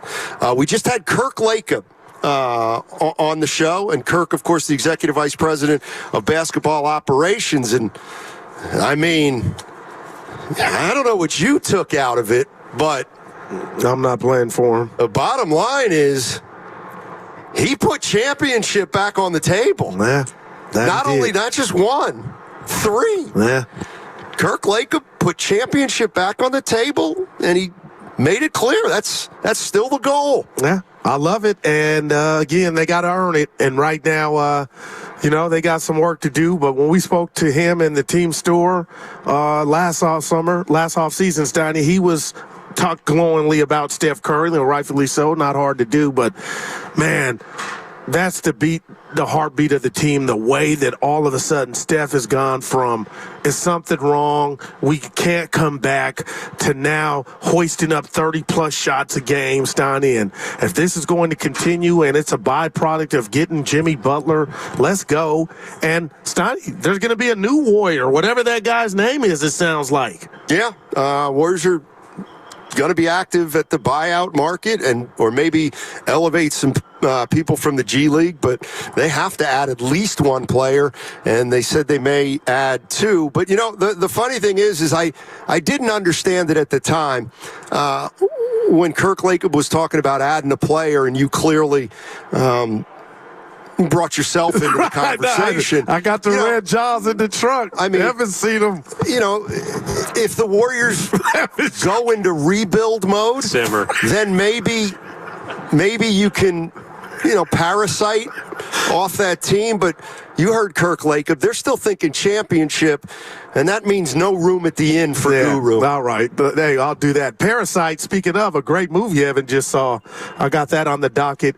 Now, Steiny, this is it. How can you not be excited right now, man? Is that the boss running? Barely. Fast as he can go. He's doing fine. All right. Warriors Dallas tonight, 6:30. Starts with Warriors Live at 5:30. And the Mavericks are beat up. Yeah. Got to go in there and win that game tonight, and then roll the dice or take your chances tomorrow in Houston. Warriors right now 1 game over 500, and haven't won 3 in a row since November. Just think about that. I know, but since November, it's done a long time ago, man. Yeah. I mean, they got off to a great start. And you asked a good question the other day. Do they have a 12-3 run in them now? Because that might be, that might be what they need. And you know what? Here's the other thing, Goo. For anybody out there that thinks I'm rooting against this trade, did I like the trade? I don't think you are, man. Did I like the trade? I wasn't in love with it. But what was my win prediction this year? 46-48? Yeah. That's back in play. That is back in play. It's always about you, So No, I'll give you that. It's back in play. Because the We Believe thing didn't take off, so I'll give you that. It is back in play. No, the We Believe thing has absolutely taken off. You know what's funny? Tell them. You know what's there were some text messages to different people. I won't name them. I don't know why that cut you. I didn't hear them. Because you guys with no sense of history don't understand the parallels. You guys are so hung up on, but they won 4 titles, so that's not comparable. I love you, man. Go 16-5 like the We Believe team. No, that's a must. Exactly. Yeah, I'll give you that. So, I mean, again, if you don't know what we're talking about, I brought up a very astute analogy comparing this year's Warriors team to the 2007 We Believe team. That team was languishing, just like this team was. And then remember, Baron Davis returned, and everything changed. And he's Jimmy Butler. Now Jimmy Butler's here. Maybe everything changed. Everything changes, and now you gotta climb up the standings. And you probably best you can do is get to 6 or 7. Yeah. And then you're gonna have to go into the postseason. You're gonna have to knock somebody off. Just like We Believe. Oh, it's just a. But let me say this to that. Yeah. Because that was I'll never forget where I was when they knocked off Dallas. But, Stoney, can we say if this thing continues, are we really going to be shocked? Well, I guess right now it'd be OKC. Let's just say the Warriors got in 7th and they took on Houston. I mean, Houston's still youthful. Like, we wouldn't be shocked to the depths of, oh, my God, as We Believe, like, it was when they knocked off Dallas. I mean, I don't see the Warriors. I don't see the Warriors getting high enough. Like Houston is going to finish, 4th? No, I mean if they knocked them, they met in a series. I had Houston as 2nd in this example. Yeah, I don't know. To where they got them in a 7-game series. They just lost 6 in a row. Yeah, I want to say the Lakers are ahead of them right now. But it looks like Houston's going to going to hang on. Right. But the Warriors, obviously right now, they're in a tie for 10th. They did move ahead of Phoenix last night. The Phoenix lost to Memphis. What's going on So the there, Warriors now a half game ahead of the Phoenix Suns. But, I'll tell you what, Memphis is, you didn't ask, Memphis is impressing me, Stoney. They got some ballers, not named Ja. It's they got an identity without Ja. Jaren Jackson Jr., Evans guy. I don't want to mess his name up. Desmond Bain? No. Aldama? Yes. I love him. He knows what he's trying to do out there, Stoney. They got grit. I like him. Who would be the best matchup for the Warriors now that they're a lock to make the playoffs? Thursday. You think so, Evan? And what is going on with Houston? Houston, you think they're going to play? No, he said would be the best matchup. Oh, Houston would be the best matchup. He is so young. I got to believe. I got to believe that too, Stoney. That would be my answer. And I think Houston, Dallas might not make it. I know people don't want to hear this AD and now Gafford and sprained foot for your boy Washington, Stoney. They might not. Kyrie might not be able to save him and Clay. Yeah, we'll see. Yeah. We'll see. It starts tonight with the Warriors at Dallas, and I'm just anxious to watch the game to see how the Dallas Mavericks fans react. They are hot about Luka Doncic being traded. It's real, man. I saw Klay Thompson addressing it the other day. I turned to our sister station, nobody asked, in Dallas just to take a pulse of what was going on. Guess who they're interviewing? A fan that had a sign, fire Nico, and got through out the arena. They had the fan on the show, and he's just, I'm like, boy, this thing's out of control. Yeah, I saw, Cuban got into a shouting match with the fan, and that fan eventually got ejected, and Nico Harrison just isn't sitting in his normal seat because he's worried about it. But we got crossover coming up next. The guys. And in this crossover, we are giving away tickets to the Rising Stars game on Friday and then All-Star practice on Saturday. So make sure you listen between 1:45 and 2:15 for your chance to win tickets to each event. Friday night, the Rising Stars game, and then Saturday, practice at Oracle Arena. Stay right here because on the other side, that's what you're going to have a chance to do, is win tickets to those two events. That segment was brought to you by Crystal Geyser Alpine Spring Water.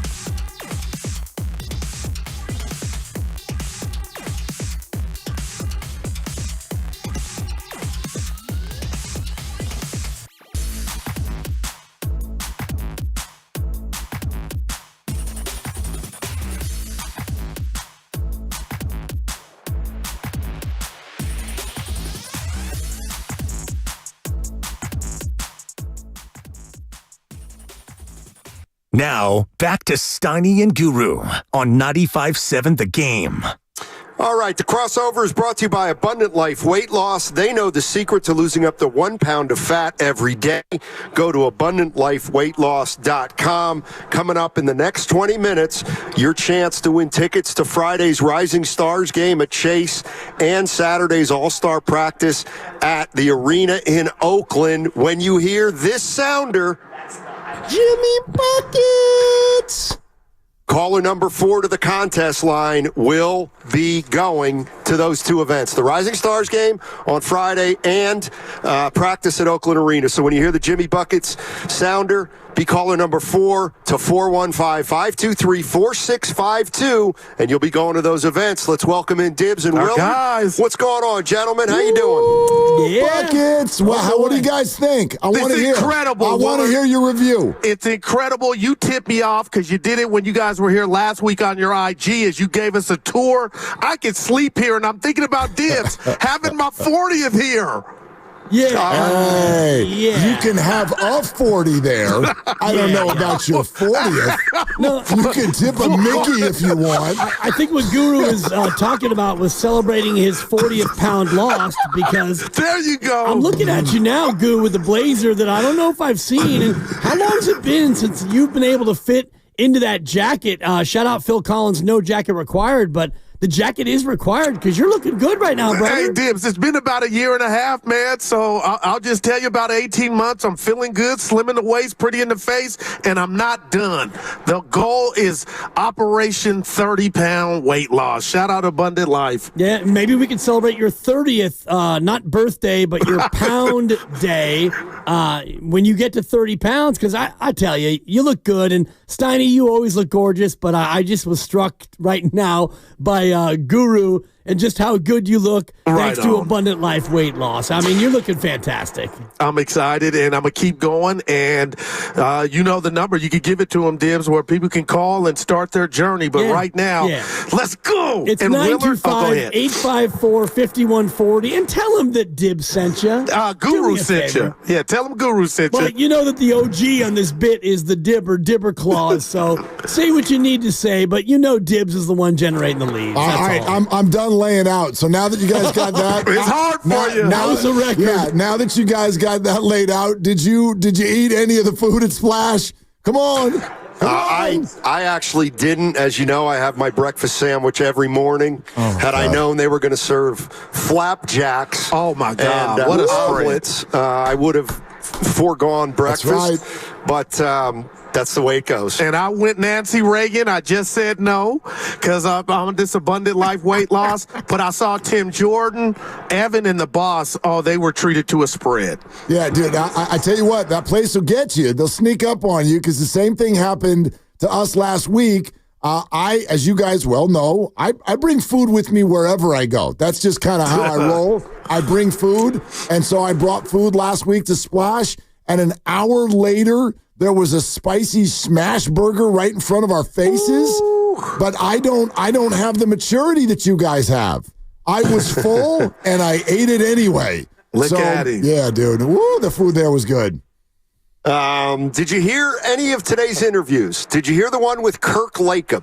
I heard a little bit of it. We were doing our pre-show. Yeah. We were in the green room. And it's going to be a no from me, dog. And I got into Lucas's studio, which is really Matt's studio, but when Matt Nahigian, our boss, is gone, I love it. Lucas squats like, Mount Squatmore, like Buster Posey today, 4:15. The squat. Yeah, Lucas is in the squat. And so I just looked at the camera, and he looked good in that puffer jacket now, Kirk Latham. Yeah.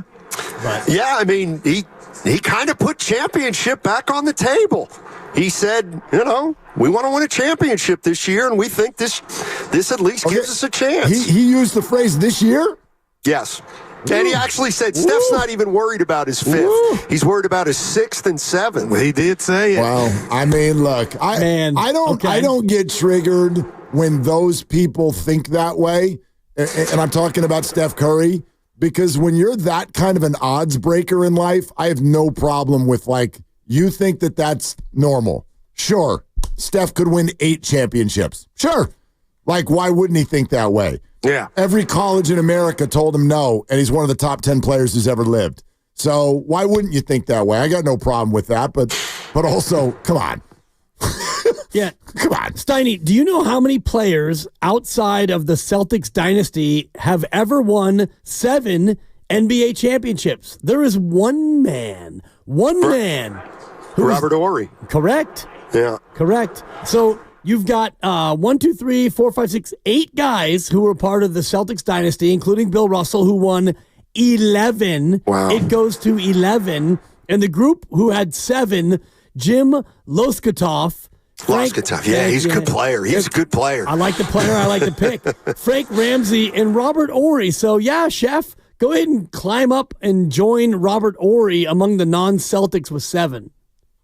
Yeah, I'm actually looking forward to tonight's game, not just to see the Warriors again with Jimmy Butler, but I want to see what the atmosphere is like inside that building because, boy, it didn't look good the other night. And I'm just thinking of Klay Thompson sitting in Dallas right now, just in the middle of this firestorm and wondering, man, how did things get so bad so quickly for the Mavericks?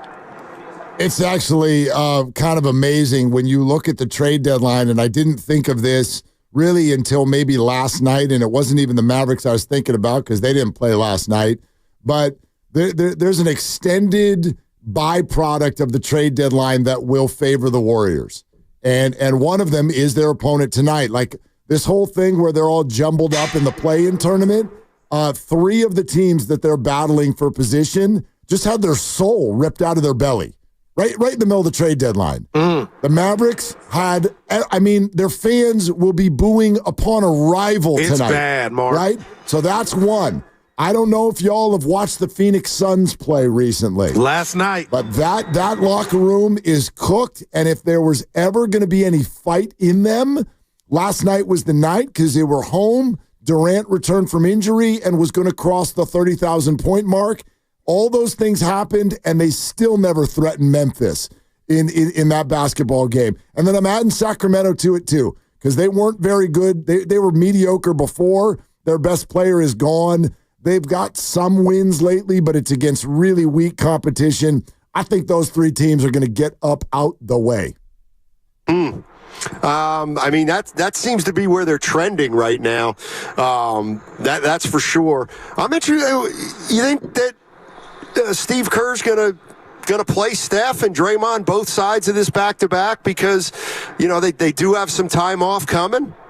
I think so, and it's largely because Steph has chosen to sit on Saturday, so Steph won't have to put on the sneakers on Saturday for the 3-point shootout. He's got other things he's got going on, so if you're Steph, you play both these games, and then you get, a week off? So, I do think that you look at this spot and you think about stacking wins, and Houston is one of those teams you have to catch, as is Dallas. So if you win tonight, you jump over Dallas, and then if you beat Houston, you don't jump Houston, but you get closer. And Steiny, I was doing a little research about what it takes to be the 6. Yep. And over the last 20 years, the average is 48 wins, and the range is between 45 and 41. And you pointed this out before, Steiny. Last year, this team was right where they are now, 27 and 26. And last year they wound up the year 19 and 10. And so I asked Mark earlier, if you look at this team right now, is this team better than last year's team after 53? Yes. Yeah, you would think. I agree. Yeah. You would think. And the schedule is kind of the same, where you've got some weak sisters, you've got some winnable games. So can they go better than 19 and 10? And if they do, and you win 47 or 48, you should be right there for the 6. And I'd also say, remember last year, and this happens every year, when you are trying to get in versus the teams that are trying to tank, those last 2 to 3 weeks of the regular season, you're able to really stack some wins. That's what the Warriors were able to do the last couple of years, in fact, just to get into the play-in tournament. But they were able to stack those wins because you'll go up against teams that are literally trying to lose. And so, we look at it right now, they're 1 game over 500. Are they really going to end up with north of 45 wins? I would argue absolutely, because especially not only are they a better team right now and obviously just bolstered their roster, but you're going to get to the end of the year and you're probably going to be able to roll up a bunch of wins. Yeah, the other thing Kirk Lacob talked about is, and Anthony Slater wrote about it today in The Athletic. I'm sure you guys have seen it. The questions about what happens to Jonathan Kuminga now that Butler's under contract. And like I said, we just had Kirk Lacob here, and I said, looks like you guys are going to go back into the tax if you have to for Kuminga. And he said, yeah, I think that's a safe assumption. So the Warriors seem to think that they're going to be able to hold on to Kuminga. That was certainly the message that Joe Lacob sent to Anthony Slater.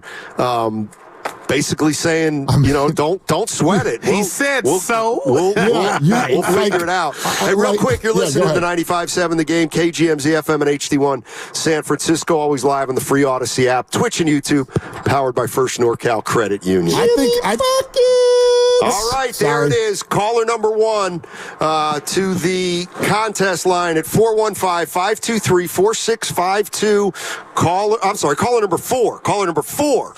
You get tickets to the Rising Stars game on Friday at Chase, tickets to the All-Star practice on Saturday at the Arena in Oakland. Caller number 4 to 415-523-4652. 2 tickets apiece to the Rising Stars game on Friday and All-Star practice on Saturday in Oakland. Hey, Steiny, since I stepped on it, will you do it again live? Do your little sounder. Oh. Yeah, do it. Oh, you mean live? Yes, do it. Yeah, I don't feel like it. Oh, come on. Jimmy Buckets! Perfect. That was Guru. Well, it doesn't matter. It worked. It was a 4. It worked. Yeah, Thank you, I'm all in on Willard. it. Yeah, but I think, Steiny, you're underselling the way Joe Lacob talked about Jonathan Kuminga. He made it sound like all of us were morons for considering anything else. Like, for those of you who didn't read the piece in The Athletic from Anthony Slater, Joe Lacob literally would not let Anthony finish his questions. Man. He's just like, of course we're re-signing Jonathan. We love that guy. Are you nuts? Of course we're going to re-sign him. And I believe him, Willard. Yeah, I believe him. I mean, how can you not? If you're going to take that tone, then you better follow through with it. Yeah. Or else then you look nuts. No doubt. So, anyway, that was interesting. I don't know if you guys, where you're at 10:45, we had the pleasure to be joined by Tiffany Williams, the COO for 30 Inc. She works with Curry, and Steiny is so special. I told her, like you did, Dibs, on what's bugging you Friday, because it hit me in the cardiac muscle about Curry not participating. And Steiny goes, Goo, because I said, Tiffany, why is he not doing it? And she was real quiet and reserved, and she goes, we'll see. And Steiny goes, what? Could you imagine? I said there have to be rules for the other contestants, and Steph just came out of nowhere. It was in the competition, Willard, or is that allowed? Steiny's saying, nobody owe them nothing. So could we see Curry maybe doing it the last second? Anything's allowed. I mean, the NBA can do whatever they want. Could somebody who's currently on the list suddenly come up with a sore wrist? Look at my right? And then, Willis Reed, here comes Steph. Could you imagine? Well, if the NBA, I will say this, the NBA should know that they need to put on a show this weekend. Hello? They put on a crappy show last year. Man. It was a terrible, terrible show. Adam Silver has admitted it publicly. They know it. They know it was a terrible show. And so this year, they've got to put on a better show. And Dibs and I were looking at the rosters for you got the 3 rosters, Shaq, Kenny, and Chuck. Right. And then you got the Rising Stars winner that's going to play as the 4th team. In this you look at the roster, you can already tell that there's a script. There's a script involved, I think. Oh. And the NBA, look at Shaq's team. Shaq's team is the old guys. It's Durant and LeBron and Curry. They made it look like they drafted him, but they were told who to pick. It's clear to me. And Chuck has a team that kind of has sort of the younger rising guys who really have that thing, the Wembanyamas and the Shai Gilgeous-Alexanders. Those 2 teams are going to play in the finals. Like, there's a script here because they've got to put on a better show. So, Goo, if they're doing that with Steph, more power to them. That'd be great. Yeah, no doubt. My partner would get the victory lap for hearing her say that when she said we'll see. She didn't say no. I mean, there are no rules when it comes to All-Star Weekend. Right. I mean, if they could theoretically just announce before the game, we've got a special guest player in the three-point contest, Steph Curry, and he just joins the field. I think that's possible, too. Yeah, it's also possible that the whole idea of you got to beat the champ to be the champ, and so you go through the bracket, and whoever wins the final. But wait, there's one more, and then you bring him out on some sort of a rickshaw. You bring him out in like an elevated chariot with the crown on top, and the crowd goes wild, and now you got to beat the chef to be the champ. You never know. It's all theatrics, and Mark's right. The one thing that we have lacked for a number of years is the theatrics. And, all of the slam dunk, Mac McClung going for his third title. Okay. Totally. And, the three-point shootout without the chef. And now we have a 4-team tournament for the actual game. The NBA needs to try harder to make us actually really be interested in this. Yeah, that's a big ass, Gibbs. I hear you, man. You're right about last year was not very good, and it'll be tough to be that bad again this year, even if they try it. But we're talking. What do you think about the next two games for the Golden State Warriors? Well, you asked if Steph and Dre are going to play in both of them, and the only way I can answer, I certainly hope so. Yeah, these feel like really big games. And I'm sure that they don't want to do cart before horse. You got to get through tonight and see how everyone's feeling. And if someone's not feeling well, then okay. But I don't know, man. There's optics to it. Like you guys just said, the All-Star game is this weekend. Steph is participating in the All-Star game. And hell, you guys are breaking that maybe he's participating, on Saturday night too. And you do then get a bunch of time off. They don't play another game until a week from Friday. So with all of that, if you can't do the Texas two-step these next two nights, I would think and hope with the momentum that they've built with this acquisition that they're all in for these next 30 hours and try to win 2 more basketball games. Yeah, I tend to lean that way too, especially because I think the last time Curry played a back-to-back, he did play both, if I'm not mistaken. And obviously we'll see if they can handle Dallas and maybe rest up for tomorrow's game without counting a chicken before you should. But I just look at that Dallas team; they're decimated right now. Rockets are struggling, and we'll see what happens. Hey, Stoney, before we get out of here, I want to get to because you lived it, but you two are my guys, man. I just want to share something that happened to me today, and I'm still dealing with it. And when I walk to the car, I'll be dealing with it. So Kirk Laker pulled up on us. Stoney asked him about the buyout market, and he said they're a player and they got another roster spot. So, I like to joke with the best of them. So I then followed up, hey, Kirk, I got my shoes in the car, right? Everybody laughed. But he then went on and proceeded to say, we seen you play in the Warriors World Tournament. What do you suggest he was meaning with that? I think that he was referring to the fact that in your career, you are, I think, 2 for 71 from the floor. Willard, don't laugh. It is not like that. I didn't. I have a completely different take on this, Goo. 2 for 70. No, because I didn't we seen you play. I was guarding him. He was guarding me. Here's but my to thing. say that, Goo. What are you saying? And they've won it twice in a row, haven't they? Yeah. Okay. Bottom line, Goo, I was driving around earlier, and you told the story of getting out of your car before the show, and you ran into a listener, and the listener's like, I love your show. And then the next thing the listener said was, Goo, is that really you? Hurt my heart. Which for the listeners, understand, the person already knew that Guru was standing in front of him. What he didn't know is if Goo is authentic. Oh, that hurt on the me, air. Willard. Which, first of all, let us tell everybody, this is the most authentic man I know. Oh, boy. Period. Yeah, Big George. But I have to say something to you, Goo. Go ahead, I'm right here, because you were bothered by that in the first half of the show, and you're bothered by Kirk Lakem's assessment of your game in the second half of the show. Where are you going, Will? I want you to be more confident, Goo. I want you to stick your chest out and stop worrying about what other people say to you. You're in your 50s. Let's go. You're a wildly successful human being. Will, slow down. No, you do you, and you let what these other people say bounce the hell off of that now smaller belly. There we go. You bounce that off of there and let that fly out onto the Thrive City patio. I love love it, Willard. Let's go, baby. Yeah, I just closed my eyes, Steiny, and I was picturing Guru as a Warrior, and he checks in for the first time at the 4-minute go mark. out there and be tough. And he's the first guy ever to go to an NBA game with a picture of Steph and a Sharpie. Oh, stop, boy. He's game, Derrick Johnson, and he's got a pen. Unbelievable. All right, you guys are the best. Well, I'm parked on the street out here, so I'm going to see if my car's still there. $13.50 for 5 hours. Safe, wonderful area, Steiny. You'll be fine.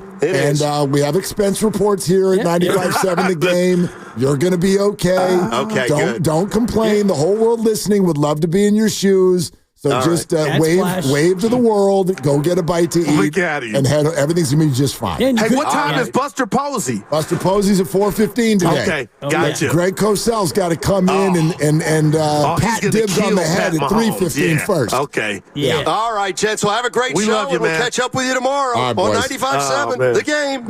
Jimmy Buckets.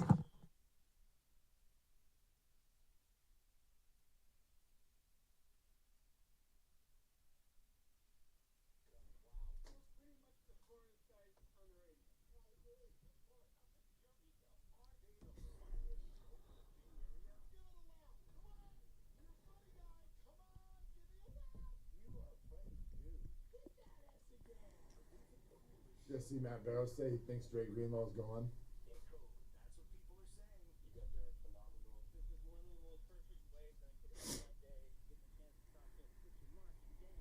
We'll let you be the judge. All I know is it's a couple of Bay Area boys talking sports. I know nothing. Thanks. It's Willard and Dibs on 95.7 The Game. All right, let's go. Let's go. I'm excited. We got a Texas two-step to do here.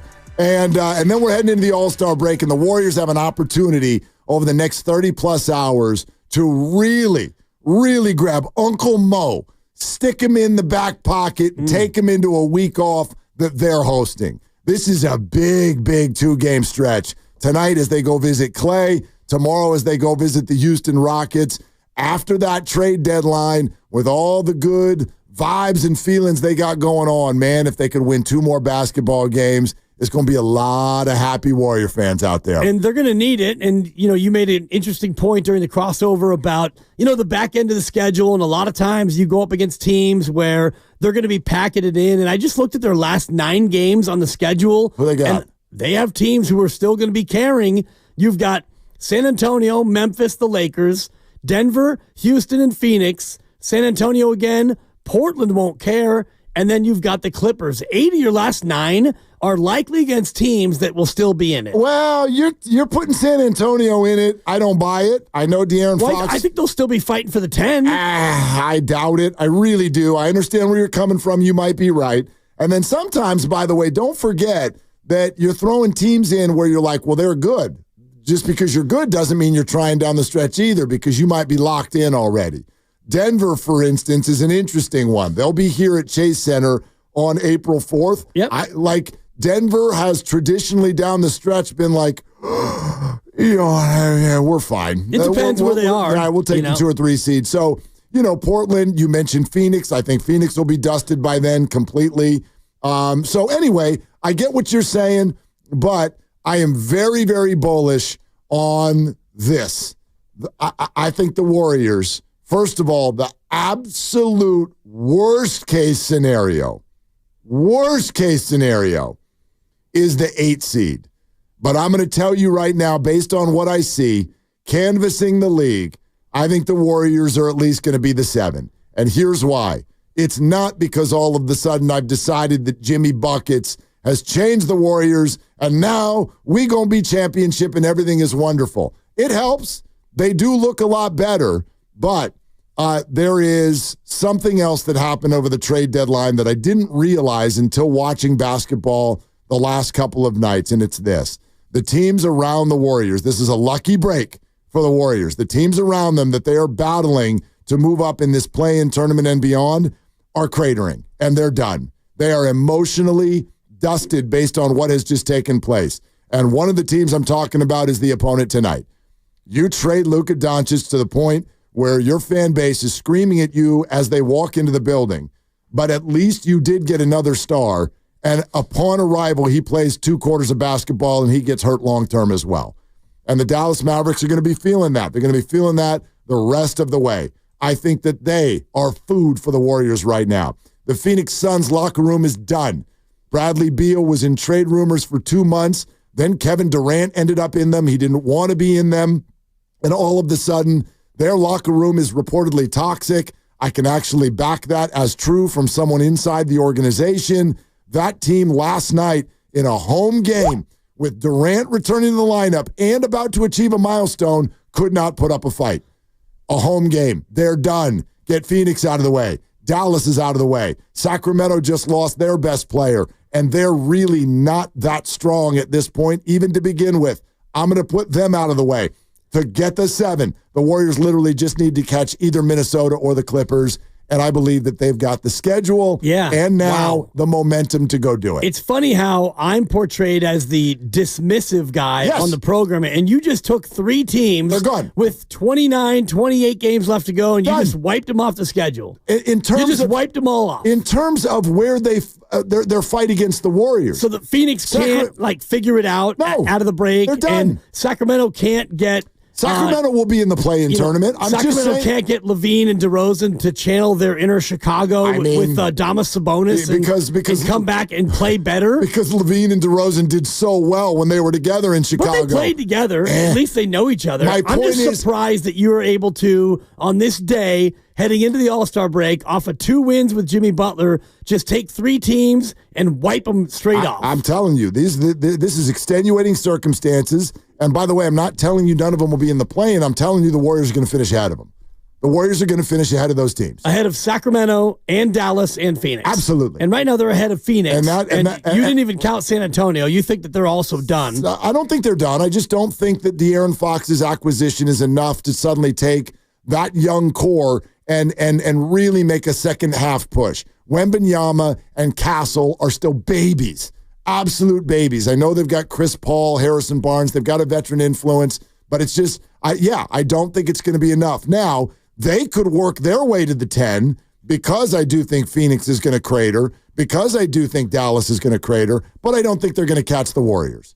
So that's why worst case scenario, to me, even if things aren't perfect down the stretch, even if there's an injury here or there. Wow. Even if Jonathan Kuminga and Jimmy Butler need a few minutes together before they can figure it out. I'm telling you that the worst case scenario for the Warriors is the 8, but I'm going to put them in at least the 7 based on the schedules I see, the opponents out there. And again, a lot of this is extenuating.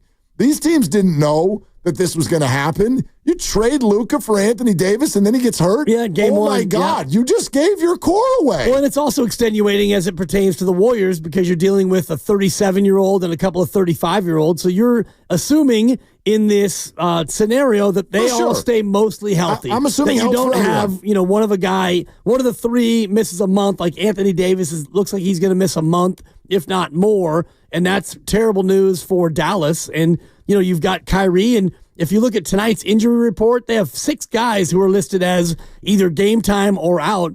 So Dallas is going to be probably rocking an 8 or 9 man team. Forget the rotation. So yeah, the circumstances are not good. And I'm just surprised that you are looking at all these teams and off of a couple of games or 3 or 4 days since the deadline, you're just wiping them off the earth? Again, it's not based on, I'm not doing that with the Warriors either. I'm not here to tell you, again, now, like anybody who had concerns about Jimmy Butler needs to do some sort of apology to everyone around them. We're not there yet. It's only been a couple games. I'm talking about the larger issues, the diseases that have been born inside of these teams.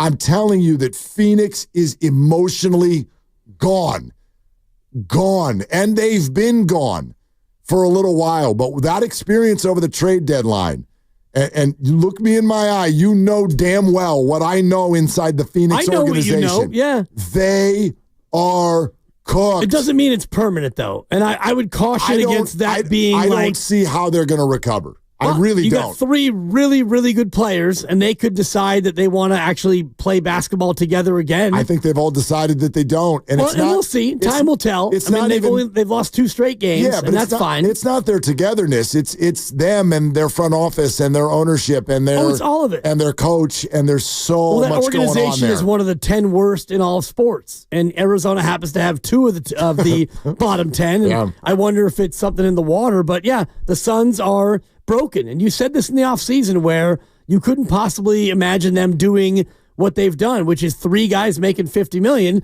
and they did it. And they got to the deadline. They tried to trade 2 of them. One of them said no, and the other one said, nah, not really. Right. And so they're all still there. And poor Devin Booker, who's out there like, I'm the Sun, and can you guys join me? Can we be what we thought we were going to be? And the answer might be no. So I'm not going to dismiss your point, but I just think it's a little surprising that heading into the deadline or heading into the All-Star break, you're willing to take 3 teams that are ahead of the Warriors and say, all 3 of you, move aside, you're done. It can be surprising all you want. That's how I feel. I'm shocked. Yeah. That's you fine. You can feel that way. The Warriors, I'm not ready to give the Warriors that much carte blanche to go ahead and they won 2 games with Jimmy Butler. Great. What have you been all year?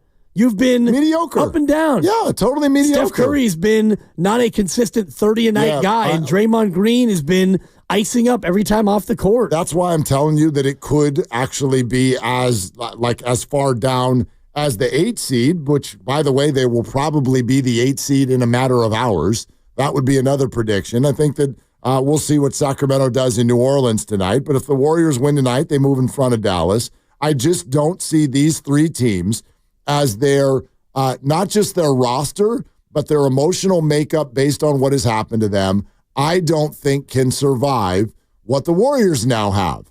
Because the Warriors, whether you're big on Jimmy Butler or not, what the Warriors have right now is cohesion. They have people who are all on the same page. I loved reading what Jonathan Kuminga has said about this trade deadline, and he sounds very, very much on board and excited to play with Jimmy Butler based on similar playing styles. And just there's an energy around the Warriors right now.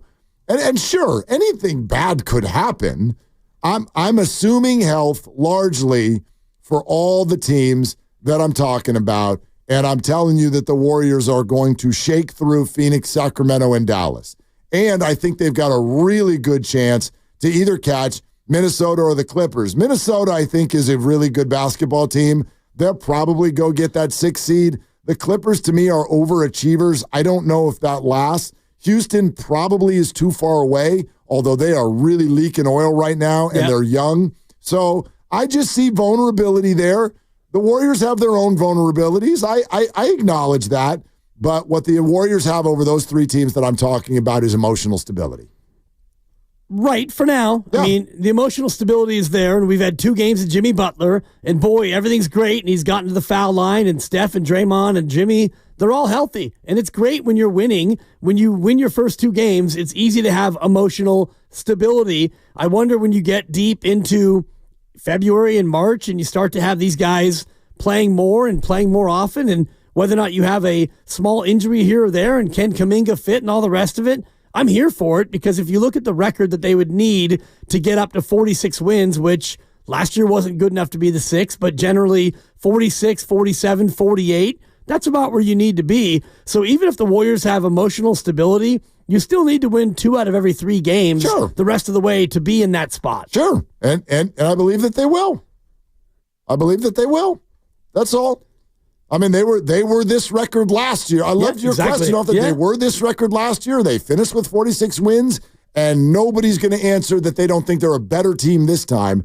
And last year's team did not have the benefit, I think, of this year's team of looking at some of these teams around them and looking at the discord that they are going through at this hour. Well, they were a team with the discord. That's correct. You had Chris Paul, who was clearly one and done. You had Klay Thompson, who was maybe in the 2nd year of a 2-year I want out of here drama. You had Dario Saric, who played a lot early and then didn't play anymore after that.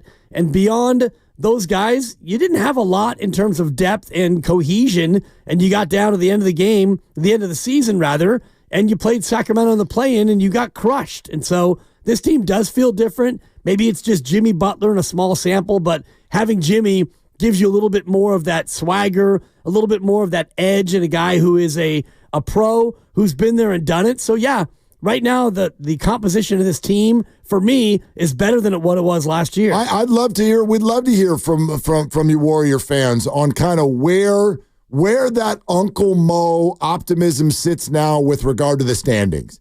Where do you think they're going to end up based on what we know right now? 888-957-9570 is the number. My take is less based on, Jimmy fits. Here we go. We going to be championship. Warriors going to win all the games. The Warriors still have holes. It's been 2 games. Let's see what happens. This next 30 hours is going to be challenging, and I wonder how they'll navigate that. And so more opinions to come with new information the rest of the week for sure. But I think that they're sitting right now in company that is very advantageous because the Phoenix Suns, I know they've only lost, as you put it, a couple in a row. But if you look at what happened and go back, I really think that this is worth our time. Remember when Joe Lacob sat with Rich Kleiman? The Suns are here on a Friday night, and it's prior to the trade deadline. And they clowned the Warriors. Yep. They killed the Warriors while Kleiman and Joe Lacob sat there together, okay? Since then, you can say, they've lost 2 in a row. Since then, and those discussions and the realization that the Suns were trying to trade Kevin Durant, the Suns are 1-5, their only victory being a home game against the Utah Jazz in overtime. They are playing horrific basketball. They lost back-to-back against Portland on the road. Correct. They're playing terrible basketball, and they're an emotional wreck, and I don't think they're coming back. Yeah, we'll see. I mean, they have the talent to make it back, but based on everything that happened, Beal not wanting to be traded, KD saying no thank you, and Booker kind of being the guy sitting there holding the bag, it feels like they're a team that could plummet, but they still have a lot of talent. So until it happens, I'm going to reserve judgment. 888-957-9570. I got the Warriors as the 7 seed. I think that's where this is going to end up. I know they want the 6. I think they're going to end up as the 7, and the 7 is a hell of a lot better than the 9 or the 10. But what do you all think? Where's your thought at this time? 888-957-9570. Also, knockout tournament, Chase Center Court.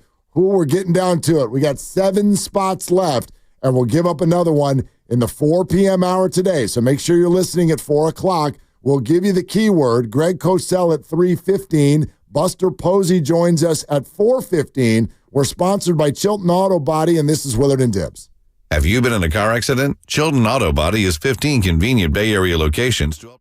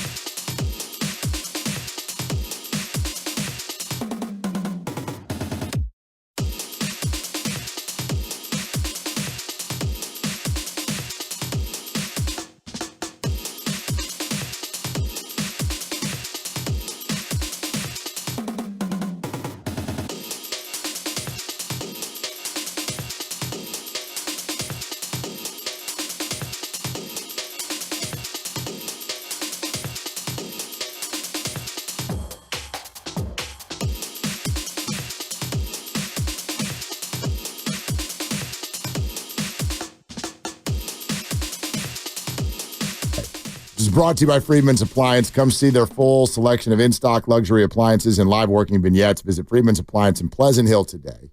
It's Willard and Dibbs taking your calls at 888-957-9570. We are a full potpourri, though, today. Yep. Because we got NFL Films and Greg Cosell at 3:15. We got pitchers and catchers and Buster Posey at 4:15. And then we got Warriors Live at 5:30. They're visiting the Mavericks and Klay Thompson tonight. Klay Thompson. Yeah. And I did like the question you threw out earlier about who will you miss more, Klay Thompson, who we know is gone, or Deebo Samuel, who might be gone. We can get into that. We can play with that. Yeah. I thought that was interesting. Or like real quick, do you miss Klay Thompson? No. That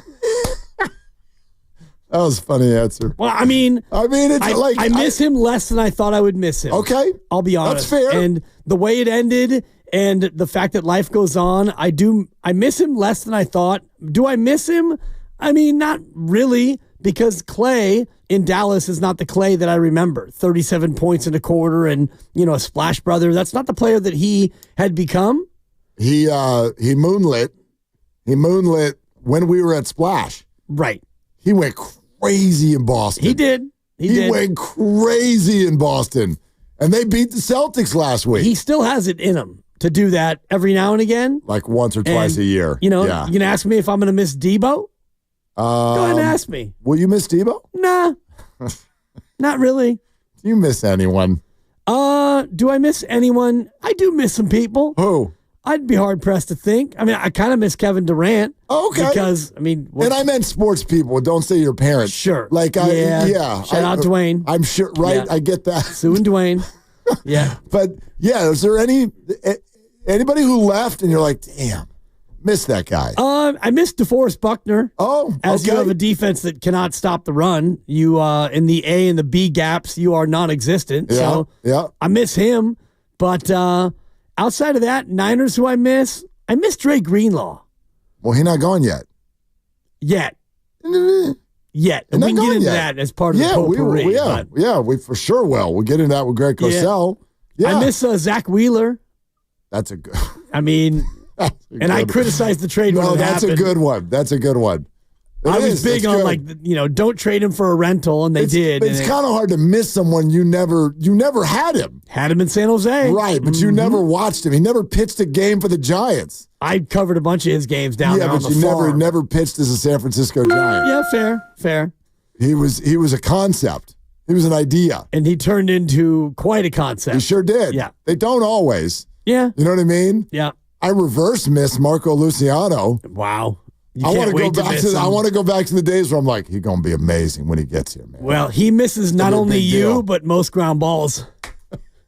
If Grandy wasn't eating, I think he would have laughed at that, but it's sandwich time for Grandy. No, that was funny. And I heard your joke, and then I took a bite. Yeah, okay. I saw it coming. Like, that was one of those where as soon as you went into your mode, I'm like, I know exactly what he's going to say, and it's funny. Well, and it was. Like, one of every 12 jokes, Grandy laughs, and I thought that was one I would have gotten, but he was in sandwich mode, and that's okay. God. Grandy's got to eat. Some things are more important, Tips. Yep, yeah. Go ahead and chew and swallow. That's what I tell my 2-year-old. Can we go back to what we just heard Steve Kerr say, though? Please, yeah. Steve Kerr, and we didn't get the chance really to talk about this yesterday, because they've turned us into game show hosts in the second half of the show, which is fine. We're giving away stuff left and right. Let's make a deal. But I noticed this from Steve Kerr with our ranging conversation yesterday. He could not stop complimenting Mike Dunleavy. Now, of course he's going to do that. I understand. He's publicly going to support Mike Dunleavy. But can we go back to last week at this time? Exactly 1 week ago was the day that the Warriors acquired Jimmy Butler, but they did it just after 5 o'clock. So we're literally heading toward exactly the 1 week anniversary of the acquisition of Jimmy Butler. And I would argue, and maybe it's just the echo chamber, but I'd argue that what I'm hearing in that moment was a lot of growing negativity toward Mike Dunleavy. A lot of it. Can't get a deal done. Remember, the day before, Kevin Durant, I'm not coming. And people were like, oh, my God. The Lakers got Luka, and Dunleavy's sitting here, and he wouldn't part with pods. I'm hearing a lot of that, right? Then they get Jimmy Butler, and they play 2 games. They win 2 games. Jimmy scores a bunch of points in both games. Steve Kerr is propping up Mike Dunleavy. And then look around the league. The Miami Heat, for 2 months, have been dragged through a situation. The Dallas Mavericks general manager is receiving death threats. The Lakers pulled off a smaller trade that got rescinded, and their rookie first-rounder, who they really love, now won't play for them because he is emotionally hurt. Takes time. Okay? Takes time. The Phoenix Suns dragged all of their stars through social media mud, and now everybody hates everybody in a toxic locker room. Okay? The Sacramento Kings dealt De'Aaron Fox, and I'd largely think most fans are still sitting here going, I don't know what happened there. Why? Yeah. What Mike Brown, De'Aaron, I don't get it, and I don't. I have no idea what the hell just happened there over the last 2 months. It's a void of leadership, right? Is what it is. It's clear that the player didn't like the coach, and so the coach got fired, and then the player was like, I don't like the team either.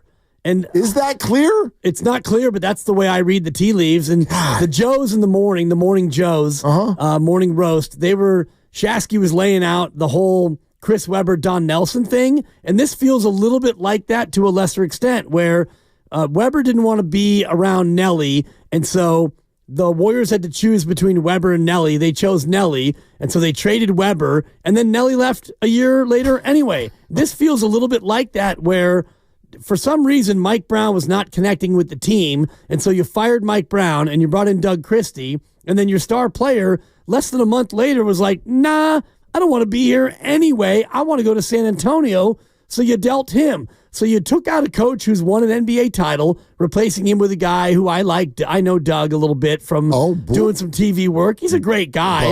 I don't know how he is as a coach, but you have a new coach and your star still is like, nah, I still want out. And so then you trade him. That to me is a broken organization. If you could set up a meeting between Doug Christie and the lovely Christie, I think she would enjoy it. Yeah. Yeah, she had a crush on him back in the day. Oh, wow. She used to dream about being Christie. Yeah. Not going to happen. And I'm thinking about the former New Jersey governor, Christie, who we could throw in as well. Yeah, to Chris mediate. Christie. Yeah, Chris Christie. Thank you. So you want Chris Christie to introduce Christie to Doug Christie? Yeah, and maybe we could have Christie Brinkley be a part of it as well. But now we're going too far. Your references down the road. A little old. Yeah, Jeezy Money on YouTube with a great line. He said, Sacramento's gone from light the beam to change the bulb.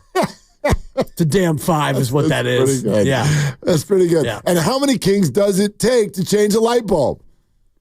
Apparently, all of them. More than it should. I guess is probably the answer. Anyway. To your greater point. Like what I'm asking is how, I guess it's how you feeling out of the deadline. How you like Mike Dunleavy now. Yeah, you like him a lot.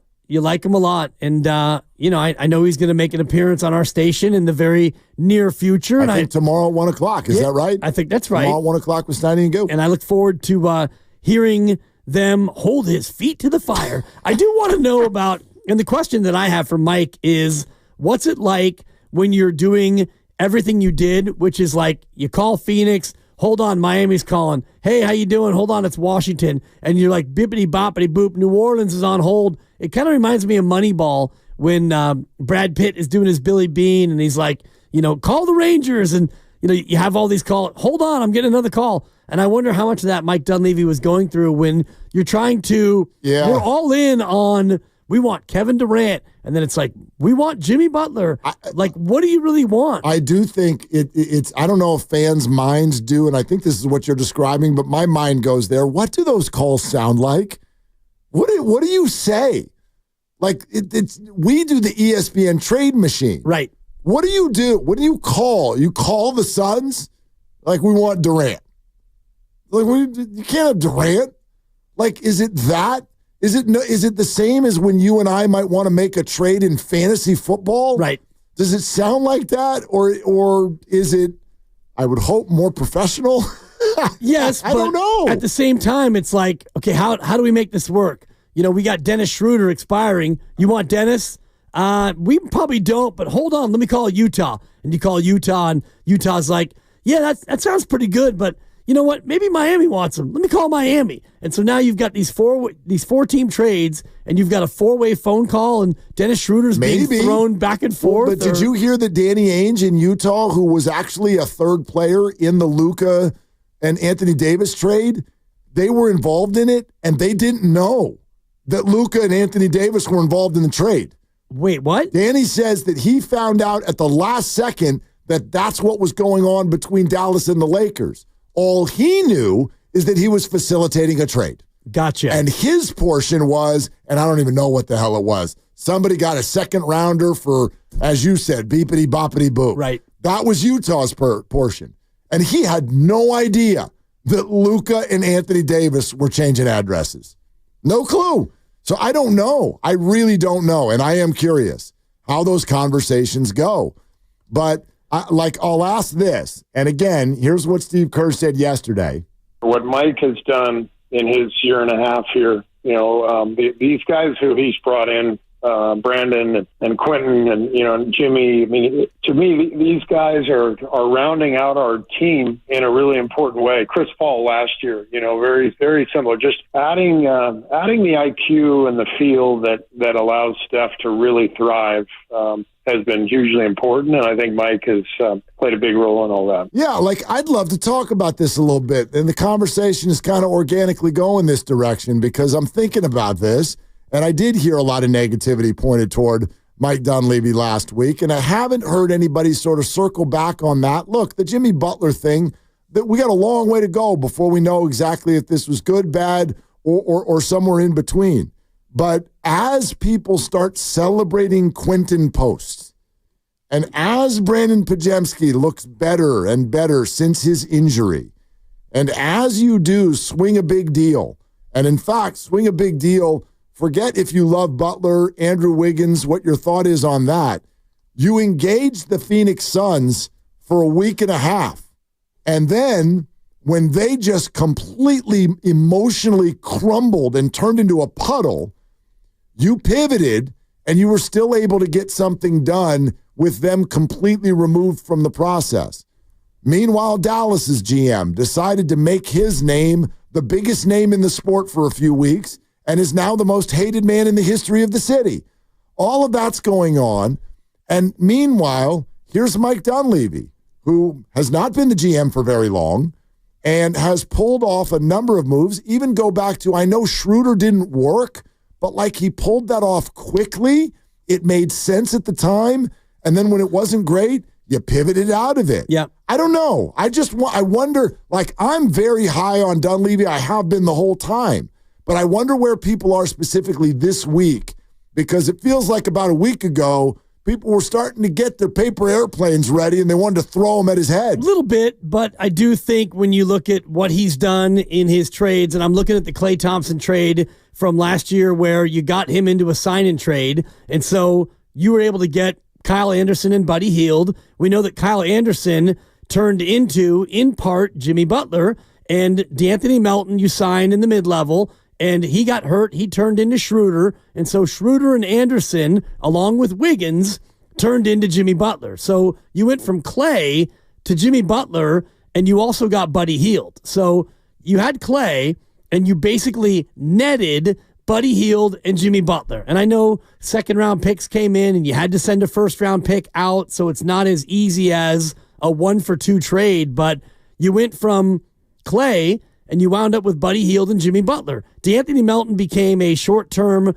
rental, which turned into Schroeder, which turned into a piece for Jimmy Butler and the rest of it. And Lindy Waters is another one that he was found in the Mike Dunleavy era. And, whatever credit you give him blame, so you give him credit. Well, and you mentioned all those things there, and those are all moves and trades and transactions. He's also made 3 draft picks. And 2 of them are in the second round. And whatever you think about each of those players, they're all on the team. The second rounders have made the team. The first round draft pick is in the Rising Stars game coming up this weekend. And the second round pick most recently has a new nickname and is screaming in the faces of opponents the other night and looks like he might be some sort of a thing. I don't know where that's all going. Yeah. But in the other second-round pick, you actually didn't make the pick, but he happened to have your brother as his agent. Yeah, you pulled the pick. Right. So TJD's agent is Mike Dunleavy's brother. And so however you worked that behind the scenes, you worked it. And if it's working, then let it work it. And that's what happened. Put my thing down, flip it, and reverse it. And that's what he did. Yes. You call your brother and say, hey, bro, we like your player. Why don't you let it be known that he'll only play for us and he can slide, slippity slide. So you do get credit for that. Sure. I mean, Mike Dunleavy's in the mix. I don't look at anything that Mike has done since taking over and go, well, that was a big old whiff. And that's coming because every GM has those, right? Like we can sit here and love Kyle Shanahan and John Lynch, and I think that they do a wonderful job. And I can give you a long list of things they've messed up. I mean, good Lord, they got Trey Lance for 3 years worth of draft capital. So everybody gets whiffs. But what's the thing right now where you would look at Mike Dunleavy and be like, dude, you really screwed that up? I don't think you've got anything on him yet. Nothing that stands out. I'm not saying you got to love everything he's done, but there's nothing you can look at and be like, that was dumb. Well, the Butler contract is going to be one that you can maybe look at, but I do like the fact that there was a direction in that move. So you brought in Jimmy Butler and you gave him 2 more years at big money. And Draymond Green actually spoke to this on his podcast. I know we'll have the sound coming up here shortly, but you basically told Draymond and Steph, you two are here. Now Jimmy is here. This is the new big 3, because we all have to call everything a big whatever. But you 3 get 2.5 years to do what you can do, and we're going to figure out the rest of it after that. Yeah. I look, it's kind of fascinating to think about how quickly the perceptions can change. You won 2 basketball games, and now we go from Wednesday to Wednesday of Mike Dunleavy can't pull off crap, and the very next Wednesday, there are smart-thinking Warrior fans who actually think that this is now a team that could go win a playoff series. Like that took 1 week and 2 basketball games. So, and I'm not saying that's rational, but I do think it's a good week for Mike Dunleavy right now. Well, yeah, because you won the first 2 games. Well, and that can change by next Wednesday. It can. But in this moment, I think that he, like, whether you even love the Jimmy trade or not, and you know that I didn't. Yep. You know that I didn't. You're warming to it. Well, I even in not liking the trade, I admitted to you right away, it's better than nothing. It was better than nothing. And the accusation that week was, God, these Warriors keep holding on to their mediocre players, and they won't make a big swing. And meanwhile, the Lakers are out here playing chess, getting Luka. Well, 24 hours later, he made a big deal. How big is it? We'll find out. Well, and his boss, not Joe Lacob, but Kirk Lacob, on with Steiny and Guru earlier today, said basically, yeah, luxury tax, we're doing it. And get above the second apron, he wouldn't commit to that. But when you look at what that number will be, they are going to be willing to go up into that area. And when you have Steph making damn near 60 next year, and Jimmy's making mid-50s, and Draymond's making high 20s, and you want to pay Kuminga mid to high 20s, and you've got your various buddies and all the rest of the guys you want to add, you're going to be paying a lot of money. But if they're willing to do that, then I'm here for it. Yeah, we want to go out to the phones. I want to answer this text real quick because it's a fair thing that some people might be thinking. 707 said, are we going to act like letting CP3 go with no return wasn't a bad move? Look, I've shared my opinion on this. You do not need to agree with it. But the CP3 contract, in my opinion, they hoped that there might be something that would materialize that they could trade it for. But when the Jordan Poole situation was what it was, and you can do whatever you want with history. We can re-adjudicate that if you want. It's a whole show there. Once it was, you could do a whole 3 months of shows. I think we might have. or more. But once that situation was what it was, and there were changes made in the collective bargaining agreement at the same time, the Warriors chose to take that Jordan Poole contract that they had recently signed, and they wanted to achieve financial flexibility, therefore turn it into a contract that was expiring. And that's what they did. So I'm not saying you can't criticize them for it. I'm not saying you can't say that, boy, they should have been able to find something for CP3. But in my opinion, the Warriors were well aware that when they acquired Chris Paul for Jordan Poole, which is not a like-minded deal in the first place, once you do that, they were well aware that what this may end up being is us just freeing up the money. Yes. And that's what they did. And they got under the second apron. That's right. And so, yes, they didn't get anything for Chris Paul, but what they got was the word that we all used last year. It was their buzzword, which was optionality. Yep. And so by getting rid of Chris Paul, even though you got nothing in return, you got optionality to where this year at the deadline, you could add Jimmy Butler and you could extend Jimmy Butler and know that going into next year, even if you go back into the second apron, you don't have the repeat penalty of being one of these overspending teams. And it brings us back to Phoenix because Phoenix tried to offload a contract this year to avoid that penalty, and they couldn't do it. So now they go into next year, and they're kind of screwed unless you can then find a way to trade Beal or Durant. You won't want to trade Booker, but Phoenix is in the spot where the Warriors didn't want to be. We're going to go to the phones coming up next. Manly Man, you will lead us off, 888-957-9570. We also want to play for you that's something that Draymond Green said as he labeled life after Jimmy Butler with the Warriors. We'll let you hear that because it's interesting. We're brought to you by Fremont Bank, here for you, here for good.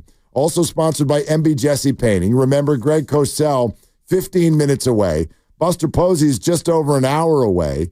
And we're also an hour away from the keyword to give out a knockout spot. Also, here's what's on tap for the weekend, brought to you by AC Transit. Driving the East Bay since 1960. On Friday, Rising Stars practice, 2:30 at Chase Center. Celebrity game is 4 p.m. Oakland Arena. Rising Stars game, Chase Center, 6 o'clock.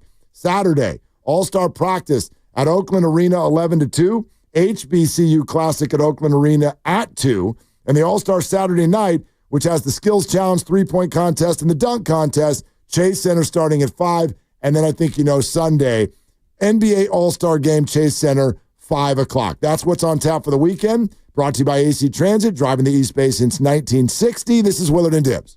Hi, this is Matt Jesse with MB Jesse Painting. Put your painting project in good hands. Residential.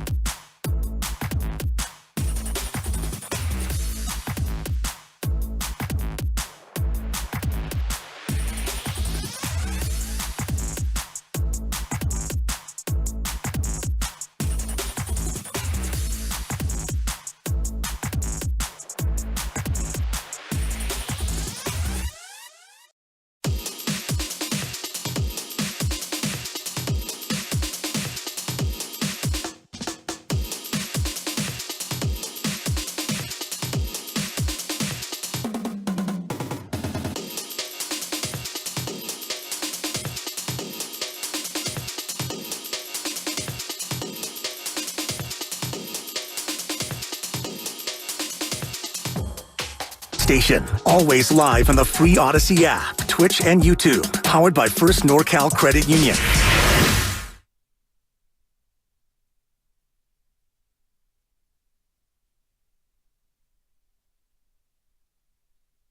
Now, back to Dillard and Wibbs on 95.7 The Game. All right, now I'm distracted. We're gonna go to the phones. We'll go to the Draymond sound. We're gonna do all of this stuff. Okay? You think you're distracted? What the hell is that? It's tonight's college basketball slate. I thought you do that just during the tournament. What is this? Oh no, it's the gear up for the the tournament's right around the corner. I understand that. It starts February. like 5 weeks from tomorrow. I understand that the month that comes after February is March. So in February, you start doing your homework and you start finding the teams that are trending toward being upset threats. He's got to fine tune the system, Willie. I understand that, but if you're like me, Grandy, and you're actually in this room and you're listening to what happens with Dibs every afternoon, the teams that you are following and betting on are not the teams that are going to be a factor in the tournament. Untrue. You will come in here and turn on a game on channel 1452. Oh, yeah. And you'll be like, Quinnipiac, plus 14.5. I'm on them tonight. It broke and my I'm heart. like, what are you on actually tonight? Like, seriously, what are you doing over there? Western Carolina. They're going up against East Tennessee State. We're taking the points, Mark.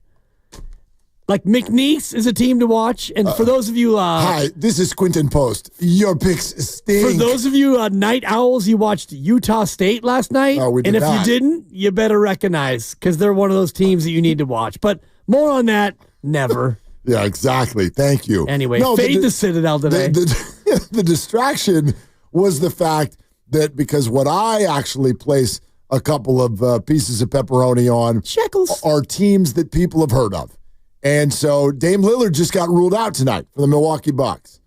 And it was a head scratcher because I woke up today and I went, I'm on the Wolves. I'm on the Wolves tonight. And the number this morning was -9. And I'm like, let's do this. I'm in on the Wolves -9. I think the Bucks are they're haggard. They're a mess. And I think the Wolves are going to take them down by double digits tonight. And then Dame Lillard gets ruled out. And I'm like, so weird. I wonder what the number is now. Because don't you love to go in there and look what the number did? And you're like, I got him at 9. And now the number's 13. Ha ha. Number's 8.5. It went the other way. Odd. But then I got the pow-pow from Grandy. He goes, what the hell are you doing rooting for the Wolves? The Warriors are trying to catch the Wolves. That's a good point. And I said, not tonight. Not tonight. So, long way of getting to this question. When you have a betting interest on a team that is not of the same interest of the Warriors, what do? You root for your money. Yeah. You root for the money when there are 29 games left to go. I think that's what I'm thinking. For me, I do think it's a little bit too early to start rooting against a team that is 3 spots ahead of you. Like tonight, beat Dallas. And then tomorrow, beat Houston. Correct. And then coming out of the break, honestly, if the Warriors can handle their business and they've got 29 more of these left to go, 53-29, if you wind up winning 21 of the 29, if you go 21-8 the rest of the way, it doesn't matter what Minnesota does. It doesn't matter what anybody else does. You're going to be 6 or 7. You're going to be fine. You're going to be right there. You're going to be fine. Yeah. Handle your own. Okay. And in the meantime... So I'm okay rooting for Minnesota to go by double digits tonight over the Bucks. No doubt. That's what we're going for. I like it. Okay. Are you all right with that? Granny's shaking his head. Go Bucks. Go well, Bucks. That's fine. Yeah, I'm not... What if I gave you some of the money? Go T-Wolves. How much you talking about? Like $1.89? Something like that. Exactly. Yeah. I did not go big. I went medium. I need at least $5 to sway me. Oh, we could do that. Okay. But what's in it for me? Oh, nothing. I was going to say, like, if you're going to come over and bring beer and we go, watch the game, then I'd be getting something out of it. I'm not going to give you $5 just because, like, you're going to have a beer on a Wednesday night? No. Yeah, no chance. No. Not at all. So I'll bring beer and I'll just drink the beer and then you give me $5. You could bring like there'd be a better chance if you brought something that wasn't beer.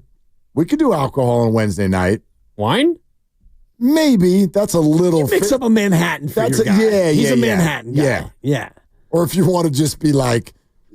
I don't know, Grandy, if you want to be young and fun, you could bring a Mike's Hard Lemonade or something. How about that? Oh, God. Yeah. Maybe Twisted Tea? Yeah, Twisted Tea. I'm here for all that. I'm open. We could do a local motion. We could do something like that. More of a high noon guy myself. All right, high noon. Yeah. That's fine. That's what we had for the Super Bowl. Strawberry lemonade, Truly. Like, sure. What'd you have? Truly? Actually, whatever. Spindrift, which I'm sure you know. Yes, I know Spindrift. They now make a spiked. They do? Yeah. Spiked Spindrift? We had some Spindrift for the Super Bowl. We were spiking it up. Yeah. How many did you have? Enough to where I was happy to be home. Yeah. You're like, this is a good game. I had so many that I didn't realize that I hit the square in the fourth quarter. How about that? That's right. Woke up in the morning on Monday. It's like, cha-ching. Let's go to dibs, half in the bag. Yeah. You had the 56-year-old version of when you wake up in Vegas in a hotel room and you're like, who put these chips all over me? Dude, no doubt. I checked my email. It's like, I won.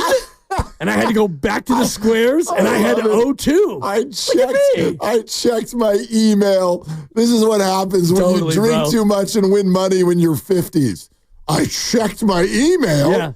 And amazing happened. My fax machine was making all this noise. Dude, seriously. Oh, my God. I was like, oh, my God, I had 0-2. Okay. I had no idea. Can't believe they converted. I would have been rooting harder for that. Oh God, Xavier Worthy. Let's go to Manly Man in the City. What the hell are you doing? Oh, just hanging out, listening to you guys. Okay, now we're listening to you. Well, that sounds like a good thing. All right. Some good and the bad with the Warriors right now. The bad is they're taking way too many threes. When you're taking basically half your shots are threes and you're getting a 29% clip, they're not going to win a whole lot of games. We got lucky against Milwaukee because they were down players. But the Warriors need to take a few steps in, shoot the two until the first half of the game, until they get their mojo going, and then they'll be better. With Butler, he attacks the basket. That's 101. You attack the basket, the defenses collapse, and then you can kick out for a nice open, good high percentage threes. And that's what Butler brings to the table, and that's what they've been doing. And if they continue to do that, they'll be okay. They also need to start Quentin Post at center. He pulls more players away from the basket, makes it easier for everybody to attack, and he's a great three-point shooter and he has a great stroke. And those are the key factors on it. The only thing I'm worried about with Jimmy, if he turns into a diva later on in the season, his quality of work is fine, but if he has an attitude for something that somebody says to him or does, it could be a problem. When Moses Moody came to him when he was on the end of the game talking, Moses patted him on the back and he goes, "Don't touch me." And he kind of sounded serious, which had me concerned. It's like, dude, he was giving you a pat of congratulations. Maybe I'm misunderstanding it. I used to be a behavior instructor, so I know how people react and so forth. And I don't want to take your credentials from you, Manly Man, but I do think that you're misreading that situation. Yeah. He had a big smile on his face. That was thought to be a big joke. I'll say this, and Manly Man, thank you for the call. Thank you, Manly. I am not worried about Jimmy's attitude this year at all. And I'm largely not worried about it even over the next 2 years, because in NBA contract life, that's a very short period of time. And one thing, this is going to sound so stupid after what happened with Jordan Poole a couple years ago, but for the most part, I know that Draymond is Draymond, but his powers are being taken from him a little bit as he moves into the late portions of his career. I don't think that the Warriors locker room at this stage runs that hot. I just don't. I know the Durant thing. I know the Jordan Poole thing. I get it. I don't know. I don't think as they move into their late 30s, I don't think it's that volatile. I'm not saying that nothing can happen. Of course something can happen. But Jimmy is only asked to be here for 2+ years, and he's getting paid a crap ton to do it. And I don't know. I don't think he's going to go sideways. I don't either. And if I look at the situations that have led him to go sideways in the past, and I know it's happened a number of different places, Minnesota it was a team that was largely soft in his eyes, and he didn't feel like he could win, and he needed to be out of there. And Miami, he wanted money, and he didn't feel like he was getting help, and so he wanted out of there. He comes here, they've won titles, and he has gotten paid. So if you're Jimmy and you want to get one more payday after this one, which you're allowed to at 37 or 38 at that point, but in the meantime, you got $112 million to play with a number of guys who've won a title. For me, all of the triggers are mostly gone for Jimmy. I agree with you. And then listen to this. This is from the Draymond Green show, and listen to what he said that Steph said to him. Like, we got Jimmy Butler. Like, this is no small deal. It's Jimmy Butler. Steph, he looked like he got belief. After the trade, he looked at me and he said, man, it's crazy because it just dawned on me that, like, this is it. Yeah. Like, this is the last run. Last ride. Like, and I said, let's do it. Let's ride till the wheels fall off. It's like, let's do it. Yeah, let's go. It was an emotional moment. Okay, that's Baron Davis, the other voice on there, who's doing a lot of the shows with Draymond. But put yourself in their shoes. Draymond, Steph, and Jimmy Butler. They're all in agreement. This is it. You all got paid. This is your last ride. What is there to get all, you know what I mean, like angry about, at least contractually? Like, this is it. This is your last ride. Right. Steph will be 39, and the two of you will be 37. And if you all can do something else somewhere or here, it's going to be for a lot less. So, yeah, 2.5 years, make the most of it and see what you can do. Okay, Deebo Samuel wants a trade. What should the 49ers be thinking about that? What did the Niners learn from what the Eagles did? Brock Purdy contract extension talks, all of that and much more with our favorite guy, NFL Films' Greg Cosell joins us next. Buster Posey in an hour. We're brought to you by Chilton Auto Body. The Warriors are in Dallas tonight. Warriors live at 5:30, presented by Xfinity Stream Sports. From the best seat in the house with Xfinity, bring on the good stuff. And the good stuff is Greg Cosell next on Willard and Dibs. Have you been in a car accident? Chilton Auto Body has 15 convenient Bay Area locations to help restore your vehicle to pre-accident condition. Chilton Auto Body is also actively hiring.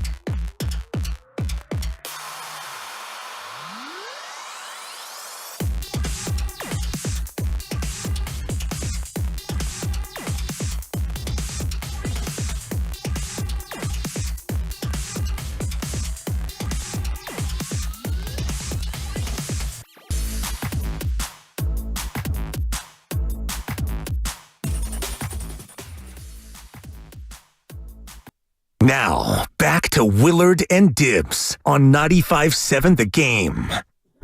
All right, Buster Posey in an hour, 40 minutes until we start talking keyword knockout tournament. Take a deep breath, dude. Yeah. Take a deep breath. I'm coming off a good one. Yep. But this is the big one. This is the big one. This is the whole season wrap. It's the Super Bowl of interviews with our dear friend Greg Cosell. I'm nervous. NFL Films, Greg Cosell, post Super Bowl, out on the River Islands guest line. Greg, thanks as always for coming on. How are you this week? You know, I'm a little tired, guys. I'm a little tired. Were you burning it up in New Orleans? Oh, God, no. I was in bed by 11 every night. Okay. I'm tired from the season. Fair enough. Those days have been way over for years, you know? No doubt. I think you speak for all of us. But that said, Greg, I go back to our conversation last week, and I got to say, you said some things that I think were still bouncing around in my brain as I was watching what the Eagles did when you sort of indicated that they had an advantage in the trenches. Yeah, it was really interesting. You know, when I watch tape, and particularly when it's one game like that, where I spent actually 4 hours watching each side of the ball yesterday. So when I'm watching the Eagles defense, I was just saying to myself, wow, this is really interesting. I'm wondering what was in Vic Fangio's mind when he started preparation and he looked at this Chiefs offense and, you know, what was going through his head as to how he wanted to play them. And basically, it was fascinating because they did not rush 5 one time in the game. Mahomes dropped back 42 times. 39 of those times they rushed 4. 3 times they rushed 3. And they basically lined up on every snap in a 2-high safety structure. And they didn't play 2-high safety every single snap, but a very, very high percentage of the time. And it occurred to me that they just said, you know what? Our defensive line is better and more athletic than your offensive line, and we're going to win that way. And then starting in the second quarter, they went to a whole bunch of different stunt concepts, and their athleticism just really showed up, and they dominated. They were, in a sense, daring the Chiefs to run the ball because they were playing out of a too-high shell, and the Chiefs never really ran the ball. Yeah, and even when they tried, they couldn't. I think they had 3 rushes in the first half, if the stats are refreshing me in the correct way. And Greg, I was thinking about the Niners watching that game because isn't that the construct that Robert Saleh and company want? The ability to rush 4, be disruptive, and have 7 covering on the back end? Yeah, in an ideal world, I mean, most coaches would love that. You know, sometimes you can't do that, but most coaches would love that for the simple reason that football is a numbers game. And if you can get home or impact the quarterback with 4, you have 7 in coverage. And you have 7 in coverage versus 5 eligible receivers, maybe even sometimes 4 eligibles if the offense feels they need to keep someone in to help. So the numbers are in your favor. So I think most teams would love to be able to do that, and the Eagles were. As I said, they did not rush 5 one time in the game.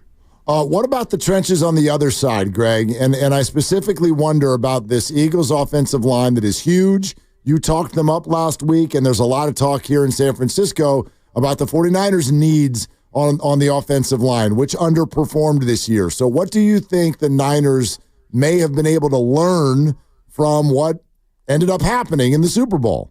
Well, it's funny you say that because that was not the best performance by the Eagles' offensive line this year by any stretch. They had some bad snaps. Of course, the Chiefs have a pretty good defensive front as well, and they won some one-on-one matchups. And obviously, the Chiefs did a really good job with Barkley. They had some run blitzes on early downs. They would bring safeties down late into gaps, so they'd show Barkley, hey, maybe there's a cutback, and then all of a sudden a safety would appear. But the one thing they didn't do is they didn't really load the box, as everybody automatically assumed that they would just load the box. They didn't really do that. In fact, they played a lot of snaps out of too high, but they have a really good D-line. Now, the Eagles obviously have a really good O-line. It's just one of those things. They've got tremendous size. They've got really good players. Not every team can do that. This is what the Eagles have. Would every team aspire to have a great O-line? I think every team aspires to have a great O-line. That's sort of a foundation of your offense. You mentioned 1,700 pounds of pure man, just force on that line. Is that the kind of line that the Niners can utilize based on what Kyle Shanahan likes to do with the outside zone? Well, I don't think there's a lot of guys like that. That's the thing. I mean, you got Dickerson at left guard who probably weighs 350. You got Becton at right guard who probably weighs 360. You have Mailata who probably at left tackle who probably weighs 370. There's not 100 guys like that. So, I think you have to be careful about thinking that any team can just automatically get guys like that. It's kind of a unique situation that the Eagles have. Greg, of course, coming out of the Super Bowl, there was the game. But the fan base here was a little bit more engaged with the fact that there was a Deebo Samuel trade request. Let's start with this. What did you see on tape from Deebo this year as compared to previous years? Well, I'll answer it this way, and I think that they probably will move on from him because assuming Ayuk comes back healthy, you're going to have Ayuk, you're going to have Pearsall, you're going to have Jennings. So I think, they probably feel that, if we do move on, and I don't know, is he still under contract? He is. I think one more year. Yeah. Yeah, so that means that he would have to be traded unless they would release him outright. So, I think that within the context of how they see their offense moving forward with those three wide receivers, and ideally McCaffrey is back healthy, I guess that remains to be seen. But ideally, if all that happens, Samuel would probably be in some way superfluous to what they have right now. And, given that he certainly did not put up the same production this year that he had in previous years, it would not surprise me if they see it that way. And you love Ricky Pearsall. I know you were high on him going into the season, and after he got better after his gunshot, you were mostly bullish on his productivity. Can Jawan Jennings, while Ayuk is out, step forward and be a good enough one receiver, the X receiver for a team in its passing game?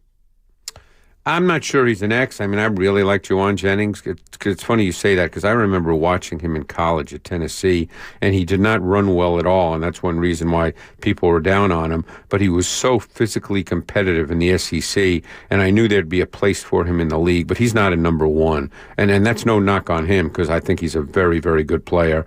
But he's not a true boundary X receiver. So, but he's really, really good. So, yeah, but as I said, I think they'll look at Ayuk. I don't know what his timetable is based on his injury, but assuming he's back, I really believe it would be Ayuk, Pearsall, and Jennings. There is a thought, Greg, that Ayuk might need at least a month or so before he's fully ready to go. So, I'm not going to ask you if you think the Niners should make some sort of a free agent move, but if Ayuk's not ready at the beginning of the year, do you feel like that room has enough, or are they a little bit short?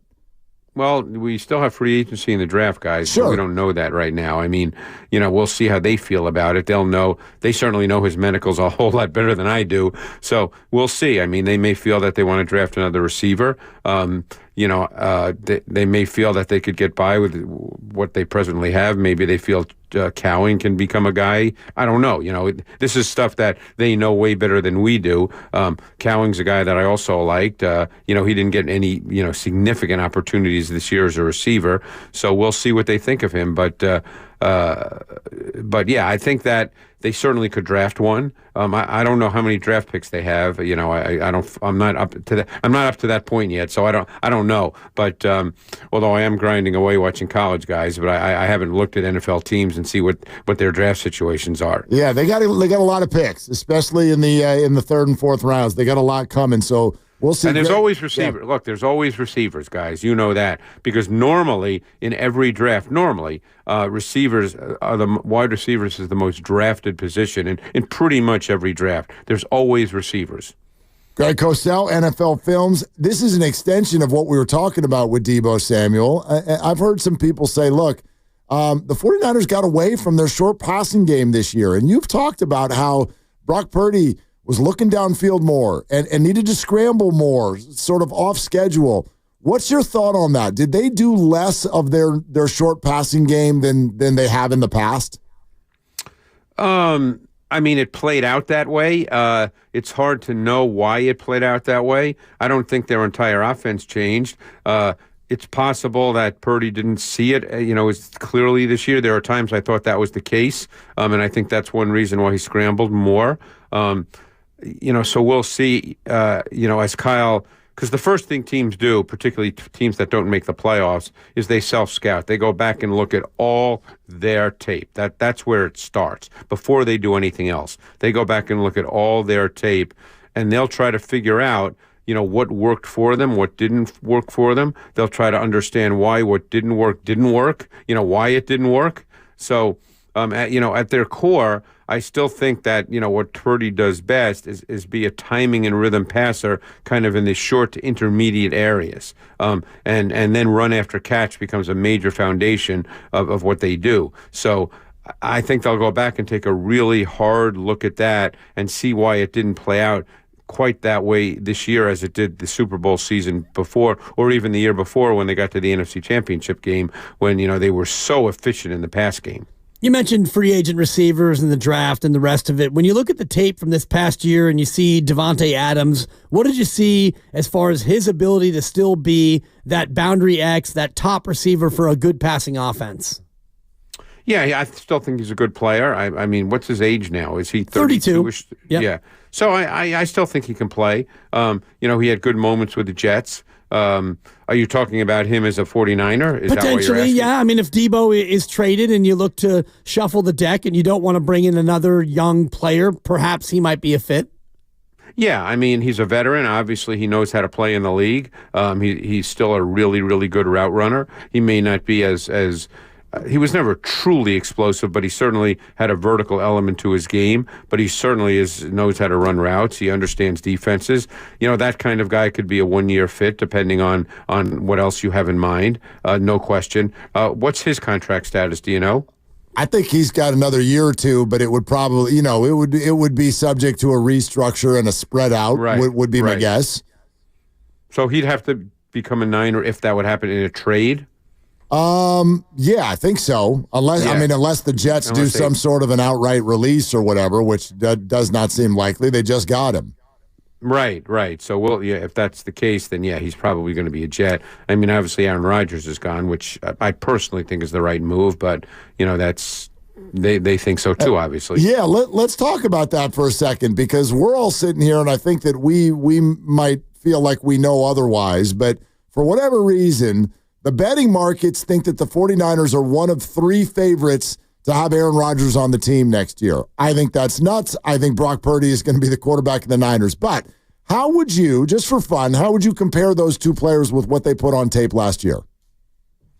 Well, I'm with you. I don't even think that's a possibility that that Aaron Rodgers is going to be a Niner. I mean, the problem with Aaron Rodgers is that he controls your whole organization, and that's a problem. So I don't even think that's realistic. I mean, Aaron Rodgers obviously still knows how to play. He's an incredibly smart player. He still can throw the ball. He doesn't have the same movement ability he once had. I thought last year, though, that his ball location, which has always been a great strength of his, I mean, he was such a precise ball placement thrower. I didn't think it was as good last year. Now, I don't know the reasons for that. Maybe there were issues with being on the same page. Those are things sometimes you don't know. But the bottom line, the way it played out watching tape, is he was clearly not as precise with his ball location as we've seen him throughout his career. We talk about recency bias, and our lasting memory of Sam Darnold is not a good one. The last regular season game, the playoff game. But when you look at the totality of his tape, what do you think the market will be for Sammy D this offseason? Pretty good, because it's not a great quarterback draft. And I think that, he's a quarterback. He's coming off a really, really good season. He's played in the league, so you're not getting a guy that you're uncertain as to what he is, which you always are a little bit when you draft a quarterback. So my guess is the market will be pretty good. Now, obviously, he played with a great coach in Kevin O'Connell. I mean, Darnold last year was phenomenal throwing the ball down the field. Think about this for a second, guys. On passes that went 20 yards or more in the air from the line of scrimmage, okay? Darnold completed 56% of those passes. By contrast, Patrick Mahomes completed 26% of those passes.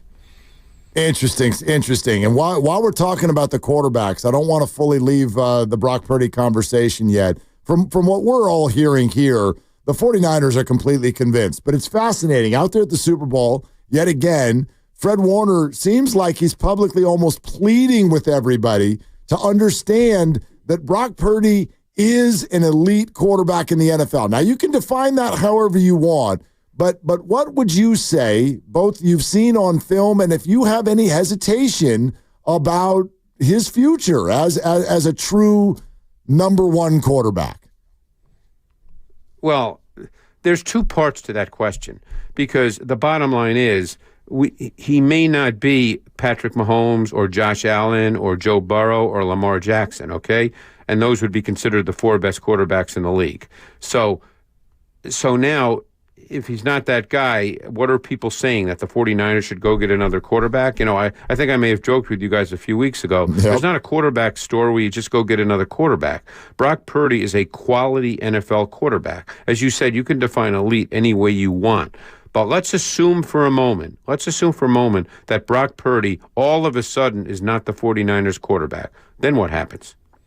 Yeah, I was going to ask you. Question. I was going to ask you the same question based on what you've seen in your early deep dive on the college quarterbacks. You said it's not a great quarterback draft. I mean, Shedeur Sanders and Cam Ward. Is there anybody there that you see that you would, if you were the Niners, reach out and say, "Yeah, that guy's going to be great" from what you've seen on film? You know, I've done. You know, I'm in the process of that. I've actually finished doing Ward, Sanders, and Jackson Dart. I've also done Tyler Shuck from Louisville, who's a really interesting player. But, you know, I would say that based on my film study, and again, I don't get to talk to the players, so I don't know the answer to that. But I like Ward the best. I think Sanders has a lot of things that he needs to clean up and work on. So, you know, I think that you have to be careful because quarterbacks. I mean, look at Caleb Williams. Okay, Caleb Williams put up good numbers, but if you talk to people in the league, they'll tell you that he really had a hard time this year. So you have to be careful about that. You know, you have a quarterback, by the way, that's a pretty darn good player in Purdy. You know, he was in a Super Bowl in his second season. He was in the NFC Championship game in his first season. He's a really efficient player. I mean, I guess I struggle with all this. I mean, I don't know what people think is going to happen here. Do they just think a quarterback's going to fall out of the sky? I mean, to me, this is such a silly conversation. Agreed, yeah. Greg. But yeah, like nobody thinks that a quarterback's gonna fall out of the sky. Nothing against you guys, but this is sports talk radio, meaningless stuff. I mean, correct. Brock Purdy is a really good player. I got kids to feed here, Greg. I mean, what are we doing here, Greg Cosell? I mean, no, but you're like Greg. I think you're completely right.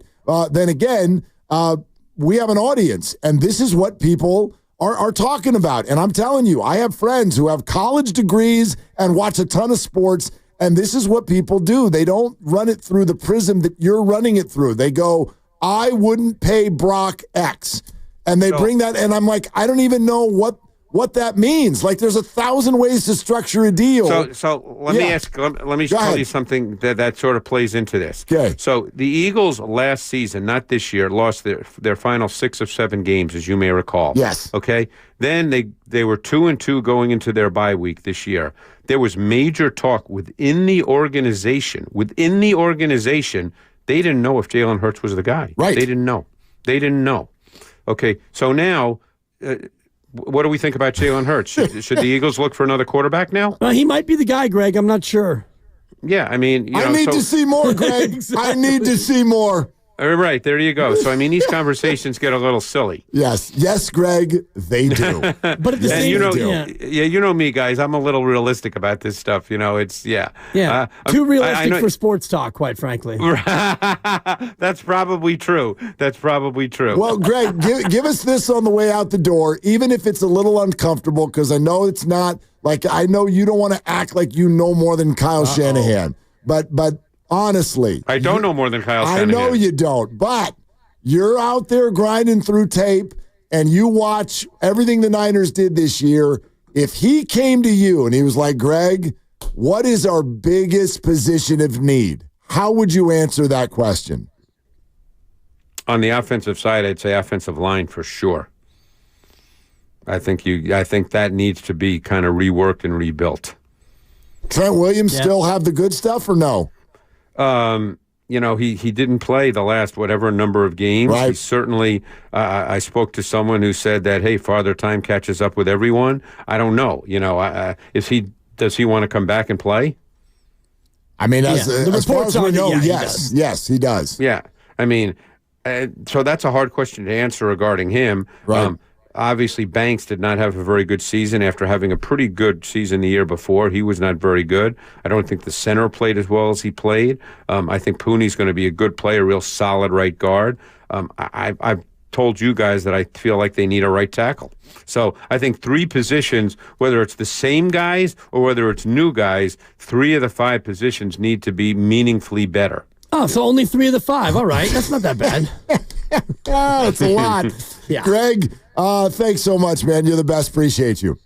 All right, guys. Appreciate it. Thanks so much. Okay, that's Greg Cosell, NFL Films. He said, Kyle, go get some big guys. Only 3 of the 5, That's though. it. I mean, you're set with 2 of them. Your left tackle's great and old, and does he want to play? But, oh, boy, that right guard, I like him. Right guard is good.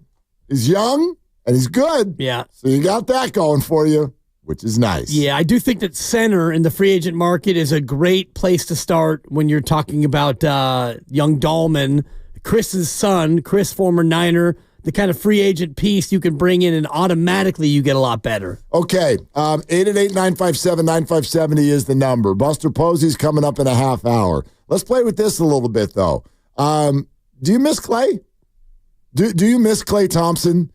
And do you think you're going to miss Debo? And which one might you miss more? Let's play with this a little bit. We'd love to take your calls, 888-957-9570. Warriors about to see Clay again. Do you miss him?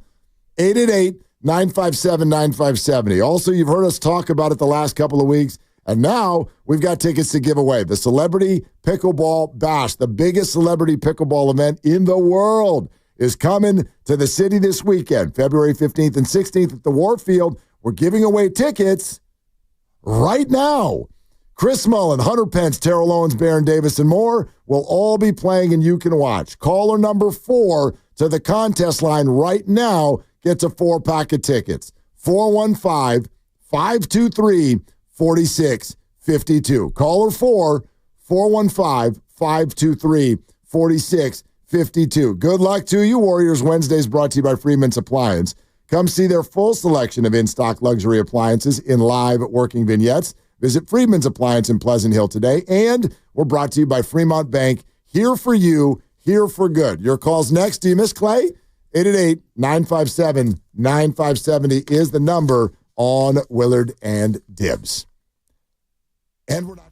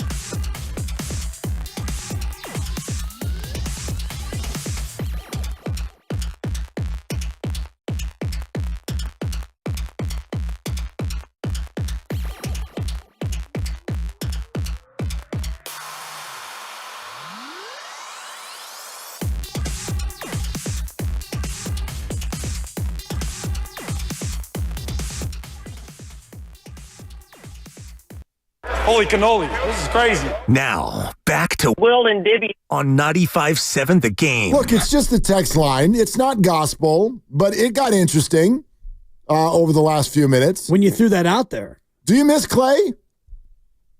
What was my answer before? Nah. No. Yeah. I mean. Well, no, your answer was not as much as you thought you would. Right. I thought I'd miss him more, but seeing what he's been in Dallas, which is he's averaging about 14 a night, last I checked. He still has a Claymaker game or a Claymaker half in him, but I miss him less than I thought I would. I'll be honest. Klay Thompson, 1, 2, 3, 4, 5. Well, no, that's not fair. Those are players who aren't on the team anymore. Luka. Luka's averaging more than Clay. He's not on the team anymore. Right. Anyway, yeah, point is 13.8. Yep. 13.8 points per game for Klay Thompson. Grandy, do you miss Clay? I'm in the same boat as Dibs, not nearly as much as I thought I would. Even with the Warriors struggling for the majority of the year, it never really has struck me as, that's the difference. Right. Lucas, do you miss Clay? I miss him about as much as I thought I would, which is not that much. Oh, I was a little more heavy-handed. A little cold-hearted. I mean, I love Clay. I love old Clay. Well, I didn't love who he turned into and who he thought he still was. Listen to some of these texts since we threw that out there. 925, I do not miss pouty, grumpy Clay. 650, don't miss Clay, won't miss this version of Debo underperforming prima donna. 510, sure, I miss you, Clay, but I mean, you literally shot your way out of the gym and left. So, no hard feelings, but don't let the door hit you on the way out. 650, Clay was a stubborn ball hog for 2 years. 707, here's a little bit of a different spin. I miss Clay every time I see Buddy Hield touch a basketball. Well, yeah, I mean, 707, not as much as I miss Andris Biedrich. Yeah, that's funny. So yeah, there you have it. I mean, listen, that seems to be the prevailing thought. I know that this is sports radio and it's a text line, so you have to, something emotionally is making you want to chime in. I think that Warrior fans will never not love Clay, but the bottom line is we're not sort of through the journey of getting to the other side yet, which is to say that Clay's in that spot, same thing that Joe Montana was or Jerry Rice was or Ronnie Lott was or whatever, where you're still playing. Right. And you're on another team, and we're going to love you when you come back when you're 47 years old and 57 years old, and you come back and you wave to us. And Clay might not. He might just be on a boat or in the Bahamas. I have no idea what the guy's going to do. Come back for your statue. Yeah, but he'll he will be beloved then, but we're not there yet. This reminds me a little bit more of Will Clark, who was, interesting one. Clay wasn't forced out, but he left kind of against his true will, maybe, and the way he played and the way things went. And Will Clark is kind of the same. He had a great year in 93, and they had 103 wins and no wild card. There was no such thing, and then he got shipped out.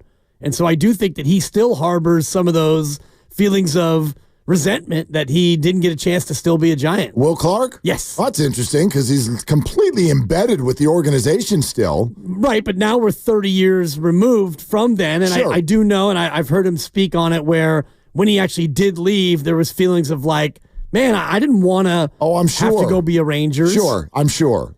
There's always that thing where you've achieved greatness with an organization, and when it's time for you to go, you feel some kind of way about the lack of sentimentality, which is also funny because if you follow sports closely, I think the majority of fans out there, we've got a sentimental side, but we don't want you signing contracts because of it. I don't want thank you contracts. Well, the Giants did that, and how did that work out for you? Well, I don't know, mixed bag. Yeah, quite frankly, because we did arrive at a time where people looked at the contracts for the Brandons and Buster Posey and went, "Dude, why'd you sign those?" And then they came back in 2021 and won every baseball game. Yeah, and those two guys, Buster and Brandon Crawford, were incredible. Yeah. Even Brandon Belt had a healthy, good year. He did until he didn't. He got hurt right at the wrong time, and he wasn't there for the playoffs. But yeah, though, like they were incredible. So I don't know, mixed bag, but like maybe Brandon Belt. Yes, Brandon Belt. Maybe Debo is literally. Maybe he is Klay Thompson. There are some comps. He's not a champion with the team. Like he hasn't built that kind of a relationship, I don't think. But this is a boombox guy. This is a guy who's been to 2 Super Bowls. The career Niner drafted here. We knew he was going to get drafted here before the draft even happened. Kyle loved him. It's been all good. He's been the heart and soul of the team. Now suddenly we're getting a little annoyed, getting a little disgruntled, and people are looking at him going, you're still good. You're not as good as you used to be. And if you want to buck that system a little bit, we're going to say, well, here's the door. Now, this is getting sped up because Debo's like, fine, I'm out. Get me out of here. And the Niners are like, cool, we'll get you out of here. So a little less controversial than all the Klay stuff. Yeah, football, it goes a lot faster because of the non-guaranteed nature of contracts. And so, you get to, and I don't want to get into all the mumbo-jumbo of post-June 1st designation and cap hits being spread out over years. But in football, you can get to this destination faster. With Klay, and I was just looking at his numbers, in the 3 years post-championship, it's been a struggle. A lot of shots and not a lot of makes. And, 2 years in Golden State and now in Dallas, his numbers, and the texter before said, yeah, I miss him every time Buddy touches it. Buddy Hield and Klay Thompson, if you put their numbers side by side, almost the same player. Almost identical. Yeah. Like Klay scores more because he plays more and he shoots more, but Klay's at 42% from the floor, Buddy's at 41.5%. Klay is 39% from 3, Buddy's 37%. So they're largely the same player. When they're hot, and when they're not, they're not. I'm going to agree with you, but if Buddy's at 37, that's also buoyed by the fact that he was at like 45 for the first month of the season. Yeah, or better. So since then, Buddy has not been as good as Klay Thompson. Klay's been much more steady Eddie and consistent. And I don't know, solid. Like Klay's not been great. They ask a lot less of him, but he's been solid. 39.3% from 3, that's solid. December and January for Buddy, 29 games in totality in those 2 months. He was 30% and 31% respectively from 3. Oof. That's 29 games of please stop shooting. What's he been in the last 2 games? Last 5 games, I have the February number in front of me. Yep. 39% from 3. Okay. And 13 points a game. Okay. So the 5 games of February have been closer to October, November was bananas. Well, he's got the same nickname as Jimmy. So what about the Buckets games? Yeah. What has he been in the 2 Buckets games? Buddy Buckets and Jimmy Buckets. In those 2 games since Jimmy Buckets has been here, he was 5 of 13 and 7 of 15. From 3. 4 of 9 and 2 of 8. So 6 of 17, which is, that's a 36%. Yeah. And he's averaging 15 points a game. Yeah, like it's fine. That's exactly what you want him to be. It's not offensive. No. 4 of 9 and 2 of 8. Honestly, like 6 of 17. If you can shoot 36% and get 15 points a game, that's about all you can expect from a guy making $8 million. I guess I'll answer it this way. Do you miss Klay Thompson? And by the way, we'll take your calls on this. If anybody wants to say something about this, 888-957-9570, that's the number, and Buster Posey joins us in 15 minutes. No, I don't. And it's really unfortunate that I don't, because I, like many of you, I sat here for the better part of a year. Oh, big 3 this and big 3 that, and retire and bop, bop, bop, bop, and the statue. And I was one of those people. But Klay's attitude over the last year and a half ruined it. He ruined it. Not forever, but for now. Yeah. He did. I remember the shows we did where I'm just like, dude, why are you so angry? If you're missing shots, you're missing shots. I mean, we get to assess sports. That's what we do. But you know me. I'm not going to come down someone's road because they're struggling for a minute or 2. especially not when you're a proven champion. But, dude, that attitude, it got to me. Like, that's not what I enjoyed about watching Warrior basketball. I do not want somebody to be frumpy grumpy all day. Yep. And he was. And you could see it. And it was more than just like, I'm in a slump and I'll snap out of it. It was the better part of 2 seasons.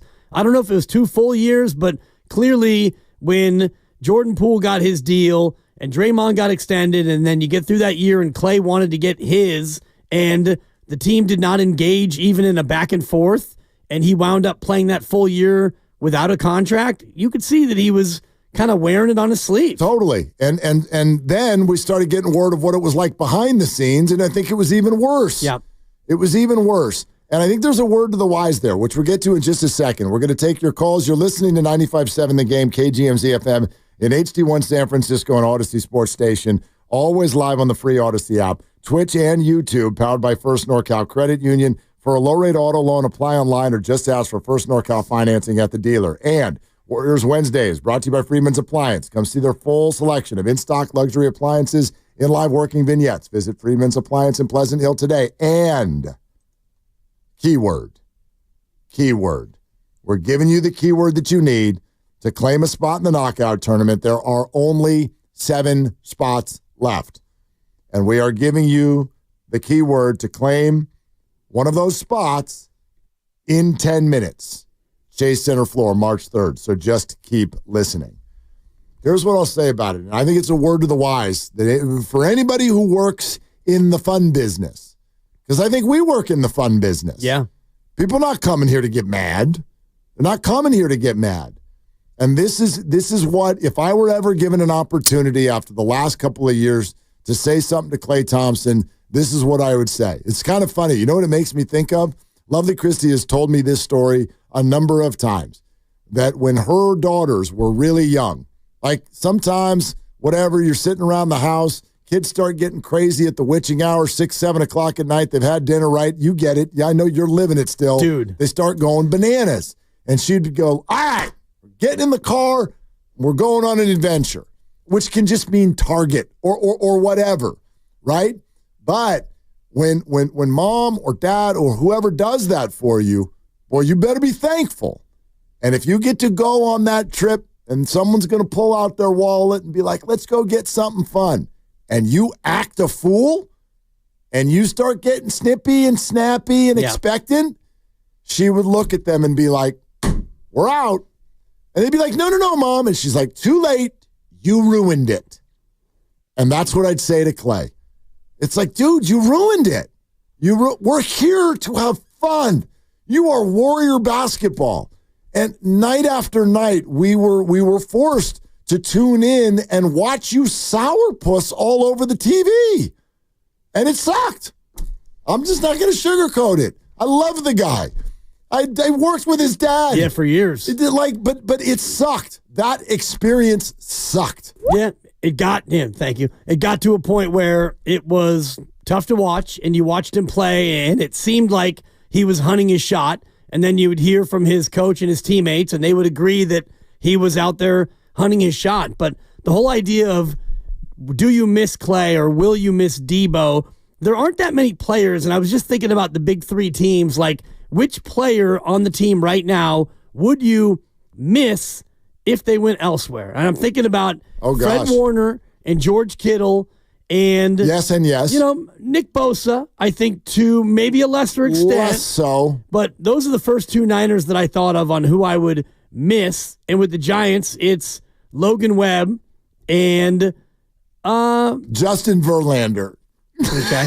I knew you were going to go with I thought you were going to go Camilo Doval. No. I'm a Giants fan. Outside of Logan Webb, I'd be hard-pressed to think about who I would miss. Like, I don't want Matt Chapman to go elsewhere. And Willie Adames and all the rest But we're looking for a homegrown guy or someone who's never worn another uniform. Who you might miss. Like, you would miss Steph Curry if he went somewhere else. Yeah. That ball got Schmidt on. Yeah, I don't know if I would miss Casey. Yeah, there's probably not another great name. This is a weird one because he's only played like 40-something games. But with the way it started in his major league career and the way the audience sort of reacted to him, I'm here for Jung-Hoo Lee this year. Okay. I'm here for that. I am too. Yeah. But if it was announced in a week, or heck, maybe Buster will say it in 10 minutes. Guys, I got a breaker for you. We've traded Jung-Hoo Lee He's a Dodger. to the Dodgers, yeah. He's going to hit ninth. What'd you get back? Oh, no, nothing. No. The Dodgers just wanted him, so we gave him to him. We got salary relief.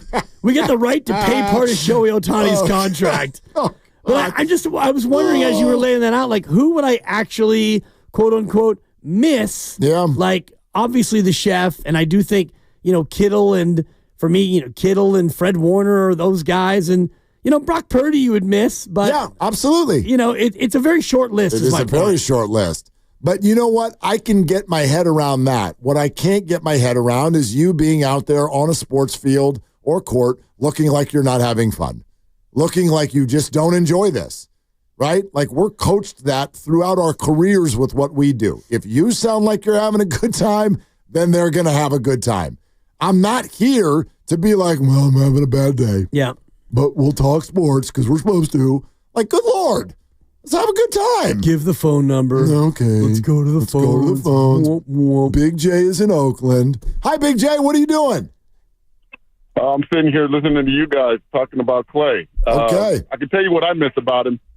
I miss his Bay Area, carefree attitude. The boating to practice, swimming in the ocean, and all those sort of things he would do. And you would never know what he would, what news story you would hear about him. And I also miss this contrived notion that I made up in my head about the Splash Brothers, and I'm including Draymond in that, retiring together.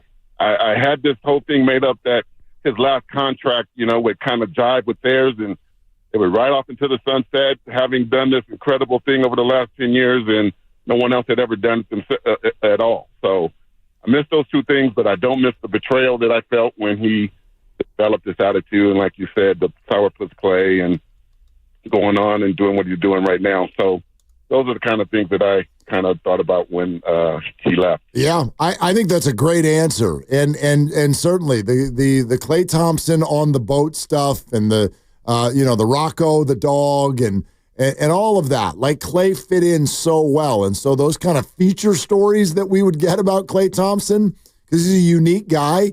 Like, I loved that. I loved that. And so, sure, you missed that. And then I think he's also right. The concept of where this was all going, which we probably bought into too much. Like, that was probably a harder nut to crack than we realized.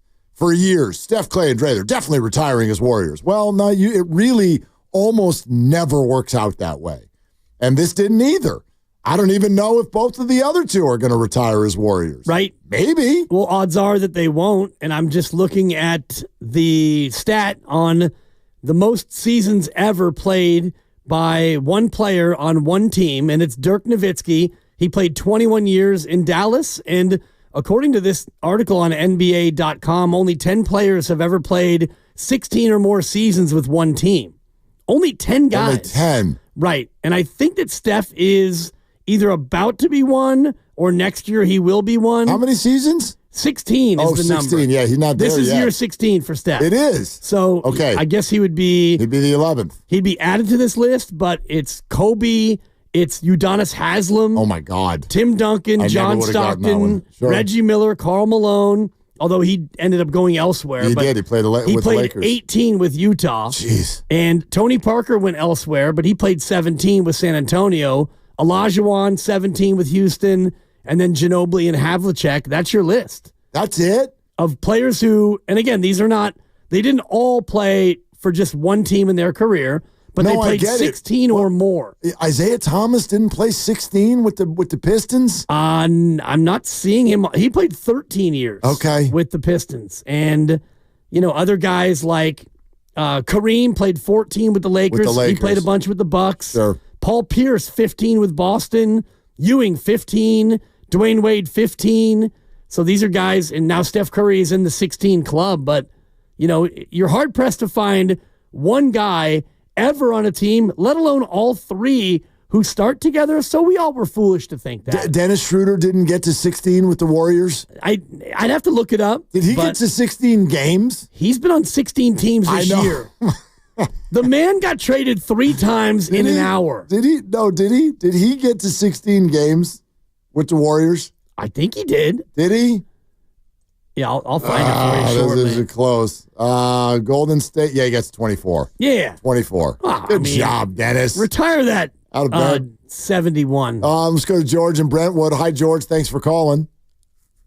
Yeah, hey, what's up, guys? No, I was going to say both of them they're kind of in the same situation. I feel like Debo with IU getting hurt had a chance to become a number one. He didn't. Same thing with Clay. You had Clay where Durant left and Clay came back from injury, and he kind of didn't either. So.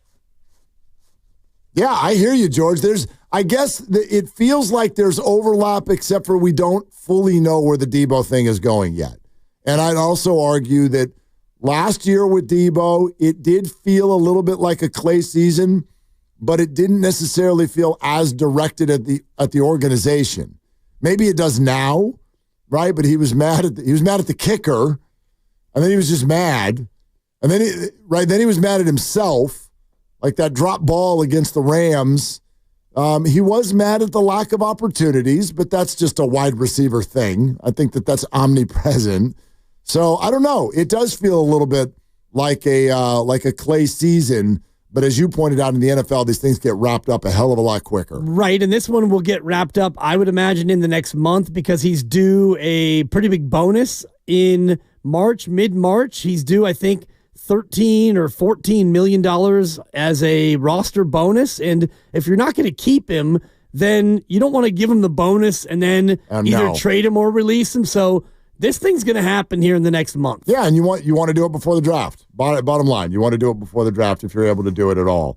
Okay, keyword time, everybody. Buster Posey's joining us in 5 minutes, but it's time to give out the keyword that you need to claim a spot in the knockout tournament, Chase Center Court. Here is today's keyword. It is power. Kind of like the forward. Power. That's today's keyword. Sometime in the next 35 minutes, you're going to hear this sounder. Okay, don't call now, but that's what you're listening for. When you hear that sounder again, that's your cue to call our contest line at 415-523-4652. 415-523-4652, and the keyword is power. Don't call now, but save the number and the word. And when you hear the sounder again, be the first person to call in, give the correct keyword, and bang, you are in the knockout tournament on the Chase Center Court. Only 7 spots to go, so grab yours today. Keep listening. That sounder's coming soon, and thank you so much for your consistent efforts on getting in to our knockout party. Safety on roads and freeways starts at Valvoline Instant Oil Change, your 15-minute drive-through oil change for all vehicle types. Friendly technicians check fluids, wipers, lights, tires, and more while you stay in your vehicle. Locations and coupons at BayAreaOilChange.com. Hey, everybody, here comes Buster Posey. Awesome. Buster Posey next on Willard and Dibbs. Meantime, it's Dan Dibley here to talk about Abundant Life weight loss and just to boast a little bit about how much weight I've lost, which is 25 pounds, and I dropped it in about 8 to 10 weeks with this great program. And if you've got weight to lose, then all you have to do to get started is call and get a free consultation. The number is 925-854-5140. When you call, tell them you heard about it from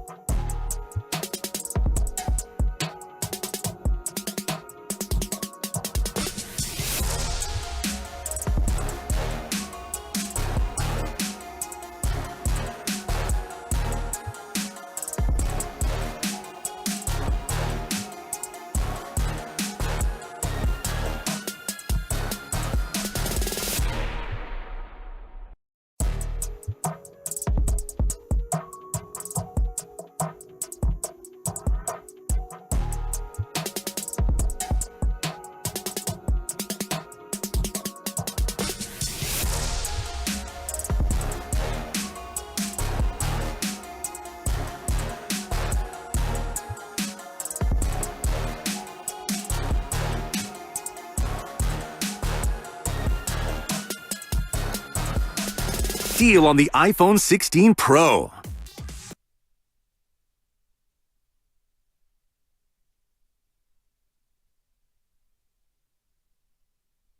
Now, back to Willard and Dibs on 95.7 The Game. All right, continuing here on Willard and Dibs, and this is a big moment. We've been looking forward to this as spring training is here and ready to roll, and it's a whole new era of Giants baseball. So joining us on the River Islands guest line is none other than Buster Posey himself. Hey, Buster, what's going on?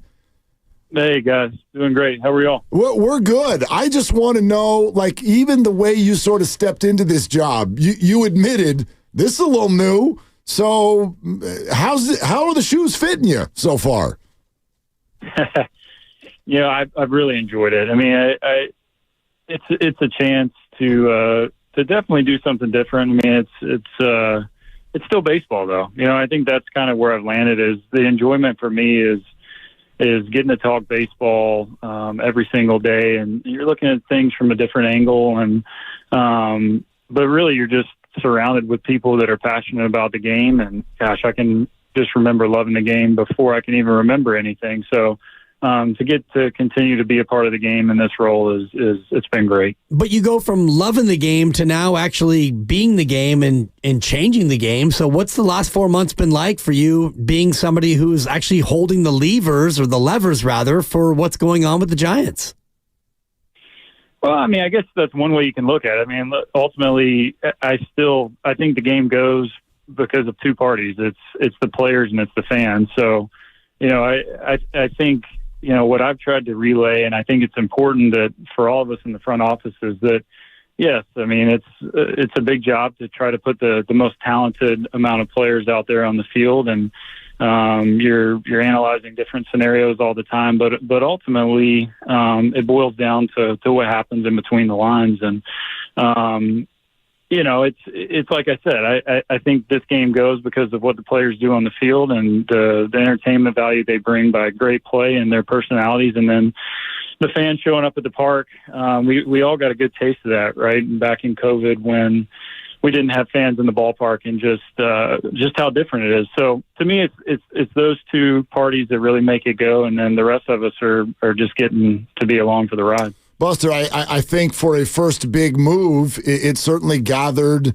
the fan base by getting Willy Adames, and then also the way he talked about interacting with you.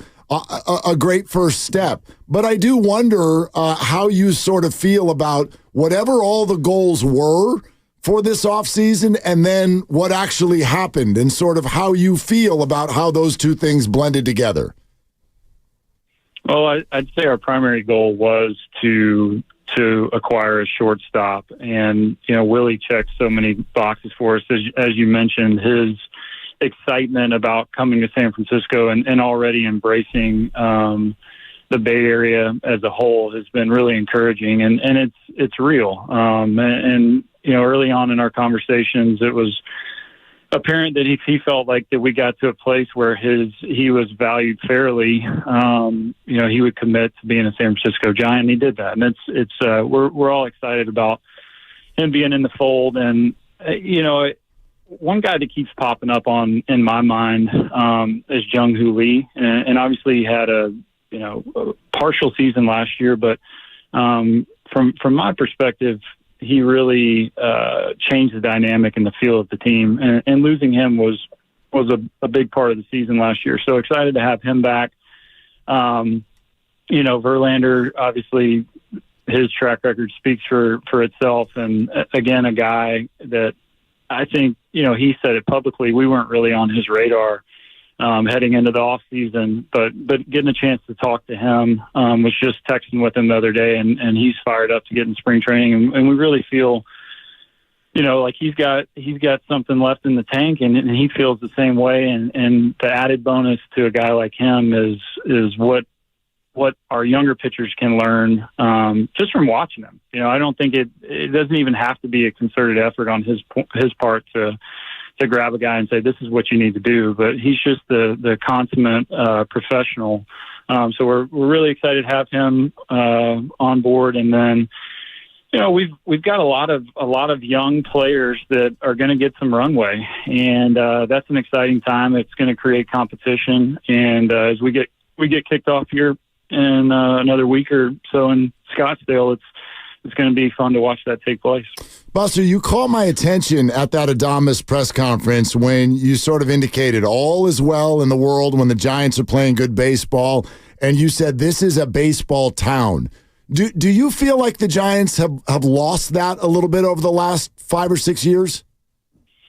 I don't think so. I mean, I still, my interactions with the fan base, I wouldn't say so. No, I mean, look, I think the Giants fan base is a proud fan base, and they want a winner on the field. They want entertaining players, and that's what, our job is to try to deliver that. And you look at like what you guys did back in 10, 12, and 14, it felt like it was homegrown and players that, fans could really latch onto. When you look at the farm and trying to develop what you guys built with, Timmy and Mad Bum and yourself and Pablo and the rest, is that one of your big focuses to try to get the farm to where it can, produce people who will be here for a long time? Yeah, no question. No question. I mean, as you mentioned, I'd say the Giants kind of hit the jackpot as far as the type of players that they were able to draft and develop, and it's a big focus of ours, and something I talked about to the minor leaguers last year when I was down in spring training for a little bit was just the opportunity that's in front of them, because it is a fan base that wants to, I think, pays attention to who's in the minor leagues, pays attention to who might be an impact player in the big leagues. And it's different. It's different when you do come through the system and you kind of grow up in front of everybody. And we most definitely want to try to develop as many of those players and personalities as we can. Buster Posey with us on Willard and Dibbs, 95.7 The Game. Let's talk about those minor leagues for a second. Buster, how do you help Bryce Eldridge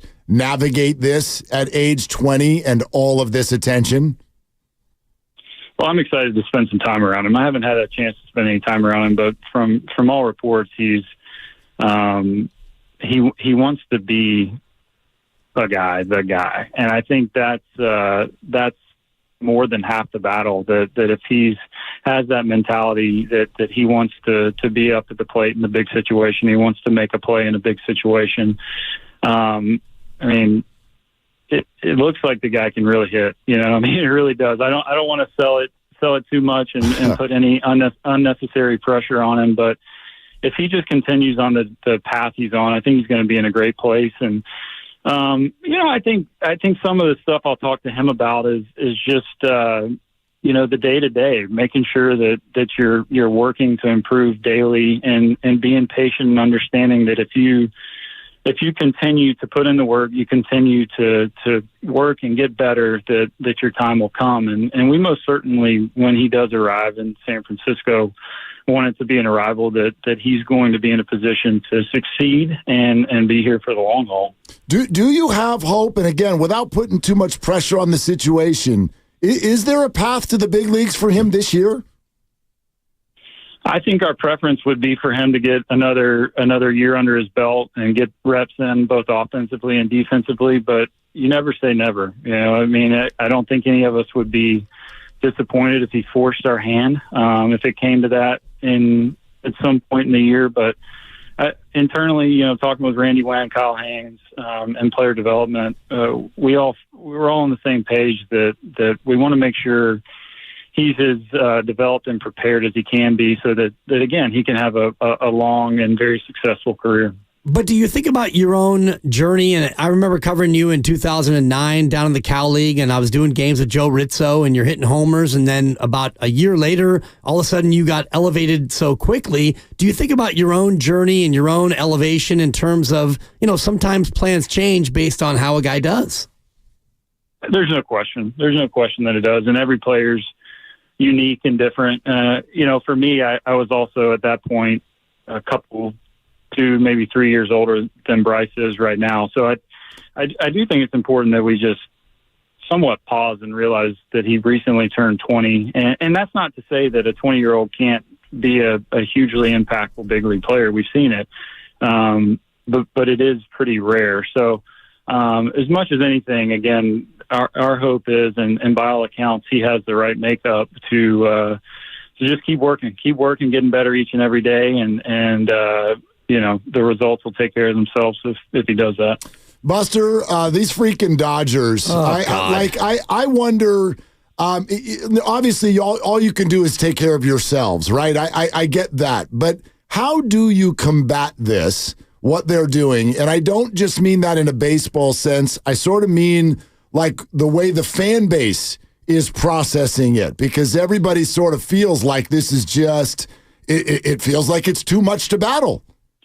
Well, you kind of answered the question for me. I mean, you truly do have to just worry about what you can do, and that's easier said than worry with what you can control. Easier said than done sometimes, of course, right? But for us as a team, that's going to be a big message of mine, and the coaching staff as well. Is let's look inward, let's focus and control what we can control, and not to replay the past, but I felt like we did a really good job of that in 2021. Came into the season, I don't think anybody in their wildest dreams would have imagined that we would have won the division that year and won 107 games. And that's the beauty of sport is things can look one way on paper, but you can have completely different outcomes. And, every team can, to answer your question about the way that teams operate, I mean, teams can operate any way they want to operate. So, again, I think that's just an internal reflection. Probably the answer you figured I was going to give you. So sorry I didn't give anything a little juicier there. But I would love your response to this, because we hear from tons of people when they see all these signings and all this deferred money, they go, this is bad for baseball.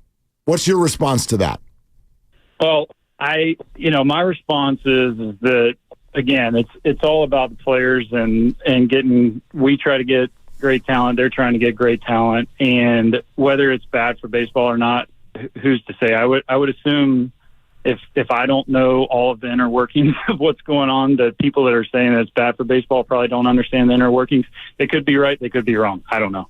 When you look at what they've done with their lineup and you think about your own ballpark, do you look at your success as a player, 10, 12, and 14, pitching and defense as kind of the blueprint? Do you look at that as a way to, get the Giants back to success based on your ballpark and what else is going on in the division? Yeah, I do. I mean, I think pitching and defense plays no matter the ballpark, but specifically in ours, we were carried to championships by great pitching, great defense, timely hitting. That's not to discount offense at all. We want to score as many runs as possible. But I do think that in tight games, big games, close games, playoff games, the teams that can execute on the mound and catching the ball are the ones that tend to come out on top. So, it's going to be a big focus of ours. On the big league side, minor league side is being as prepared and just complete baseball players all the way through. Buster, you were such a great culture tone setter as a player, and so I wonder how much of your thought process is now based on that as you help build this generation of Giants baseball. And Adames seems like such a great culture guy. You guys signed up Chapman long term. To what level is that going to your thinking when you're putting this all together? Yeah, it's a big part of it. I mean, I think where I land on that is now in the position I'm in. There's only so much I can do. When you're a player, you're in the day-to-day, you're behind the scenes having conversations. You're able to read the room much better than you are if you're not in that clubhouse or on that field every single day. So ultimately, my belief is that some of those leaders that you mentioned, the Adames, the Chapmans, the Verlanders, the Webbs, they have to be the ones that set the tone. And for me, I think it's conversations with them. What do you want your team to look like? What do you want to be known for? What do you want your identity to be? Like when people think about the 2025 Giants, what are they going to remember? And hopefully having those conversations and then players, taking that ownership, they spread it throughout the clubhouse and it matters. It really does. It's one of the few things that we can't measure anymore, but it does matter. You were a catcher, your manager was a catcher, and you have a good young catcher in Patrick Bailey. When the three of you catchers get together, and Bomel and yourself and Patrick Bailey, when you look at Patrick Bailey, do you see a catcher who can be of the same ilk as you and Bomel? We just want Bailey to be Bailey. I mean, that's ultimately all he can do, and he's already shown great ability defensively, winning a Gold Glove already. He's going to pass me with one more. And he's, hopefully I think it is. I know him decently well, but for him to understand just the value that he has in leading that staff and being a sounding board for the guys, constantly communicating and I mentioned reading rooms for culture, but as a catcher, you're constantly reading body language from pitchers and helping you make decisions on pitches you're calling and maybe conversations that you're having. So, that's my hope for him, that he continues to progress in his development that way, and I don't see any reason why he's not going to. Okay, Buster, as you guys head to spring training, is it kind of like, does the job change a little bit, or could there still be some roster construction going on? Yeah, I think, look, my first year doing it, so we'll see. You're always going to keep an open mind, I think, right? I mean, you're always going to keep an open mind and in different ways that you can improve. But I do think that you reach a certain point where it's go time and you go and you start to foster that environment like we were talking about a few minutes ago with the culture and guys getting behind one another and being in the day-to-day grind. And hopefully all that work that goes into it leads to a lot of wins. Do you at least feel comfortable saying that you won't be signing any more players who are 4 years older than you are? Yeah. Wow. I don't know if there's any more out there. So, yeah, I feel pretty comfortable saying that. Yeah, it feels like you signed him just so you could feel young again, Buster. Well, it worked. It did. I mean, you still firmly believe, though. I know that you guys talk about the leadership thing, but you still think he's got some good pitches in him. 100% do. Yeah, 100% do. And he's been great with working with JP Martinez, pitching coach, and they've been going back and forth. And he feels like Verlander feels like he's in a great spot. So excited to see him here soon in Scottsdale. Well, Bartolo Colon's out there in case you need to add more guys in their 40s, Buster. Is he 40? I figured he'd be pushing 50 by now, but we'll take a look. He probably is. Exactly. He probably is. Buster, thank you so much, man. We're looking forward to the season, and we appreciate you. All right, guys. Thanks.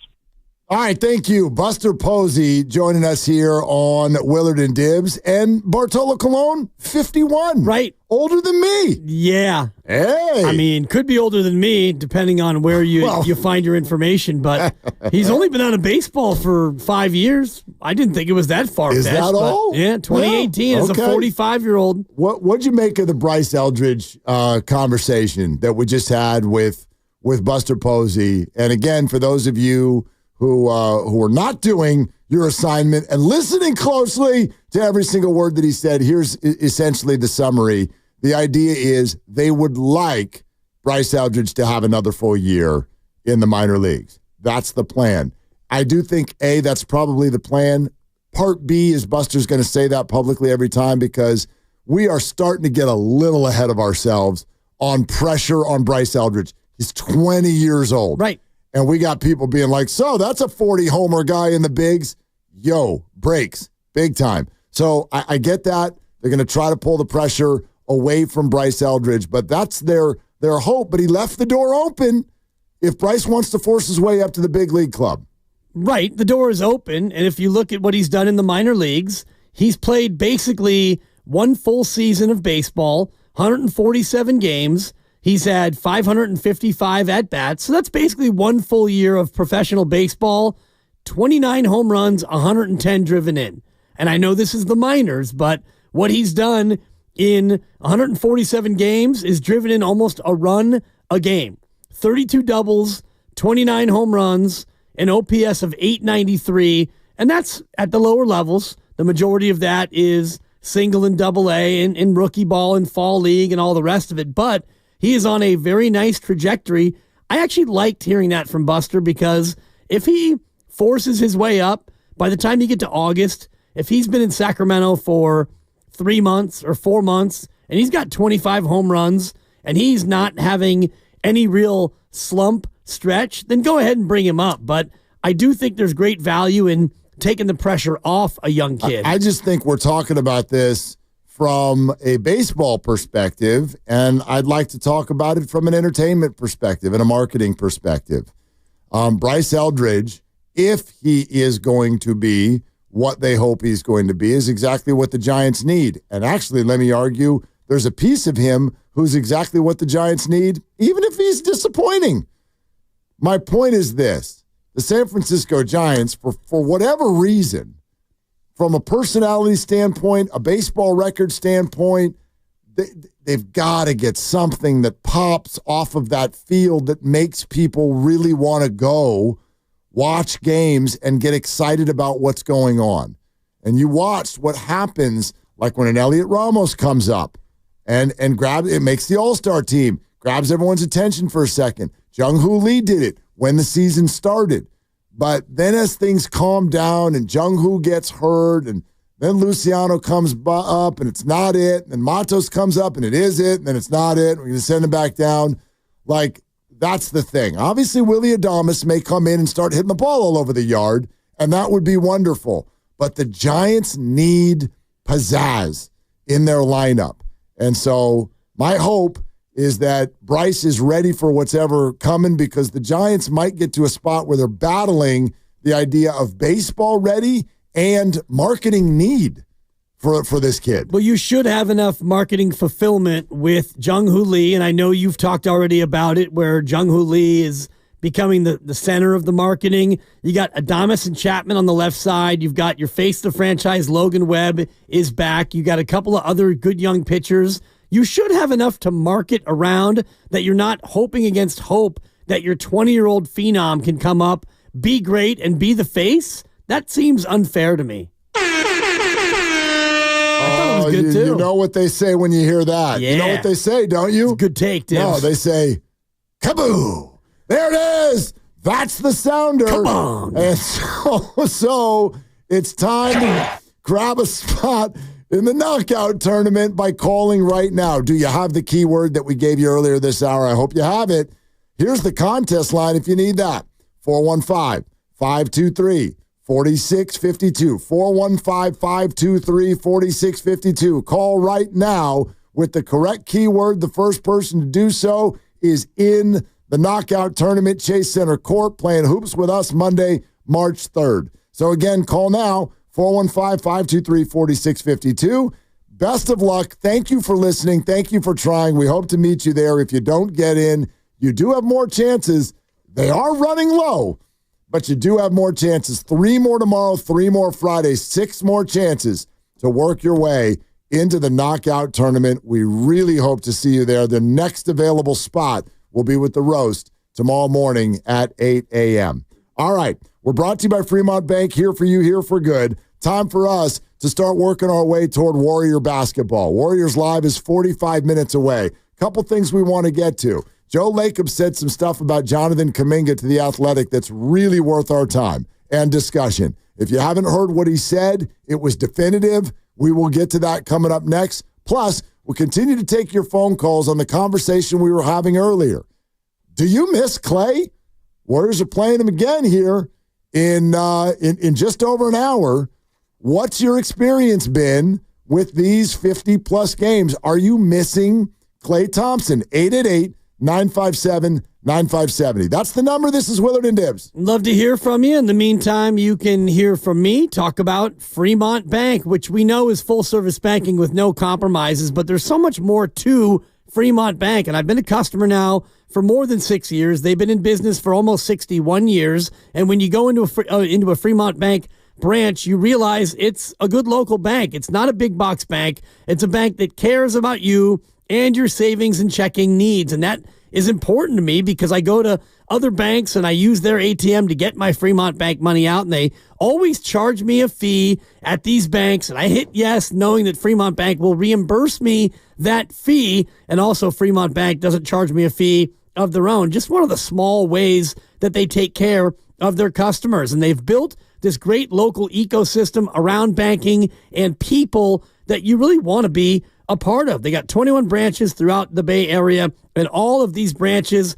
work together to fulfill their community. You reinvest the money that you deposit into the community, home ownership, philanthropy, and all the other good things that make our Bay Area so strong. It's Fremont Bank, here for you, here for good. Xfinity here. How can we help? Hi. My daughter invited her entire class to her birthday party. Can my Wi-Fi handle it? Oh, well, at Xfinity.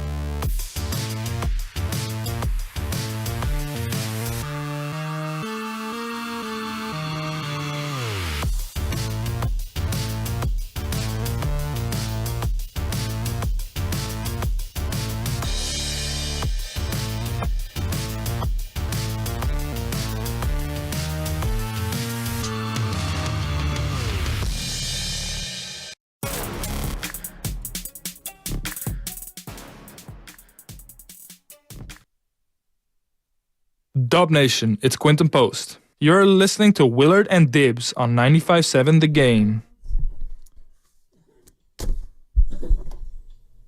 What do you think we got for Quentin tonight? Is he going to start? That's a good question, Mark.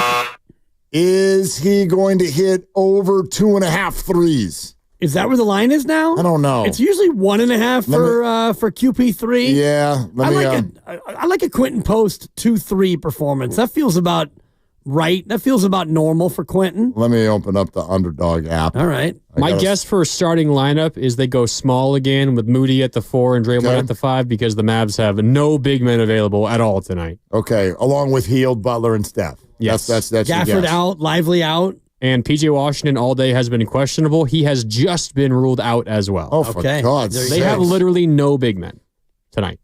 Yeah. No bigs. All right. So it's Kyrie and Clay. Have you heard of any other Mavs?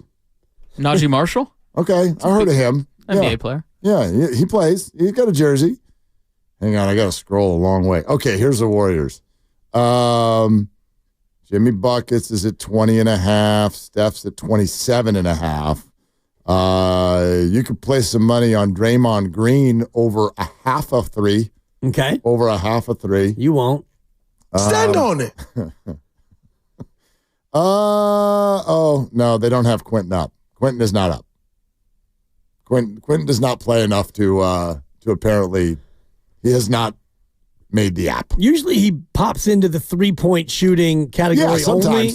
And I'm just looking at his games that he's played. He's played in 12 straight games, and in those 12 games, he has made 2 or more threes in 7 of them. Oh. Yeah. Or 2 or more. 2 or more. Okay, multiple threes in 7 of 12. 7 of 12, yeah. Yeah. He's got 3 ones and a couple of gooses in there. Yeah, they may slot it where it's like the number's 1.5, but you get you don't get the odds because he's probably going to hit 2. I don't know. We'll see. This is quickly becoming another one of those games for the Warriors where you're kind of like, okay, if you're going to get a team at this time in this spot, you better go win. You better go win this game because they're not putting any of their people out there tonight. And you already dropped that game in Utah last week where they didn't have any of their people in there. Yeah. And you had a 10-point lead with 2 minutes to go. And you found a way to gawk that thing. That was a sadness game. That was a game where you were probably really conflicted. Yeah, you lost half your team. But where was the sadness for the first 3 3/4 quarters? You were fine. Yeah, not there. You were ahead. Yep. So I don't know, man. I got a hard time using that as an excuse. No excuses. You had 2 minutes to go and you had the game and you found a way to lose that thing. It's kind of been the season, though. The games that you expect them to win, they lose. The games you don't expect them to win, they go out and they win. I mean, they beat OKC at the end of January, and then you turn around and then Phoenix motorboats you at home. Yeah. So you just never know with this team. No, of course not. That's been Warrior basketball. It feels suddenly a little bit more reliable and consistent since Jimmy Butler arrived, but let's be real. That's 2 basketball games, and the first half of the first game looked awful. So I don't know. I know that it feels like they've got Uncle Mo, but they're getting the Mavs at the right time tonight, and you hope they're able to be victorious. We'll have all of it, obviously, right here on 95.7 The Game. 888-957-9570. We started a conversation last hour. Do you miss Klay Thompson? How has that felt now that the Warriors will be meeting with him for the 3rd time? So we can get back into that in a second, and we will. But I also want to point out something, and this is not me. You can do the beep, beep, beep if you want. I'm not backtracking. You're looking real good once you back that thing up. Well, I could repeat the line to you if you want, but let me just say this. If you were with us last week, and I've gotten all the tweets and texts from those of you who were, I was very skeptical on the Jimmy Butler deal.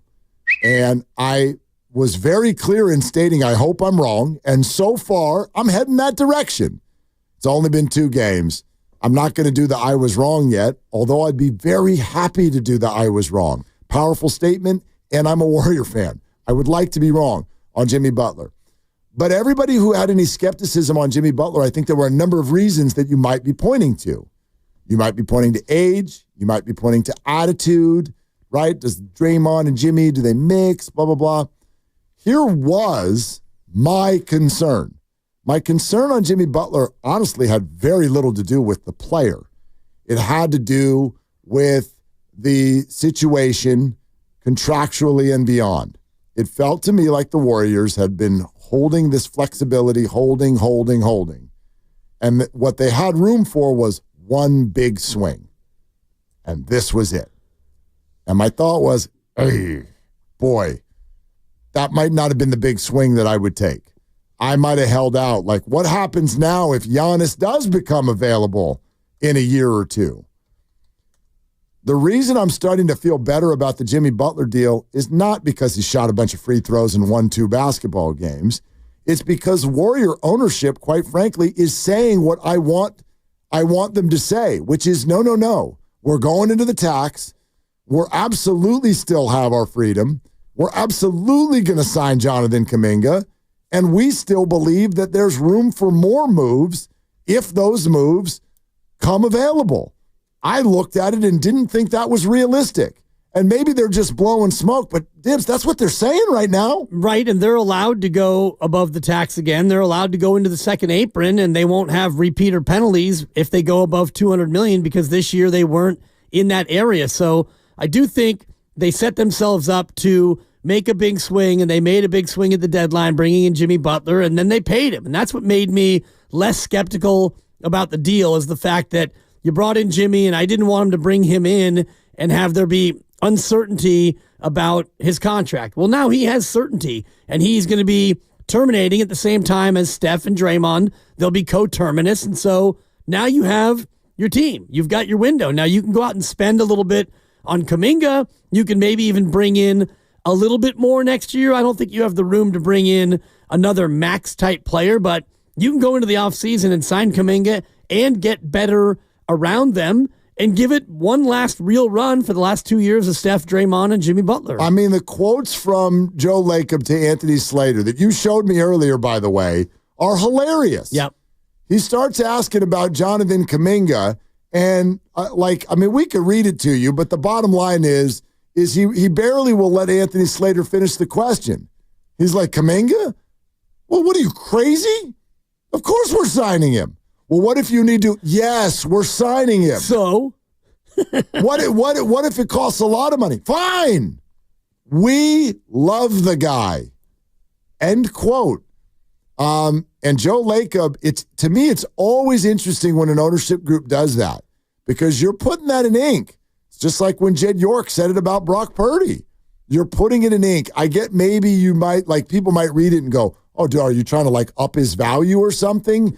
That's an odd thing to do right before negotiations start, to start saying things like, we're going to pay him, and we love him.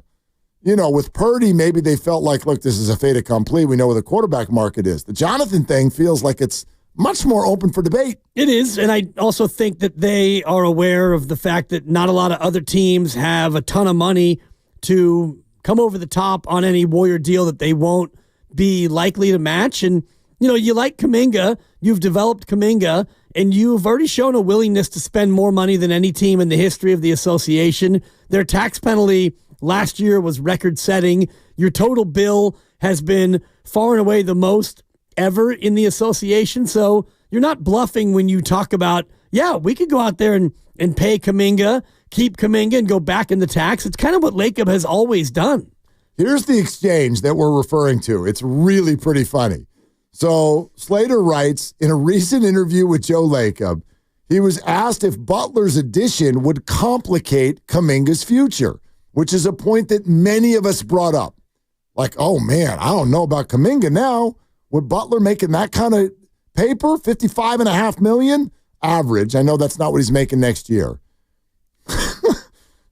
So, would Butler's addition complicate Kuminga's future? Lacob goes, why? And then the Athletic says, well, because Butler's salary is pretty big next year, it happens to be $26 million more than what Andrew Wiggins was going to make. Yeah. So. This is my favorite. I mean. It's like talking to a teenager. Yeah. So. Okay, so then, Joe, you're committed to Jonathan Kuminga in the future. quote, duh. Absolutely, 100%. Are you kidding me? I love that guy. We love him. Well, there's your answer. Yeah, there it is. But Kuminga's not going anywhere. Right. Unless he gets an offer for $45 million a year, which I don't think will be out there. And they read the market and they understand where Kuminga's market likely is. And yeah, if it's $25 million a year, whatever the number is, yeah, you're going to keep him. Steiny actually threw out an interesting combination of numbers and years today that I actually loved, and it's a shorter deal. I think he said 3 and 72, which would be $24 million a year on average, and it would only be a 3-year deal. That way, if you're Kuminga and you really want the big money and the big money's not there, you sign a shorter term deal. And if Jonathan Kuminga signs a 3-year deal, when that contract is up, you're 25. You're only 25. Right. So he's not in a spot like Jimmy Butler. I want an extension. Okay, Jimmy, I'm sure you want a lot for as long as you possibly can. You're 35. I get it. Kuminga's 22. So I'm sure he would like the Franz Wagner contract or whatever other contracts got doled out to his class. Yeah, but you're not getting it. Scotty Barnes. Right, Like you're Scotty not Barnes, getting it. thank you. So you're not getting that. So if you're not getting that, then why sign for 5 years? Why not do 3 and 80? I don't know. For example. I don't know. I mean, sometimes guys look at that and they're a little bit more interested in, not the AAV, but the overall. Like you say, why sign for 5? Well, what would the 5-year offer be? What would the 5-year offer be? Well, if it's 5 and 100, let's just say. Okay, well, some people, I'm not saying all, some people will go, well, 100 is more than 80. It is. And NBA money is guaranteed. I'm with you. Yeah. I get that he may make a lot more than that if he decides to kick the can down the road. But some might look at that and go, that's $20 more million guaranteed dollars. True. And, bad things can happen and careers can be derailed. And as a 22-year-old, even if you're getting, let's say the options are 3 and 75 or 5 and 100, well, 100 is more than 75. I get it. But you think, I'm 22, I'll do 3 and 75. And then as a 25-year-old, if I continue to get better at this rate, well, when that happens and Steph and Draymond and Jimmy Buckets are all gone after 3 more years, well, now I might be in position to get a max here with Golden State if I'm as good as I think I'm going to be. You're listening to 95.7 The Game, KGMZ FM and HD1 San Francisco and Odyssey Sports Station. Always live on the free Odyssey app, Twitch and YouTube, powered by First NorCal Credit Union. For a low-rate auto loan, apply online or just ask for First NorCal financing at the dealer. And it's Warrior Wednesday, brought to you by Freedman's Appliance. Come see their full selection of in-stock luxury appliances and live working vignettes. Visit Freedman's Appliance in Pleasant Hill today. Warriors live in a half hour. So, yeah, beat me if you want. But if that's the way the Warriors are going to play it, then I do have fewer concerns about the Jimmy Butler acquisition. Yeah, and absolutely. Most of my concerns were around disgruntlement over a contract, or you bring him in, there's no extension, and then he doesn't play great, and then he opts in. But you got way ahead of that, and you traded for him with a deal already in place. And I read the Ramona Shelburne article, and I think Shams and Wendy, they all were kind of in on it. It was a great comprehensive piece that took you behind the scenes. And once the Warriors pivoted to Jimmy Butler, and we'll get more on this tomorrow at 1 o'clock, Mike Dunleavy joining Steiny and Goo at 1 o'clock, and hopefully he really takes us behind the scenes on what happened. But once you pivoted to Jimmy Butler, you had to reach out and say, extension, what are you thinking? And it came down to be 2 years and $112 million. And Jimmy said, okay. And the deal got done. So once that was done, I got excited about what Jimmy could be on the floor. And it's only 2 games, but the sample looks like he checks a lot of their boxes. He gets to the foul line. He makes others better. He gives you some toughness. He can score inside the 3-point line where you shoot the 3rd most threes in the association, and you don't do it that well anymore. So you need a lot of the things that he brought. So I'm excited. Yeah, I mean, if you list off, what are the, play Family Feud. We surveyed 100 sports radio hosts in San Francisco. There aren't that many of us, but we surveyed 100 sports radio hosts or Warriors fans. Top 5 answers on the board. What are your top Jimmy Butler concerns? Let's go to Dibs. Fights with Draymond. Okay. Survey. Let me see. Fights with Draymond. Ding. Ding. Okay. That's probably number one. Yeah, attitude, right? Yeah. All right. No. Okay, now go to me. Mark, go ahead. Okay. Age. Let me see age. Survey. Show me age. Ding. Right. So, by the way, we can even throw this out to callers. What are the top Jimmy Butler concerns? 888-957-9570. So, if attitude is one, I'll just weigh in. That's not one for me. It just isn't. Attitude? It's not, because it's funny that people think just because Draymond runs hot and Jimmy runs hot that means they're going to run opposite hot of one another. Like, I would argue that those types of guys tend to have more respect for one another. It doesn't mean that they can't. I mean, sure, something bad could happen, but let's see who's Draymond had problems with before. Any of them run hot? I'd argue there are people who don't talk. I mean, Jordan Poole obviously talked on the court, but Jordan Poole he's not some boisterous, loud, controversial, technical getting personality. And Kevin Durant is Kevin Durant. He balls and then he goes to his hotel room and trolls on the internet. Like, that's who Draymond has had a problem with in the past. Or Rudy Gobert. Or whatever. Yusuf Nurkic. Yeah. Draymond has never had a problem with the other dogs of the league. I've never seen. When has that ever happened? Yeah. Well, he flail kicked Steven Adams in the Family Jewels, but that Steven Adams a dog guy? Like, I mean, he's a big guy. He's kind of a dog. If you wanted to make a list of NBA players you probably wouldn't want to tangle with, he'd be high on the list. And I know it's hard to say now because he hasn't really played in a couple of years, but in general, Draymond goes at, quote unquote, people who aren't going to stand up to him. And you could say the same about Jimmy Butler. What he did to Kitty Cat and Andrew Wiggins in Minnesota, and the way he has comported himself in many ways, it hasn't been going at the other dogs. And so your point is well taken. Draymond and Jimmy Butler probably aren't going to go tete-a-tete or head-to-head here in Golden State, especially now where this is Draymond's team, Draymond and Steph. And Jimmy's coming in as a vet who just wants to fit in, and he just got that bag. So, Jimmy, are you good? You wanted to get paid, you did. You want to go somewhere and compete to win, you are. Any questions? Like, why are you mad? Yeah, I don't think that we're going to get there, at least not anytime soon. Sure, things will get ramped up if they're not winning, or if they miss the playoffs, or if they do go to the playoffs and things are disappointing. And then obviously there's the physicality of what happens to their bodies as they move forward another year. I'm not saying what could go wrong. There's plenty that could go wrong.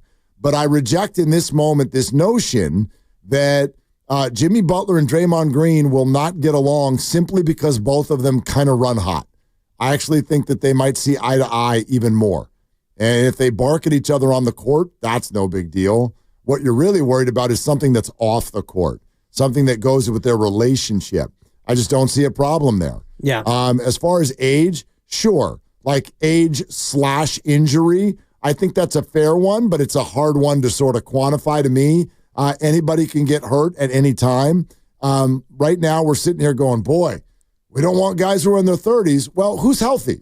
It's actually the guys in their 30s, but the 22-year-old has been out for 20 games. Yeah, good point. You know what I mean? So, like, I don't know how to worry about injury. That's just part of sports. My concern was the loss of flexibility. And I might still be right, but the Warriors are telling me I'm wrong. And I don't really have any reason to doubt them. Joe Lacob has always been a spender. Yes, and he has shown a willingness to overspend. And if Kuminga comes in the offseason at a number that is around Draymond Green, 27, 28 million, you can fit him in, because if you look at your contracts, Kevon Looney and GP2 are making a combined 17, and either they'll be gone or they'll be back at a very reduced rate. And you start to look at where you are in terms of what the second apron punishment of being that far over the tax, it's about $200 million. So you still have some room to bring in Kuminga, bring him back, find another $20 million a year guy somewhere in there, or maybe it's 2 mid-level type players, and then you bring back Kevon and GP2 at reduced rate, and you got Pods and TJD still. Now you're getting real optimistic. Well, I don't know if there's going to be that kind of room. Again, like we're just talking about Kuminga, and then sure, there's things like the mid-level and whatnot. And I think the Warriors are also trumpeting the idea of like, look, if it's not working, these become tradable pieces again. Yep. So, and you do have Buddy Hield making 9.2, and he's a guy who is tradable. I mean, I think that even when he doesn't shoot that well, he's a guy who can get you a bucket. He's only making 9. Yeah, at his price, he is. He is. And honestly, you don't want to do it because he's a fan favorite and he's starting to play a significant role. But Moses Moody signed a very good, that's tradable, 3-year and $39 million. Yeah, he's young and you can put him on the floor. Like exactly. Absolutely, he's playable and he's making 11.5 next year, and it's 3 years and 39 that starts next year. So you do have some flexibility, and I'm looking at what you have on the books next year. It's $114 million, and if you add in Jimmy's 54, I think you're at 168, and so yeah, you're getting close to that 200. And that's without Kuminga being added in there. Let's take some calls. 888-957-9570 is the number on any Butler concerns that you might have had. And you know, now where do those sit? Let's go to Kurt in Hayward Hills. It's almost as if, because Kurt's been getting into the habit of calling late in the show. Yeah. It's almost like he knew that Warriors Live was going to start at 5:30. Yeah, because I'm sure he's afraid if he called too late what he might be told. Oh, boy. We don't want that. No. Hi, Kurt. What are you doing? It is the boys, the best sports boys in the Bay Area. There they are. Hey, we've been waiting for you, Kurt. You found us what again. I'm calling about, it's a Warriors Day, and Houston and Dallas, they're going down. Let me tell you something. You got Jimmy. Remember, I mentioned about Jimmy. I don't see any problem with Jimmy at all. This guy's an elite player. With Curry on the floor and Green, did you watch the last 4 games with Curry, the way he played? He's not getting old at all. This guy is the man on the Warriors, and Jimmy is going to bring us to the playoffs. We are going to make the playoffs, and Green and Jimmy are going to get along, and the Warriors got a bench. There's so many things about the Warriors. Anybody calls in and says anything negative about them, it's not true. You got Jimmy the boy. He's joining the Warriors, and he's a warrior. That's for sure, fellas, a warrior. What about the Kansas City Chief? What about the Runt? Yeah, he went down. Yeah, he finally looked like you predicted he would, Kurt. I said he'd be on his ass. He was on his ass 6 times, and he looked like a wimp out there. He was running around for his life. And believe it or not, Kansas City is not going to be there next year. They're out. It's over, huh, Kurt? I say they're over. Kansas City's over. Yeah, I'll take the field. I'm with Kurt on that. I'm hearing that Kelsey's going to retire. I'm hearing that I'm hearing he's done. He's out, and they're not the same team. And all I can tell you is about the Warriors. They're going to the playoffs, and we're going to move up in ranks. And Dallas is going down tonight. Houston's going down. And what should I say? Well, Kurt, a couple questions first before you do a big outro. Industry term. Yeah, I want to talk about Dallas. Let's get Dallas out the window. Well, no, I want to ask you, when you say the Warriors are going to make the playoffs, do you mean like straight out the 6th seed or better, or do you think they're going to have to work their way into the playoffs from the play-in tournament? No way. They're not making no play-in tournament. No way. I don't see that at all. Okay. You stay healthy. Wait a minute. You stay healthy, boys. You bring Kuminga back, and you see what kind of team we got. This team is flying around. They're all psyched up. They're all feeling good, and they got a hell of a bench. I say 5 or 6 position easily. I'm predicting it now. Let's say that somebody came up to you tonight and went, I think Klay Thompson's going to find a heater, and he's going to score 40 tonight, and the Mavs are going to upset the Warriors. What would you tell him?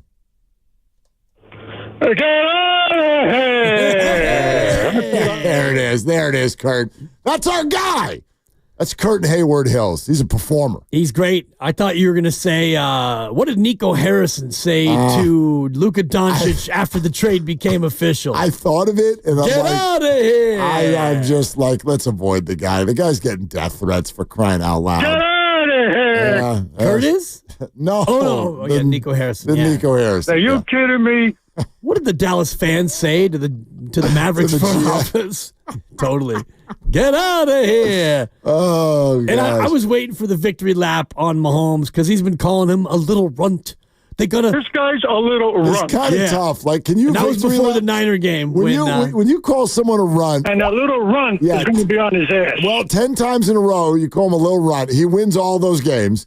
He goes to the Super Bowl for like, I don't know what, the 5th time in 6 years or whatever the hell has been going on with Patrick Mahomes. He's a little runt. And then he loses one football game, and you're like, see, I was right. I told you they were going to put that runt on his ass. And they did it 6 times. They did. He's got bruises on that little runt's ass. Travis Kelce retiring? Somebody should kick that little runt. I can't stand that little runt. Is it internet heat? Is it inside sauces? No, it's. Is it your daughter who's a Swiftie No, saying? it's not my daughter. It's appearing to be a lean in that direction, so I'm told. Okay. Far from done, but he may know. Yeah. He may know, like Buster Posey knew, as we found out, but we didn't know. Like, he may do what Buster did, which is, I'm going to take some time and find out if what I'm feeling right now is actually true, or in a few months will I decide I miss it and I want to go back. But yeah, I think it's a lean toward retirement for Travis Kelce. I could see it from the standpoint of he's been with the Chiefs his whole career. He's going to be a Hall of Famer, and he's got multiple rings, and he's got a celebrity girlfriend, which it would be kind of fun to just kind of cruise around and go to her concerts and, I don't know, travel the world with an entourage. Yeah. There's worse things you could do in retirement. By the time right after next season starts, he'll turn 36. Wow, yeah. He's starting to decline, there's no doubt. So are the Chiefs. I'm not saying that they're like in bad shape or anything, but like they didn't win this one. Football hurts. And he's made tons of money. And oh, by the way, his podcast is now making tons of money. Yeah, money's no object when you're with Taylor Swift. Well, but I don't know if are they together forever? I don't know. The point is that Travis has now set himself up perfectly for retirement if he'd like to stop getting hit in the knees.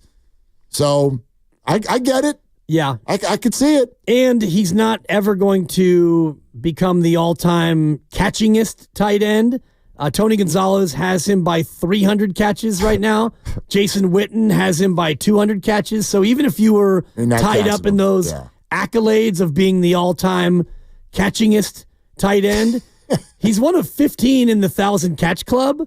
So he's already there. And he's got, 3 rings?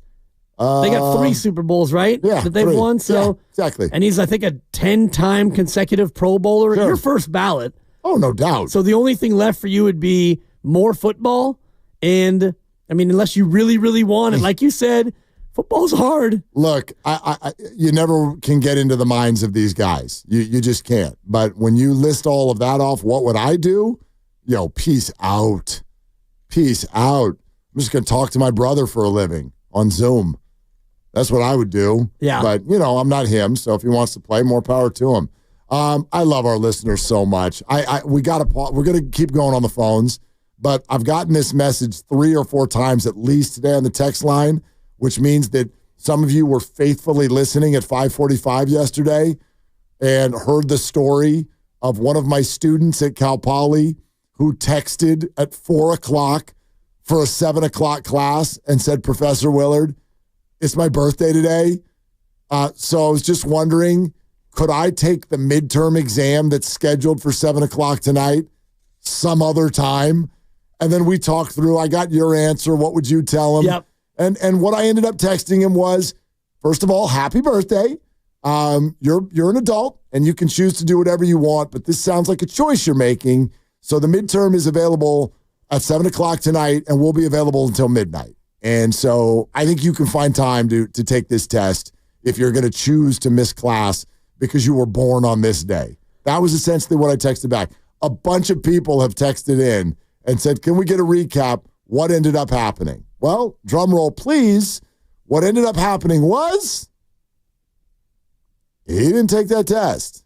He didn't take that test? He did not take that test. How many of your students did not take that test, which was a midterm, right? Pretty big deal. Midterm exam in a class that's only about 14 people. Mm-hmm. He's the only one. Only one. He's the only one who didn't show up in person. One student. One man. One man. Well, in person, you do it over Zoom. Yeah, but I mean, like, they were there. They were there on the Zoom, and they took the test right there. I even in the told, classroom. Yeah, okay. he could have gone in at 11:30 at night and done it on his own, but he did not. The other follow-up is he texted right before we took the air today to apologize because he, quote, forgot.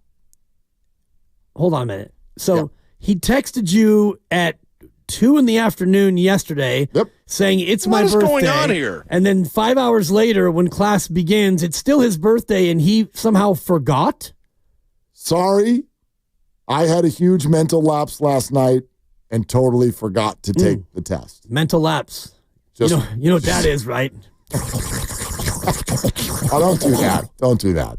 I mean, probably. I mean, the man's in college. Exactly. What the hell did you do in college? I think I just told you. Yeah, it took me 13 years to graduate. What'd you do many years after college? What'd you do last night? Oh, not that. Okay. Change diapers. Okay. I mean, those days are over. You ever change a diaper high? I mean, yeah. My first two kids are on the phone. Question is, did I ever not? That's better.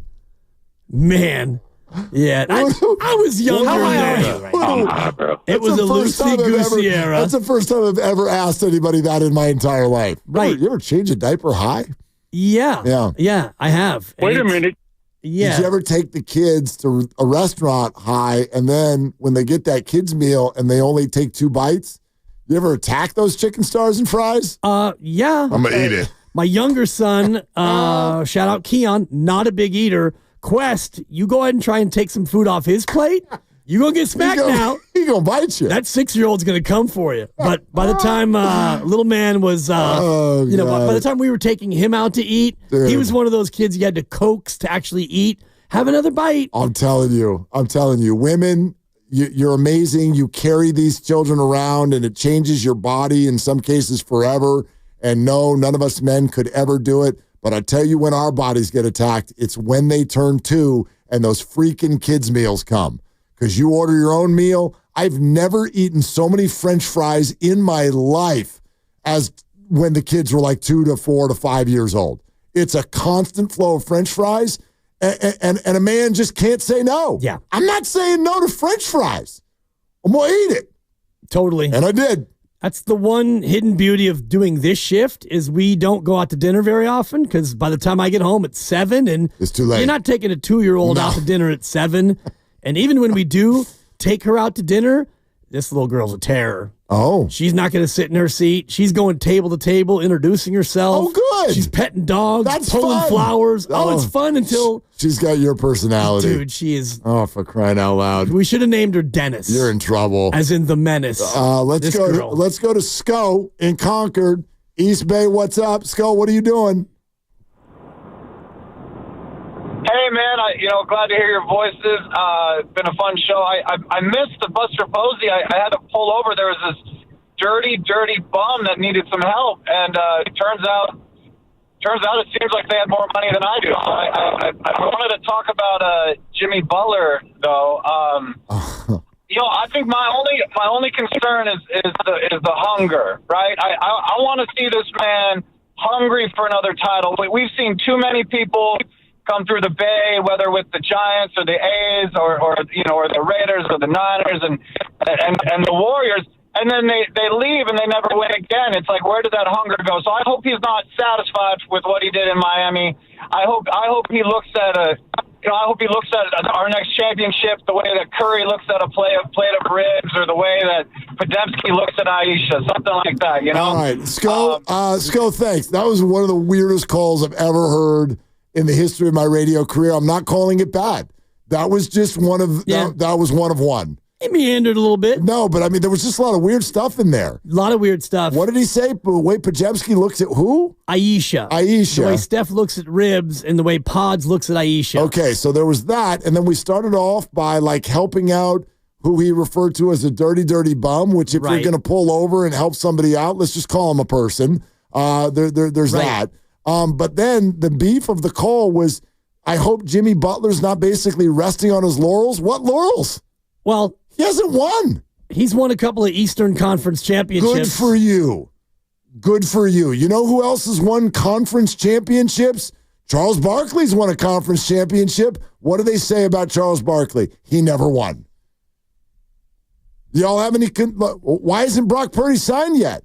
He's already won a conference championship. You got the Hallis. Yeah. You win the Hallis. And I'm sorry. Like, if Jimmy Butler's hunger, he's got to be incredibly hungry, don't you think? Of all the things that I would be concerned about with Jimmy Butler, his hunger would not be in the top 50. He plays with that hunger. Now, yeah, he kind of shut it down in Miami. And, you mentioned before where he walked out of a practice, and he walked out of a practice because he was told that he's no longer starting after he'd been suspended. And so I don't defend the behavior, but he just walked in the locker room, got changed, and left. And that's why he got suspended the final time. And so I don't take that off of his resume because he did that, but I don't worry about his hunger. The one thing that he probably wants more than $112 million is another bite at the apple, as you would say, another chance to play for the chip. They want that at bat that Steve Kerr keeps talking about. They want that at bat. Oh, Sirius in Oakland has a question for Dibs. Let's go to Sirius. Is it a serious question? Hey, I appreciate you guys for taking my call. First of all, I'd like to say that we have to pay homage to Willard and Dibs. You guys are the best. Well, thank you, Sirius. But, Willard, I really enjoy your intellect. And Dibs, I really enjoy everything except your picks. Unintended. That's fair. That's fair, Sirius. But the thing is, I was wondering is Joe Shasky and Dibs the same person? Because you guys keep trying to dismantle the team with the trade situation. And I agree that, the Warriors need some work, but what is about the gelling? What about the offensive awareness and defensive awareness? I think the team is starting to come together as a really potent. Now, I'm not saying we're going to win the championship. I'm not trying to go far-fetched, right? But I agree with Willard a lot of times when he says, we need a change. We need these things to work. And Dibs, most of the time, I'm with you, too. But you sound like Shasky today, bro. No, there's no dismantling, Sirius. Then thank you for the phone call. There's nothing you can do until the offseason, and I'm all about this trade. And yeah, shout out Sean Jelly. I'm looking forward to them gelling too, and I think you're starting to see the gelling. I don't think you're ready for this jelly. I really don't. Are you ready for Valentine's Day though? Yeah, it's coming up. We decided to skip it this year. See? It's a mutual skip. Yeah, you're no fun. Come on. I'll save my Valentine's take for Friday. All right. What's bugging me? Oh, I can't wait for that. Talk about a dismisser. Oh, I love you. No, I love you more. Guys Instagram. Pick. You guys just canceling holidays right here in the middle of the show. You don't get to tell me when to be in love with my wife, Hallmark. That's coming up Friday. That's true. All right, this Valentine's Day, I'll tell you what, fall in love, not with Dibs' wife, with Downtown Los Altos. From one-of-a-kind gifts to cozy cafes, you'll find the perfect way to say, I love you, all with free parking. And I do love free parking. Get more info at downtownlosaltos.org. Hey, guess what, kids and campers? Warriors Live is next on Willard and Dibs. Meantime, we could talk about things I love.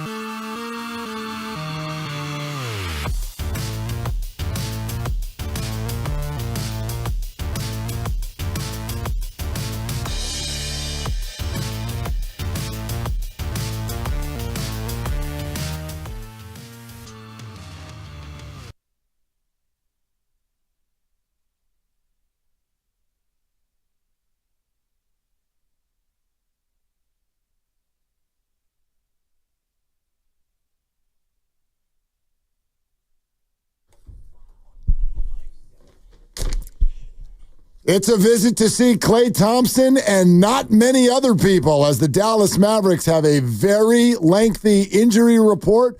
Opportunity knocking. The Jimmy Butler era with the Warriors continues to see if they can get a little space between them and the 500 mark. Here we go. The Warriors at 27-26, visiting the Dallas Mavericks at 28-26. Warriors Live is presented by Xfinity. Stream sports from the best seat in the house with Xfinity.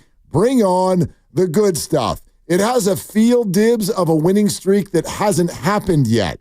That's kind of the way I look at Warrior basketball right now. The optimism around the Jimmy Butler acquisition, the way they've played the last two games, combined the fact that they'll go against a team that's missing a lot of their people tonight, and all of a sudden, Warrior fans are feeling a winning streak.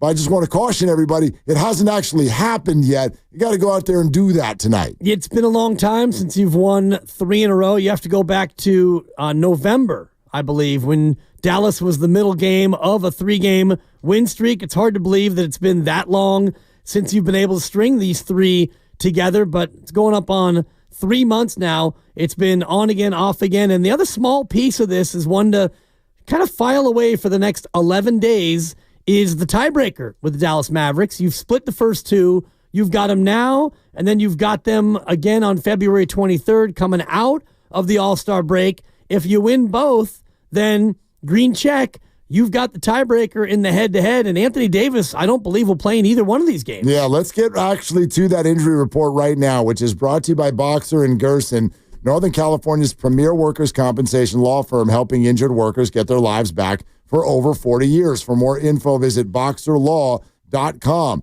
The Warriors' injury report is very short. It is Jonathan Kuminga, still out, as we know. In fact, the Warriors do not expect him back at least a couple games into the post-All-Star break games. Kevon Looney is on the injury report with that nasal bone fracture, but will be available tonight. So the Warriors' relative health tonight as they go to Dallas. That is not the case for the Mavericks, who, of course, first of all, do not have Luka Doncic. He is out with a case of the Lakers.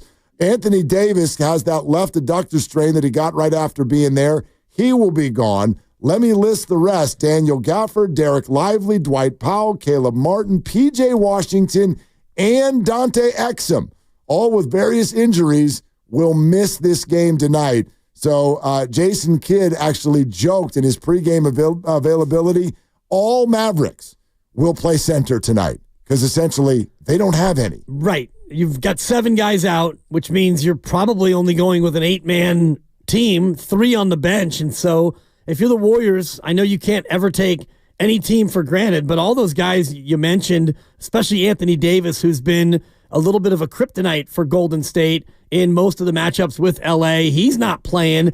I don't even know if he'll be back in 11 days when you play him again. So no apologies. Go ahead and fatten up when you face a team that is downtrodden and injured. Go out there and get it done. Yeah, absolutely. Opportunity for the Warriors tonight. Warriors Live presented by Xfinity, at home or on the go. You'll get the fastest internet to all your devices. Among the things we were talking about today on Willard and Dibs and throughout the day on 95.7 The Game, I really was excited by the comments I saw from Joe Lacob made to The Athletic, Anthony Slater, Marcus Thompson, and more. And essentially, he was answering the question that I think a lot of us were asking the second the Warriors got Jimmy Butler.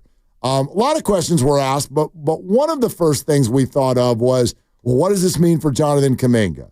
Because you signed him to a 2-year extension. Is there enough money left over? We understand that the Warriors have the leverage here. Jonathan's only a restricted free agent. But, man, he's hurt. You were in information gathering mode. You're not getting any information right now. How's he going to fit with Jimmy? What's the money? Is everybody going to get along? And is he going to find a future with the Warriors? Joe Lacob publicly, and we won't go through all the comments, but essentially real quick was just like, what are we even talking about? Why would Jimmy Butler affect Jonathan Kuminga? So when asked, so there's enough room to just handle Jonathan Kuminga? Absolutely. We love him. I love him.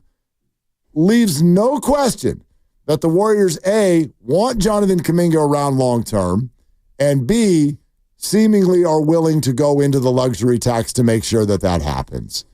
That's probably pretty comforting to Warrior fans, even those who are still sitting here wondering what exactly Jonathan Kuminga's future is. And what his salary is, going to be when you get to the offseason and you find out what the restricted offer might be. And if other teams offer him 5 years and $150 and $30 million a year and you don't want to pay that, well, then you don't have to match it. But I don't believe that there are going to be enough other teams out there who want to really go big on Jonathan Kuminga. You've mentioned it in Steiny, too, looking at the cap situation. There aren't a lot of teams with a lot of money. And if you are a team with a good amount of cap room and you want to spend it on somebody, I don't know if Jonathan Kuminga at 22, still not fully developed, I don't know if that would be my target. So as the number of other teams interested goes down potentially, so does his offer from other teams. And you might be able to keep him at a nice team-friendly price for a few years. Yeah, and I don't know what that is. Is it 20? Is it 30? Is it somewhere in between? Is it north of 30? I'm not sure, but it sounds like the Warriors, when an owner comes out and says that when he doesn't have to, sounds like they are all in on the future of Jonathan Kuminga. And I am just beyond fascinated by what's going to happen when he comes back, gets fully up to speed, and then tries to fit in with a Jimmy Butler team. I can see this going a lot of directions. And Jonathan spoke about the fact that he sees Jimmy Butler and him have potentially similar skill sets. Jonathan's got a lot of bulking up maybe to do, but his point is I see him as a slasher, a driver, somebody who can get to the free throw line, a plus defender, not ever going to be a great three-point shooter. Jonathan may turn out to be much better than Jimmy Butler out there eventually. I don't know. But Jonathan thinks he can learn from Jimmy and says he's excited to get in there and play with him. I hope that that's not just lip service, because I can also see this being frustrating at times for Jonathan, because in theory there might be fewer shots to go around while Jonathan's trying to build up an extension. And I also think there's a real good chance that this means for sure that Jonathan's not starting the rest of the year. And that's something he really wants to do. Yes, but I think if you wind up coming off the bench behind Jimmy Butler, it might feel a little bit different than if you were coming off the bench behind somebody else. Not to disrespect Andrew Wiggins in any way, but it probably feels different when if you do come off the bench and you're behind Jimmy Butler, 35-year-old, a guy who was just traded for and getting $112 million over 2 years. He's somebody who you can justify learning from and coming off the bench behind. And ultimately, for Kuminga, it really shouldn't matter who's out there for the opening tip. If Jonathan comes back healthy and plays the way he has played, he's going to get between 25 and 32 minutes a night, and that's plenty of time to get out there and do what you need to do. All right. Steve Kerr obviously joined us yesterday. Always in Warriors Live, we want to let you hear a little bit of what he had to say. And seeing as we're sitting here talking about Jonathan Kuminga and how he'll fit in, let's let you hear what Steve had to say about that yesterday. I thought he was playing the best basketball of his career those last couple of weeks before he got hurt. And his minutes came off the bench, but he didn't mind. I mean, he was playing a lot. He was playing 30-plus minutes. So whether it's off the bench or as a starter, the thing I'm most interested in with Jonathan is picking up where he left off. Because what he was doing was, making quick decisions, making simple plays, and just playing the game. And it looked to me like things had slowed down for him quite a bit. And that's when guys can really start to blossom, when they see the game more clearly. And that's what I'm excited about. Getting JK back whenever it is in a couple weeks, hopefully. I can't wait to get him back out there. Okay, so and Steve's right. He had a few games there that really popped off of the screen, and Jonathan was doing that coming off of the bench. So look, there is this theory, and I think there's some validity to it, that this rotation problem that Steve Kerr has had the last couple of years, which has led to some fan frustration, let's be real, I think it might have gotten cleaned up a little bit with this deal, which was 4 players out for 1 player in, and obviously, as you point out, a player who's definitely going to get his standard minutes. You get Kuminga back in, creates a little bit of a who, what, where, and all of that, who's starting, who's finishing, but I think the Warriors automatically, their bench gets shortened a little bit, and the rotations get easier for Steve. Absolutely, and when healthy, you got Steph and Wiggins and Butler, Draymond, Kuminga, and Pods, Hield, Moody, and then, the mix of Looney and GP2 and TJD. And that right there gives you 9 solid and then a rotating 3 guys depending on matchups and who's playing well. And right now, Trace Jackson-Davis has kind of been shuttled to the out of the rotation, and Guy Santos' minutes are down. Quentin Post has kind of upset the apple cart a little bit. For sure. But what he's done and what he's brought, you got to absolutely play him. Time for the Take It to the Bank prediction, brought to you by Fremont Bank. Full service banking, no compromises. I'm going straight to the chef. The chef's over-under. Yep, the chef, his over-under tonight is 27.5. He's on a heater, and I got to think, going up against Clay, and by the way, a team that cannot protect the basket tonight, I think that I don't know if Steph's going to do all of his work from the three-point line, but I think he's going to be able to also finish around the rim a little bit tonight. They've got nobody to protect that basket, and so Steph has had a bunch of games in a row north of 30 points. I've got Steph over 27.5 points tonight. That's good. The only thing that could scare you if you were making an underdog play is the blowout factor. And sure. They do have another game tomorrow night, so if this one does trend toward being a lopsided game, his minutes might be shaved down a little bit, but hard to go wrong with the chef on a number like 27.5. I'm sticking with what I did last time, which is Quentin Post. He's hit 2 or more threes in 7 of his 12 games since he really became a part of the rotation, including the last 3. So I'm going to go over a 3.5, which is the standard number, and he's going to have more than 2 or more threes for Quentin Post. Okay, I love that. While you're bringing up Quentin Post, we had a little conversation with Steve Kerr about Quentin Post, and wouldn't you know it, names like Puka Nacua and Brock Purdy came up. Exactly. Check this out. We asked him about Quentin Post. Here's where he goes. I think what was overlooked was just his toughness and his, I call it play speed. I think I read that expression when I was reading about Puka Nacua last year when the Rams drafted him. And I was, I love football. I love this stuff. And the Rams were talking about, he only ran a 4.6, but he looked way faster on tape. And when you watch Quentin, your first instinct, well, big 7-foot white guy is not going to be that quick, but he plays fast. Like he's so demonstrative with what he does because he sees the game. He processes things really quickly. So he makes the pass quickly. He makes the rotation quickly. He rolls quickly. He catches